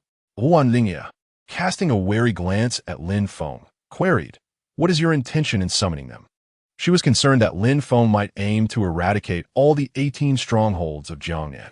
If that were the case, she would vehemently oppose it. Realizing Linger had misunderstood his intent, Lin Feng clarified, I wish to enlist their assistance for the imperial court. Once the task is accomplished, the court will surely express their gratitude. So, you acknowledge yourself as a person of the court? Linger felt the last vestige of her hope shatter. Lin Feng truly was affiliated with the imperial court, and historically, officials and rebels could not coexist. The prospect of their collaboration seemed bleak. Indeed, I am a general of the pacification army, possessing an imperial seal, though I am unsure of its current whereabouts. However, upon reaching the army's camp, I can validate my identity. Lin Feng assumed Linger doubted his words and sought to explain. Your imperial seal is with me. I shall have it delivered to you shortly. Linger replied with a hint of disappointment. Hearing that the seal was with her, Lin Feng asserted, now do you believe in my identity? I do. But what is your purpose in gathering people? Linger inquired. Although she understood their relationship was unlikely to flourish, she still wished to assist Lin Feng, even if it risked entrapment to capture all the individuals of the 18 strongholds of Jiangnan. What if some wish to remain in the mountains? Will the court send troops to suppress them? Linger questioned. As Lin Feng had mentioned, every individual had the right to choose their own path in life, and it was certain that some would be reluctant to descend. After some contemplation, Lin Feng replied, if they truly refuse to come down, that is acceptable, provided they do not engage in wrongdoing. The court will not interfere with them. Understood. I agree to assist you. I hope you are not merely using me. Linger responded without hesitation. At Linger's behest, the leaders of the nearby stronghold swiftly arrived at Ruan family stronghold, bringing their finest warriors. In an instant, the previously tranquil stronghold became a hubbub of activity. In the conference hall, Linger occupied the seat of honor while Lin Feng sat beside her. May I ask why the leader has summoned us? The first to stand and speak was Sun Xianfeng, the chief of Sun family stronghold, the largest in the vicinity, commanding nearly 1,000 men, and thus wielding considerable influence among the local brigands aside from Ling. As he spoke, the other leaders began to chatter animatedly, and the hall soon erupted into noise. Everyone, please quiet down, Linger urged, raising her voice as best she could. Listen to me. She stood, pointing to Lin Feng beside her. This is Lin Feng, the general of the pacification army. The court's people? In an instant, all the leaders grew wary. Linger had allied with the court. Did this mean they intended to apprehend all of them? No wonder she had summoned everyone. Silence, please, Lin Feng interjected, sensing the atmosphere becoming tense. If the court sought to apprehend you, do you think you would be able to sit here so comfortably? What do you intend? Sun Xianfeng asked. He discerned that the court would likely not target them. Otherwise, as one of the first to arrive at Ruan family stronghold, he would have encountered issues over the past 2 days. I trust you have all heard of King Wu's rebellion against the court? Lin Feng began. What does that have to do with us? That is your court's affair. May you all tear each other apart as viciously as possible. Clearly, Sun Xianfeng held a strong disdain for the court and welcomed the news of King Wu's uprising. Stepping forward, Lin Feng approached Sun Xianfeng and countered, your words are misguided. Consider this. If King Wu's forces wreak havoc in Jiangnan, your enterprises will surely suffer as well. After all, peace is preferable to chaos. We can simply relocate. Sun Xianfeng retorted. If the conflict escalated, the fertile lands of Jiangnan could indeed face devastation, leaving them without sustenance. After all, if the common folk below had nothing to eat, whom would they rob? Ha! How easily you say that. If people from other regions came to your territory to steal food, would you allow it? Lin Feng queried. Of course not. This is our territory, Sun Xianfeng quickly replied. If they allowed outsiders to pillage their lands, what was the purpose of forming the 18 Strongholds Alliance in the first place? It was precisely to deter outsiders from encroaching. The 18 strongholds stood united against external threats, ensuring that those from beyond the river would think twice. You see, this leader would not permit outsiders to invade your territory. By the same token, would outsiders agree to let you invade theirs? Lin Feng continued to challenge him. With Lin Feng's words, Sun Xianfeng began to see the logic, saying, "You have a point. But how does this relate to why you have summoned us?" Of course it relates. We share common interests, and our goals align. To eradicate King Wu's rebellion, Lin Feng passionately proclaimed, aiming to persuade the leaders to join him against King Wu. Upon hearing this, Sun Xianfeng scoffed. "Forget it. What does that have to do with us? If you wish to combat King Wu, do so on your own. We are not about to march to our deaths. With just us, we wouldn't even be enough to fill the gaps in King Wu's army." It was evident that Sun Xianfeng was not easily swayed. Lin Feng, feeling frustrated, thought to himself, how can this person be so oblivious? One should prioritize the greater good. However, he could not voice such sentiments. Even if he did, they would not be receptive. It was akin to the old adage, a scholar encountering soldiers, where reason falls on deaf ears. Seeing Lin Feng struggling to convince the leaders, Ruan Linger quickly interjected, "Leaders, do you not agree that General Lin makes a valid point? If King Wu's forces and the court throw Jiangnan into chaos, how will we survive? Are we truly to abandon our lands and seek refuge elsewhere, living under the auspices of others?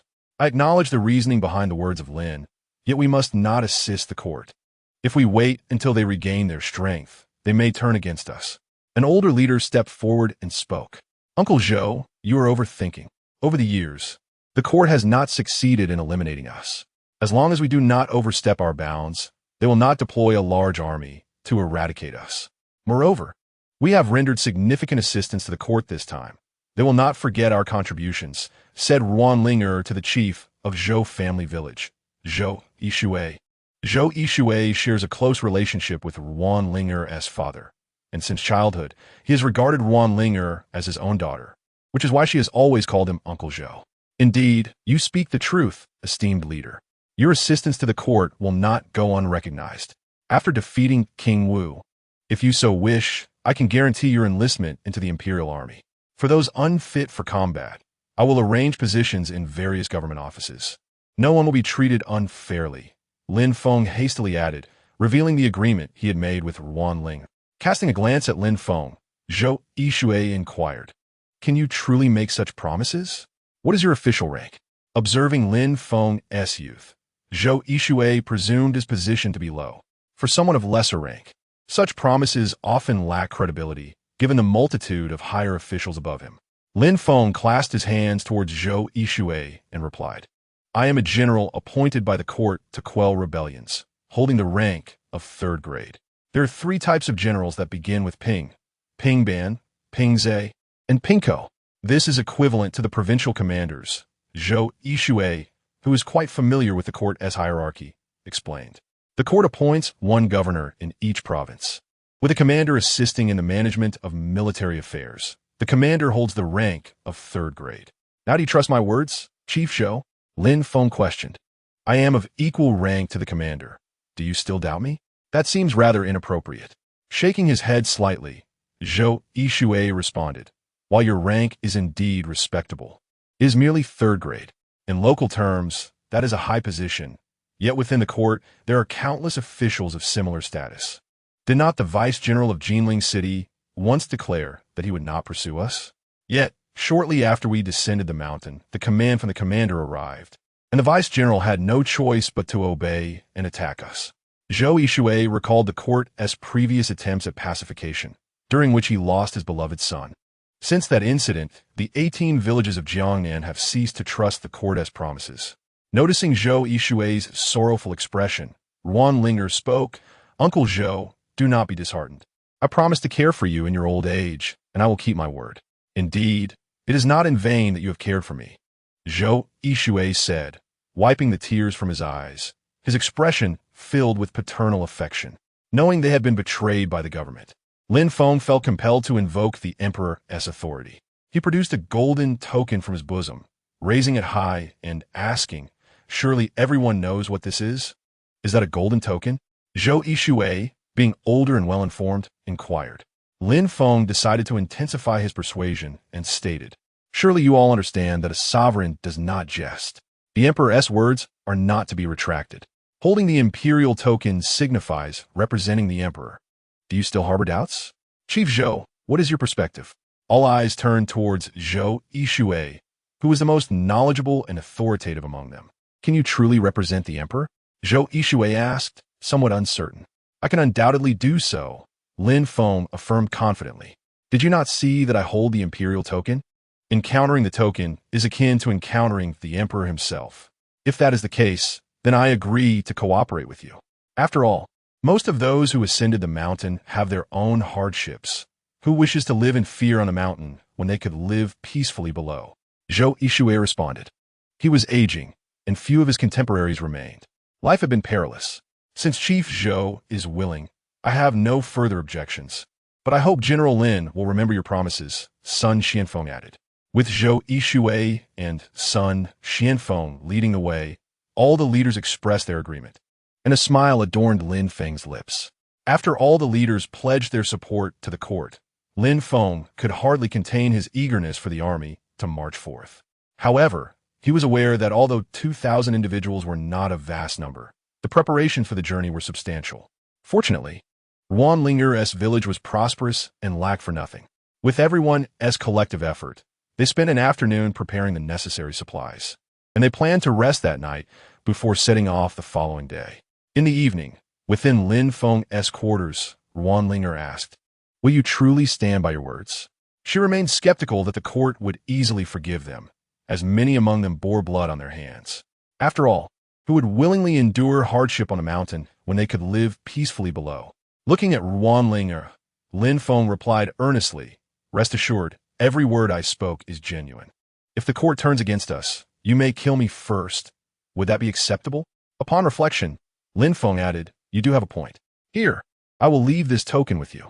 After all, I have no use for it." As he spoke, Lin Feng handed the golden token, which he had taken from the Empress Dowager, to Ruanlinger. This token was initially meant for his escape, yet it was evidently no longer needed. No. This is a gift from the Emperor to you. I cannot accept it," Ruanlinger protested, shaking her head.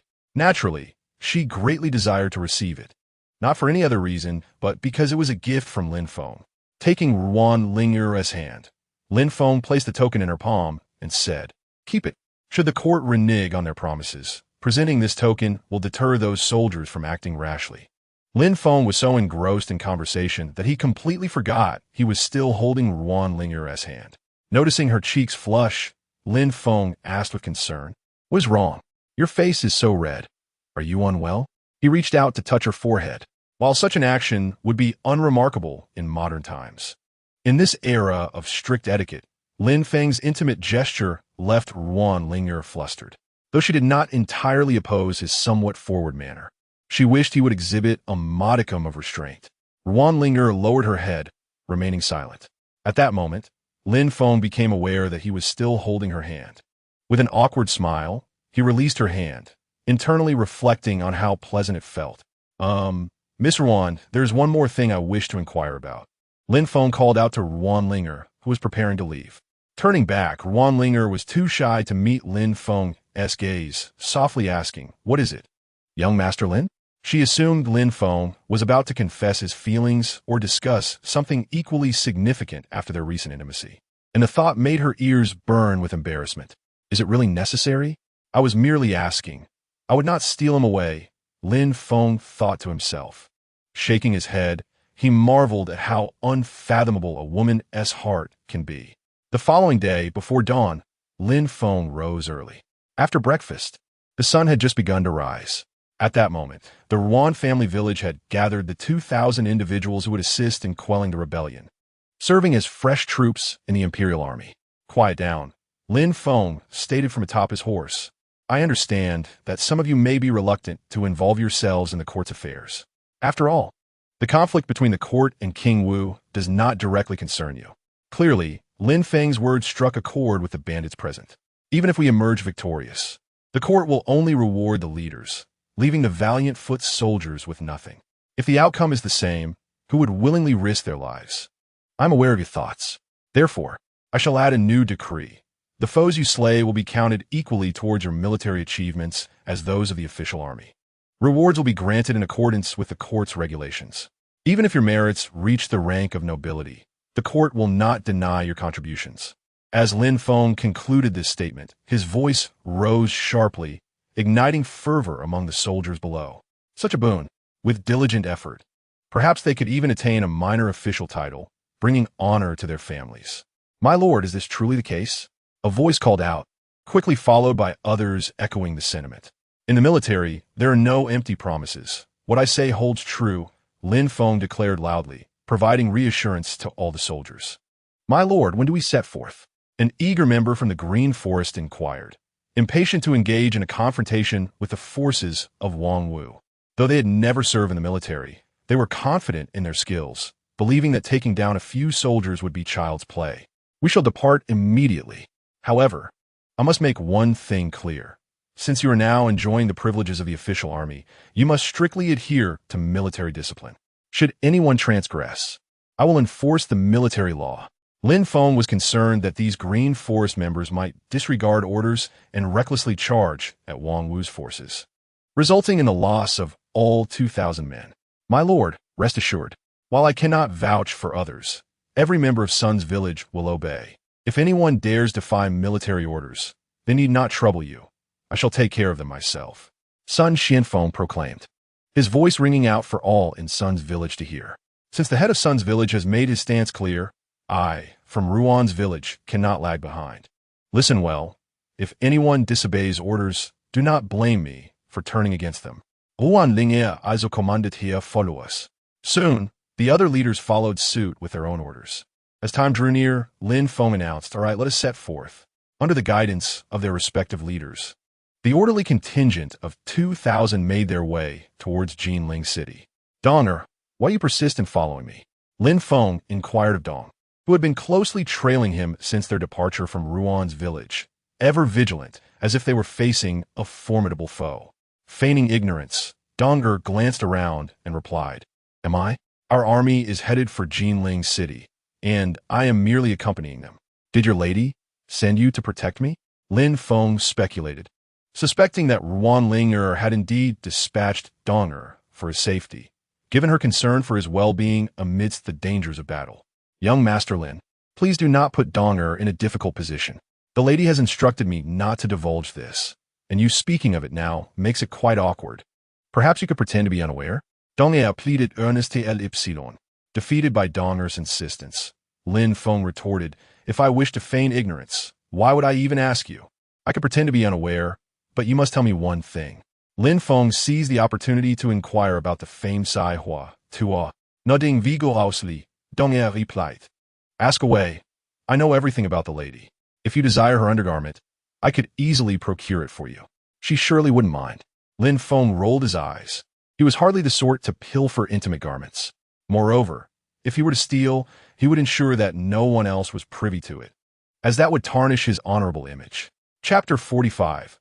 A sudden turn of events, seeing Donger, whose eyes brimmed with tears. Lin Feng felt reluctant to distress the young girl further. He inquired, who is the Sai Hua Tua from your village? May I meet him? Donger hesitated, realizing the gravity of the matter. If the lady were to pursue it, she would indeed be in dire straits. Grabbing Lin Feng's arm, she nearly pulled him off his horse, but managed to stop him just in time. If I tell you, you must promise not to reveal it to anyone. If the lady finds out, I will be in trouble. Is it really that serious? Lin Feng probed. Donger nodded emphatically. Yes. Then speak. I assure you, I will not disclose it to anyone, especially not to your lady. Lin Feng promised earnestly. You need not worry about telling my lady. Once you hear it from me, she will know. Donger said, her face drawn in distress. The Sai Hua Ta in our village is my lady. Only I, my lady, and our master know of this. With our master deceased, only my lady and I are aware. What? Your lady is the Sai Hua Ta? Lin Feng began, but Donger quickly covered his mouth, insisting, "Do not speak." Nodding vigorously, she finally removed her hand from Lin Feng's mouth. Had she delayed any longer, Lin Feng might have suffocated. However, upon learning that Ruanlinger was the Sai Hua Ta, Lin Feng's mind began to churn with schemes. The march progressed swiftly, partly due to their familiarity with the terrain and partly due to their fervent desire to slay enemies and attain merit. For no one wished to languish in uncertainty on the mountains. "Donger, come here." Lin Feng beckoned to Donger, who was trailing behind. "What are you calling me for? Won't that reveal our secret?" Donger whispered as she approached. Lin Feng found her words amusing, as it was evident to everyone that she was protecting him. "I need to ask you something. How far are we from Jinling City?" Donger tilted her head thoughtfully and replied, "My lord, how would I know? I have never been to Jinling City." Lin Feng was momentarily speechless. "You could have simply stated that you didn't know." Eventually, Donger found a leader, allowing Lin Feng to ascertain that they were approximately 100 miles from Jinling. "Thus, we are quite close to the camp of the Pacification Army?" Lin Feng inquired, recalling that Ruanlinger had mentioned the Pacification Army was stationed around 100 miles from Jinling City. Shaking his head, the leader replied, "My lord, we are still several hundred miles from the Pacification Army. They are stationed roughly 100 miles from Jinling City, but they are not in the same direction as us. One is to the east and the other to the west. Thus, we remain far from the Pacification Army." In an instant, Lin Feng felt his intellect falter. In his excitement, he had forgotten that both Ruanlinger and this leader had indicated distances based on Jinling City as the center point, essentially describing circles centered around Jinling. There could be many locations 100 miles from Jinling City. "Go and summon the leaders," Lin Feng instructed Dong.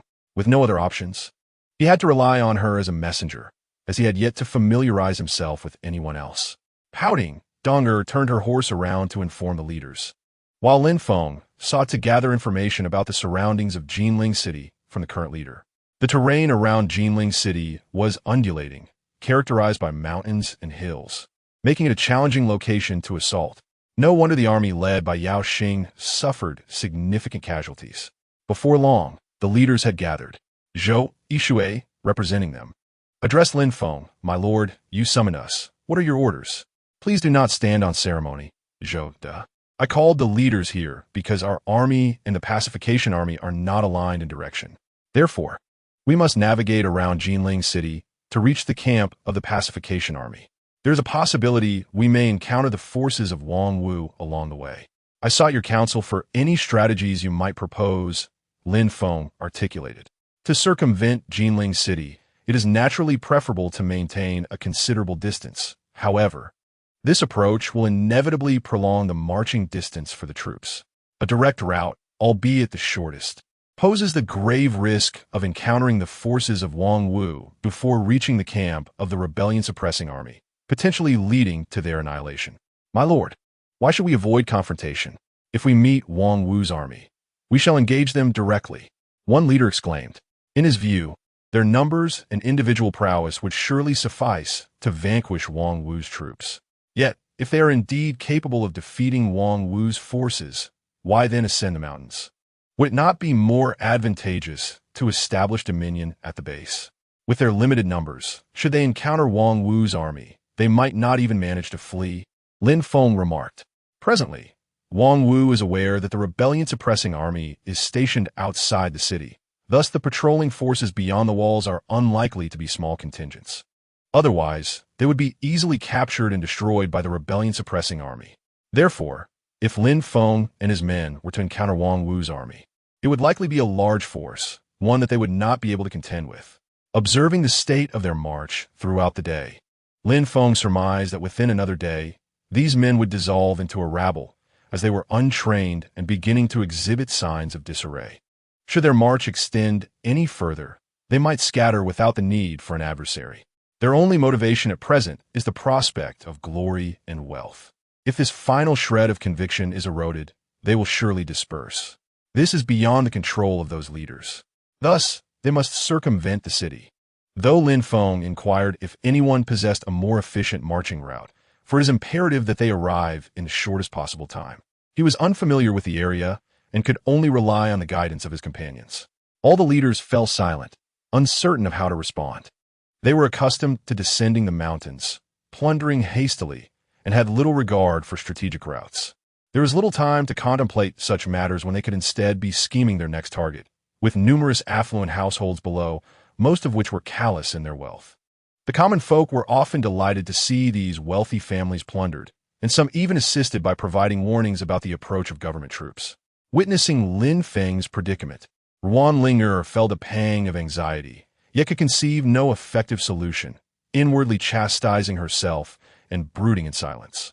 After carefully considering Zhou Yishui's proposal, Lin Feng found his reasoning compelling. Was this not akin to dispatching scouts during a march? Throughout this journey, he had acquired considerable knowledge. Lin Feng had specifically consulted Xian Hong and others regarding scouting matters. How then, at this critical juncture, had he become muddle-headed? Zhou, your suggestion is commendable. It is akin to deploying scouts in a military march.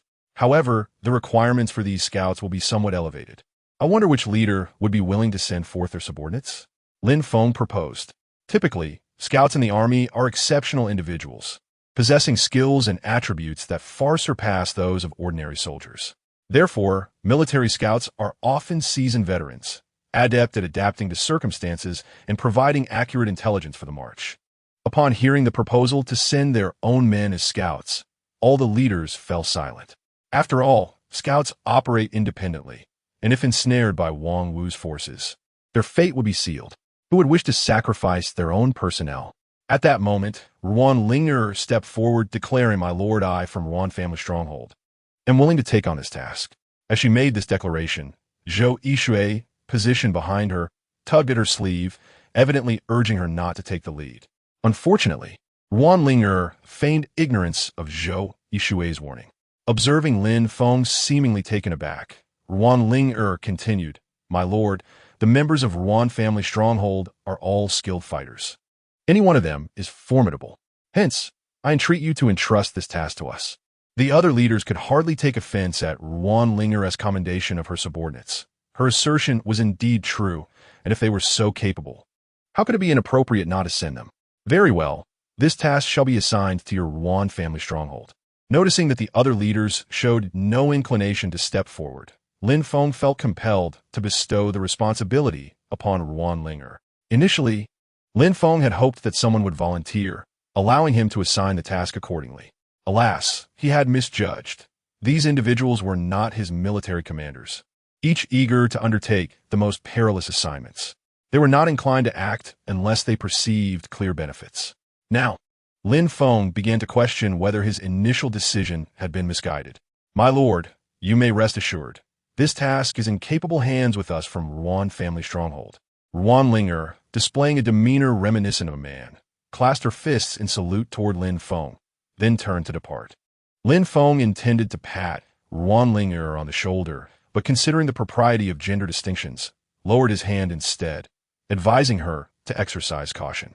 Once Ruan Linger had left, Lin Feng addressed the remaining leaders, stating, "Gentlemen, we are now in close proximity to Wang Wu's Jinling city. Therefore, it is imperative that you communicate with your subordinates, ensuring that they adhere to discipline during our march, avoiding delays, and proceeding swiftly." "Yes, my lord. We shall convey your instructions," the leaders replied in unison. Yet, Lin Feng harbored reservations. "No, I will only heed the commands of my lady. No one else shall dictate my actions, not even the son-in-law." Vinta interjected inexplicably. Faced with Winter Air's insistence, Lin Feng refrained from further comment, but silently worried for Ruan Linger's safety. Fortunately, their journey continued smoothly. They were now nearing the rebellion-suppressing camp, where concerns about Wang Wu's forces were minimal. Lin Feng's unexpected disappearance had left the various commanders feeling as if they had lost their anchor. Although Lin Feng's presence had not been particularly impactful, his sudden absence disoriented the leaders. It was their eagerness to ascertain Lin Feng's whereabouts that had driven them to insist on launching an offensive against Wang Wu. "My lord, I did not wish for you to suffer there. Do you have any idea how difficult it was for me to find yellow paper?" Han Kai remarked. While he expressed joy in the company of the leaders, Lin Feng remained mindful of those he had brought along. After conferring with He Wei, Arrangements were promptly made. Huey also assigned appropriate resting places for the leaders. That night, gathered in the main tent, Lin Feng engaged in light conversation with the commanders of the Horse Monitoring Bureau. When the topic of Lu Shuai arose, all the leaders bowed their heads. By the time they found Lu Shuai, he was drenched in blood, yet still clutched a steel knife, surrounded by a pile of corpses. Although timely medical attention was provided by the army's physician, Lu Shuai's condition had not improved. In fact, it appeared to be deteriorating. Without access to better doctors and being away from the capital, even the military physician acknowledged that they could only leave his fate to chance. If Lu Shuai were resilient enough to endure, he would survive. Otherwise, preparations for his final rites would be in order. Did you not inform the physician that he must be saved? Lin Feng grasped Xian Hong's arm, demanding. To speak plainly, Lu Shuai was Lin Feng's savior, and he would go to great lengths to ensure his survival. Rest assured, my lord, we have already spoken with the physician. However, the medical skills of the army's physician are not particularly adept, and we find ourselves on Wang Wu's territory, where finding a competent doctor is impossible. If we were in the capital, we might have sought the imperial physicians, Xian Hong explained. My lord, we are currently in Jiangnan, far from the capital, and Lu Shuai cannot withstand such tribulations. We can only hope to quell the rebellion swiftly and find a capable doctor in Jinling City to treat him, Xian Hong continued. Lin Feng turned to Xian Hong, inquiring, is there truly no other way? With a shake of his head, Xian Hong remained silent. If there were alternative methods, would they not attempt them? After all, Lu Shuai had once been one of their trusted subordinates. During their time in the frontier army, they had shared the same meals. My lord, you have yet to finish your words. Lin Feng interjected, signaling Xian Hong to remain quiet, then turned to He Wei, asking, where have you arranged for those leaders to rest? Exiting the main tent, Lin Feng hurried southward. Spotting a solitary tent at the southernmost point, he remarked, this should be the one. Noticing the light within, he inferred that Ruan Linger had not yet retired for the night. This was fortunate, as it spared him the need to disturb her rest. However, true to Lin Feng's nature, even if Ruan Linger were resting, he would still insist on rousing her. He hurriedly entered Ruan Linger's tent, and immediately, a series of escalating exclamations erupted. The first was a woman's voice, followed by a man's. Who'll let you in? Donger, with claws bared, obstructed Ruan Linger in the bath, glaring at Lin Feng. I saw the light in your tent, so I came in, Lin Feng stammered, slightly at a loss for words. Are you unaware of the distinction between men and women? You barge in like this, Donger scolded. Noticing Lin Feng's eyes darting behind her, she pointed and exclaimed, Miss, he is peeking. Instantly, both Lin Feng and Ruan Linger turned crimson. I'll step outside, Lin Feng stuttered, hastily retreating. Inside the tent, Ruan Linger stood in Adatsa. Last time, Lin Feng had been unconscious, but this time, she had been fully exposed to him. How could she face anyone after this? Miss, now Lin Gongzi cannot escape responsibility, Donger said almost gleefully. While helping Ruan Linger dress, she continued, this is perfect. You do like Lin Gongzi after all, and now he has seen everything. If he dares to shirk responsibility, I, Donger, will be the first to object. Enough, Ruan Linger commanded, her tone authoritative. You're the maid, not I. With an exasperated eye roll, Donger replied, yes, my lady, before turning to leave. Seeing Lin Feng waiting outside, Donger approached with her hands on her hips and asked, now what do you plan to do? Miss Dong, this is all a misunderstanding. I had no idea your lady was bathing. Besides, there was a tub in the way. I hardly saw anything, Lin Feng protested, feeling wronged. That tub is quite tall. What could I possibly see?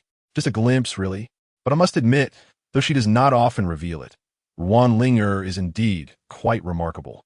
How dare you? You lecher. You even wish you had seen more. Should my lady offer you a more satisfying view? Fortunately, Lin Feng quickly silenced her, aware that if this news spread throughout the camp, it could lead to a scandal. Keep your voice down. Do you want the entire camp to hear? Lin Feng whispered urgently. What? Are you afraid? You did it, and now you fear it will be known, Donger retorted. Rolling his eyes in exasperation, Lin Feng replied, this was not intentional.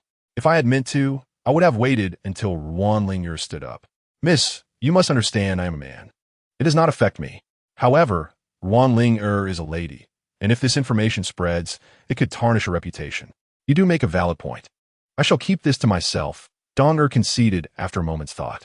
Lin Feng felt defeated by her response. Is it that you truly lack sense? Or are you simply being careless? My lady wishes to know what you seek from her, dowager inquired. Is your lady asleep or not? Lin Feng asked. If Linger had retired, he would refrain from disturbing her. After all, given the circumstances, he found it difficult to approach her again. That depends on the importance of your matter. If it is significant, my lady is awake. If not, she has gone to bed, dowager explained, unintentionally revealing too much. Lin Feng was left speechless. I have urgent business with your lady. May I enter now? Lin Feng requested. Certainly, you may enter, dowager replied lightly, allowing him access. Upon entering, Lin Feng found Linger with a flushed face, avoiding his gaze. Dowager spoke up. Miss, Lin Gongzi says he has urgent matters, so I let him in. Miss Ruan, I sincerely apologize for what just occurred. It was not my intention, Lin Feng quickly explained, realizing he owed her an apology regardless of intent. An apology requires sincerity, dowager interjected, defending Linger. Rising to her feet, Linger stated, Enough, dowager. This is not your concern. Please fetch a cup of tea for Lin Gongzi. Miss, dowager protested, stamping her foot in frustration. This is your affair. I refuse to involve myself. After this, how will you find a husband? Do not speak of that. Are you now ignoring my commands? Linger said, her irritation evident. While such discussions might be acceptable between them, in front of Lin Feng, it was somewhat embarrassing given the circumstances. With another frustrated stamp, dowager shot a glare at Lin Feng before departing. It is of no consequence, Lin Feng assured, waving his hands. Ultimately, this situation was his fault. Had he not barged in, none of this would have happened. What business does Lin Gongzi have with Linger? She asked, striving to shift the conversation away from the earlier embarrassment. Prompted by Linger's question, Lin Feng recalled his purpose for visiting. I seek your assistance. My personal guard was gravely injured while protecting me, and I request your expertise in examining him. Would you be willing? Me? To treat a patient? Linger feigned surprise. Miss Ruan, please do not pretend. Dowager has informed me of your skills. I humbly request your help for my subordinate. I would be greatly indebted. Lin Feng bowed respectfully. At that moment, dowager re-entered, and Linger shot her a glare. Turning back to Lin Feng, she said, Lin Darren, I will do my best. Although I am called a healer, it is merely a title and should not be taken too seriously. Your willingness to assist is more than I could hope for. Lin Feng expressed gratefully. Where is your subordinate now? Shall I attend to him immediately? Linger inquired, noticing Lin Feng's urgency. Hesitating, Lin Feng replied, Is it appropriate? It is rather late. No worries. The preservation of life takes precedence. Let us go, Linger declared, instructing dowager to gather her belongings for the visit. Miss, does Lin Gongzi know of your healing abilities? Dowager asked in disbelief. Linger shot her a glare and retorted, What do you think? As Dinger clutched her teacup and tray, they slipped from her grasp and shattered upon the ground. With her hands on her hips, she glared at Lin Feng and demanded, Pray, tell me, why have you betrayed me? Did we not agree to remain silent? Momentarily at a loss for words, Lin Feng pondered the urgency of their situation, despite having previously consented to her request. Very well, Dinger hastened to gather the necessary items. We must depart promptly, he urged. Observing Dinger's lingering turmoil, Linger interjected. Come now. Focus on what needs to be done. Emulating Linger. Dinger shot a resentful glance at Lin Feng before turning away with a heavy heart. Lin Feng, accompanied by Linger and Dinger, made their way to El Shuai's tent. Inside, El Shuai lay on his bed, eyes tightly shut, though his breathing remained steady. The military physician attending to him informed them that aside from persistent fever and unconsciousness, El Shuai exhibited no other issues. Allow me to feel his pulse, Linger suggested after considering the physician's words, stepping forward to examine El Shuai. The physician hesitated, uncertain whether to permit her approach. After all, she was a woman, and could her medical skills truly surpass his own? Yet, Lin Feng, discerning the physician's hesitance, Encouraged, let her proceed. Yes, my lord, the physician conceded, stepping aside to allow Ru In El Ingar access to El Shui. What do you discern? El Nf Ing inquired urgently, while the physician leaned in, eager to hear her assessment, ready to refute any inaccuracies she might present. He felt it imperative to assert his expertise, unwilling to be overshadowed by a mere girl, despite her evident abilities. Shaking her head, Ru In El Ingar replied, "It is difficult to ascertain at this moment. I must administer acupuncture to observe his body's response before determining the next steps." What? You are uncertain of your course of action and yet dare to proceed with acupuncture? Who will assume responsibility should complications arise? The physician interjected, clearly skeptical of her capabilities. He perceived her as merely deceiving LNF Ing, wishing to elevate his own standing in the process. My intention in administering acupuncture is solely to gauge his physical response. Only then can I prescribe the appropriate treatment, Ru In El Ingar explained, though she too felt a twinge of doubt.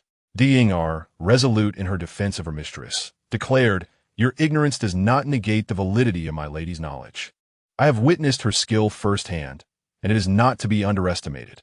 Who are you to speak so boldly to me?" The physician retorted, his anger palpable. Despite his modest rank as a military physician, he felt insulted by the insolence of a mere servant. Glancing at Engr, Ru In El Ngr cautioned Engr, "Hold your tongue." Then, addressing the physician, she asserted, "Esteemed sir, there are instances when medication is not the optimal solution. Acupuncture, complemented by medicinal treatment, often yields superior results. You insolent child, how dare you lecture me?" The physician scoffed, embodying a sense of superiority. Sensing the tension, Ru In El Ingar looked to El Nf Ing for support. Meeting his inquiring gaze, she offered a slight nod, signaling her confidence in her approach. "Step aside. I shall assume full responsibility should any complications arise." El Nf Ing insisted firmly to the physician. "My lord, I implore you to reconsider. This matter is of great significance." The physician persisted, hoping to dissuade El Nf Ing from allowing Ru In El Ingar to intervene. After all, if a young woman succeeded where he had failed, what would remain of his reputation? "I reiterate, I shall bear the responsibility should anything go awry. Now step aside." El Nf Ing's patience waned. He had witnessed Ru In El Ingar's medical prowess firsthand. His own severe injuries had healed remarkably under her care. It was widely acknowledged that severe injuries typically required extensive recovery time, yet he had recovered in a fraction of that duration. This only served to affirm her exceptional abilities. "Yes, my lord." The physician relented, feeling disheartened as he bowed to El Nf Ing and stepped aside. Ru In El Ingar's eyes shone with gratitude as she met El Nf Ing's reassuring gaze, their shared smile eliciting a quiet chuckle from D. Ingar. "What are you laughing at? Hurry and prepare." D. Ingar's voice drew Ru In El Ingar back to her task.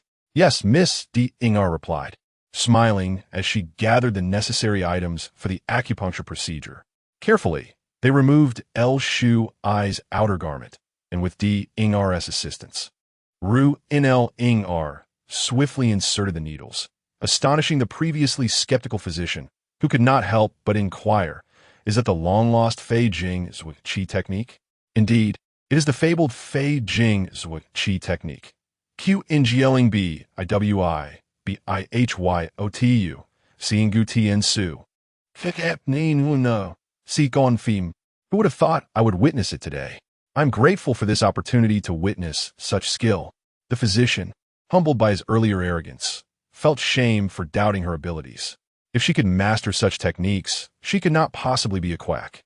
He realized he might not even measure up to her. "Allow me to pay my respects.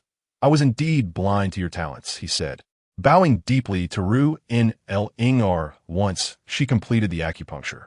In the realm of medicine, those who excelled earned the utmost respect. "Please, esteemed sir, rise. I am unworthy of such honor," Ru In El Ingar urged, attempting to assist the physician to his feet.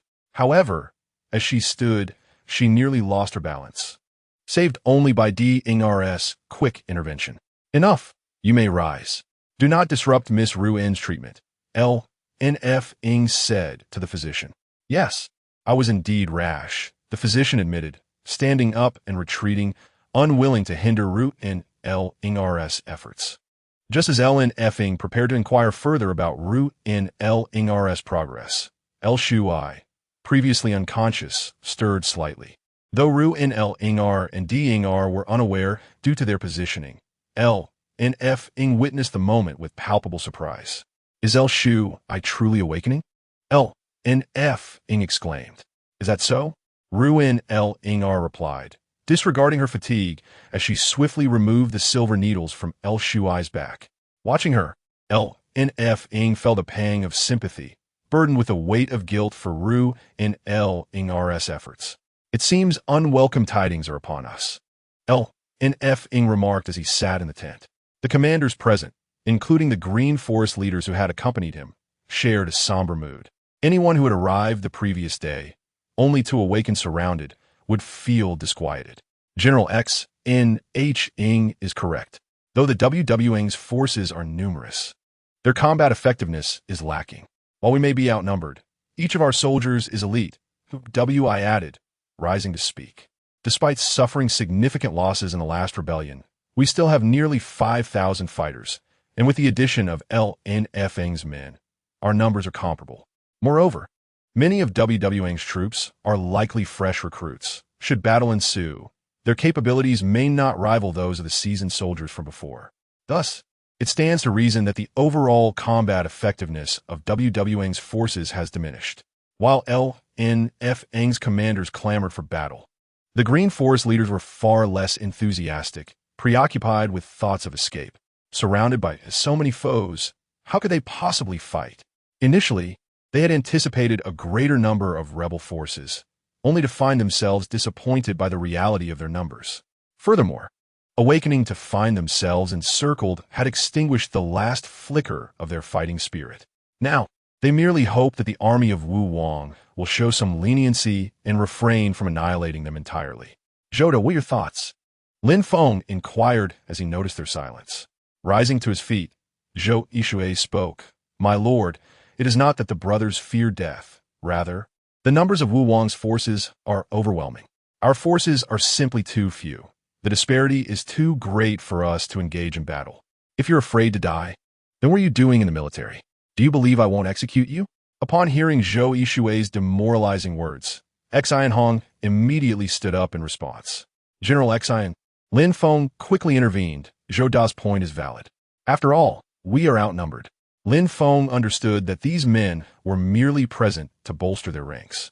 They might fight if the tide favored them, but in the event of defeat, they would undoubtedly be the first to flee. Thank you for your understanding, my lord. Zhou Yixue bowed to Lin Feng. Standing up, Lin Feng declared, Very well, we shall take the lead. Captain Yuan, you and the brave warriors shall hold the line for us. At this moment, it was only wise for his own men to take the forefront. Could he truly expect these others to charge ahead? My lord, we are not suggesting that Wanlinger wishes to explain, but she is uncertain of how to articulate it. After all, the 18 villages of Jiangnan are allied, not subordinate. Wanlinger cannot command them. She can only lead her own few hundred followers.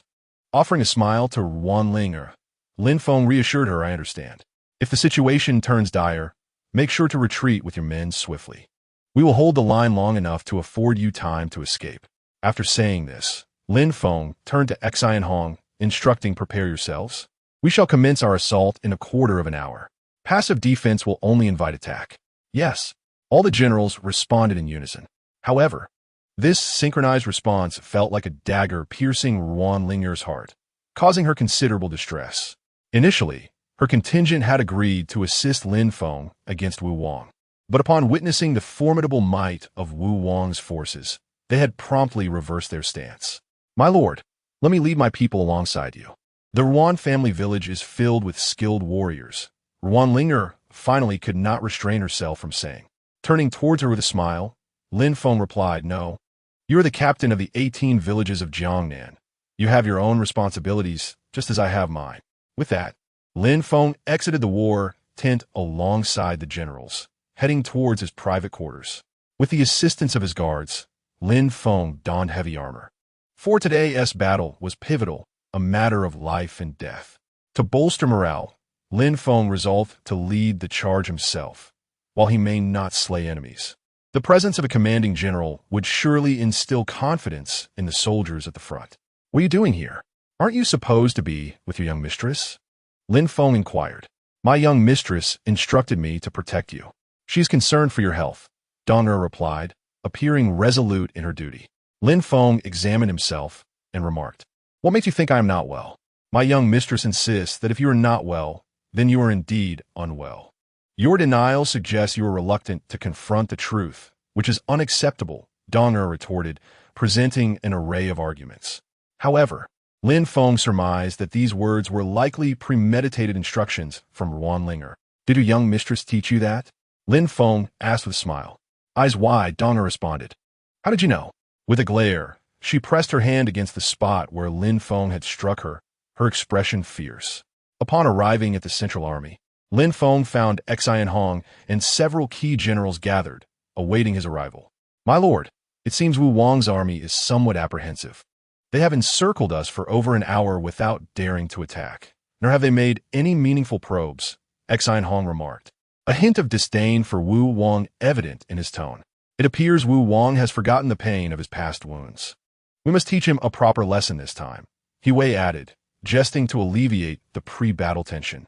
"Indeed, Wu Wang has little choice. We have encroached upon his territory for so long. If he fails to expel us, the provincial governors will surely grow restless. Thus, Wu Wang has no alternative but to act," Lin Feng explained. "If his army were allowed to linger in Wu Wang's domain without taking action, how could Wu Wang persuade the other governors?" Each of them was astute, knowing that without results, no one would take action. "My lord, I believe we should charge directly at his center with cavalry. If we break through even one point, Wu Wang's forces will surely crumble," Lei Jun suggested, eager to take the lead after having enjoyed the last pursuit. "I see complications. Wu Wang's center is well protected, and we may not find any opportunities," Ming countered. "If we attack the left flank, cavalry would not be suitable. Instead, we would rely on our infantry. After all this time, our musketeers and artillery have shown their worth. It is high time for our infantry to shine as well." Turning to the previously silent Wei, Lin Feng inquired, "General He, what is your opinion?" Known for his caution, Lin Feng sought his counsel. "Strike the snake at its vital point. We must aim directly for his Achilles heel," Wei finally stated after much contemplation. Following his gaze, Lin Feng spotted the great banner of Wu Wang flying atop a nearby hill. It seemed Wu Wang was fully committed this time, personally rallying his troops. "Once we defeat Wu Wang and seize his banner, the morale of his army will plummet to its nadir. At that moment, would it not be a massacre? Then we shall capture the leader first." Lin Feng turned to his generals and asked, "Is that agreeable?" "Yes," they replied. "However, we must assign someone to feign an attack to divert the enemy's attention," Hong suggested, glancing at Ming. "You say, if Wu Wang flees with your heavy armor, who could you possibly pursue?" Hong jested, tapping Ming's armor. "That is not the case.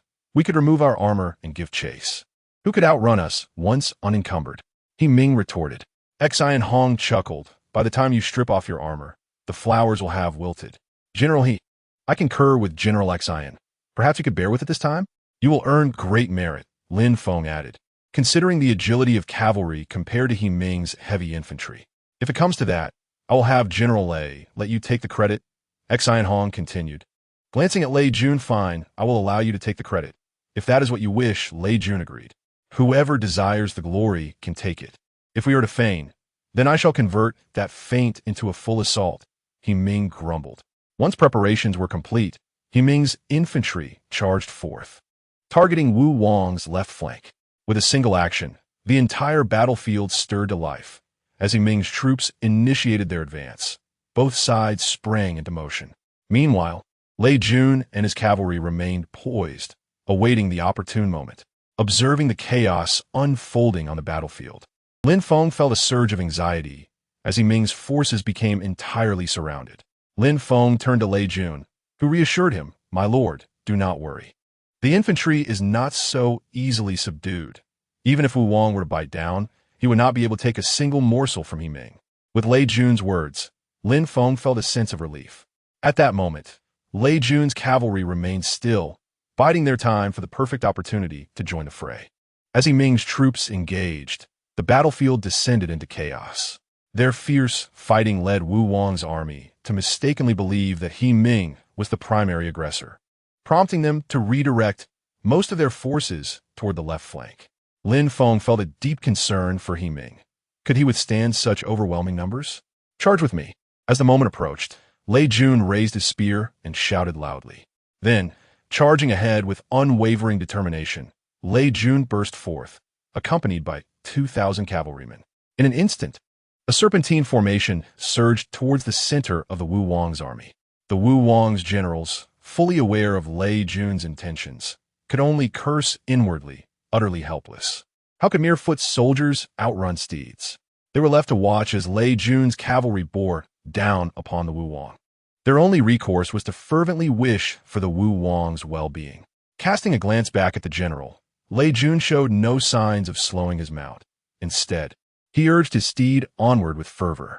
Do not celebrate just yet. Once the Wu Wang sees us approaching, he will surely flee. We must be prepared to pursue. Understood. General, the officer responded, exhilarated. My lord, Lei Jun truly possesses remarkable composure, turning his horse only when he reached the enemy's center. Were I in his position, I would never have advanced so far. Xin Hong Zimak da Lin Feng. After all, reaching the enemy's front lines requires immense courage, with foes ahead and pursuers behind. Being encircled would render even the most agile cavalry ineffective. Lei Jun is indeed a promising talent. Lin Feng concurred, nodding. His performance in recent battles has been commendable. While not yet outstanding, it is certainly impressive. With a bit more experience, he could undoubtedly secure a territory on his own. In the midst of their conversation, Lei Jun's cavalry had already engaged the Wu Wang's forces. Though the Wu Wang's personal guard included cavalry, the majority were foot soldiers, whose mobility paled in comparison to Lei Jun's horsemen. Adopting a wedge formation, they surged through the infantry, directly pursuing the Wu Wang. Capture the Wu Wang, and we shall achieve victory, Lei Jun exclaimed, brandishing his lance, leading the wedge formation as it pierced through the infantry lines that sought to obstruct their advance. Ignore the foot soldiers. Focus on the Wu Wang, Lei Jun commanded sharply as he noticed some cavalrymen preoccupied with dispatching the routed infantry. Our priority is not to slay the enemy, but to seize the Wu Wang. Witnessing Lei Jun's cavalry effortlessly breach his infantry line, the Wu Wang hastily broke away from the main force, leading a handful of loyal cavalrymen to flee. The steeds of the Imperial Horse Monitor, selected from the purebreds beyond the frontier, were of superior quality compared to those from Jiangnan. Despite the Wu Wang's relentless whipping of his mount, the distance between them continued to diminish. Meanwhile, on the battlefield, my lord, something is amiss. The enemy's numbers seem to be increasing. He Wei was the first to notice this troubling development. On He Ming's side, a layer of fallen soldiers had already accumulated. Yet the encircling forces appeared to be decreasing in number. If this trend continued, He Ming and his men would eventually exhaust themselves, leaving them vulnerable to the scythe of the enemy. My lord, these men remain to protect your safety, should Xian Hong waver. Currently, Lin Feng has fewer than 1,000 men left. If we send them all to support He Ming, we risk leaving ourselves exposed to an assault from the Wu Wang. Fear not. As long as you fight well in the front, the Wu Wang shall not have time to concern himself with me. Go now, and do not let He Ming struggle alone, Lin Feng said earnestly, gazing at Xian Hong. Yes, my lord, Xian Hong replied, turning to He Wei. Your charge is to ensure the safety of our lord. With Lu Shuai absent, you must shoulder this responsibility. Rest assured, I could hardly be worse than Lu Shuai. He Wei replied confidently. Prepare the reserve troops. Follow me, Xian Hong declared, leading the last of the reserves to reinforce He Ming. Unfortunately, before he could reach He Ming, he was entangled by another segment of the Wu Wang's forces, forcing him into a desperate battle. General Xian, we're surrounded by the enemy. What should we do? One of Xian Hong's subordinates inquired anxiously. What do you mean? What should we do? Charge forward, Xian Hong shouted, leading the charge against the enemy, his soldiers quickly following suit. From the rear, Lin Feng observed the battlefield with a furrowed brow. Their forces were diminishing, while the enemy seemed to multiply. It was evident that the enemy had received substantial reinforcements, explaining their audacity in launching an attack today. Noticing Lin Feng's tension, Hue reassured him, "My lord, do not worry. The soldiers of the Imperial Horse Monitor are all elite. The Wu Wang's troops appear to be fresh recruits, lacking our combat prowess." Hue's words eased Lin Feng's anxiety somewhat. However, he remained fixated on the battlefield. Meanwhile, the absence of news from Lei Jun weighed heavily on Lin Feng's mind. Had something occurred to him? "General He, it appears that General Exine Hong is over there. Should we go to assist?" A soldier called out to He Ming as he fought valiantly. Glancing back, He Ming replied, "That is our reinforcements. Let us move towards them." He led his men towards Exine Hong, aware that their only motivation was the spirit of battle. Should that spirit wane, his troops would be rendered ineffective. Exine Hong's support would undoubtedly invigorate their resolve. Seeing He Ming's forces moving towards him, Exine Hong shouted, "Summon the courage you displayed in the northwest. Are you afraid of these farmers who have only just taken up arms? Not afraid. Kill." The soldiers roared, intensifying their assaults as they advanced towards He Ming, albeit at a painfully slow pace.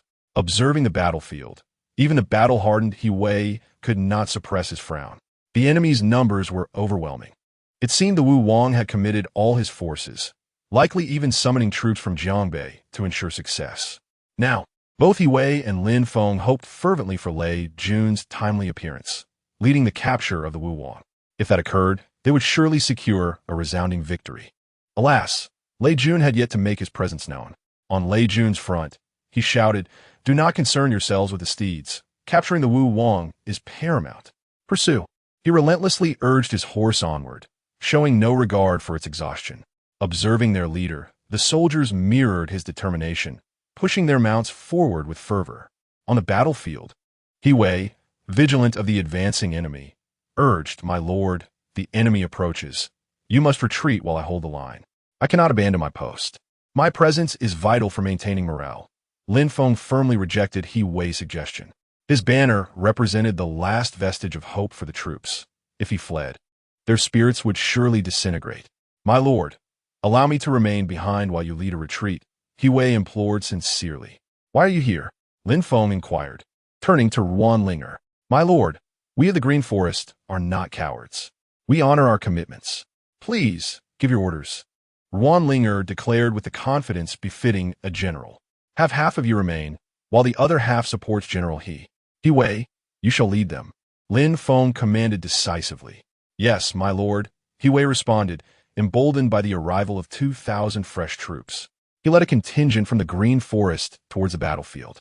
Upon witnessing the influx of reinforcements to Lin Feng's side, the Wu Wang's forces, initially charging towards Lin Feng, veered towards He Ming instead, evidently intent on dismantling He Ming's troops before converging on Exine Hong. However, with the addition of Hue's fresh soldiers, the tide of battle began to shift.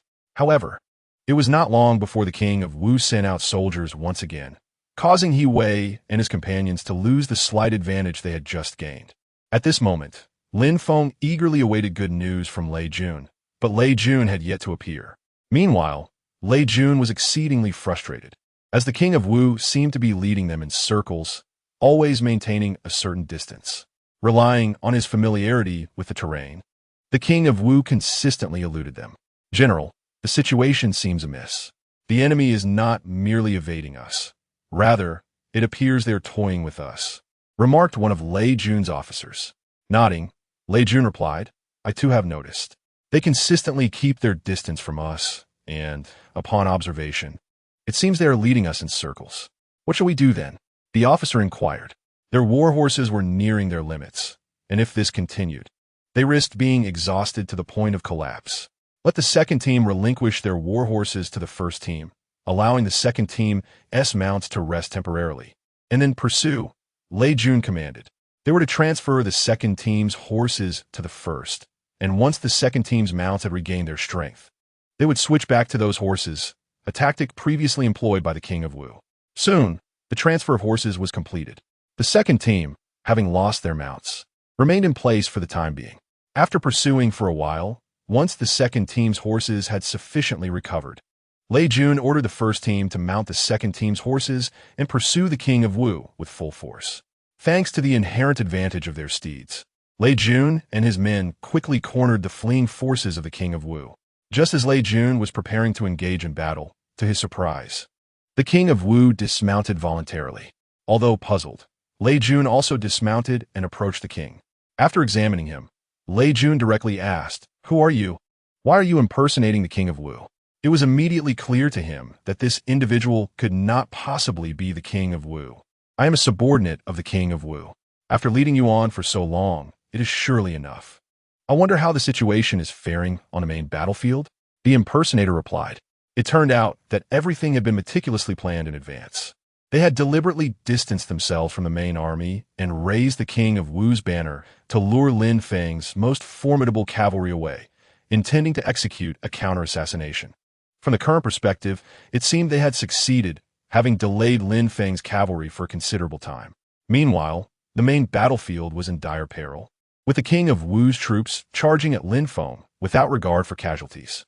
Although Lin Feng's forces had gathered around him, they were compressed tightly together. The relentless assaults from the king of Wu's army forced Lin Feng's men to retreat repeatedly, resulting in significant casualties. The soldiers were weary, and it was uncertain how long they could hold on. Beside Lin Feng, He Ming, who had just taken a brief respite, returned with reinforcements, replacing the Green Forest personnel led by Ruan. Although the Green Forest fighters were exceptional in their skills, they were unable to fully utilize their abilities in the midst of such a military formation. If not for their decent martial arts, their losses would have been even greater. "I am fine. It's just that many of our brothers have met with misfortune," Ruan said, tears welling up as she spoke. After all, they had lived together as comrades, and witnessing them fall one by one to the enemy's blades was heart-wrenching. Gently embracing Ruan, Lin Feng said, "War is indeed cruel. You could have remained uninvolved. I know you act out of concern for me." After a brief struggle, Ruan realized it was futile to escape Lin Feng's embrace and nestled her head against his chest, murmuring, "I always thought you were unaware of my feelings." However, Lin Feng cast aside all concerns, for tomorrow's outcome was uncertain. If the forces from that side succeeded in their endeavors, Lin Feng would still have a chance at victory. Otherwise, defeat was inevitable. The king of Wu's army continued to pour forth relentlessly. Although Lin Feng's soldiers were courageous, fatigue would eventually set in, while the enemy seemed inexhaustible. Tentatively extending her hand, Ruan mustered the courage to wrap her arms around Lin Feng's waist, asking, "What do you plan to do? If we survive this war, I shall marry you," Lin Feng declared resolutely. "Very well," Ruan whispered, burying her head deeply against his chest, her demeanor a stark contrast to her usual carefree self. "Release Ruan," Lin Feng instructed as she shyly retreated to a distance. Glancing outside, Lin Feng spotted Lei Jun's forces. "Thus," he said, "let us converge over there." "Yes, my lord," He Wei replied as he went to relay the orders. Lin Feng's group struggled to move toward Lei Jun, while Lei Jun exerted himself to reach Lin Feng's side. Before long, their forces finally united. Upon seeing Lin Feng safe and sound, Lei Jun felt a weight lift from his heart. Kneeling on one knee, he said, "My apologies, my lord. I have failed to fulfill the task you entrusted to me. I am sorry, my lord. We were deceived. The one we pursued was not the king of Wu, but rather his double. We have all been tricked. They intended from the start to lure us into pursuit." Lei Yun explained. "It seems the king of Wu possesses exceptional strategists, having anticipated our plans and led us into their trap," Lin Feng remarked. It was evident that the enemy had executed a meticulously crafted scheme to draw Lin Feng in. "Forgive me, my lord. It was my suggestion. Had it not been for me, we would not have suffered such great losses," He Wei added, also kneeling. "Rise. This is not the time for such discussions. If anyone is to bear responsibility, it should be me, as I personally issued the orders. I am the commander. You need not bear the blame." Lin Feng reassured He Wei. "My lord, what shall we do now? Our surroundings are teeming with enemies," Lei Jun inquired. Having just returned from outside, he had a better understanding of the enemy's strength than Lin Feng. It was conservatively estimated that the king of Wu had deployed over 80,000 troops. Now they were surrounded on all sides by the king of Wu's forces, making any escape attempt exceedingly difficult. "We shall fight our way north. We will surely find a path," Lin Feng declared, harboring a glimmer of hope for the northern border troops. If they were to arrive, it would certainly be from the north. "My lord, I shall await your celebratory feast," He said, drawing his great sword and leading a contingent of soldiers as the vanguard into the enemy ranks. Chapter 51. She is indeed a divine healer. Soon, a new wave of bloody battle commenced.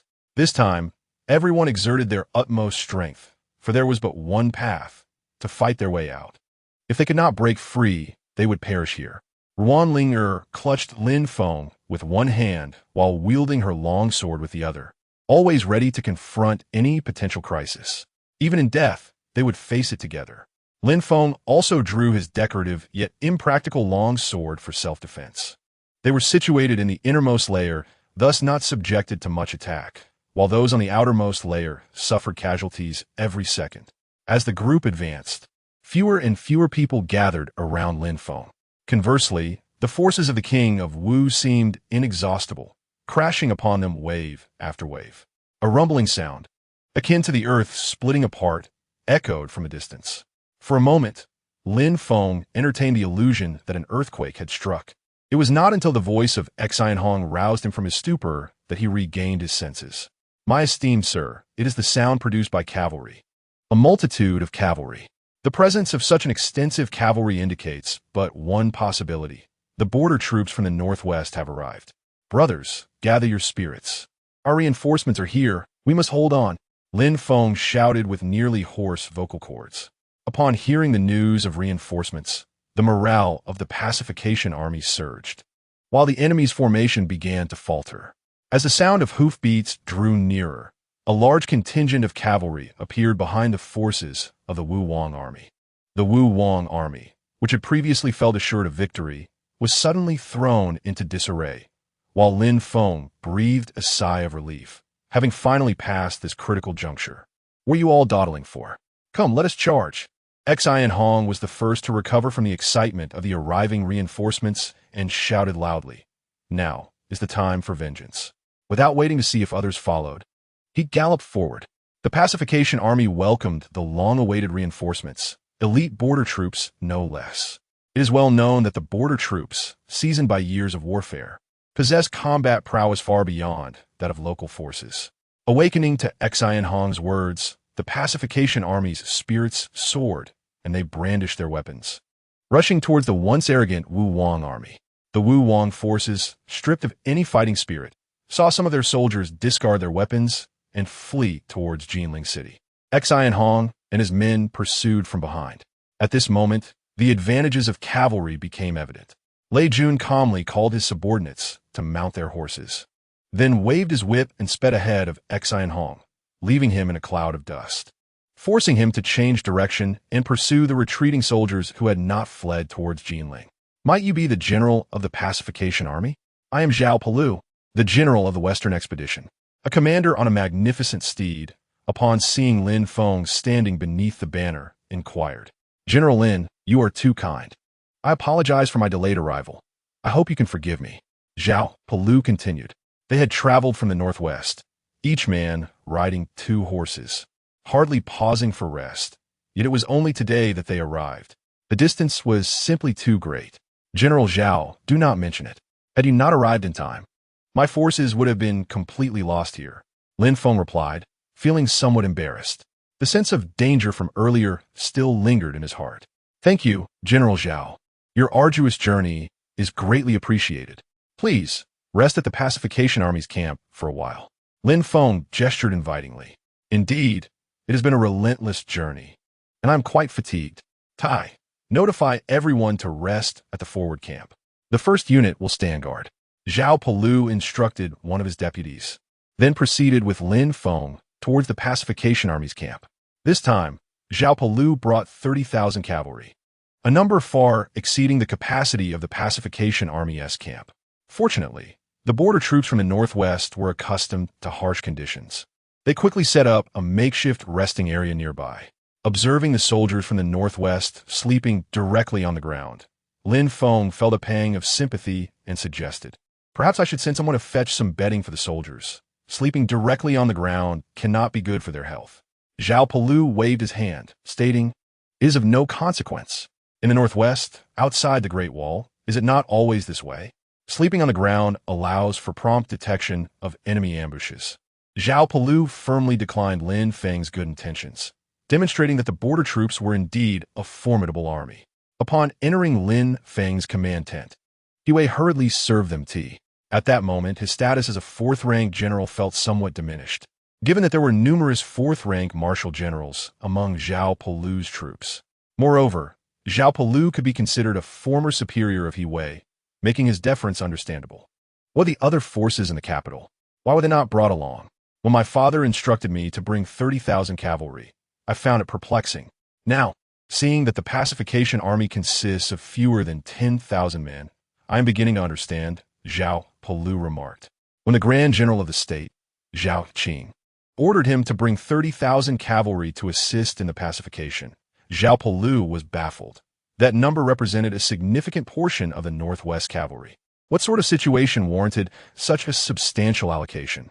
Now, witnessing the Southern River's forces comprised of merely 1,000 men tasked with pacification, Zhao Pelu comprehended the rationale. Shaking his head, Lin Feng replied, "Li Hingyan concurrently holds the title of Taiwei, using the pretext that the troops in the capital are needed to ensure the emperor's safety, thus forbidding any deployment. Reluctantly, I brought the Imperial Horse supervisory troops to the Southern River for pacification. That old fellow Li Hingyan is becoming increasingly audacious. I should have advised my father to eliminate him once and for all," Zhao Pelu grumbled bitterly. This time, upon receiving the Empress Dowager's orders to mobilize troops, Zhao Qing had not finished reading the letter when news arrived of the 10 nations of the western regions launching an attack against the Yin dynasty. Under such circumstances, the Northwest had no troops to spare. However, Zhao Qing understood that his daughter's letter indicated grave matters. Thus, he resolutely dispatched 30,000 cavalry under the command of his son Zhao Pelu, who rushed to the front under the cover of night. Moreover, to exert some pressure on the 10 nations of the western regions, Zhao Qing boldly abandoned passive defense, leading over 10,000 men out of the pass, proclaiming the intention to pacify the western region's rebellion and directly engaging in warfare. This strategy of offense as defense was a desperate measure. Knowing the 10 nations of the western regions were formidable, he recognized that mere defense would be unsustainable after drawing out 30,000 troops. It was more prudent to take the initiative. By leveraging his reputation, he sought to create the illusion that he commanded a vast army. Zhao Pelu was aware of the peril inherent in his father's strategy, should the 10 nations of the western regions uncover the truth. Zhao Qing would be in grave danger. Yet, he could not defy his father's orders and was compelled to lead his troops to aid the Southern River. "General Zhao, I suspect this matter is largely connected to Li Hingyan, but we lack evidence to act against him. Li Hingyan's disciples are widespread. If we corner him, he could retaliate with a palace coup," Lin Feng cautioned. If it were so easy to dispose of Li Hingyan, Lin Feng and his allies would have done so in the capital long ago, for the military in the capital still obeys the emperor. Sighing, Zhao Pelu remarked, "My father once told me much the same. When the late emperor had just passed, my father happened to be in the capital. Had he wished, he could have easily removed Li Hingyan, yet he refrained from doing so, fearing the repercussions. Thus, what we most urgently need to do now is gather evidence against Li Hingyan. Once we possess undeniable proof, those officials who advocate for Li Hingyan will find themselves in a precarious position. With solid evidence, we can confidently eliminate Li Hingyan." Lin Feng expressed his excitement. Li Hingyan is akin to a malignant tumor within the Yin dynasty. Removing him would be beneficial for both the dynasty and Lin Feng. "Does General Zhao have any clever strategies?" Lin Feng inquired. Shaking his head, Zhao Pelu replied, "I am not adept at siege warfare. The walls of those small nations in the western regions are scarcely a man's height. One can simply ride over them. Thus I am truly unfamiliar with the intricacies of siege tactics." Unbeknownst to Zhao Pelu, he was but a fledgling commander. Perhaps General Zhao should rest today, and we can deliberate on the siege tactics later, Lin Feng suggested. Both his troops and Zhao Pelu's soldiers were weary. Attacking the city now would only lead to greater casualties. It would be wiser to rest first and commence the siege on the morrow. Very well. I have not enjoyed a sound sleep in several days. I shall rest for now, and we can discuss siege strategies tonight. Zhao Palu stated, rising to depart. Lin Feng promptly instructed He Wei to escort Zhao Palu to rest. With Zhao Palu gone, Lin Feng was left with a multitude of tasks. The losses suffered by Lin Feng's forces were indeed grievous. After several charges, the cavalry suffered losses exceeding half of their numbers. The infantry, though slightly better off, also faced similar casualties, and many soldiers had lost their combat effectiveness. At present, fewer than 2,000 soldiers remained able to fight alongside Lin Feng. Stepping out of the war tent, Lin Feng observed Ruan Linger assisting the army's physician in bandaging the wounded soldiers. Approaching her, he inquired about their casualty situation. Ruan Linger lifted her head, and Lin Feng noticed her reddened eyes, clearly a sign of recent tears. "Were the losses severe?" he asked. Nodding, Ruan Linger replied, "Only a few hundred remain. The others are all dead." As she spoke, she collapsed into Lin Feng's embrace, weeping uncontrollably. After all, these were brothers with whom she had shared countless days and nights. Their deaths weighed heavily on her heart.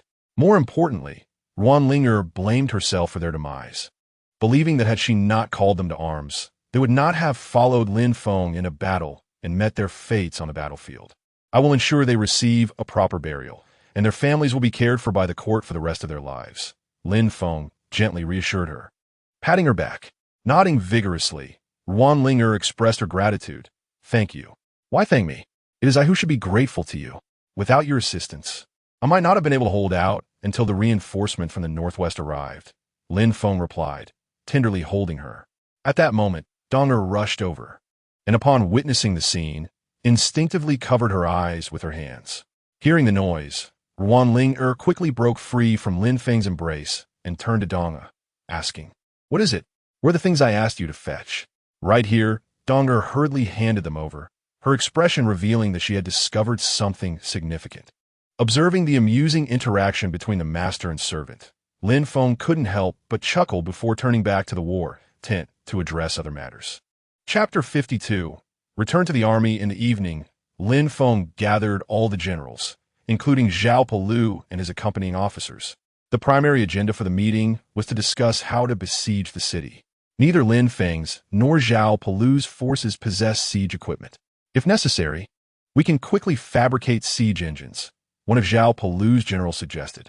Despite having witnessed the towering walls and deep moats of Jinling City, this general still unconsciously leaned towards the siege strategies employed in the western regions. "It sounds easy, but do you know how high Jinling City is?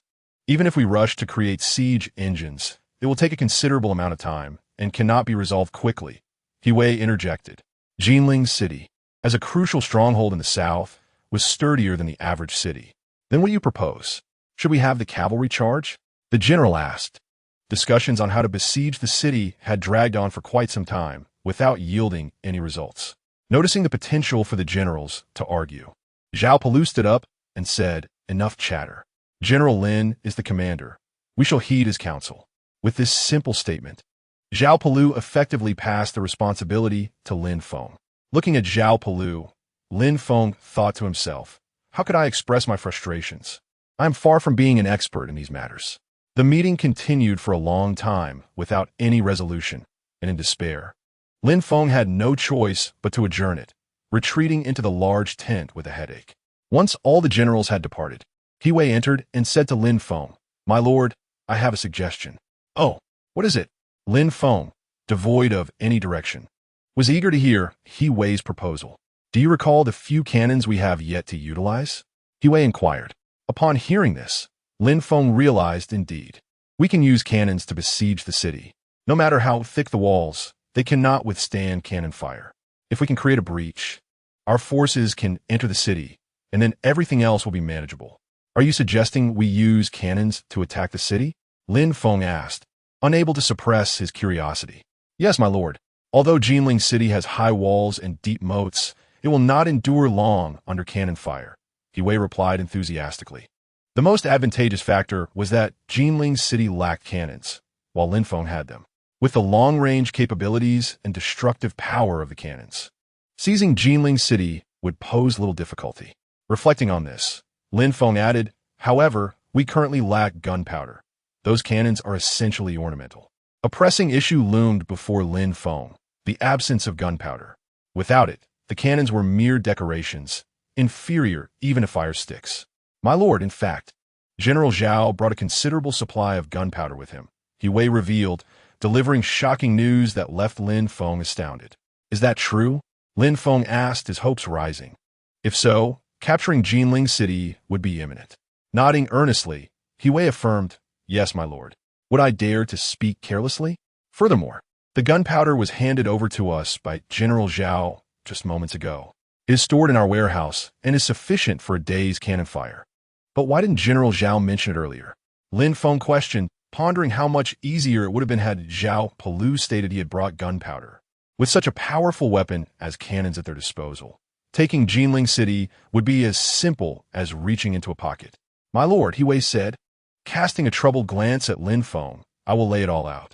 The situation is as follows. General Zhao anticipated this issue before coming to Jiangnan, so he discreetly arranged for a batch of gunpowder from his old associates in the capital.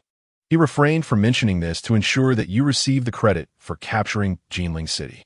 "What does General Zhao mean by this?" Lin Feng asked, puzzled. Why would Zhao Palu wish to grant such a significant achievement to him?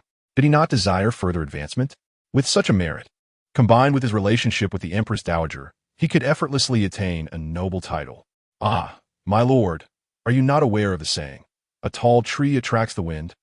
The Zhao family currently commands all the border troops in the northwest. If General Zhao were to earn such a distinguished achievement, what would become of the court? Wouldn't the ministers speak ill of him?" Wei explained candidly to Lin Feng. The Zhao family already wielded considerable power, and if they wished to maintain their glory, they must learn to relinquish some authority. Otherwise, even if they could bask in temporary glory, lasting honor would be elusive. "Did General Zhao convey all this to you?" Lin Feng asked Wei. Kneeling on one knee, Wei replied, "Yes, my lord. I served under General Zhao in the northwest. So how could I possibly disregard his orders?" "Rise. You have done nothing wrong," Lin Feng said, helping Wei to his feet. Looking at Lin Feng, Wei expressed his gratitude, saying, "Thank you, my lord, for not placing me in a difficult position. I assure you that I will always serve as a loyal officer of the Imperial Horse Monitor and will heed your commands." "Thank you, my lord," Wei said, once again kneeling. "Yes, my lord. I take my leave," Wei said, bowing once more to Lin Feng before exiting. The following morning, Lin Feng rose early. Today marked the day the pacification troops would launch their assault on Jinling City. Before dawn, the military camp was already preparing breakfast.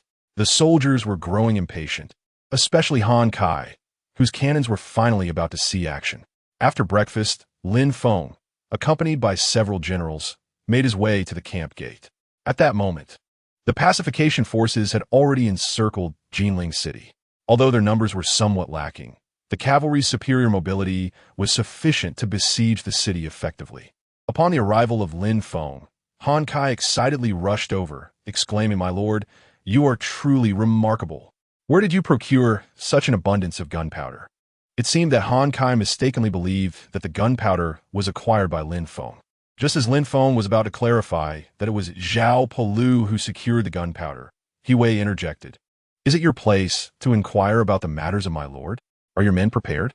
If you fail to perform adequately later, I shall hold you accountable." After Han Kai departed, Wei turned to Lin Feng and apologized. "I am sorry, my lord." Waving his hand dismissively, Lin Feng replied, "It is of no consequence." At that moment, Zhao Palu also approached on horseback. He saluted Lin Feng and inquired, "General Lin, is it now time to assault the city?" "Rest assured, we shall surround 3 sides while leaving one side open. I have reserved the west gate for them," Zhao Palu stated. During a siege, it is crucial not to encircle the city entirely, as the soldiers within would fight desperately if they realized there was no escape. By leaving one side open, the soldiers are less likely to resist fiercely. "General Zhao, you are too modest. This is indeed advantageous, and I could never blame General He," Lin Feng replied with a smile. Although he had experienced some displeasure earlier, Zhao Pelu's forthrightness alleviated Lin Feng's spirits significantly. As Lin Feng issued the command to commence the siege, the 3 cannons under Han Kai's command opened fire on the eastern gate.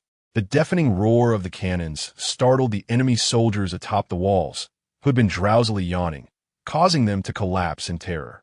Most of the soldiers here were new recruits, having only heard of cannons but never witnessed their might. "Well done!" Zhao Pelu exclaimed as the first shot accurately struck the ramparts of Jinling's eastern gate. At this moment, Han Kai's previously anxious heart finally relaxed. Had they missed their target, he would have been thoroughly embarrassed.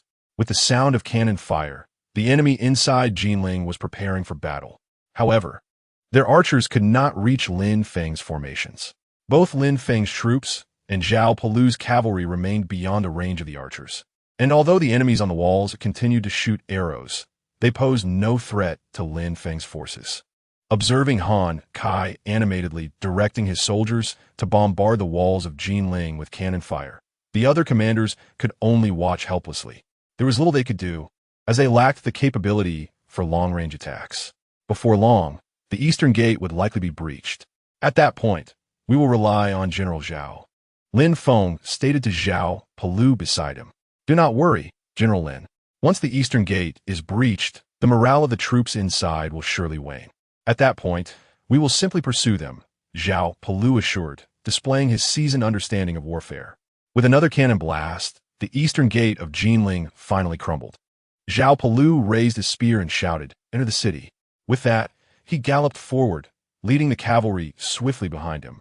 For the defenders of Jinling, the previous day's battle had already diminished their morale, and now with Lin Feng's use of cannons as siege weapons, they felt utterly demoralized. Furthermore, since Lin Feng and Zhao Pelu had not completely encircled Jinling, the defenders abandoned their resistance the moment the city fell, fleeing in every direction. Jinling, one of the largest cities in Jiangnan, was not only the political heart of the region, but also its economic center. In the past, Emperor Taizu of the Yin dynasty established the Jinling garrison to better manage the southern territories, which is why Jinling was often referred to as Little Jingsheng or Nanjing. Although the Jinling garrison had long been disbanded, the city still retained all the official departments of the court, including the 6 ministries and even the higher-ranking Zhengshi Hall. Nonetheless, many of these offices were merely ornamental, serving to accommodate retired officials. Of course, some officials who were dismissed from court would also be sent to Jinling. Although their ranks remained unchanged, their actual power was entirely diminished. Lin Feng was among the last to enter the city. When he arrived in Jinling, he was taken aback by the scene before him. The once bustling streets were now filled with weeping individuals and lifeless bodies. The soldiers of the Wu King had looted the city before retreating. It was also possible that the Wu army had begun their pillaging before Lin Feng's forces had breached the city. In any case, Jinling was now a landscape of ruins. It seemed that the Wu King had ordered his troops to set the city ablaze in a final act of destruction. Fortunately, Zhao Pelu's forces arrived swiftly enough to extinguish the flames before they could spread. As Lin Feng rode a short distance, he spotted Zhao Pelu approaching on horseback. "General Zhao." Lin Feng greeted him with a respectful nod. Zhao Pelu urged his steed closer, aligning it beside Lin Feng's. "It is a pity that the Wu King has escaped," Zhao Pelu lamented. "Moreover, his army has nearly stripped Jinling of all its riches. The current state of Jinling can only be described as one of ruin and desolation. How prosperous this city once was. Indeed, I have long heard tales of Jinling's splendor. But alas, it has fallen to such a state," Lin Feng replied. Before setting out for battle, Qiuxiang had insisted he refrain from venturing into Jinling, particularly the famed Qinhuai River. Now, given the circumstances, it seemed likely that even the 10-mile stretch of Qinhuai had been obliterated. Sitting atop his horse, Zhao Pelu sighed repeatedly, uncertain whether he mourned Jinling's current decay or the loss of the Qinhuai's beauty. Together, Lin Feng and Zhao Pelu made their way to the Jinling garrison located in the heart of the city. The once majestic garrison, now in disrepair and ravaged by the Wu King's forces, bore little resemblance to its former glory. Nonetheless, hints of its past magnificence remained discernible. When the Yin dynasty's Emperor Taizu established the Jinling garrison, he appointed the then-crowned prince as its commander, a tradition that continued with subsequent appointees. In the absence of a designated crown prince, the most likely candidates among the princes were chosen as commanders, thus becoming a signal of potential succession. However, at some point, the emperor began to neglect the garrison, and the position of commander became largely unfilled. This neglect weakened the court's control over Jiangnan, allowing the Wu king to rise in rebellion, while officials in Jiangnan maintained a passive stance, choosing to observe rather than heed the court's commands. It seems the garrison's offices are in dire need of repair, Lin Feng remarked, either to himself or for the benefit of others. Zhao Pelu glanced at Lin Feng, but refrained from responding. The current emperor has no sons. Thus, should the garrison be reinstated and a commander appointed, the choice will be sensitive. Traditionally, the crown prince serves as the commander, yet with the current emperor's youth, appointing a royal uncle could lead to speculation. While entrusting the position to a minister would evoke distrust, given the high stakes associated with the role and its governance over several provinces, earning it the label of a mini-court. It was precisely for this reason that Zhao Pelu chose to remain silent, realizing that his previous comments might provoke speculation. Lin Feng could only manage an awkward smile, acknowledging that he had merely been expressing a sentiment. General Zhao, let us proceed inside. Lin Feng gestured invitingly. As the commander, it is only fitting that you enter first, Zhao Pelu replied courteously. Though both were martial leaders who preferred straightforwardness, the importance of rank and decorum remained. The most complex aspect of the situation was that Lin Feng, despite his lower rank, was the commander of the pacification effort, while Zhao Pelu, though of higher rank, was merely there to assist him. The issue at hand has arisen. Who shall enter first, which inherently signifies a matter of stature. Both individuals, however, exhibit commendable modesty, yielding to one another. Ultimately, Lin Feng proposed, let us enter together to avoid this back and forth. Zhao Pelu contemplated briefly before agreeing. The Liushou Sea was constructed as a miniature version of the court's Qinzhendian, differing only in that the dragon throne was not elevated as it is in the latter. Indeed, there was no dragon throne here, merely an ordinary taisher chair. As Lin Feng prepared to graciously offer Zhao Pelu the seat, he found that Zhao had already settled into the lower position. Noticing Lin Feng's gaze, Zhao remarked, General Lin, as the commander, this position rightfully belongs to you. With a slight smile, Lin Feng accepted and proceeded to take his place at the head of this scaled-down Qinzhendian. The senior generals accompanying Lin Feng and Zhao Pelu also took their seats in accordance with their ranks, while the lower-ranked generals remained outside. Their primary task being the swift restoration of order in Jinling City, consolidating the fleeing soldiers to prevent further disturbances. The generals voiced their acknowledgments, attributing their successes to Lin Feng's sagacious leadership, with Lin Feng's contributions being paramount. Without much interest in the customary pleasantries, Lin Feng directed the conversation toward the crux of the matter. Gentlemen, although we have captured Jinling City, the king of Wu has managed to escape. The vastness of Jiangnan presents significant challenges in completely rooting out his faction and apprehending him. My lord, the king of Wu fled Jinling not long ago. Shall I lead a pursuit? Lei Yun Insa Shekdal. Having not taken the lead during the siege or entry into the city, he felt a sense of dissatisfaction. Chase, how do you propose we pursue? Are you aware of the direction in which the king of Wu's main forces have retreated? Lin Feng inquired. They knew the king would flee, but the limited manpower made it impossible to guard all city gates without straining their forces, which would also undermine morale among their troops. Hence, they did not encircle all 4 gates. Now, the predicament arose. The king of Wu had exited through the western gate and had splintered his forces in various directions, prompting Zhao Pelu to stifle an expletive. Ultimately, Zhao abandoned the notion of pursuit and instead focused on clearing the remnants of the fleeing soldiers in Jinling City. My lord, I believe this situation will clarify itself in due time. Once the king of Wu finds a place to settle, he will undoubtedly raise his banner again. At that moment, we can encircle and annihilate him, which would be far more advantageous. He Wei, known for his prudence among the generals, proposed a suggestion that garnered the consensus of most.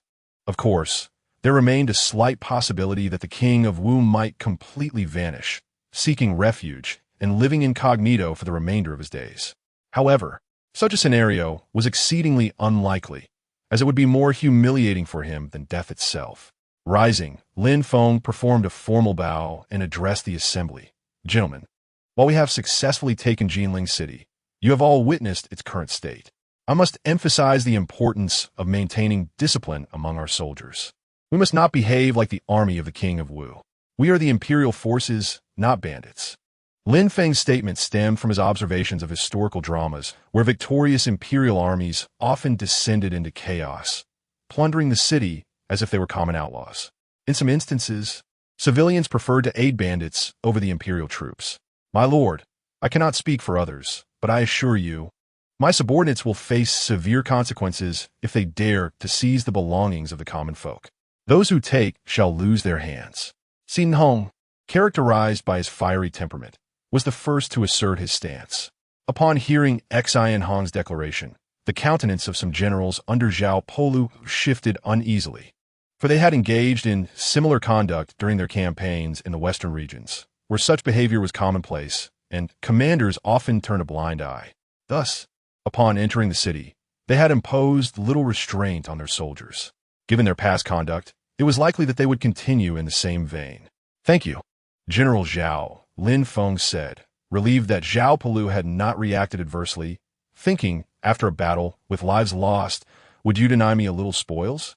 Fortunately, such a confrontation did not arise, which brought Lin Feng great solace. Following a brief military conference, Lin Feng and a few personal guards exited the Liushou Sea. The streets were in disarray. Venturing out without his guards would have been perilous, especially should he encounter fleeing soldiers. Accompanied by his guards, Lin Feng strolled through the streets of Jinling City, observing the surroundings. His soldiers were perplexed, wondering what Lin Feng intended to accomplish. Lin Feng, too, felt a sense of frustration. With no contact from Tianwang, he had no choice but to seek out their markers himself. According to the signal agreed upon with Qi Heihu before departing from the capital, Lin Feng searched for the signs left by Tianwang. You cannot take that. It is my family's only savings. Just as Lin Feng was engrossed in his search, he was startled by a woman's cry from a nearby house. Let's investigate, Lin Feng said, making his way towards the source of the commotion. His personal guards hesitated, considering whether to summon additional assistance, but Lin Feng had already advanced. With no choice, they sent one to call for help while the others hurried to follow. Upon entering the room, Lin Feng was met with a scene that ignited his fury. A woman clung desperately to a soldier's leg, preventing him from seizing her family's sole savings. The soldier repeatedly struck her back with the hilt of his sword, while a young girl, no more than 11 or 12, wept uncontrollably nearby. The other soldiers appeared oblivious, continuing their search for valuables within the woman's home. Cease at once. Whose subordinates are you? Lin Feng shouted, his voice rising above the chaos. A softer tone would have gone unheard. At the sound of Lin Feng's shout, the soldiers halted their actions and turned to face him. The soldier, still ensnared by the woman's grip, grew enraged and forcefully kicked her aside. Taking a few steps forward, Lin Feng, though not clad in official attire, was flanked by several soldiers, all of whom were elite fighters. The soldiers quickly recognized the implication. Sir, we are under General Zhao Polu's command. May I inquire why you have ordered us to stop? The speaker appeared to be the leader, as indicated by his rank insignia. Pointing at the soldier, Lin Feng demanded, Who are you to impersonate, men, under General Zhao? Seize these fleeing soldiers at once. This decision was also in Zhao Polu's interest. Should these scoundrels claim allegiance to Zhao, it would place him in a difficult position. Instead, Lin Feng opted to deal with them as fugitives, granting Zhao a way out and demonstrating his resolve to those still looting the populace. My lord, I truly am a soldier under General Zhao. You cannot arrest me. The soldier protested, retreating as Lin Feng's guards closed in. That soldier, referred to as General Sun, glanced over just in time to see Lin Feng's guards approaching to apprehend him. These fleeing soldiers, masquerading as men under General Zhao, dared to plunder the citizens and sought to implicate General Zhao. Therefore, I have ordered their arrest, Lin Feng asserted. If the general were wise, he would acquiesce to the soldier's words. Otherwise, it would only bring trouble to Zhao Polu. Ultimately, it would be Zhao Polu who faced the consequences. General Sun, please inform this esteemed official that I am indeed under General Zhao's command. We have even shared a drink together. General Sun, you cannot abandon me, the soldier exclaimed, on the verge of tears. With no other options, if General Sun chose to ignore him, He would face a grim fate as a defeated soldier of the king of Wu. Glancing at the soldier, General Sun replied, "My lord, this man is indeed under General Zhao's command. I have seen him before. You must be mistaken." "Yes, yes, my lord, you are mistaken. How could I be a subordinate of the king of Wu? I am a rightful member of the Northwest Border Army, under General Zhao." The soldier chimed in. His spirits lifted. With General Sun vouching for him, he felt assured of his safety, which brought him joy. Looking at Lin Feng, General Sun inquired, "My lord, are you executing orders to have me apprehended?" Lin Feng shouted loudly, "Yes, my lord," although reluctant. General Sun had no choice but to comply with military orders and allow the soldier to be taken away. Lin Feng approached the woman, assisting her to her feet, and assured her, "Do not worry. I will advocate for you in this matter. We are the official army, not bandits, and such occurrences will not be repeated." The woman raised her head, and Lin Feng realized she was rather attractive. While not a beauty of unmatched grace, she possessed a certain charm, embodying the gentle demeanor typical of Jiangnan, reminiscent of a refined lady. "I am deeply grateful, my lord," the woman said, bowing respectfully to Lin Feng. "Mother, are you all right?" At that moment, the little girl who had been crying rushed over and embraced the woman, asking, "I do not want new clothes. I want my mother." The girl cried out, clearly traumatized by the recent events. Wiping the tears from her eyes, the woman reassured her, "It is all right. The Lord will take care of us." As she spoke, she attempted to kneel again in gratitude, but Lin Feng stopped her. Producing a banknote from his pocket, he said, "I offer this as compensation from the government. This money is to make amends for your suffering." After handing the money to the girl, Lin Feng noticed the resemblance between her and her mother. It seemed she would grow into a beauty in her own right. After briefly recounting the situation to Zhao Polu, Lin Feng hoped Zhao would allow him to handle the matter. If Zhao Polu denied the soldier's affiliation with him, Lin Feng could execute him, and Zhao's troops would understand the gravity of their actions. However, Zhao Polu declined Lin Feng's offer, saying, "Thank you, General Lin, for your concern. I would prefer to handle this personally." With that, Zhao Polu stepped outside the garrison. At that moment, General Sun was waiting outside with the apprehended soldier. Upon seeing Zhao Polu, the soldier cried out, "General Zhao, please save me. I have accompanied you on 3 missions to the western regions." As he spoke, tears streamed down his face, painting a pitiful picture. General Sun saluted as Zhao Polu emerged. Nodding slightly, Zhao Polu addressed the gathering soldiers, "Since so many are present, I shall personally address this matter here." He turned to the bound soldier and asked, "Why did General Lin order your apprehension?" The soldier hesitated, fearing to speak the truth, as it could lead to severe punishment under military law. "Speak. Why did General Lin order your capture?" Zhao Polu demanded again, his voice rising. I seized from a household today. But, my lord, have we not always done this? Who would enlist in the army without the prospect of riches?" The soldier replied, justifying his actions. Had not the leaders of the border troops tacitly permitted soldiers to pillage after battles? Zhao Polu nodded. "Did you all hear that? Very well. Now tell me, who are you? Bandits?" he asked loudly once more. Nodding again, he pressed, "Who are you?" "Good. You still remember you are the official army and have not forgotten your identity," Zhao Polu stated. "However, as members of the official army, how can you rob those whom you are meant to protect? If your hometown were ravaged by war, how would you feel if your own troops plundered your people again? Can you bear the thought? When you were robbing these common folk, did you not think of your own parents and siblings? Reflect on them. Is this right?" Zhao Polu's voice resonated powerfully. Observing Zhao Polu, Lin Feng could not help but smile. It appeared that Zhao Polu understood the army and its soldiers better than he did. Regardless of how many orders a commander issued, soldiers might not always remember them, and even if they did, compliance was not guaranteed. Yet, the lessons imparted by Zhao Polu would likely remain etched in the soldiers' memories for a lifetime. "Now tell me, how should we deal with him?" Zhao Polu asked loudly. A silence fell among the gathered soldiers. At that moment, no one dared to speak, as they were aware of their own transgressions and felt unqualified to judge others. "Kill him." It was unclear who spoke first, but soon many echoed the call. At that moment, a soldier in a corner muttered, "I just spaced out and missed a question. How can you all shout for his execution without letting me ask?" As he spoke, he quickly slipped away. However, his momentary distraction served Zhao Polu's purpose. After Zhao Polu's decisive action, the soldiers began to behave more dutifully. The soldiers from the Northwest Border Army quietly returned the items they had stolen, while those from the Imperial Horse Monitoring Bureau breathed a sigh of relief for not having plundered. Gradually, stability returned to Jinling City. Due to this incident, a day was lost. The following day, Lin Feng continued his search for the Tianwang personnel. With no means of contacting them for quite some time, he felt compelled to seek them out himself. Accompanied by a few men, he scoured Jinling City but found no signs of Tianwang. Could something have happened to Tianwang? Lin Feng pondered aloud. "My lord, what did you say?"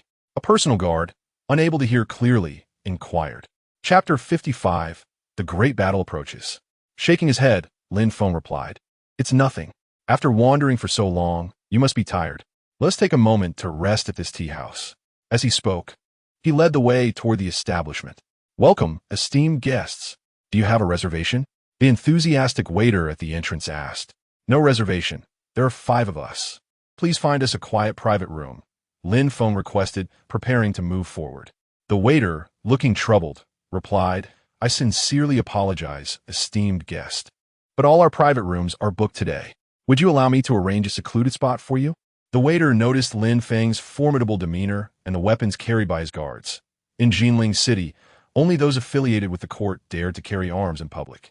"Very well. Please find us a secluded place," Lin Feng agreed, wishing to ease the waiter's burden.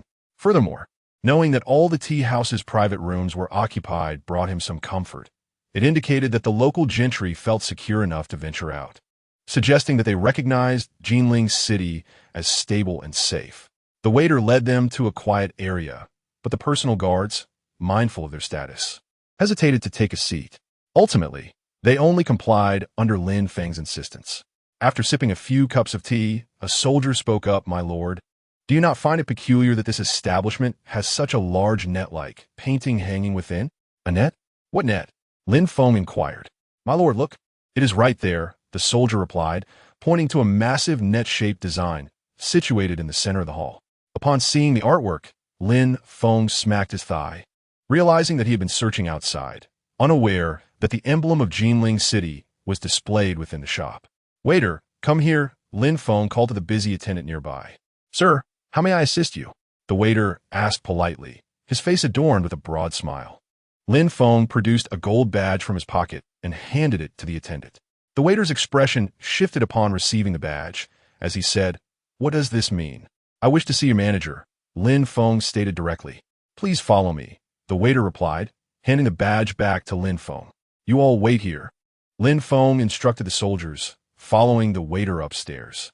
The 4 soldiers exchanged glances, unsure if they should follow. The waiter led Lin Feng directly to the 3rd floor.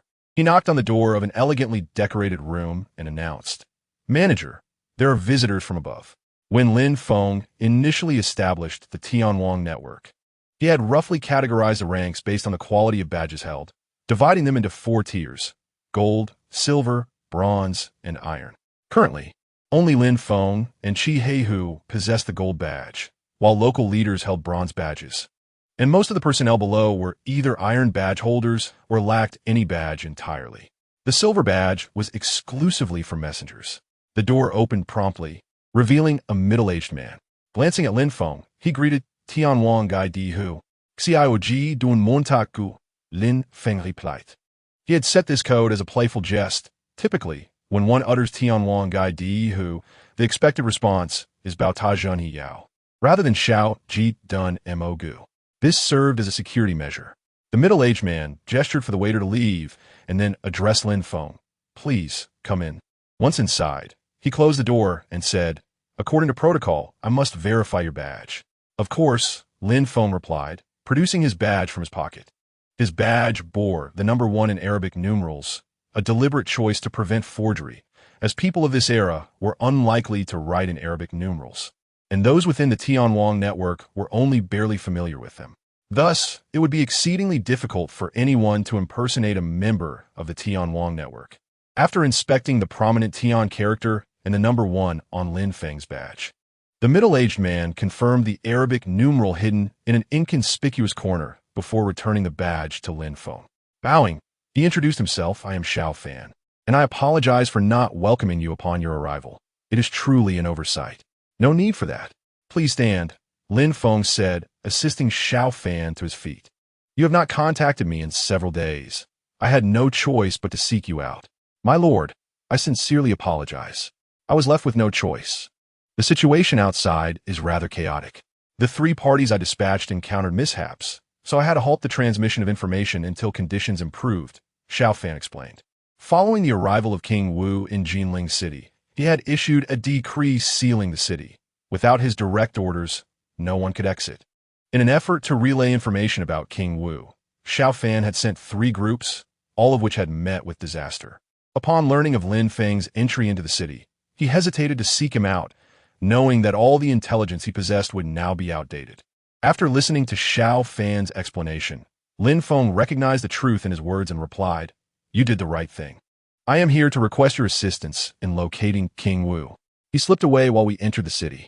My lord, I am already investigating this matter. I have also shared relevant information with the leaders of other branches. I expect news shortly, Xiao Fan responded. It was evident that Xiao Fan was adept at intelligence work, taking the initiative without needing instructions. You're doing well. As soon as you receive any news, report it to me immediately, Lin Feng instructed. Yes, my lord, Xiao Fan affirmed. At that moment, a knock echoed from outside. Manager, we have received news. It was the same waiter from earlier, who bowed to Lin Feng and handed the message to Xiao Fan, as it was his responsibility to manage intelligence as the branch leader of Jinling City. After signaling the waiter to leave, Xiao Fan carefully examined the letter, confirming it had not been tampered with before opening it. After reading, Xiao Fan informed Lin Feng. My lord, we have news. What does it say? Lin Feng asked, extending his hand for the report. Does King Wu believe he can defy the court, relying on a mere Wu County? Lin Feng mused aloud. After quickly finishing the letter, he commanded, we must closely monitor every action from King Wu and promptly report on the situation in the surrounding provinces. Last time, we suffered because of delayed information, which allowed him to escape. Such an error will not be tolerated again. Yes, my lord. I will make the necessary arrangements, Xiao Fan replied, bowing. Very well. I shall take my leave. Keep me informed of any developments, Lin Feng said before departing Xiao Fan's room, declining the offer for Xiao Fan to escort him, and made his way downstairs alone. The sight of Lin Feng leaving in high spirits puzzled the 4 soldiers, leading them to wonder if the tavern's proprietress was a beauty who showed interest in Lin Feng. For he was not only youthful, but also held a prominent position, an ideal candidate for lifelong companionship. My lord, why the urgency in summoning us? Xin Hong's loud voice resonated as they entered the meeting place. There is an important matter at hand, Lin Feng replied with a faint smile. What? That cannot be. Does King Wu intend to surrender without a fight? A general questioned. The walls of Wu County are no match for Jinling City. The fortifications are merely of average height. Even without siege equipment, cavalry could easily scale them using the most primitive methods, another general asserted. What is there to fear? We have sufficient numbers now. We need not fear King Wu's reinforcements. Whatever he has, we can defeat, another general chimed in. After the military conference concluded, Ruan Ling'er stormed into Lin Feng's presence, demanding, why can I not accompany you to Wu County? No, I wish to follow you, Ruan Ling'er insisted stubbornly, gently grasping her shoulders. Lin Feng looked in her eyes and said, listen, you must stay here to oversee Jinling City. Remember, it is imperative that nothing happens to Jinling City in my absence. Very well, I shall remain, Ruan Ling'er conceded, swayed by Lin Feng's unwavering gaze. Lin Feng playfully pinched Ruan Ling'er's nose, saying, that is more like it. I understand, she replied shyly, lowering her head. Leaning against Lin Feng, Ruan Ling'er nodded vigorously. The following day, Lin Feng led the army towards Wu County, while Ruan Ling'er assumed the responsibility of safeguarding Jinling City. Although the city appeared tranquil on the surface, one could never know if remnants of King Wu's forces had not yet retreated, as Lin Feng's forces had seized Jinling City too swiftly to conduct a thorough search. The assault on Wu County was composed entirely of Zhao Palu's Northwest Army. Lin Feng opted to employ the Northwest Army led by Zhao Palu for 2 primary reasons. First, the Northwest Army consisted entirely of cavalry, allowing for swift maneuvers. Second, Zhao Pelu's troops still retained a considerable amount of energy, unlike the soldiers of the Eunuch Jian who had been engaged in combat for an extended period. As Lin Feng walked alongside Zhao Pelu, he observed the latter commanding his troops with remarkable composure, prompting Lin Feng to reflect on his own shortcomings. Interesting, Zhao Pelu remarked to Lin Feng. It seems that the king of Wu intends to ambush us on our journey. Perplexed, Lin Feng inquired, "What leads you to such a conclusion, General Zhao? There are no signs of any impending situation. How could Zhao Pelu make such a statement? Could it be that he possesses some sort of foresight?" Zhao Pelu placed 2 fingers in his mouth and emitted a sharp whistle. "What is this?" Lin Feng asked, bewildered. "Look up there." Zhao Pelu pointed towards the sky. Following his gesture, Lin Feng gazed upward and spotted a soaring eagle. "Did you summon that eagle?" Lin Feng questioned. "To an extent," Zhao Pelu replied. "We refer to it as a Tsang, known in the outer regions as Hai Dong Qing. Legend has it that among 10,000 eagles, only one is born, making it the undisputed king of all eagles. This particular Hai Dong Qing was gifted to my father by a Khan from the Mongolian steppe, and my father passed it on to me. In the western regions, such a bird proves immensely valuable in military campaigns. How did you deduce that the king of Wu plans to ambush us?" Lin Feng asked again, skeptical. "Can it be that Zhao Pelu can converse with this Hai Dong Qing? Is this the legendary ability to understand the language of birds?" "It conveyed that information to me," Zhao Pelu stated confidently. "You truly understand the language of birds?" Lin Feng exclaimed, astonished. Was Zhao Pelu about to redefine Lin Feng's perception of the world? With an awkward smile, Zhao Pelu clarified, "General Lin, you jest. Even the so-called shamans of the north cannot comprehend the language of the Hai Dong Qing, let alone myself." He then looked up at the eagle, still circling overhead. "It is akin to the bond shared with a warhorse. The more time spent together, the better the understanding." Nodding in agreement, Lin Feng acknowledged the truth in Zhao Pelu's words, likening it to his own domesticated dog, which over time had learned to anticipate his intentions. "So, General Zhao, do you have a strategy to counter the king of Wu's ambush? On the plains, no army can rival cavalry," Zhao Pelu declared with unwavering confidence. This was not mere arrogance. It was an undeniable fact. On a flat expanse, the charge of cavalry instilled fear in ordinary soldiers, often robbing them of the courage to resist. Thus, engaging infantry, especially on open terrain, was an easy feat for cavalry. Though understanding this logic, Lin Feng remained apprehensive about potential losses. "General Zhao, it would be wise to exercise caution, as we are in the heart of the king of Wu's domain." Ternento Lin Feng, Zhao Pelu smiled reassuringly. "Do not worry, General Lin. I am not one to overestimate my capabilities. In the western regions, even the slightest oversight can lead to catastrophic consequences. Moreover, with the Hai Dong Qing, any signs of enemy movement will be detected in advance." With a sheepish grin, Lin Feng chose to remain silent. After all, when it came to military strategy, he could not compare to the seasoned Zhao Pelu, who had spent considerable time navigating the tumult of battle. For him, warfare was as routine as daily life. As they continued their journey, a rider approached at full gallop, shouting, "General, we have detected enemy forces ahead." What? Zhao Pelu could hardly believe it.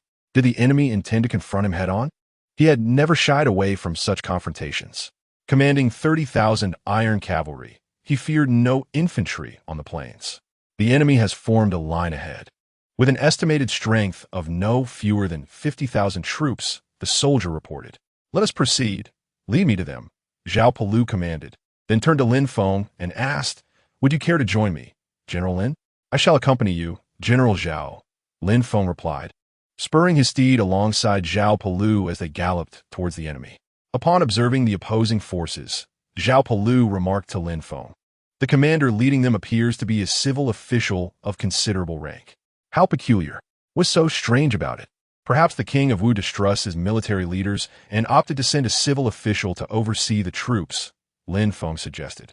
Such occurrences were not uncommon in television dramas, particularly those depicting the Ming dynasty, where a low-ranking official would audaciously command a general of higher rank. Shaking his head, Zhao Pelu countered, "It is unheard of for a civil official of second rank to command troops. Moreover, There are not many second-rank civil officials in the Southern River Province, and I have never encountered anyone with the surname Jean. I'm uncertain about that as well. Zhao Palu admitted. Deputy General, send someone to inquire. The rest of you, prepare for battle. Under Zhao Palu's orders, the Deputy General dispatched a cavalryman swiftly towards the enemy's center. The enemy troops, also on high alert, showed no signs of hostility as the messenger approached, refraining from launching arrows. This indicated a lack of aggressive intent. As they awaited news, Zhao Palu and Lin Feng remained patient. Before long, several riders emerged from the enemy formation, racing towards them. As they drew nearer, Lin Feng recognized a man clad in civil attire approaching on horseback. Given his light purple robes, he appeared to be an official of third rank or higher.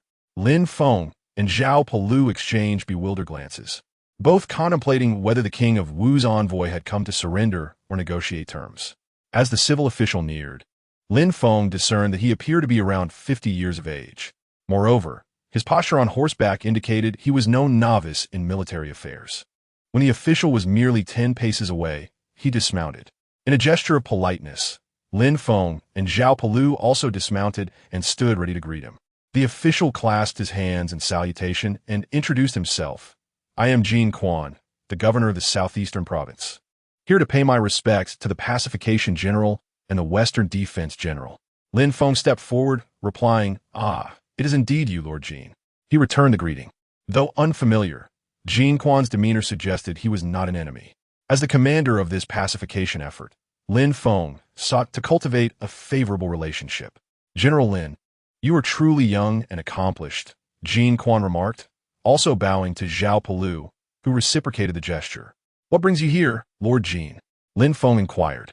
Considering the substantial military presence accompanying Jin Quan, it was unlikely he had come merely for idle chatter.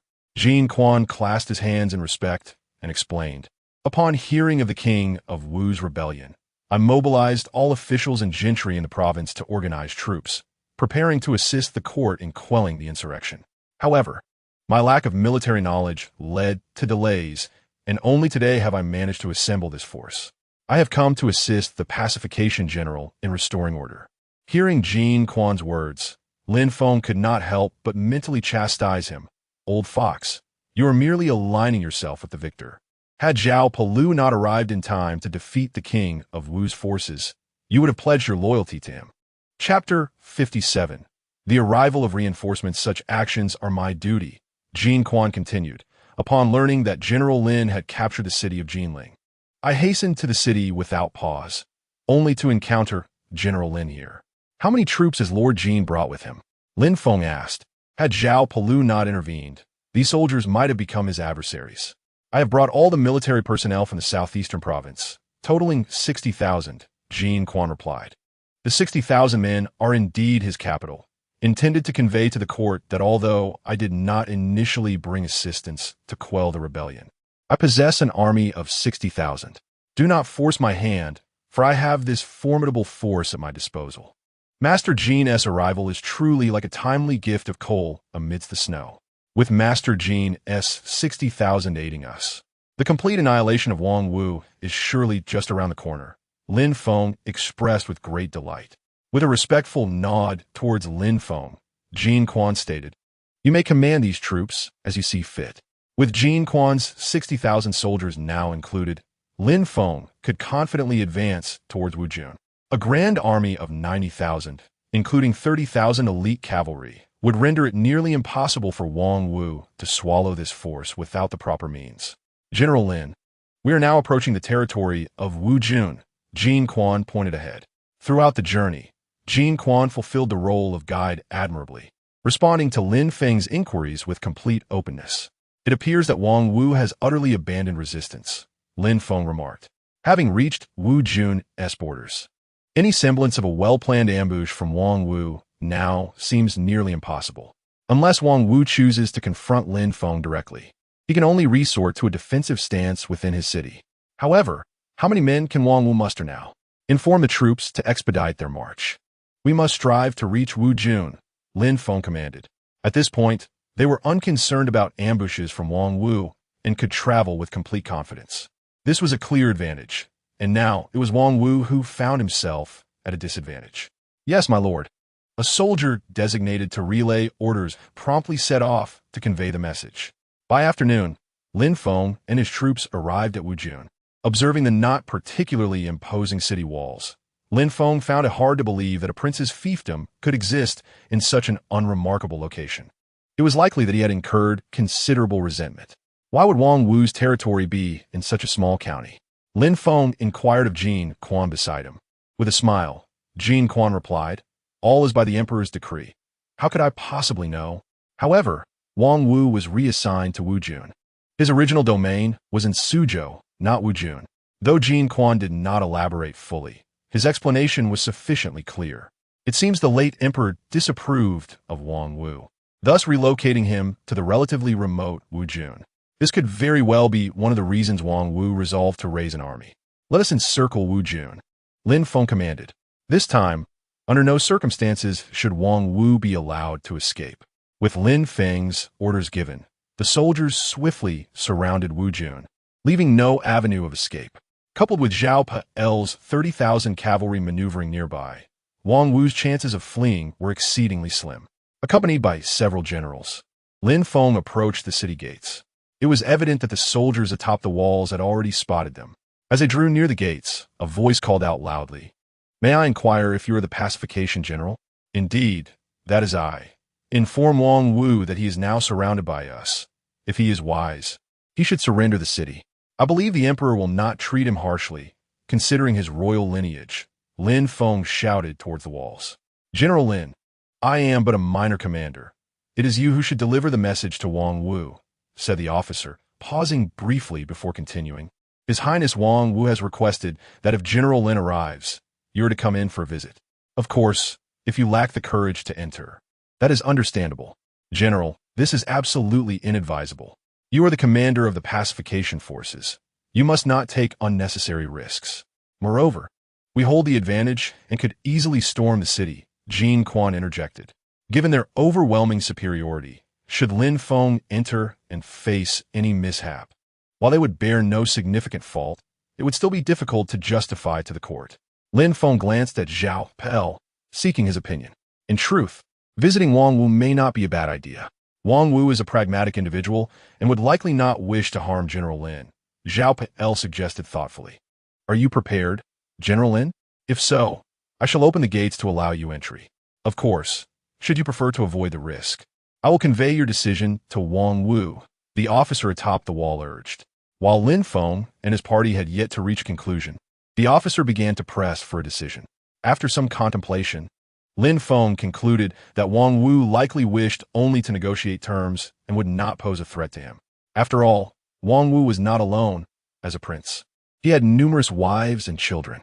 His request to see Lin Feng was likely driven by concern for their safety. "Esteemed officer, please open the gates."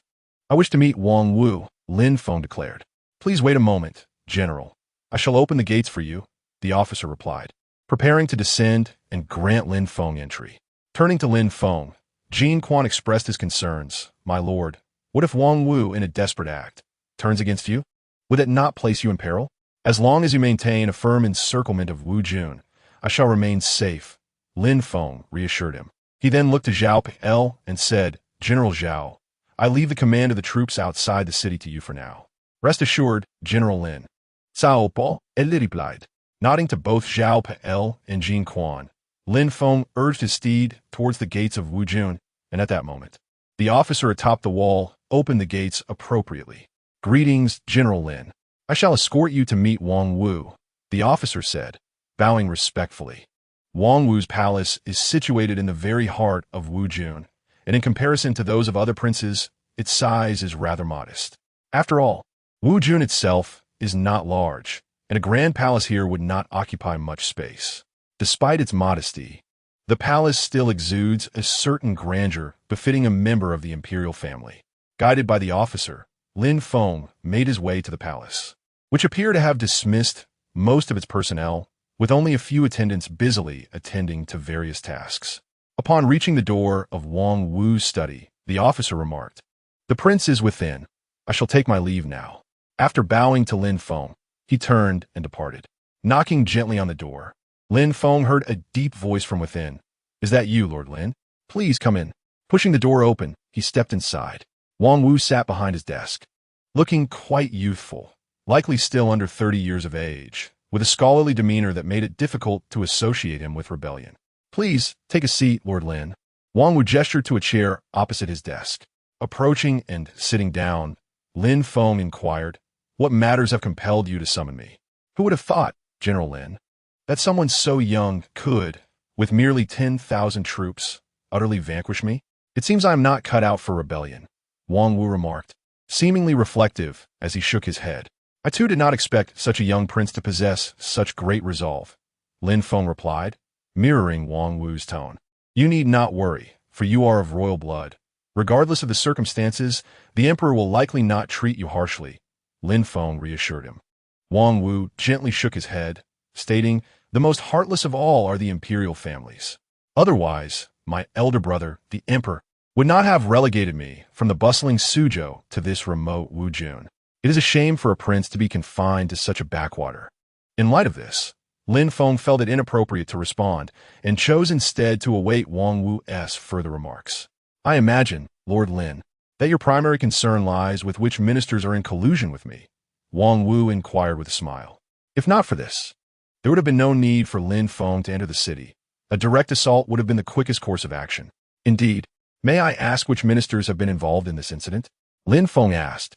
Gazing at Lin Feng, Wang Wu replied with a smile. "The ministers and regional officials involved in this affair are likely too many for you to dare hold accountable. After all, there are over 15 officials of the second rank or higher implicated. Is it truly so numerous?"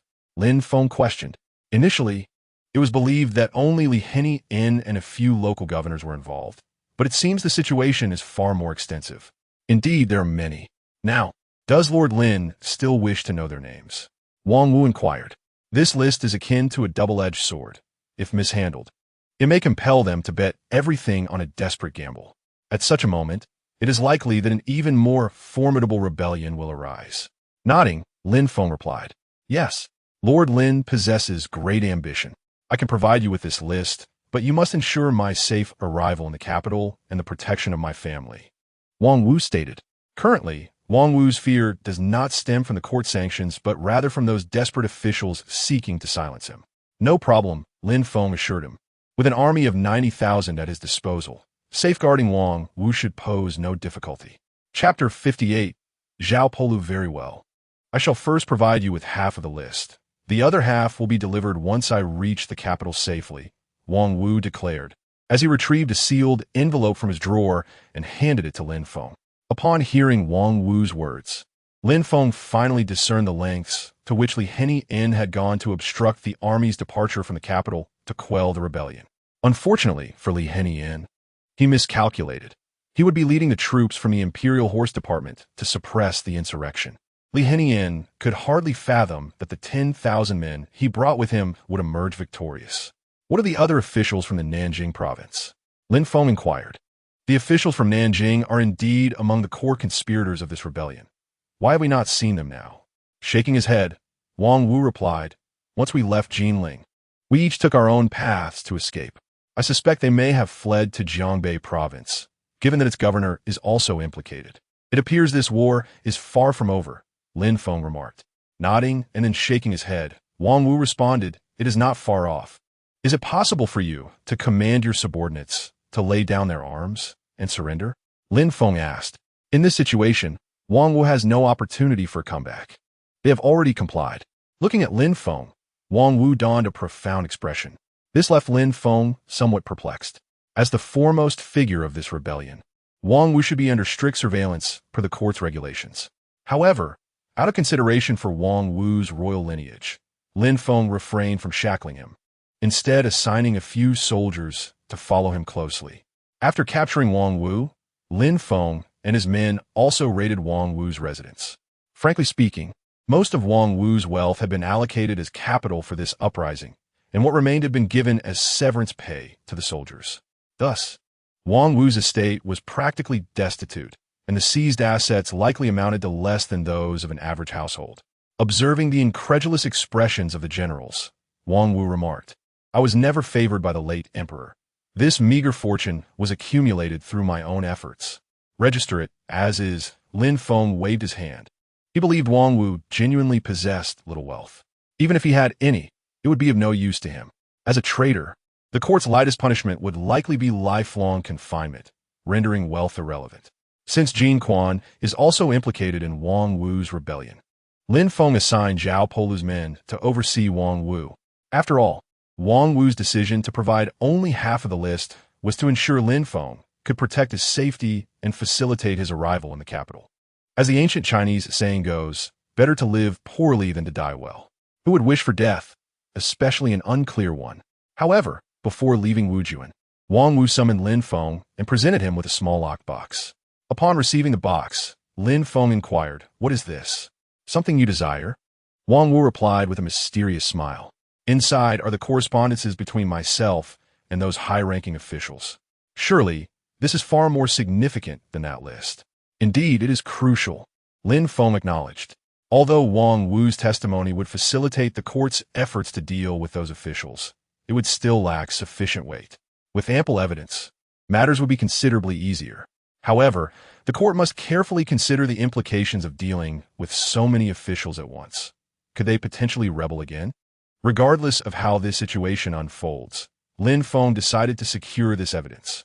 Whether it becomes useful or not, it is wise to keep it for future reference. With Wang Wu's rebellion quelled, the insurgents in Jiangbei province could no longer stir significant trouble. Thus, Lin Feng took the opportunity to speak to Jin Quan, stating, "Lord Jin, your assistance in this rebellion has been invaluable, and I shall certainly report your merits to the court. However, the southeastern province cannot remain unattended for too long. Therefore, Lord Jin, should you wait until the messenger departs?" "You are overthinking it," Zhao Polu interjected. "Does Jin Quan truly dare to raise the banner of rebellion first? If that were the case, he might as well have directly aided Wang Wu." "One cannot be too cautious," Lin Feng cautioned. "After all, Jin Quan commands an army of 60,000, which is no small force. Should these 60,000 unite with the troops from Jiangbei, we would face a formidable challenge. If other governors follow suit, it would indeed spell disaster for the court.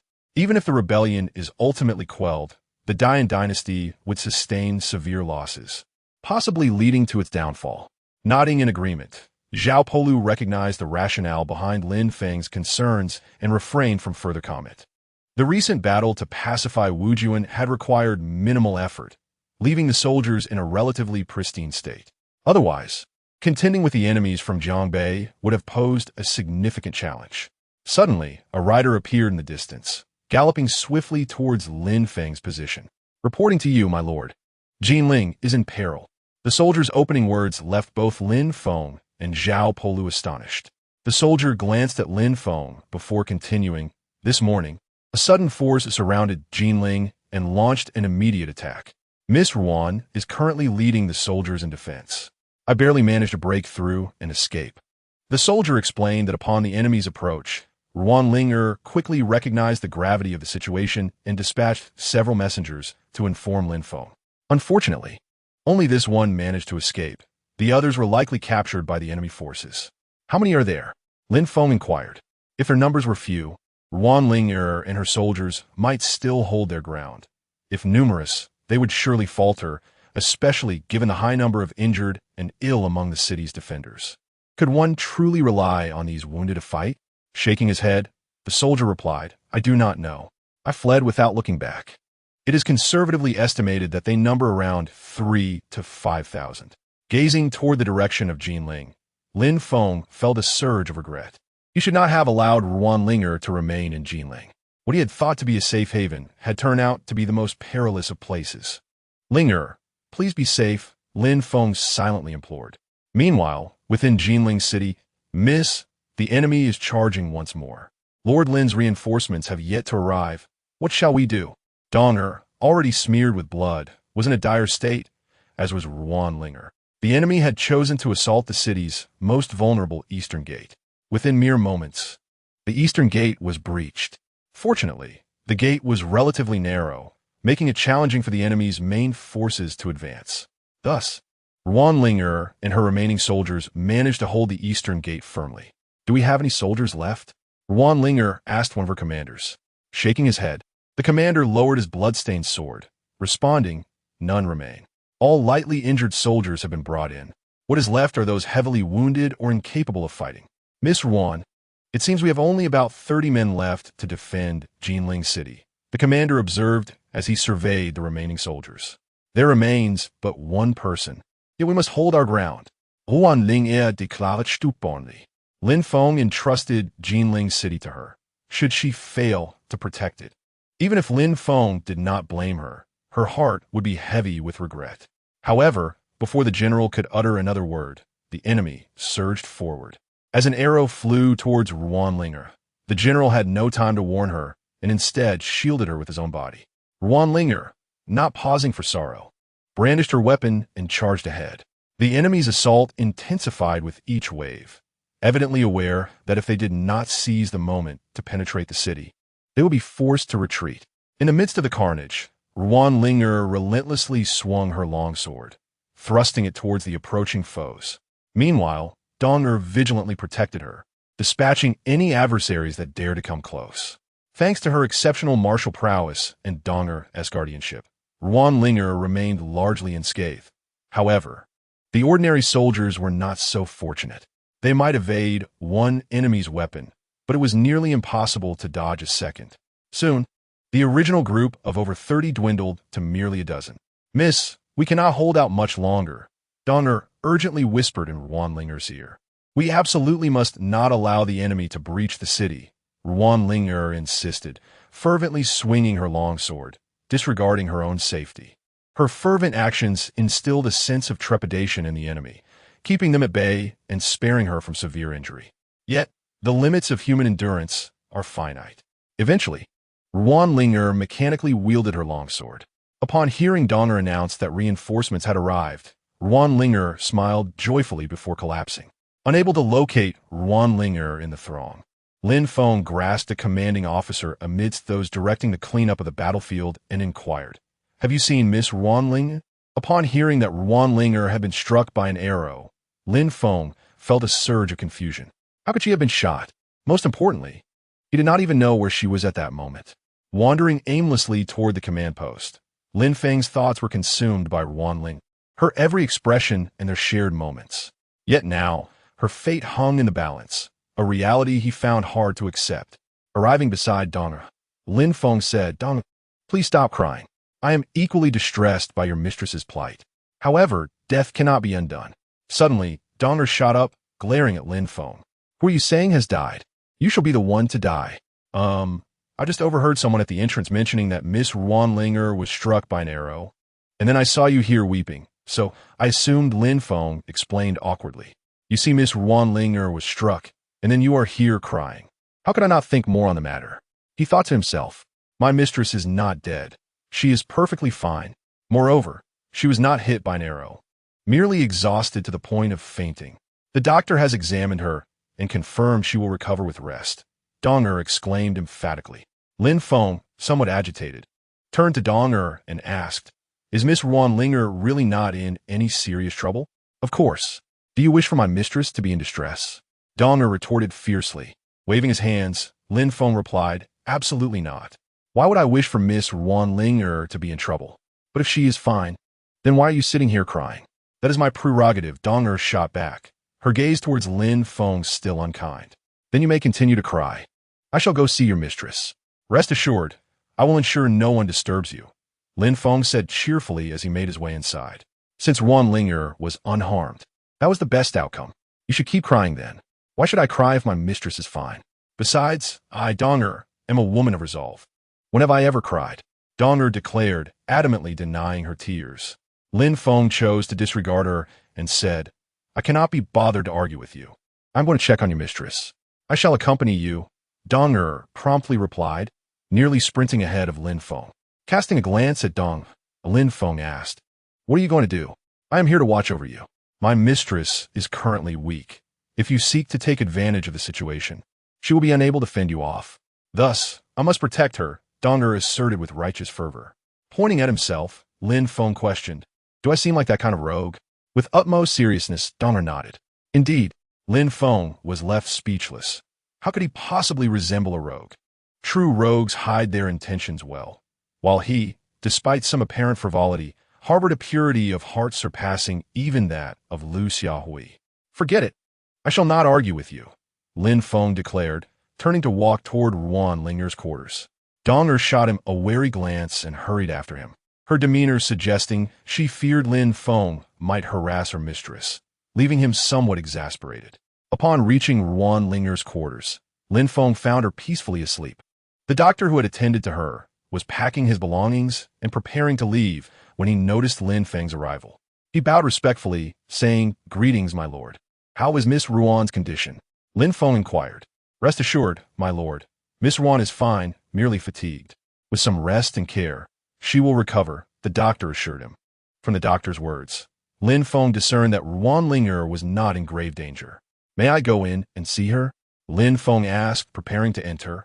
But the doctor stopped him. "Say, my lord, Miss Ruan is still unconscious."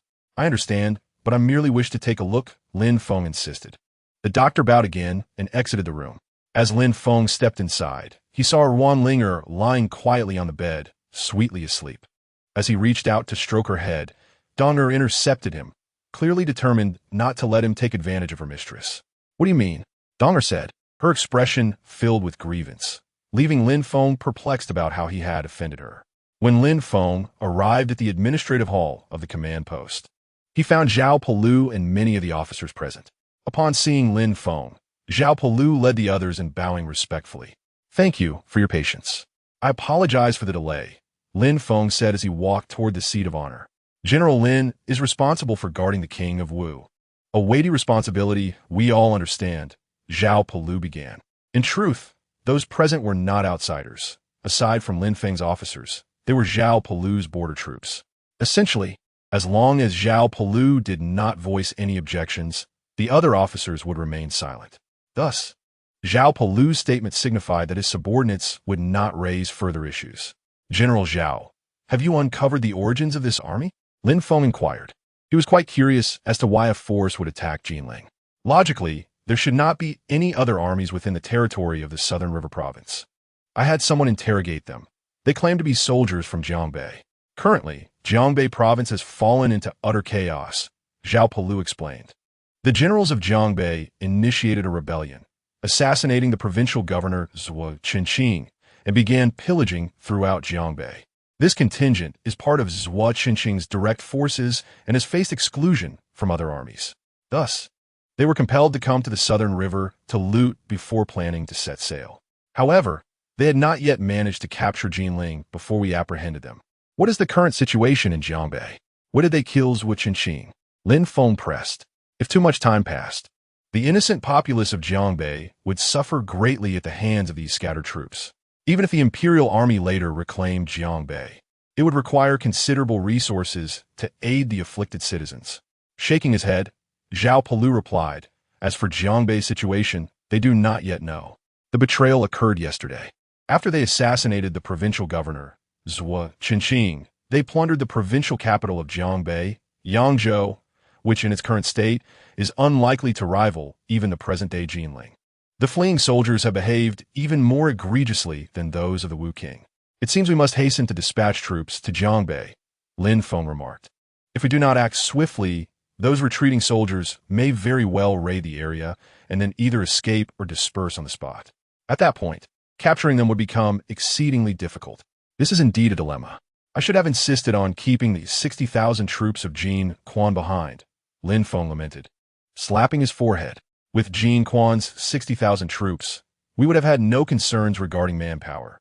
Shaking his head, Zhao Pelu responded, "It is better not to involve Jin Quan. The men under his command, my lord, are not to be trusted. The provincial governors in various regions are swiftly becoming local warlords. They are on the verge of amassing their own military might. In the past, Emperor Xiaozong sought to ensure that each province had a single administrator to prevent trivial matters from being reported to the court for the emperor's decision. However, the situation has evolved to the point where provincial governors have transformed into local sovereigns, and even the court struggles to exert control over them. Emperor Xiaozong was once troubled by the lack of cooperation among the three officials, Zheng Shi, Bu Zhengxi, and De Zhengxi, who were all independent and would appeal to the court for resolution. which caused the emperor considerable distress. Consequently, he decided to dispatch a high-ranking official to oversee a province. Yet, this has led to the court's inability to manage local affairs effectively. Once more, Lin Feng slapped his forehead in frustration, pondering how all these issues have converged. Furthermore, the Dayan dynasty has allowed these governors to gradually consolidate power, resulting in a situation where local officials now dictate terms to the court. It appears that once we have dealt with the Wu King, we must systematically address these provincial governors. However, I wonder if this will incite their dissatisfaction and lead them to rebel collectively. Nevertheless, the fact that they did not join in the rebellion during the Wu King incident indicates that they're not entirely united. As long as the court adopts a strategy of division and persuasion, it should still be manageable. Chapter 60. The Wu King's escape. What shall we do now? We cannot simply abandon the people of Jiangbei, can we? Lin Feng inquired. If that were the case, how would they perceive the court? Gently shaking his head, Zhao Polu replied, I have no solutions either. If it comes to that, we can only dispatch small units to try and stabilize the situation while we eliminate all of Wu Qingfeng's forces and then swiftly march northward. After some contemplation, Lin Feng conceded, that is the only course of action. I must rely on General Zhao for this small detachment. Rest assured, General Lin, I will select the most elite cavalry to cross the river. We will strive to maintain control over Jiangbei, instilling fear in those fleeing soldiers. Once we resolve our issues here, we can confidently deal with them, Zhao Polu assured Lin Feng. Returning to the tea house, Lin Feng sought out Xiao Fan, requesting his assistance in locating the provincial governor of Nanjing, Wu Qingfeng. Upon receiving Lin Feng's orders, Xiao Fan promptly relayed the command to his subordinates and also communicated with nearby factions. As long as Wu Qingfeng remains at large, Lin Feng and his men must stay vigilant within Jinling. Should they launch another assault on Jinling, it would be utterly intolerable. Repeated attacks within a short span would eradicate the sense of security among the citizens of Jinling. That night, a commander under Zhao Polu led his troops to Jiangbei. Though they numbered only 5,000, they were all elite soldiers. Moreover, being cavalry, if the situation deteriorated, they could retreat, thus Lin Feng felt assured of their safety. Later that evening, Ruan Linger awakened. Lin Feng checked on her. Aside from her pallor, she appeared otherwise well. Seeing Lin Feng, Ruan Linger exclaimed with excitement, I did not allow the enemy to seize Jinling. I have defended Jinling for you. Gently caressing Ruan Linger's cascading hair, Lin Feng said, Why are you so foolish? If you cannot endure, do not persist. Look how close you came to putting yourself in danger. What a poor bargain. No, you must entrust Jinling to me. If I were to lose it, would that not reflect poorly on my abilities? Ruan Linger insisted stubbornly. Are you hoping for something to happen to my lady? Before Lin Feng could finish his sentence, Donger, who had just been absent, rushed out, asking loudly. Glancing back at Dong, Lin Feng rolled his eyes in exasperation. How is it that she is always around? She seems to appear everywhere. Donger, do not speak carelessly. How could young Master Lin mean that? Donger quickly interjected. Rushing to Ruan Linger's bedside, Donger said, Miss, you do not know. Yesterday, he mentioned that you were dead and told me not to be sad. Tell me, is that not a curse upon you? That was merely Lin Feng attempting to explain, but Donger interrupted. Why? Regardless of the reason, you must not say my lady is dead. Besides, have you seen a corpse? You claim my lady is dead. If you were not sitting outside crying, might I not have guessed that something unfortunate had befallen Miss Ruan? Lin Feng thought to say died, but deemed it inauspicious and opted for a euphemism instead. Who cried? Donger glared at Lin Feng fiercely, akin to a fierce tiger. Did you not cry yesterday? Lin Feng queried. I did not cry at all. Donger pouted defiantly. Observing the quarrel between Donger and Lin Feng, Ruan Linger interjected, Donger quickly apologized to young Master Lin. How have I instructed you to speak? You must not address young Master Lin in such a manner. Miss, you're not showing any concern for me now. Why are you siding with others? Donger looked at Ruan Linger, her eyes filled with resentment, causing Ruan Linger to reflect if her actions were indeed excessive. Turning to Lin Feng, Ruan Linger said, Young Master Lin, I apologize. Donger is simply like that. She means no harm. Miss, how'd you become so unlike yourself? Donger questioned Linger. The original Ruan Linger was undoubtedly a decisive and commanding individual, but now, Whenever Lin Feng is mentioned, she instantly transforms. Eunuch, dowager. Wanlinger's gaze shifted to a stern demeanor as she addressed dowager, who had no choice but to relent. Casting a dissatisfied glance at Lin Feng, dowager appeared ready to confront him, but the presence of Wanlinger restrained her. Lin Feng couldn't help but feel a twinge of concern. Would dowager take the opportunity on a moonless night to give him a thorough beating? Due to dowager's sudden appearance and the ensuing events, Lin Feng decided it was best to take his leave. Just as he stepped outside, he heard a series of complaints from within. Is she truly my nemesis? Lin Feng pondered. Every time he sought to grow closer to Wanling, this girl would inevitably intervene. Particularly noteworthy was a contingent of approximately 50 soldiers who hesitated for a long time when the Jiangbei army attacked the city. They contemplated assisting the rebellious forces, but ultimately lacked the courage to execute their plan. Had they attacked Wanlinger from behind at that moment, Jinling might have fallen, and Wanlinger would have faced grave danger. Reflecting on their account, Lin Feng could not help but marvel. If it were not for these timid individuals, we might be facing an entirely different circumstance today. Consequently, Lin Feng granted clemency to those timid souls, for they had inadvertently aided in the protection of Jinling, despite it not being their intention. Meanwhile, the search for the whereabouts of the Nanjing governor, Wu Qingfeng, yielded no leads. It was as if he had vanished from existence, leaving no trace for them to follow. Thus, Lin Feng and his companions were compelled to remain stationed in Jinling. However, there was encouraging news from Jiangbei. The troops dispatched by Zhao Polu had crossed the river and achieved a victory, annihilating a force of over 1,000 soldiers, which caused the Jiangbei army to become wary and begin to withdraw. Now, with the assistance of the local populace, they are systematically gathering the scattered soldiers. The number of these disbanded troops is generally not large, usually comprising only hundreds to a few thousand, with instances of exceeding 1,000 being rare. The generals from Jiangbei have sought permission from the pacification camp to advance in multiple contingents simultaneously. After discussing with Zhao Polu and considering the opinions of the majority of commanders, Lin Feng acquiesced to the request from the Jiangbei generals. However, it was stipulated that each contingent must consist of no fewer than 1,000 men, and they must not be too far apart to ensure timely support.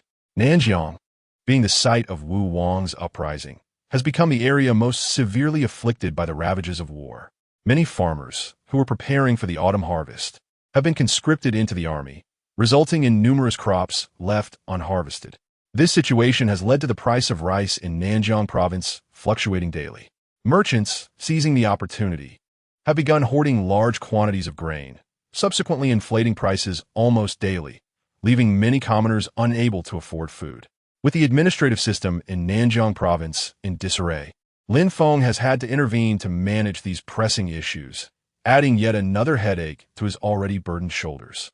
For several days, he has worn a furrowed brow. On one particular day, while contemplating where to procure grain, a personal guard entered to report that Wu Wang wished to see him. What could Wu Wang want with me? Lin Feng muttered to himself. Nevertheless, he felt obligated to comply. After all, Wu Wang is a member of the royal family, and until he is formally taken to the capital for judgment, he retains his princely status. Upon meeting Wu Wang, he found him leisurely sipping tea. Lin Feng bowed respectfully and inquired, I'm unaware of what matters have prompted your summons, Wu Wang. Please take a seat, General Lin. Cool me. Sample this tea I have just brewed, Wu Wang replied, pouring a cup for him. Accepting the cup, Lin Feng took a sip. Though he had little knowledge of tea tasting, he merely remarked, it is good tea. Ha! General Lin is not one to speak the truth, Wu Wang chuckled. It is merely ordinary tea, and my brewing skills leave much to be desired. Wu Wang, having been confined to this room for days, was essentially a prisoner. Lin Feng, unable to act otherwise in the absence of orders from the capital, had to keep him under watch. You did not summon me merely for tea, did you? Lin Feng posed, feeling overwhelmed with pressing matters and lacking the inclination to indulge in tea drinking. Naturally not, Wu Wang replied. Placing his cup down, General Lin is quite busy. It would be excessive for me to have you make a trip for such a trivial matter. Then what is the purpose of your summons? Lin Feng asked. The prices in Jinling City have risen, have they not? Wu Wang inquired casually, busying himself with the tea. Indeed, not only in Jinling, but prices have surged elsewhere as well. With no officials in Nanjiang, all these matters have fallen upon my shoulders, Lin Feng lamented. Nodding, Wu Wang remarked as I anticipated. During such times, grain prices rise the fastest. I am curious as to why you have called for me, Lin Feng pressed. If General Lin trusts me, I have a method to temporarily reduce the price of grain, Wu Wang responded, looking intently at Lin Feng, his meaning clear. Do you trust me? What method do you propose? Lin Feng inquired. My approach is somewhat ruthless.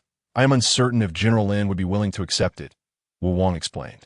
Firstly, we target the gentry of Jinling City. Those merchants hoarding grain could be labeled as my accomplices, allowing you to rightfully confiscate their properties. The grain would then belong to the court, which could use it to lower prices. I suspect that after this incident, those merchants will think twice before inflating prices excessively. Wu Wang's suggestion was indeed a double-edged sword. If mismanaged, it could exacerbate the situation in Nanjiang. Conversely, if executed skillfully, it could alleviate the current crisis. Thus, in order to address the pressing issue, Lin Feng decided to give a try. The trade in the Yin dynasty is relatively free, with countless shops lining the streets, offering a wide array of goods. As Lin Feng strolled, he casually inquired about various prices, although he was not well versed in the matter. Having spent considerable time in this ancient era, he could discern when merchants were artificially inflating prices. Without money, you wish to buy rice? You beggar, get out of here. As Lin Feng approached a rice shop, he overheard this, prompting him to glance inside, where he saw a shop assistant roughly pushing a woman outside. Lin Feng, feeling no inclination to intervene, neither out of cruelty nor ability, as such occurrences were all too common, understood that unless he could fundamentally resolve the pricing issue, he could not possibly address every similar situation. Looking up again, he recognized the little girl Exiner from the other day, adhering to the principle of familiarity. Lin Feng entered the shop. Upon seeing him, Exiner hesitated, unsure whether to acknowledge him, fearing he might not remember them. With a wink, Lin Feng asked, Do you not recognize me? Nodding vigorously, Exiner replied, Of course I remember. You are a good person. Lin Feng was left pondering whether to feel pleased or disheartened by this child's assessment. In his previous life, he had often heard the words, You are a good person, but we are not meant for each other. Being labeled a good person could sometimes be quite burdensome.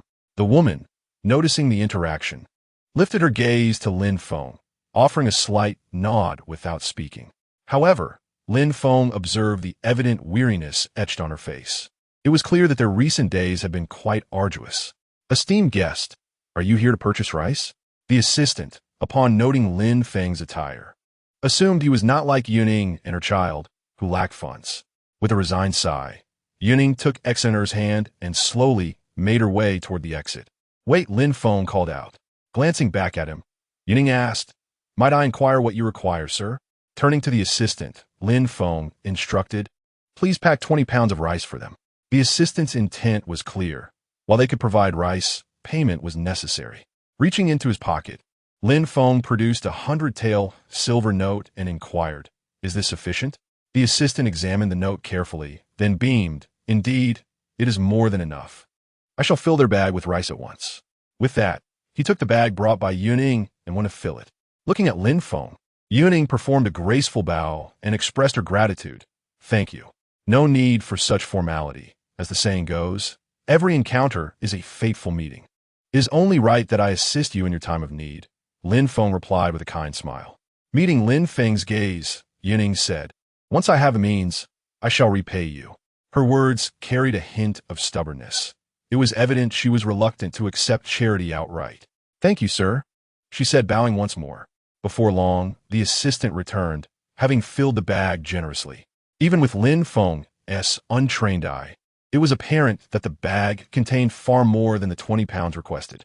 Handing the bag to Yuning, the assistant stated, Sir, your silver is sufficient to purchase 50 pounds of rice. As you had no bag, I thought it best to fill this one entirely. 100 taels of silver purchased 50 jin of rice, revealing the exorbitant price of this staple. Under normal circumstances, 1 tael of silver could procure approximately 10 jin of rice, highlighting the rapid inflation in prices. Lin Feng casually took the rice sack from Yunying's hands, declaring, Allow me to assist you. With that, he hoisted the heavy bag, and indeed, those 50 jin of rice proved to be quite weighty. It seems the ancients did not indulge in the practice of shortchanging. Feeling somewhat embarrassed, Eunuch glanced at Lin Feng and remarked, "Is it appropriate for you to carry such a burden? Your health is precious, and I could manage by myself." As she spoke, she attempted to reclaim the sack from Lin Feng's grasp. "Let me handle it," Lin Feng insisted. "Exionaire, please lead the way. I will deliver the rice to your home." He too felt a twinge of awkwardness and spoke to Exionaire. "Certainly," Exionaire replied, taking her mother Yunying's hand and leading the way outside, with Lin Feng following closely behind. Along the route, Lin Feng purchased some vegetables and half a jin of meat. For these modest items, he spent nearly 20 taels of silver. Given the current prices, it is evident that ordinary citizens are struggling to survive. It seems imperative to lower prices. Upon delivering the rice to Yunying's residence, Lin Feng noted the starkness of their surroundings, indicating their hardships. "Miss Yun, if you do not mind, you could assist at the Liushou office, helping with cooking or other tasks. Meals and lodging will be provided. What do you think? Given the current prices, that might be the best arrangement available." Yunying's face flushed several times as she stammered, I, but could not articulate a response. "Take your time to consider it. When you have made a decision, come to the Liushou office to find me, and I will arrange work for you," Lin Feng stated before turning to leave. Yuning opened her mouth, but refrained from calling him back. There's an ancient Chinese saying, "A widow's door is rife with gossip." Yuning did not wish to attract unkind words from her neighbors, nor tarnish Lin Feng's reputation. Thus, after much hesitation, she chose silence. After departing from Yunying's home, Lin Feng saw no reason to linger and survey prices further. He had gleaned sufficient information.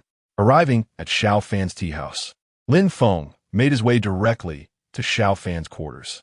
Xiao Fan was taken aback by Lin Feng's sudden appearance, and, after bowing, inquired, "May I ask if there is something you wish to discuss, my lord? Do you have knowledge of the merchants in Jinling City?" Lin Feng asked. Nodding, Xiao Fan replied, "I am familiar with a few. After all, I am somewhat of a merchant myself, and have dealings with many in the city." "Who are the largest merchants in Jinling City?" Lin Feng pressed. Convincing the most significant merchants to lower their prices would inevitably influence the smaller ones to follow suit. Hence, the crux of the matter lies with these prominent merchants. After some contemplation, Xiao Fan stated, "At present, the largest merchant in Jinling City would be Master Shun Lin Feng. His shops constitute more than half of the commercial establishments in the city." "Such a substantial share?" Lin Feng expressed surprise. If Shun Lin Feng controls half of Jinling's shops, his wealth must be considerable. Yet, why did the king of Wu refrain from pillaging him upon his departure? Indeed, Master Shin's connections extend throughout Jiangnan, and many officials owe their positions to his patronage, which has turned them into his supporters. This is one of the reasons for Shun's flourishing business over the years. Xiao Fan, being the responsible party for Tianwang in Jinling, possessed considerable knowledge. Chapter 62. The whereabouts of the king of Wu Jiangnan has long been a land of talent, with many poor scholars being literate. Among these talented individuals, a few exceptional ones inevitably emerge. However, to participate in the imperial examinations, they require substantial financial resources. Whether traveling to the capital for the exams or supporting a family, the meager subsidies provided by the court are insufficient. At this juncture, Shun Lin Feng stepped in. He generously supported promising poor scholars, and once they achieved positions after the examinations, they often remembered his kindness, leading to continued patronage of the Shun family. Consequently, over the years, the Shun family's business expanded, not only in Jinling, but also in other cities. "It appears I must meet this Master Shun," Lin Feng announced. To suppress prices in Jinling and throughout Nanjiang, Shun Lin Feng is indeed a pivotal figure. According to Xiao Fan, with such a vast business, his influence among merchants must be substantial. With his leadership, reducing prices should not pose a significant challenge. Casting a glance at Lin Feng, Xiao Fan asked, "Do you intend to see Master Shin?" "Indeed. The prices in Jinling rise daily. I cannot simply watch the common people suffer," Lin Feng replied. "I will meet with Master Shan to discuss a resolution." Should negotiations fail, Lin Feng would have no choice but to take more forceful measures. leveraging his association with the king of Wu to apprehend Lin Feng. At that point, the other merchants would likely deduce the reason behind Shen's punishment. And even if it meant incurring losses, they would be compelled to lower their prices, unless they wished to oppose the court. Of course, such an approach would only serve as a temporary fix. Prolonged reliance on such tactics would lead to a regression in Jiangnan's burgeoning economy. In these extraordinary times, Lin Feng found himself with limited options and would have to consider compensating those merchants later. However, it was crucial to lower prices immediately to stabilize Jiangnan while awaiting the arrival of new officials from the court. Under Xiao Fan's guidance, Lin Feng proceeded to shun Lin Feng's residence. Initially, Xiao Fan suggested sending a formal greeting, but Lin Feng found it bothersome and deemed it unnecessary as an official visiting a merchant. Upon arriving at the entrance, Lin Feng was halted by two of Shun's servants, who stated, "This is the Shun residence. No idlers are permitted to linger." It appeared that the Shun family was rather domineering, not allowing anyone to linger at their doorstep. "Please inform your master that General Pingping has come to pay a visit," Xiao Fan urged, stepping forward. The servant looked at Lin Feng with a hint of skepticism. This young man is the General Pingping? He seems far too youthful and lacks the imposing presence one would expect from a battle-hardened warrior. "What are you staring at? Hurry along." Lin Feng felt a chill as the servant continued to scrutinize him. "If you were in my place, would you not feel uncomfortable with a man staring at you so intently?" "Why, yes, I will go now." Although the servant still harbored doubts, Lin Feng's sudden reprimand prompted him to hurry inside. Soon, a middle-aged man emerged briskly. He bore a kind visage, seemingly smiling at everyone he encountered. "Master Shun," Lin Feng greeted, "I apologize for the unannounced intrusion. I hope you do not take offense." "Not all, my lord. Your visit has brought light to my humble abode. How could I possibly be offended?" Lin Feng replied as he welcomed Lin Feng inside. In the guest hall of the Shun residence, although Lin Feng was the guest, he was an official, while Lin Feng was a commoner. Thus, it was only natural for Lin Feng to take the place of honor. Once seated, a serving girl promptly brought forth tea. "My lord, please enjoy this authentic Da Hong Pao," Lin Feng offered, pride evident in his demeanor. Da Hong Pao is no ordinary tea. The authentic Da Hong Pao grows on the cliffs of Wu Yishan, where it is impossible for humans to ascend and harvest the leaves. Every year, specially trained monkeys are employed for this task, yielding no more than approximately 40 pounds annually. Thus, those fortunate enough to savor Da Hong Pao each year symbolize a prestigious status. More accurately, many individuals of high standing, including emperors, cannot even partake in it. The Da Hong Pao offered to the imperial court is cultivated artificially, starkly contrasting with the natural variety. The tea farmers have little choice. With only 40 pounds produced each year, it is insufficient for tribute to the palace. Consequently, they resort to using cultivated tea to fulfill these obligations. As a result, the true Da Hong Pao remains in Jiangnan, accessible only to the wealthy and powerful. Upon learning that it is Da Hong Pao, Lin Feng does not find it surprising, as it is abundant in the palace. However, after tasting it, he realizes that its flavor is indeed superior. Yet, Lin Feng only acknowledges this distinction internally. To Lin Feng, this tea appears to be a hidden gem. Noticing Lin Feng set down his teacup, Lin Feng inquired, "Is there something of importance?" "The general merely needs to send someone to call for me. There is no need for you to personally make the trip. I feel truly remiss." Such words are unwarranted. "Shen Yuan Wai," Lin Feng replied. "Shen Yuan Wai is a prominent merchant in Jinling and indeed controls half of Jiangnan's trade. It is only fitting that I personally visit your residence." Lin Feng gazed at Lin Feng, his tone laden with meaning. In moments like these, the more Lin Feng elevates his own stature, the more danger he senses. Observing Lin Feng, Lin Feng cautiously asked, "Might I inquire what matters you wish to discuss?" "Please command me, and I shall ensure the general's wishes are fulfilled to the best of my ability." Gently tapping his fingers on the table, Lin Feng spoke slowly. "It is not a significant matter. Shen Yuan Wai oversees the majority of merchants in Jinling. As I have temporarily taken charge of Jinling, it is only proper for me to pay a visit to you. Otherwise, if you were to be displeased one day, my tens of thousands of troops might find themselves starving." Lin Feng's teasing tone instilled a sense of worry in Lin Feng. especially with Lin Feng's final remark, which carried a clear warning. I indeed command tens of thousands of troops. That I had overlooked, Lin Feng replied. I shall send someone immediately to deliver some provisions to your soldiers, as a gesture of gratitude from the gentry of Jiangnan for your efforts in eliminating the rebels. Lin Feng pondered Lin Feng's words, fearing that Lin Feng might be attempting to extort him.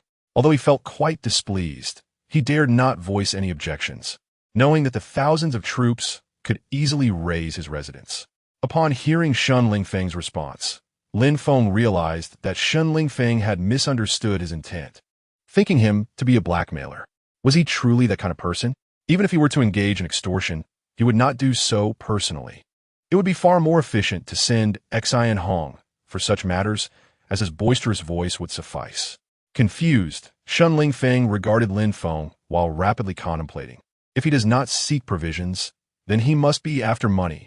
Yes, it must be money. Having grasped this notion, Lin Feng quickly amended his words. Since your army currently lacks provisions, the gentry of Jiangnan ought to contribute. How about I represent all the gentry of Jiangnan and donate 100,000 taels to your army as a token of goodwill? This figure was one he had mulled over several times, initially considering 10,000 taels. However, given Lin Feng's assertion of commanding 30,000 troops, offering just 10,000 would be woefully inadequate. Thus, after much deliberation, he proposed a sum of 100,000 taels. Recognizing that Lin Feng had completely misinterpreted his intentions, Lin Feng promptly clarified, You have misunderstood me, Xinyuan Wei. This pacification is my obligation. There is no need for the gentry of Jiangnan to contribute financially. Lin Feng's statement rendered Lin Feng's heart cold. It seemed that 100,000 taels would not suffice to satisfy the general's demands.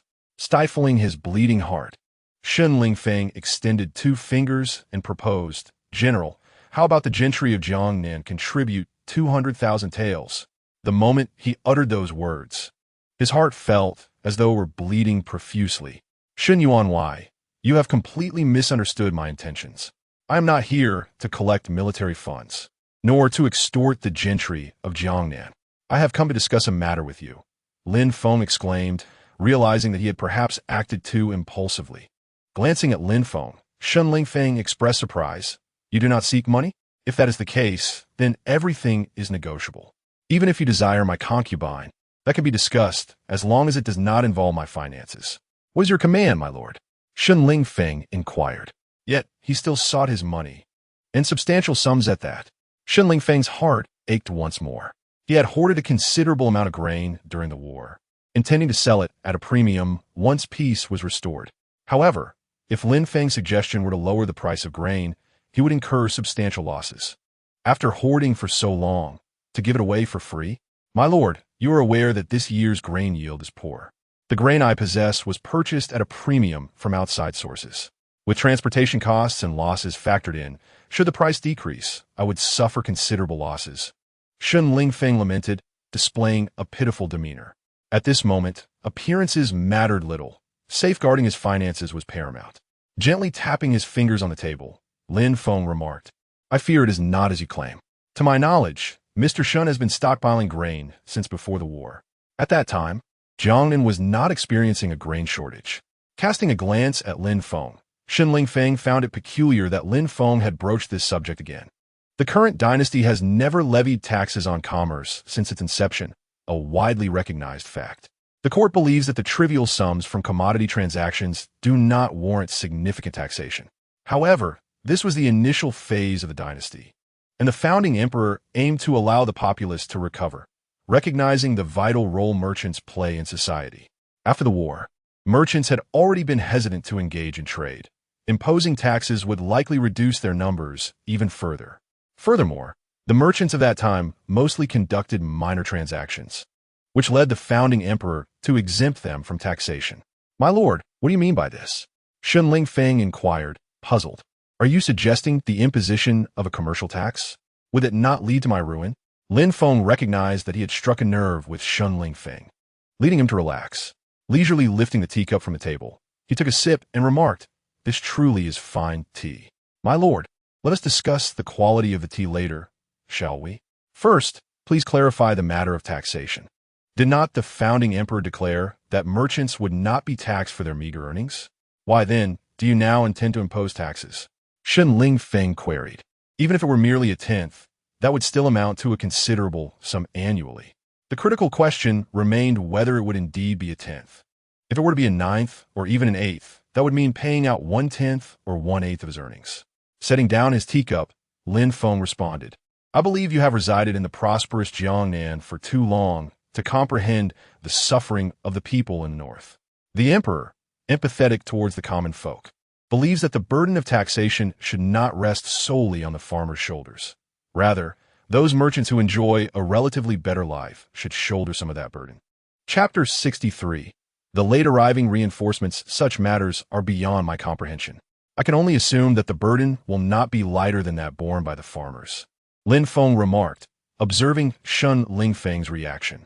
Coming from a future where commerce is the key to prosperity, Lin Feng understood that amassing wealth through farming is exceedingly challenging. My lord, being a merchant is no easy feat. Rising early and toiling late yields scant rewards. Should we be burdened with additional taxes, merchants may find it impossible to survive. Lin Feng spoke, unexpectedly bursting into tears, leaving one uncertain whether they were genuine or feigned. With a half-smile, Lin Feng gazed at Lin Feng and remarked, That's perfect. They can be sent to cultivate the fields. The court indeed hopes to increase grain production. After all, merchants cannot conjure food out of thin air. Cultivate the fields? You must be jesting. Lin Feng glanced at his body, accustomed to a life of luxury. Farming was utterly inconceivable. My lord, you must speak to the emperor on our behalf. It is not easy for merchants. If we could avoid these taxes, that would be ideal. In truth, there was a method to exempt oneself from taxes, but Lin Feng wondered if Yuanwei would be interested in hearing it. This method is quite simple. It involves rendering service to the court, addressing some urgent matters for them. In return, the court would naturally exempt from taxes those who assist in resolving their issues. Lin Feng gradually led Lin Feng into his scheme, suddenly leaping to his feet. Lin Feng excitedly pointed at himself, exclaiming, Me? I can serve the court. I wonder what issues the court currently needs the common folk to resolve. I would not hesitate to risk my life for it. The thrill within Lin Feng was palpable. If I assist the court, surely they cannot treat me poorly. While the gentry of Jiangnan are burdened with heavy taxes, they will envy my fortune. The rising prices of grain were orchestrated by Lin Feng himself. How could he possibly be unaware? He reveled in his foresight, having stockpiled a substantial amount of grain. Now, he could merely sit back and collect profits. My lord, what do you mean by this? Are you suggesting I lend grain to the court? Lin Feng inquired. Lending to the court was not an issue, as they would eventually repay. However, the grain would yield no profit. Yet, this was a trivial matter compared to the taxes paid each year. It was merely a drop in the bucket. Therefore, Lin Feng was quite willing to lend grain to the court. Shaking his head, Lin Feng replied, No. Why would the court need to borrow such a large quantity of grain? Are they to distribute it to the multitude of common people across various regions? How much would the court need to borrow? What does my lord mean? Lin Feng was perplexed. You say there is no grain, yet I should lend it to you. But then you say not to. What does that imply? Should I simply give it to you for free? That absolutely will not do, even with tax exemption. That is unacceptable. Herein lies the matter. Yuanwei shops are spread throughout Jiangnan, particularly focusing on rice and flour. Thus, my suggestion is for Yuanwei shops to take the lead in reducing prices, bringing the cost of grain back to a reasonable level. Lin Feng articulated his thoughts. Naturally, he anticipated Lin Feng's opposition to this idea, yet he had a backup plan. Did I not just say this is aiding the court? Should you not be willing to bear some loss? Lin Feng continued to persuade, believing that such matters should be resolved amicably. Indeed, I can endure a slight loss.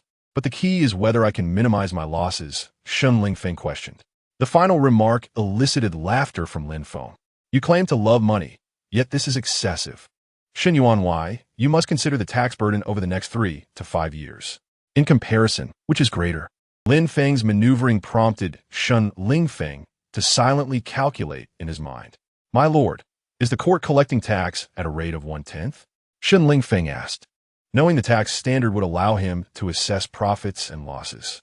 Completely defeated by Lin Feng's parsimony, Lin Feng replied, "It is certainly higher than that." Lin Feng had no clear knowledge of the tax standard, so he simply stated a higher figure, believing that if it turned out to be lower, it would be seen as an act of imperial grace. Nodding quietly, Lin Feng produced a small abacus from his sleeve and began to calculate. This time, Lin Feng was utterly bested. "How can there be such a person? You're far too direct." After a lengthy calculation, Lin Feng finally set aside the abacus. "Well, have you reached a conclusion, Yuan? "Yes, my lord. I have calculated how many years the court will exempt me from taxes," Lin Feng inquired. 3 years versus 5 years made a significant difference. This was all money. "If this matter is resolved, we must agree that all of my shops will be exempt from taxes," Lin Feng stated. "Agreed, no problem," Lin Feng replied, having received Lin Feng's consent without further thought, unaware that he had fallen into Lin Feng's trap. Clearly, this astute merchant was calculating at every turn. "When does Yuan plan to begin reducing prices?" "The common people of Jiangnan are on the verge of starvation," Lin Feng asked. "My lord, I still need to notify each shop, so it may take another half-month before prices are lowered." Lin Feng stroked his beard, his keen eyes darting around, clearly concocting some mischievous plan. Lin Feng's small gesture did not escape Lin Feng's notice. Once upon a time, he too had mastered the art of disguise. He could discern with a single glance who had money in their pockets and who was overly concerned with appearances. Yuan, aiding the court in times of need, is far more valued than mere embellishments. It has been over half a month. The court's grain is nearly on its way. Whether the court will acknowledge your goodwill is uncertain. Lin Feng continued. He was well aware of the small-minded schemes of this greedy man. Casting a glance at Lin Feng, Lin Feng realized his intentions had been uncovered. Nevertheless, for someone as brazen as Lin Feng, this was of little concern. "I should do my utmost.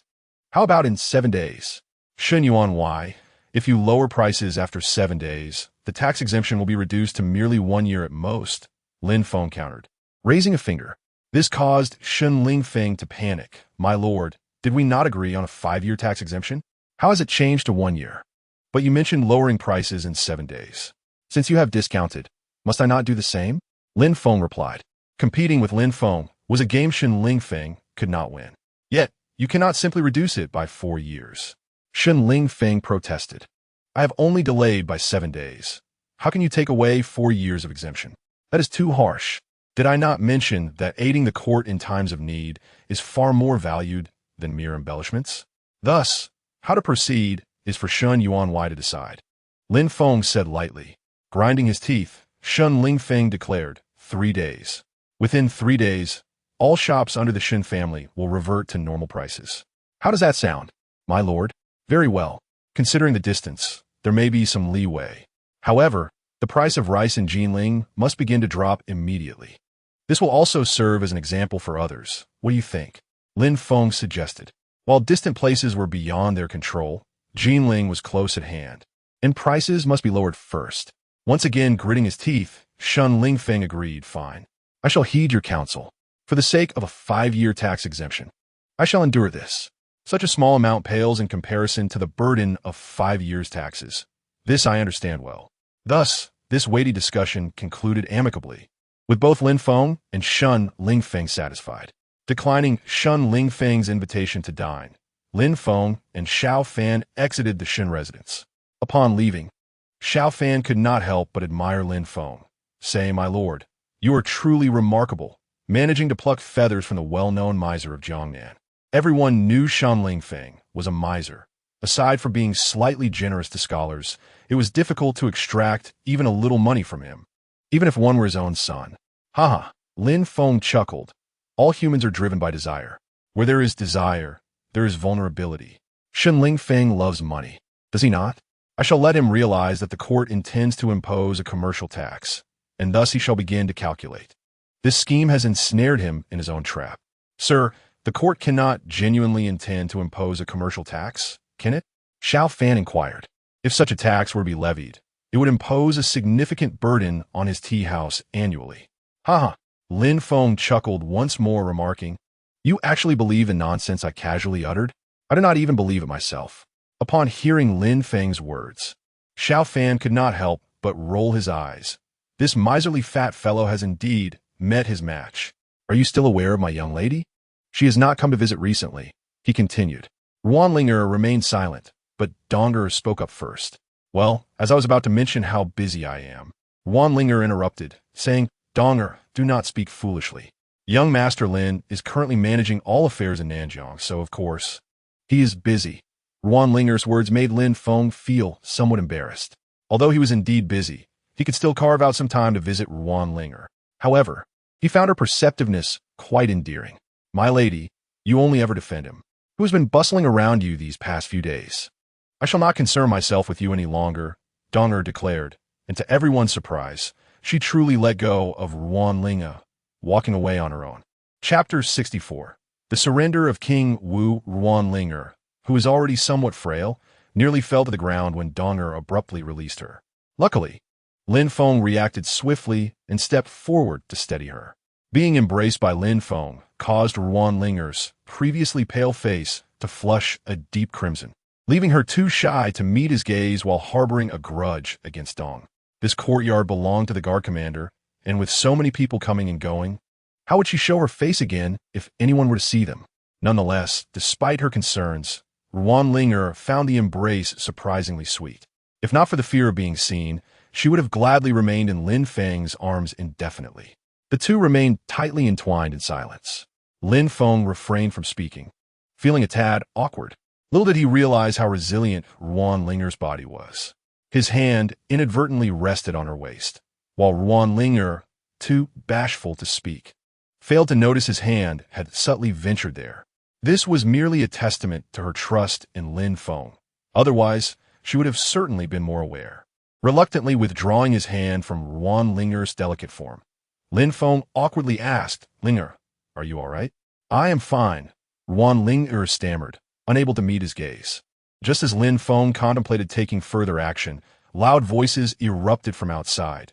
Step aside, I need to enter. With such a booming voice, there was no doubt it belonged to Xian Hong. No, I will not let you pass. That was Donger's voice. Hadn't she just left? Why was she now stationed at the door like a sentinel? In that moment, Lin Feng seemed to understand. It appeared Donger was quite astute. He would have to reward her appropriately in the future. If Ruanlinger did not mind, perhaps he could even marry them both. After all, having an additional bodyguard would be advantageous. Realizing that Donger was still outside, Ruanlinger suddenly understood that what had just transpired was not mere coincidence, but rather a scheme orchestrated by Donger, and likely in collaboration with Lin Feng. This thought caused her cheeks to flush an even deeper shade of red. Someone is looking for you.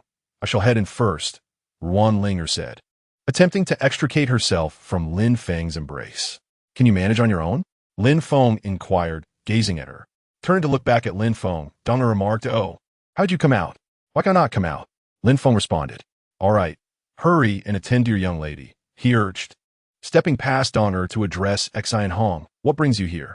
Ignoring Donger's ramblings, Lin Feng and Xian Hong made their way towards the discussion hall. Upon entering, Lin Feng noticed even Yao Xing, who managed logistics, was present. Leaders of varying ranks filled the hall. What is the matter? Lin Feng asked Xin Hong. The court has sent envoys. We await your lordship to receive the decree, Xian Hong replied quietly. It was only then that Lin Feng noticed a eunuch standing at the top of the hall. Upon catching Lin Feng's eye, the eunuch hurriedly bowed and said, I have the honor of meeting Lord Lin. Now, a general, Lin Feng was rightly addressed as Lord, as it would be inappropriate to call him grandfather. Seeing everyone assembled, the eunuch cleared his throat and proclaimed, I represent the Emperor and Empress Dowager to deliver the imperial decree. All generals, please receive it. Following this, the eunuch glanced at Lin Feng and continued, by special decree, Lord Lin and General Zhao are exempt from kneeling to receive the decree. With that, all present, except Lin Feng and Zhao Palu, knelt down. After clearing his throat once more, the eunuch began to read the edict. This esteemed eunuch may first retire to rest. Yao Xing astutely interjected after Lin Feng made a gesture. I shall take my leave, the eunuch replied, departing with Yao Xing. We cannot hand over King Wu to them. If they were to do something untoward on the way, resulting in King Wu's sudden demise, we would be left utterly powerless and unable to contend with Li Hingyan. Xin Hong Asa, as seasoned officials in the court, they were privy to some of its inner workings. Indeed, we are relying on King Wu to unseat Li Hingyan. If we simply hand him over to Li Hingyan's emissaries, our efforts would be in vain. Zhao Palu concurred with Xin Hong's sentiment, insisting that King Wu must not be surrendered. The individuals arriving this time were likely Li Hingyan's people, aside from a few eunuchs. What is there to fear? The general's command has its exceptions when far from home. Even if we were to resist the decree, what could they do? I do not believe my nephew would dare to behead his uncle in public, Zhao Palu boldly declared. In the past, during the Northwest, they had often defied orders, with his father, Zhao Qing, having done so the most. Zhao Qing frequently reminded others that the general's command has its exceptions when away from home. Shaking his head, Lin Feng replied, "The general's command has its exceptions, but that is conditional. Were I in a position like the Grand General of the nation, I would dare to do so. With the Grand General present, Li Hingyan would think twice. However, we do not possess such standing." Zhao Qing was seasoned and highly respected in both court and military. A minor act of defiance would not trouble him. However, Lin Feng was different. He felt as if he were merely a drifting reed. If Li Hingyan wished to uproot him, it would be exceedingly easy. What shall we do then? We cannot simply surrender King Wu to Li Hingyan's emissaries.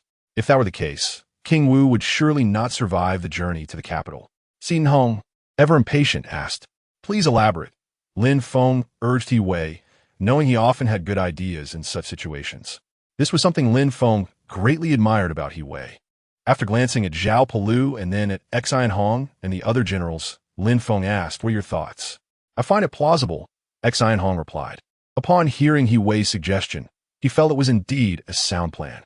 Nodding, Zhao Palu agreed, "I believe it is feasible. However, we should not deploy too many personnel. In terms of manpower, that will be left to you, General Zhao," Lin Feng said, directing his gaze towards Zhao Palu. "Very well. I shall select the individuals shortly.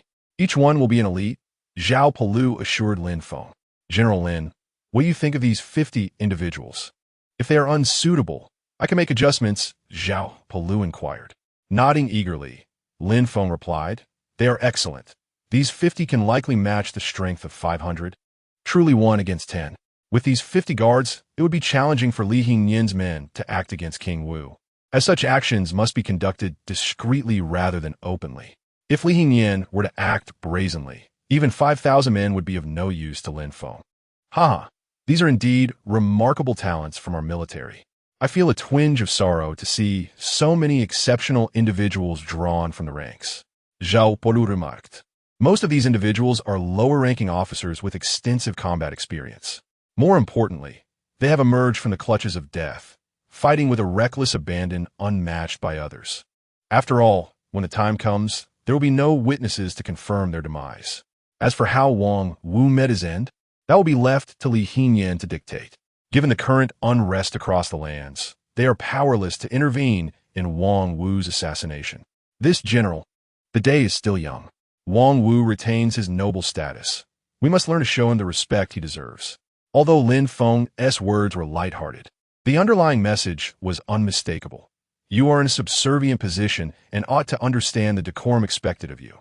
General Lin, even though Wang Wu remains a prince for now, once we reach the capital, the Zhongrenfu will strip him of his title, and he will become a criminal in due course. It is uncertain if he will survive this month. What a farcical prince. Clearly, the commander of the Imperial Guard paid no heed to Lin Feng's admonitions. Chapter 65, A Crisis in Jinling City. Then, let us proceed. I shall escort you to Prince Wang Wu, Lin Feng declared, leading the way out. The commander of the Imperial Guard hastily followed. Observing the commander's actions with growing frustration, Xin Hong extended his foot as he exited. Consequently, the commander of the Imperial Guard stumbled and fell awkwardly. "Oh dear, what a commotion. I merely intended to stretch my leg a bit, and you coincidentally stepped out. This cannot be blamed on me," Xin Hong remarked, casting a glance at the fallen commander, his expression betraying no hint of remorse, only a glimmer of schadenfreude. Glaring fiercely at Xin Hong, The commander contemplated retaliation, but upon examining Xian Hong and his own compromised state, he decided against it. Years of indulgence in the capital had rendered him physically unfit to confront someone like Xian Hong, who had remained steadfastly in the military. This general truly exhibits great magnanimity. I am in awe. Xian Hong approached the fallen commander, stepping heavily on his foot while feigning nonchalance in their exchange. Wincing in pain, the commander protested, "You were stepping on my foot." Glancing down, Xian Hong replied, "I truly apologize. My foot has just gone numb. I hardly noticed." "You're not hurt, are you?" No, please just remove your foot." The commander lamented, feeling utterly despondent. "You claimed you felt nothing, yet now you see it. Why do you not lift your foot? Are you unaware of how painful this is?" "Oh, I must have forgotten in my haste." Xin Hong et Gulim. Yet Lin Feng clearly observed that Xian Hong exerted additional pressure before finally lifting his foot. The commander was on the verge of breaking into a sweat. Eager to distance himself from Xian Hong, the commander hastily moved beside Lin Feng. "This general is quite embarrassed. My subordinate tends to be somewhat clumsy. I hope you will be understanding," Lin Feng said, offering a slight bow to the commander.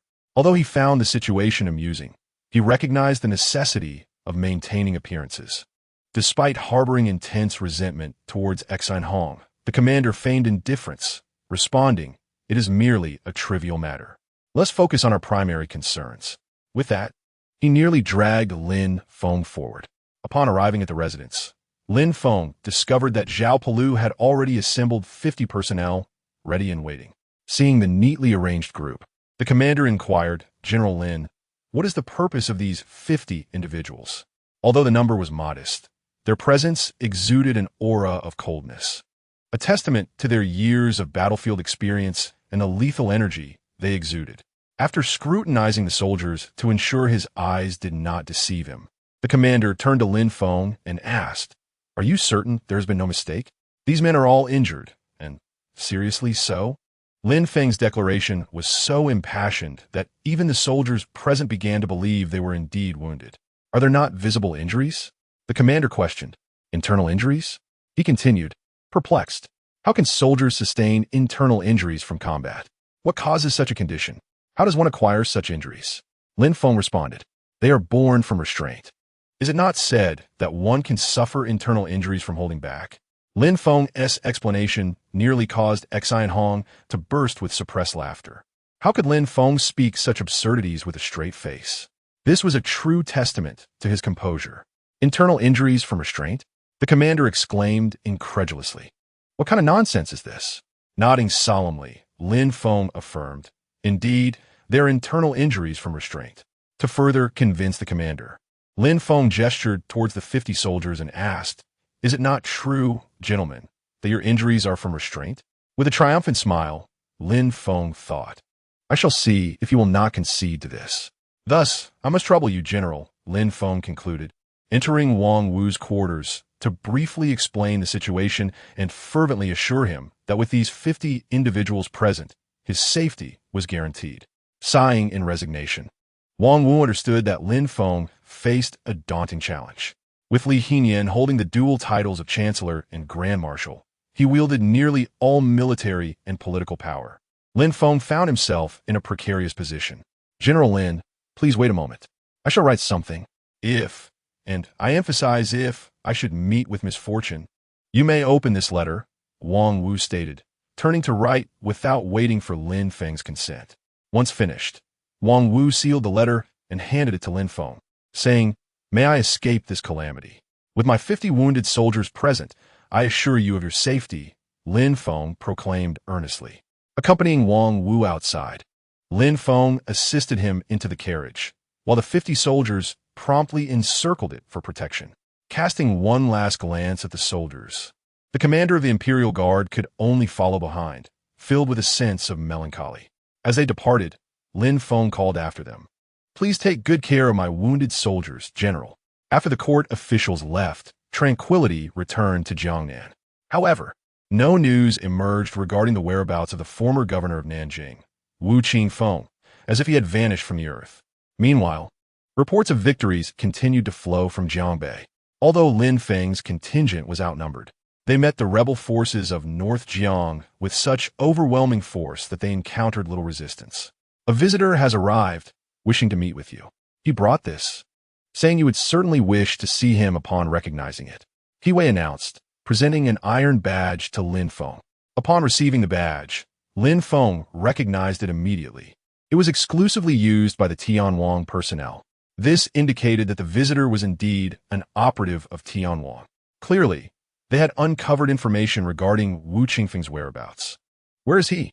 Take me to him, Lin Feng instructed, striding towards the exit with purpose, while He hurried to keep pace. Upon reaching the parlor, Lin Feng found Xiao Fan seated within. With hasty steps, Lin Feng approached and inquired, "Do you have news?" Nodding, Xiao Fan cast a glance at He behind Lin Feng, remaining silent. Understanding Xiao Fan's cue, He quickly said, "My lord, I shall take my leave now. Call for me if needed." With that, he turned to exit. "There's no need for that," Lin Feng replied, detaining He. After speaking, he turned to Xiao Fan and said, "We are all comrades here, so please speak freely." "Yes, my lord." Xiao Fan clasped his fists towards Lin Feng and stated, "We have likely traced the whereabouts of Wu Qingfeng and his subordinates." "Have you seen Wu Qingfeng with your own eyes? Could it be someone else?" Lin Feng inquired. "What if it is another group gathering at Jiangjun Mountain?" Nodding, Xiao Fan replied, "The shopkeeper near Jiangjun Mountain witnessed it firsthand. The leader was dressed in purple robes. Without a doubt, it was Wu Qingfeng." Xiao Fan spoke with great certainty. "After all, this matter is significant, and they have been quite cautious. Thank you for your hard work. Continue to monitor the situation there," Lin Feng said, patting Xiao Fan on the shoulder. "It is my honor to serve you, my lord," Xiao Fan responded with an earnest tone. After sending off Xiao Fan, Lin Feng immediately instructed He to summon all the generals for a meeting. Soon, everyone had arrived, except for the generals who were out hunting down small bands of remaining bandits. Chapter 66. A Dilemma, Gentlemen. We have received news that Wu Qingfeng is very likely hiding in Jiangjun Mountain. Lin Feng was the first to convey this information.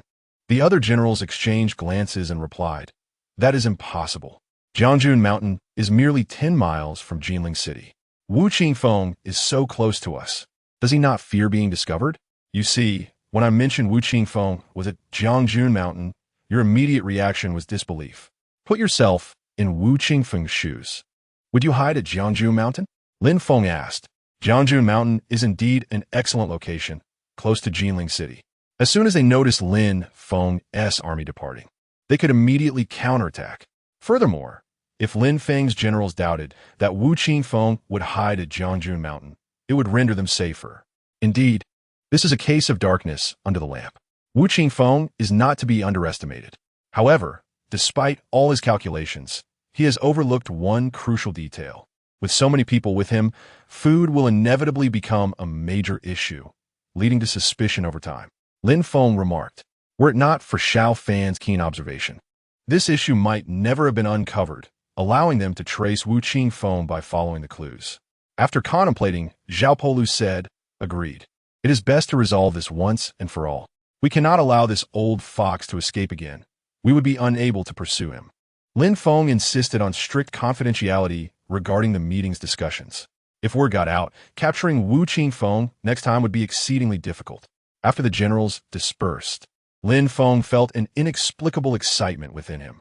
His first experience leading troops in a battle had been surprisingly smooth.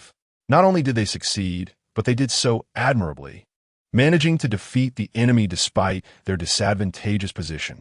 While many factors contributed to this outcome, it was undeniable that Lin Feng and his men had achieved victory. "My lord, what makes you smile?" He queried upon seeing Lin Feng's subtle joy. "Can you believe that with just these 10,000 men, we have actually defeated the rebel forces of King Wu? When we left the capital, who would have believed in our success? Yet here we are, having secured several splendid victories." Lin Feng replied with excitement, "Am I truly a born commander? This is all due to your adept leadership, my lord," He timely flattered. Satisfied, Lin Feng nodded and said, "I relish your words.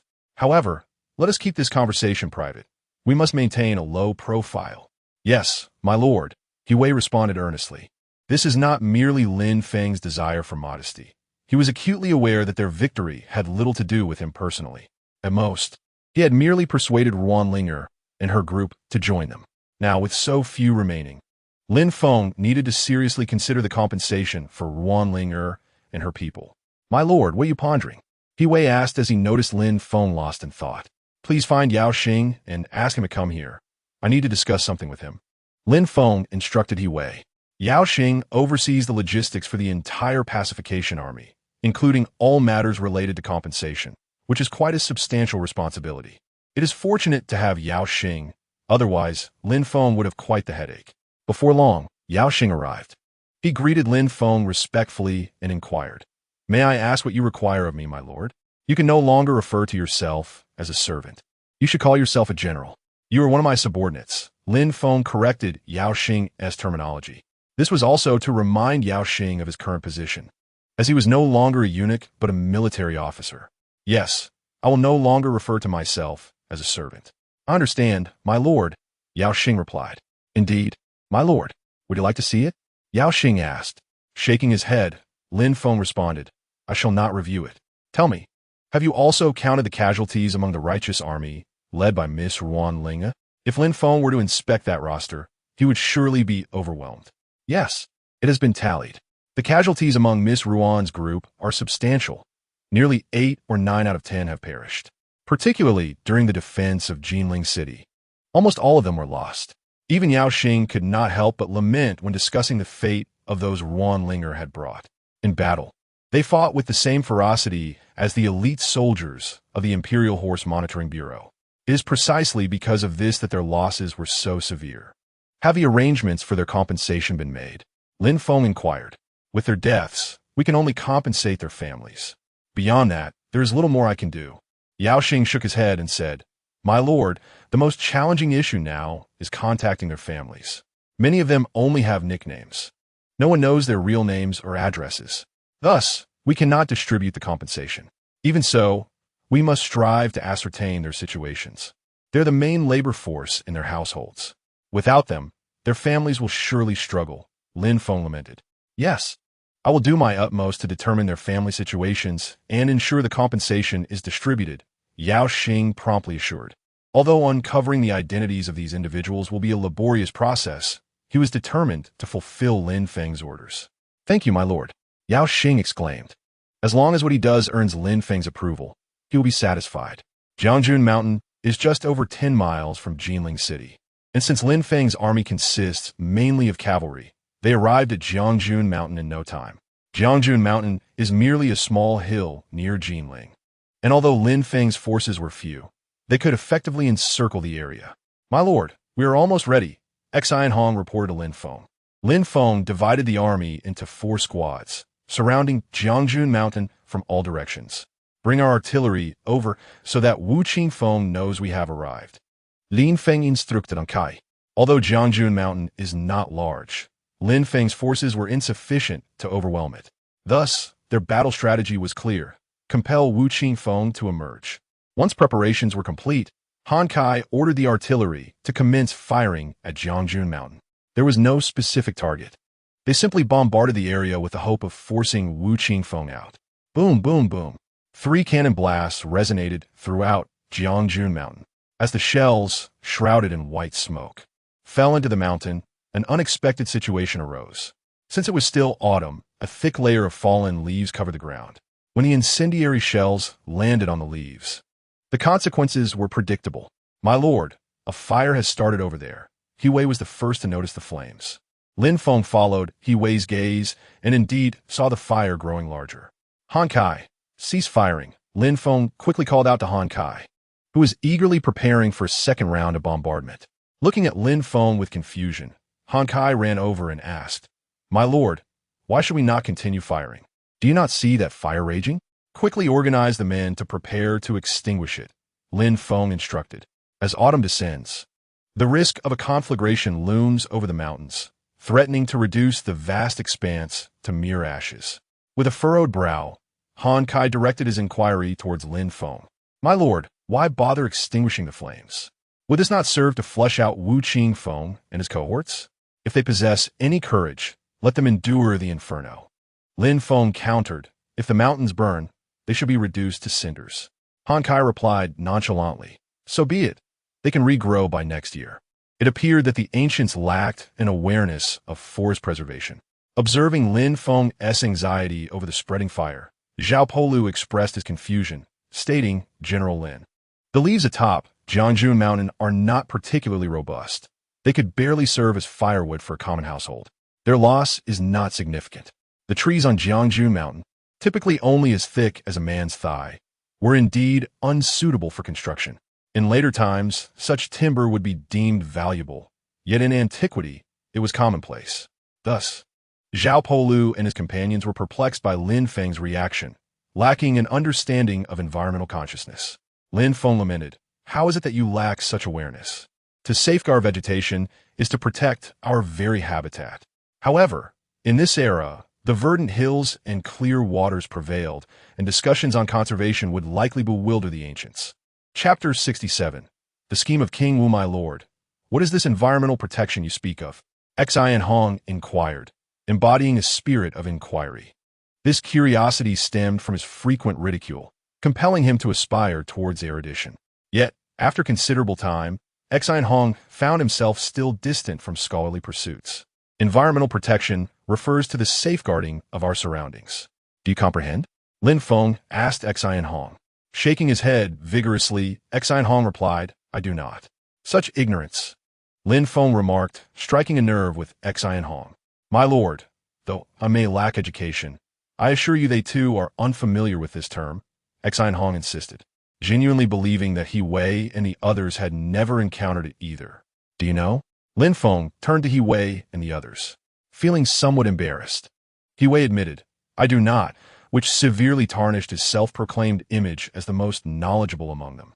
Lin Feng contemplated the necessity of educating them on environmental protection, but recognized that the immediate concern lay with Wu Qingfeng, as they had already begun to flee. "My lord, Wu Qingfeng and his men are emerging." Xian Hong, who had been debating with Lin Feng, observed soldiers fleeing from the mountain and alerted them. Lin Feng, still processing the information, was overtaken by Zhao Polu, who mounted his horse and prepared to command the troops. At this juncture, one could not help but note Lin Feng's shortcomings as a commander. The enemy was upon them, yet he remained oblivious. The soldiers descending from the mountain could be aptly described as having cast aside their armor in their haste. Dust covered their faces and bodies, rendering them a disheveled sight, while their weapons had long been discarded in the scramble for survival. "My lord, it seems this battle is unnecessary," He Wei remarked, observing the retreating soldiers. Nodding in agreement, Lin Feng stated, "Indeed, let's investigate." "My lord, it is perilous there. Allow me to go instead," Xian Hong asserted, and without waiting for Lin Feng's response, he dashed towards the commotion. "You think emerging unscathed is so simple? How long have I searched for you? Hiding in the mountains, I shall ensure you face the consequences." Xian Hong vented his frustration upon the soldiers. He Wei glanced at Lin Feng, asking, "My lord, would you not prefer to ride my horse? It has served me faithfully for many years. Aside from its spirited nature, it is quite reliable." Lin Feng rolled his eyes in exasperation. "A spirited horse? You would have me ride it, knowing it could be perilous? I would not dare." He graciously declined the offer. "Very well, my lord. I shall proceed," He Wei declared, galloping away with a hearty laugh. "This rascal is certainly doing this on purpose," Lin Feng thought to himself, casting a glance at the soldiers tasked with his protection. "Which of your horses is gentle and easy to manage?" he inquired. The soldiers exchanged glances, and one offered, "My lord, would you consider riding my horse?" "My lord, I was wrong." Another soldier knelt, acknowledging his misstep. They had only wished to jest with Lin Feng, not anticipating his ire. "Enough, rise. Find me a suitable steed. If I do not proceed soon, I shall miss out entirely," Lin Feng urged, helping the soldier to his feet. Shortly, a soldier presented him with a gentle warhorse. Mounting the steed, Lin Feng galloped towards the source of the disturbance. He believed he was riding swiftly, but in truth, it was merely a moderate pace. The soldiers tasked with his protection had to restrain their mounts to keep pace with him. Otherwise, they would have distanced themselves considerably. Upon reaching a location where Wu Qingfeng's band had appeared, Lin Feng beheld a throng of soldiers. The initial escapees fared better, while those who followed bore singed garments and scorched hair, presenting a pitiful sight. After surveying the crowd, Lin Feng inquired, "Where's Wu Qingfeng?" The provincial governor refuses to emerge. "He is likely engulfed in the inferno," a man who appeared to be an officer responded. His appearance suggested a rank, albeit tattered and riddled with holes, resembling a beggar's attire more than that of a military officer. "Are there any other high-ranking officials here? Whether civil or military, step forward," Lin Feng commanded, gesturing to the right. The escapees exchanged glances, and aside from the officer who initially spoke, none dared to step forth. "None wish to come forward? Are you not men? Is it shameful to acknowledge your status?" Lin Feng questioned, his voice rising. The current predicament was complicated, as their garments bore little distinction from those of beggars, making identification exceedingly difficult. "Still no one? I offer you a chance for redemption. Point out a single official, and I shall intercede on your behalf with the court," Lin Feng proclaimed. "Is that true?" one soldier asked, excitement evident in his voice. "Indeed, I have no need to deceive you," Lin Feng asserted. "My lord, he is our general. My lord, he is the governor of Jinling." Soon, several more individuals were identified, some even clad in soldiers' attire, suggesting they had made preparations for this moment. Unfortunately for them, before Lin Feng, they were nothing but paper tigers. He was a master of such ruses. Pointing at one official, Lin Feng remarked, "You, in your frail state, dare to masquerade as a soldier? No one would believe that." "I am ashamed," the scholar admitted. "My lord, truly, will you let us go?" A soldier asked incredulously. "Hurry and depart. Do you think I am the sort to renege on my word?" Lin Feng commanded, instructing Xi and Hong to escort the officials while withdrawing the troops. As for the soldiers, he paid them no heed. With Wu Qingfeng, the second in command of the thieves, dealt with decisively. Lin Feng and his companions had effectively completed their pacification mission in the Nanjiang province. What remained were merely residual tasks, awaiting the court's delegation to assume control over the region. After all, should Lin Feng and his forces withdraw, the Nanjiang province could easily descend into chaos. That day, Lin Feng strolled leisurely through the streets with Lin Feng is indeed a perceptive individual. Under his influence, the prices in Jinling City swiftly returned to pre-war levels, and other regions followed suit, allowing the daily lives of the common folk to progress towards normalcy. After the battle, as they walked side by side, Linger quietly inquired, "When will you leave?" Initially, she intended to ask what would become of her, but the words transformed into a question about Lin Feng's departure instead. Chapter 68. A reunion with Eunuch. Upon learning that Lin Feng would be departing in a few days, a sense of melancholy enveloped Linger. She yearned to express her desire to accompany him, yet each time the thought formed on her lips, it remained unspoken. Noticing her sudden silence, Lin Feng turned to her and asked, "Why are you not speaking? This is unlike you." At first, he perceived Linger as a rebellious girl in the eyes of ancient society, but as their relationship deepened, he realized her true nature was not one of quietude. "Do you prefer me as I was? Or should I be more composed? My father always said that girls should be more demure, lest they remain unmarried," Linger reflected, her thoughts drifting to her late father, her eyes glistening with unshed tears. Observing her somber mood, Lin Feng felt at a loss for words to comfort her. He contemplated embracing her, but knowing Linger's disposition, he refrained. Instead, he gently placed his hand on her slender waist. To his surprise, Linger leaned her head upon his shoulder. Casting a glance at her, Lin Feng asked, "Why do you think of me?" Linger felt deeply wounded by his words, prompting her to ponder her significance in his heart. "Have I misread the situation?" she mused, attempting to pull away, only to have Lin Feng grasp her hand firmly. "What are you holding on to me for? What do you take me for?" she retorted, her gaze fiery as she confronted Lin Feng. She was taken aback that he wouldn't even offer her a comforting word, leaving her to wonder about her standing in his heart. "What's wrong? Why the sudden anger?" Lin Feng queried, perplexed. "You misunderstood my meaning. I didn't say I don't think of you," he quickly clarified. Still glaring at Lin Feng, Linger pressed. "Didn't you just say, 'Why think of me?' You want to even offer me a few sweet words." "I never said I didn't want to," Lin Feng exclaimed, prompting Linger to challenge him further. "If you had said so earlier, we wouldn't be in this predicament." Lin Feng chuckled, realizing he had inadvertently incited her wrath. Are you plotting to murder your husband? Lin Feng cried, ducking as he rushed forward, while Ruan pursued him relentlessly. Mother, look! Isn't that the kind-hearted uncle? It seems someone is chasing him. At a street corner, Tian Xiner exclaimed to her mother, Eunuch, following her daughter's pointing finger. Eunuch indeed spotted Lin Feng in a frantic flight, pursued by the fierce Ruan.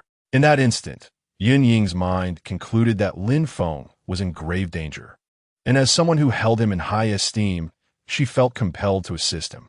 Without a moment's hesitation, Eunuch dashed forward, colliding with the swiftly advancing Ruan. Despite her slight frame, the impact sent Ruan tumbling, while Eunuch fell alongside her. Seeing Ruan in a rather undignified position on the ground, Lin Feng's heart ached. He hurried to help her up, preparing to chastise the one responsible for her fall, only to find Eunuch rising as well. Taken aback, Eunuch found herself bewildered as she witnessed Lin Feng supporting Ruan, who seemed to lean on him like a fragile bird. Was Lin Feng just being chased by this girl? She pondered, confused by the sudden change in circumstances. Just now, what was that about? Eunuch stammered. We were merely playing, Lin Feng quickly interjected. However, the misunderstanding led to Ruan suffering a significant setback. Oh, you were just playing? Eunuch realized, turning to Ruan with a flurry of apologies. My dear lady, I am truly sorry. I thought you were pursuing Lord Lin, and I intended to help him. That is quite all right. You fell as well. Are you unhurt? Ruan inquired with genuine concern for Yunjing's well-being. I truly apologize, I thought. Eunuch struggled to articulate her explanation, feeling the weight of her actions. Never mind, Ruan reassured her. Unscathed. But look at you. Your dress is torn. Huh? Eunuch looked down to find a rip in her skirt, exposing a glimpse of her calf. Embarrassed, she quickly attempted to cover the tear, but bending down elicited a wince of pain from her back, which had been unnoticed until now. It seems you may have strained your back, Ruan said, gently releasing herself from Lin Feng's embrace to examine Yunjing's waist. Come with me. I am a healer. Let me tend to your injury, lest it become a lingering ailment. Without allowing for objections, she firmly took Eunuch by the hand and led her toward the garrison, leaving Lin Feng entirely overlooked. Upon returning to the garrison, Ruan promptly attended to their wounds, while Lin Feng found himself at a loose end. Observing that he could not assist without hindering Ruan, he reluctantly departed. When Lin Feng found Yao Xing, he was busy directing soldiers to pack provisions. With the troops preparing to depart imminently, the supply of food was of utmost importance, making Yao Xing the busiest person around. Upon noticing Lin Feng, Yao Xing hurried over, greeting him with respect. My lord, how are the provisions coming along? Lin Feng inquired. Glancing at the neatly stacked supplies, Lin Feng felt a sense of satisfaction. My lord, please take a seat.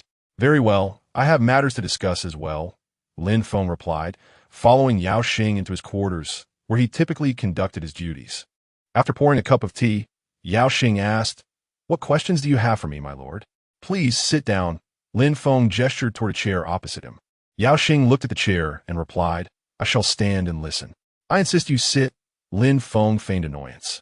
Seeing Lin Feng's mock displeasure, Yao Xing hastily took a seat, albeit only half sitting, which proved uncomfortable. Noticing this, Lin Feng felt a twinge of irritation. If you're to sit, do so properly. It will be more comfortable.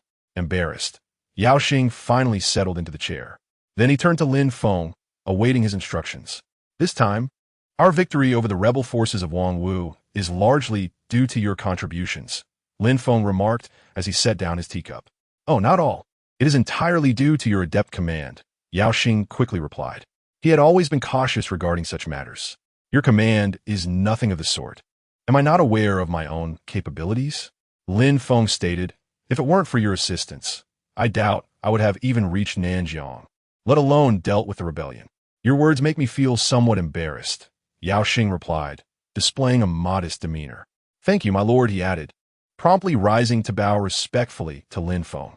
Waving his hand again, Lin Feng said, all right, sit down. I have something important to discuss with you. Please instruct me, and I shall certainly carry out your wishes, Yao Xing promptly answered. But how could I, a mere subordinate, undertake such significant tasks? He added, somewhat overwhelmed. The notion of being entrusted with such responsibilities was beyond his imagination. If I say you can, then you can, Lin Feng interjected, not giving Yao Xing a chance to object. Do you remember you are from the Jishir factory? Yao Xing sprang to his feet, exclaiming, My lord, wherever I may go, I will never forget I am from the Jishir factory. At your command, I would brave any danger. Sit down. There is no need for such formality between us. Lin Feng insisted, motioning for Yao Xing to take a seat again. Although you are from the Jishir factory, you may not be aware that there exists an organization called Tianwang within it. Yao Xing shook his head in confusion, replying, I do not know. Lin Feng proceeded to explain the general situation regarding Tianwang. Gazing at Lin Feng in astonishment, Yao Xing found it hard to believe that the once modest Jishir factory had grown to such a scale. However, he recognized that Tianwang was not something they had cultivated themselves. They had merely borrowed the influence of Qi Heihu. Should Qi Heihu betray them, Tianwang could potentially be exploited by others, thereby creating a formidable adversary. Lin Feng spoke gravely. Looking at Lin Feng, Yao Xing inquired, What does my lord wish for me to do? You must cultivate personnel to absorb the current Tianwang and ensure it becomes an integral part of the Jishir factory. Lin Feng articulated, each word deliberate. This task weighed heavily on Yao Xing, who felt the pressure mount. My lord, as but one individual, I fear I may find this task exceedingly difficult, he admitted, feeling somewhat daunted.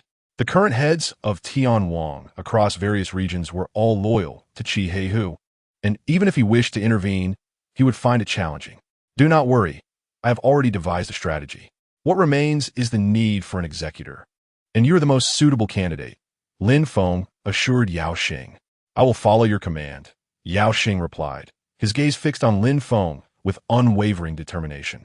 Come here, I will explain the details, Lin Feng said, beginning to devise a plan with Yao Xing. Lin Feng's method was straightforward. He aimed for Yao Xing to establish a foothold in Jiangnan, leveraging its advantageous geographical position and thriving commerce to gradually strengthen Tianwang while simultaneously assimilating the existing organization. My lord, this will likely require a considerable amount of time. Will it not? Yao Xing inquired after hearing Lin Feng's outline. Nodding, Lin Feng replied, Indeed, this plan may take 2 to 3 years to fully realize. However, we are not lacking in time, and I will grant you ample time to accomplish it. Deeply moved by Lin Feng's trust, Yao Xing pledged, Thank you for your faith. My lord, I shall dedicate myself to fulfilling your entrusted task. Producing a silver token from his pocket, Lin Feng handed it to Yao Xing, saying, Take this. It may prove useful. With this token, you theoretically can mobilize Tianwang personnel across various regions. He noted that the use of theoretically stemmed from the fact that Tianwang was not entirely under his control. Should the regional heads refuse to comply with orders, Lin Feng would find himself powerless. Accepting the token, Yao Xing nodded solemnly and said, I will not disappoint your trust, giving Yao Xing a reassuring pat on the shoulder. Lin Feng said, I believe in you. This time, I have decided to keep you in Jiangnan. You do not mind, do you? My lord, how could I? Wherever you need me, I shall comply without protest, Yao Xing quickly responded. In his heart, Yao Xing had made up his mind. Following Lin Feng would surely bring him benefits. Had he not followed Lin Feng back then, would he have achieved his current standing? He likely would still be toiling under the authority of those eunuchs. Rest assured, my lord, I will begin promptly, Yao Xing affirmed. After reiterating his instructions to Yao Xing, Lin Feng turned to leave, only to encounter Donger, who had come looking for him. Are you here for something? Lin Feng asked, observing Dong, despite her seemingly foolish demeanor, was quite astute, at least more so than her master, Ruan Linger. Fortunately, Donger harbored no malicious intent. Otherwise, Ruan Linger would certainly be in danger, likely even sold out by Donger while she counted her money. To clarify, it is not I who seeks you.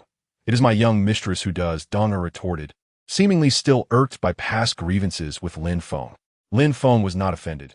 Instead, he inquired, what does Linger wish to see me about? Oh, if she wants to leave, then so be it, Lin Feng replied indifferently. Her legs belong to her. If she wishes to depart, would Ruan Linger dare to stop her? All right, I shall go find Miss Linger now, Lin Feng stated as he made his way to Ruan Linger's residence. Upon arriving, he found Linger preparing herbal medicines. "Sit for a moment. I will be done shortly," she instructed, continuing her work with her head bent. "Why do you look at me like that?" Lin Feng asked her. "Why are you such a person?" Linger responded, her cheeks flushing, unable to articulate her thoughts. Continuing to embrace her, Lin Feng's hands began to wander, and he said, "What is wrong with this? Besides, we are in a room, and there are no outsiders." Chapter 70. The stingy fat man. As Linger was about to finish her sentence, Lin Feng's hand had already begun to explore her. Unable to endure any longer, Linger swiftly swatted Lin Feng's hand away, exclaiming, "How can you behave like this?" Just as Lin Feng was about to reach out again, Linger interrupted. "I have something to discuss with you." Observing her seriousness, Lin Feng asked, "What do you wish to tell me?" "Please sit down," Linger insisted, pushing Lin Feng into a chair before taking a seat across from him. "I have made a decision." "What decision?" Lin Feng inquired, curiosity piqued by her solemn demeanor. "What?" he exclaimed, leaping from his chair. "Why? Did we not reach an agreement? I cannot ignore the issues concerning the 18 villages of Jiangnan, especially those who accompanied me. Their villages have suffered greatly, and I must attend to these matters. Therefore, I plan to resolve the issues here in Jiangnan before seeking you in the capital." Linge explained her reasoning. Looking at her, Lin Feng replied, "But I have already arranged compensation for the deceased." Shaking her head, Linge counseled. "That was provided by the government. As the leader of the 18 villages of Jiangnan, I have my own responsibilities. Many villages have suffered significant losses, and I must ensure their future livelihood." "What do you intend to do?" Lin Feng asked. "Are you planning to gather people again and restore the villages to prosperity?" Upon hearing Linger's words, Lin Feng found himself perplexed and inquired, "What do you mean?" Linger expressed her hopes. "I believe that selling off the possessions of Ruan family village could yield a significant sum. I was contemplating whether we might establish some enterprises for the homeless. We cannot simply allow them to languish on the streets." She continued, "As for the other villages, I cannot intervene. If they are willing, they can heed my advice to descend the mountain and engage in legitimate trade. If not, they may remain on the mountain indefinitely." Linger noted that the villages present were closely allied with Ruan family village, making it difficult for her to influence others. This prompted Lin Feng to reflect. Having these individuals remain poses considerable risks. Is there a possibility of winning them over? Linger shook her head and replied, "That is uncertain, but I'm willing to give it a try."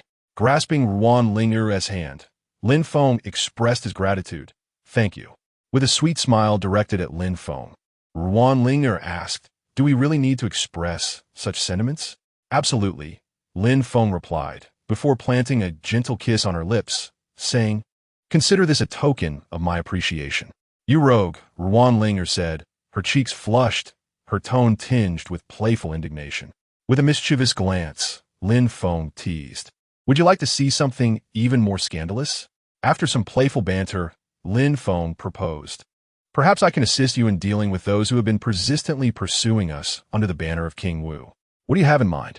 Linger asked, still troubled about whether her modest inheritance would suffice. Lin Feng continued, "The various regions in Nanjiang province are currently lacking officials, an opportunity we could exploit." Before he could finish, Linger interjected, "You're not suggesting we send them to become officials, are you? That would be unacceptable. Even if they wish to, I cannot allow them to pursue such paths." Lin Feng clarified, "Officials are appointed by the court. I cannot take such liberties.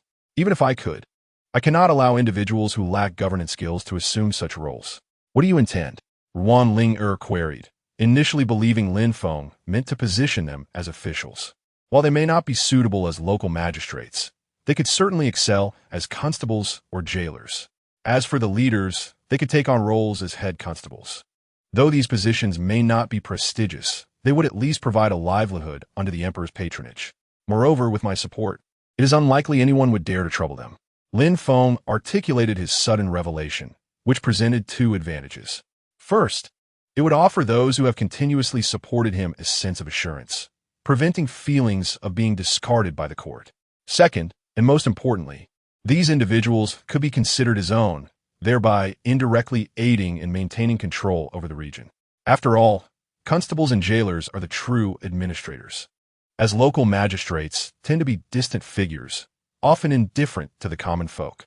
Very well, I shall accompany you, Lin Feng declared. The two gathered the remaining survivors of this encounter and shared Lin Feng's proposal, seeking their opinions. The first to speak was Zhou Yishui, who said, "My lord, the leader, I am old and can no longer move about. I merely wish to find a peaceful place to spend my remaining days. As for receiving imperial rations, I fear that is beyond my fate. Since you have expressed such sentiments, I will arrange for a tranquil place for you. Old Zhou, is that agreeable?" Lin Feng inquired after listening to Zhou Yishui's words. Bowing deeply, Zhou Yishui replied, "Thank you, my lord. You are a good person and an even better official." "You are too kind, old Zhou," Lin Feng responded humbly. Following Zhou Yishui, son Xianfeng spoke up, "My lord, I have a question. Once we relocate, will those unscrupulous officials, not that I mean to offend, will they harass us? Having suffered at the hands of officials, son Xianfeng's immediate concern was whether they would be mistreated under the new regime.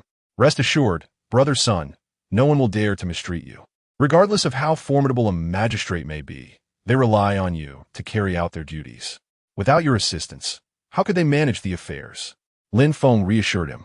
After addressing his first concern, son Xianfeng had a second. "My lord, will those unscrupulous officials dismiss our brothers? If Lin Feng arranged positions for them, only to have those officials terminate their roles, it would be a cruel disappointment. If you persist in referring to them as unscrupulous, you may indeed find yourself dismissed. Officials hold the authority to hire and fire constables and jailers," Lin Feng explained. "After all, constables and jailers assist the magistrate, and if they do not comply, the magistrate would naturally dismiss them. However, in most cases, they tend not to concern themselves with such matters." "I will amend my language immediately," son Xianfeng hastily assured him, prompting laughter from the others. "Does anyone else have questions?" Lin Feng continued to inquire. "My lord, are you serious? Could I really become 100 household commander?" Hong Zhengqiang asked excitedly. Nodding, Lin Feng affirmed, "Certainly. Brother Hong, you are a valiant warrior and a rare talent. With just a little training, you will undoubtedly become a formidable commander.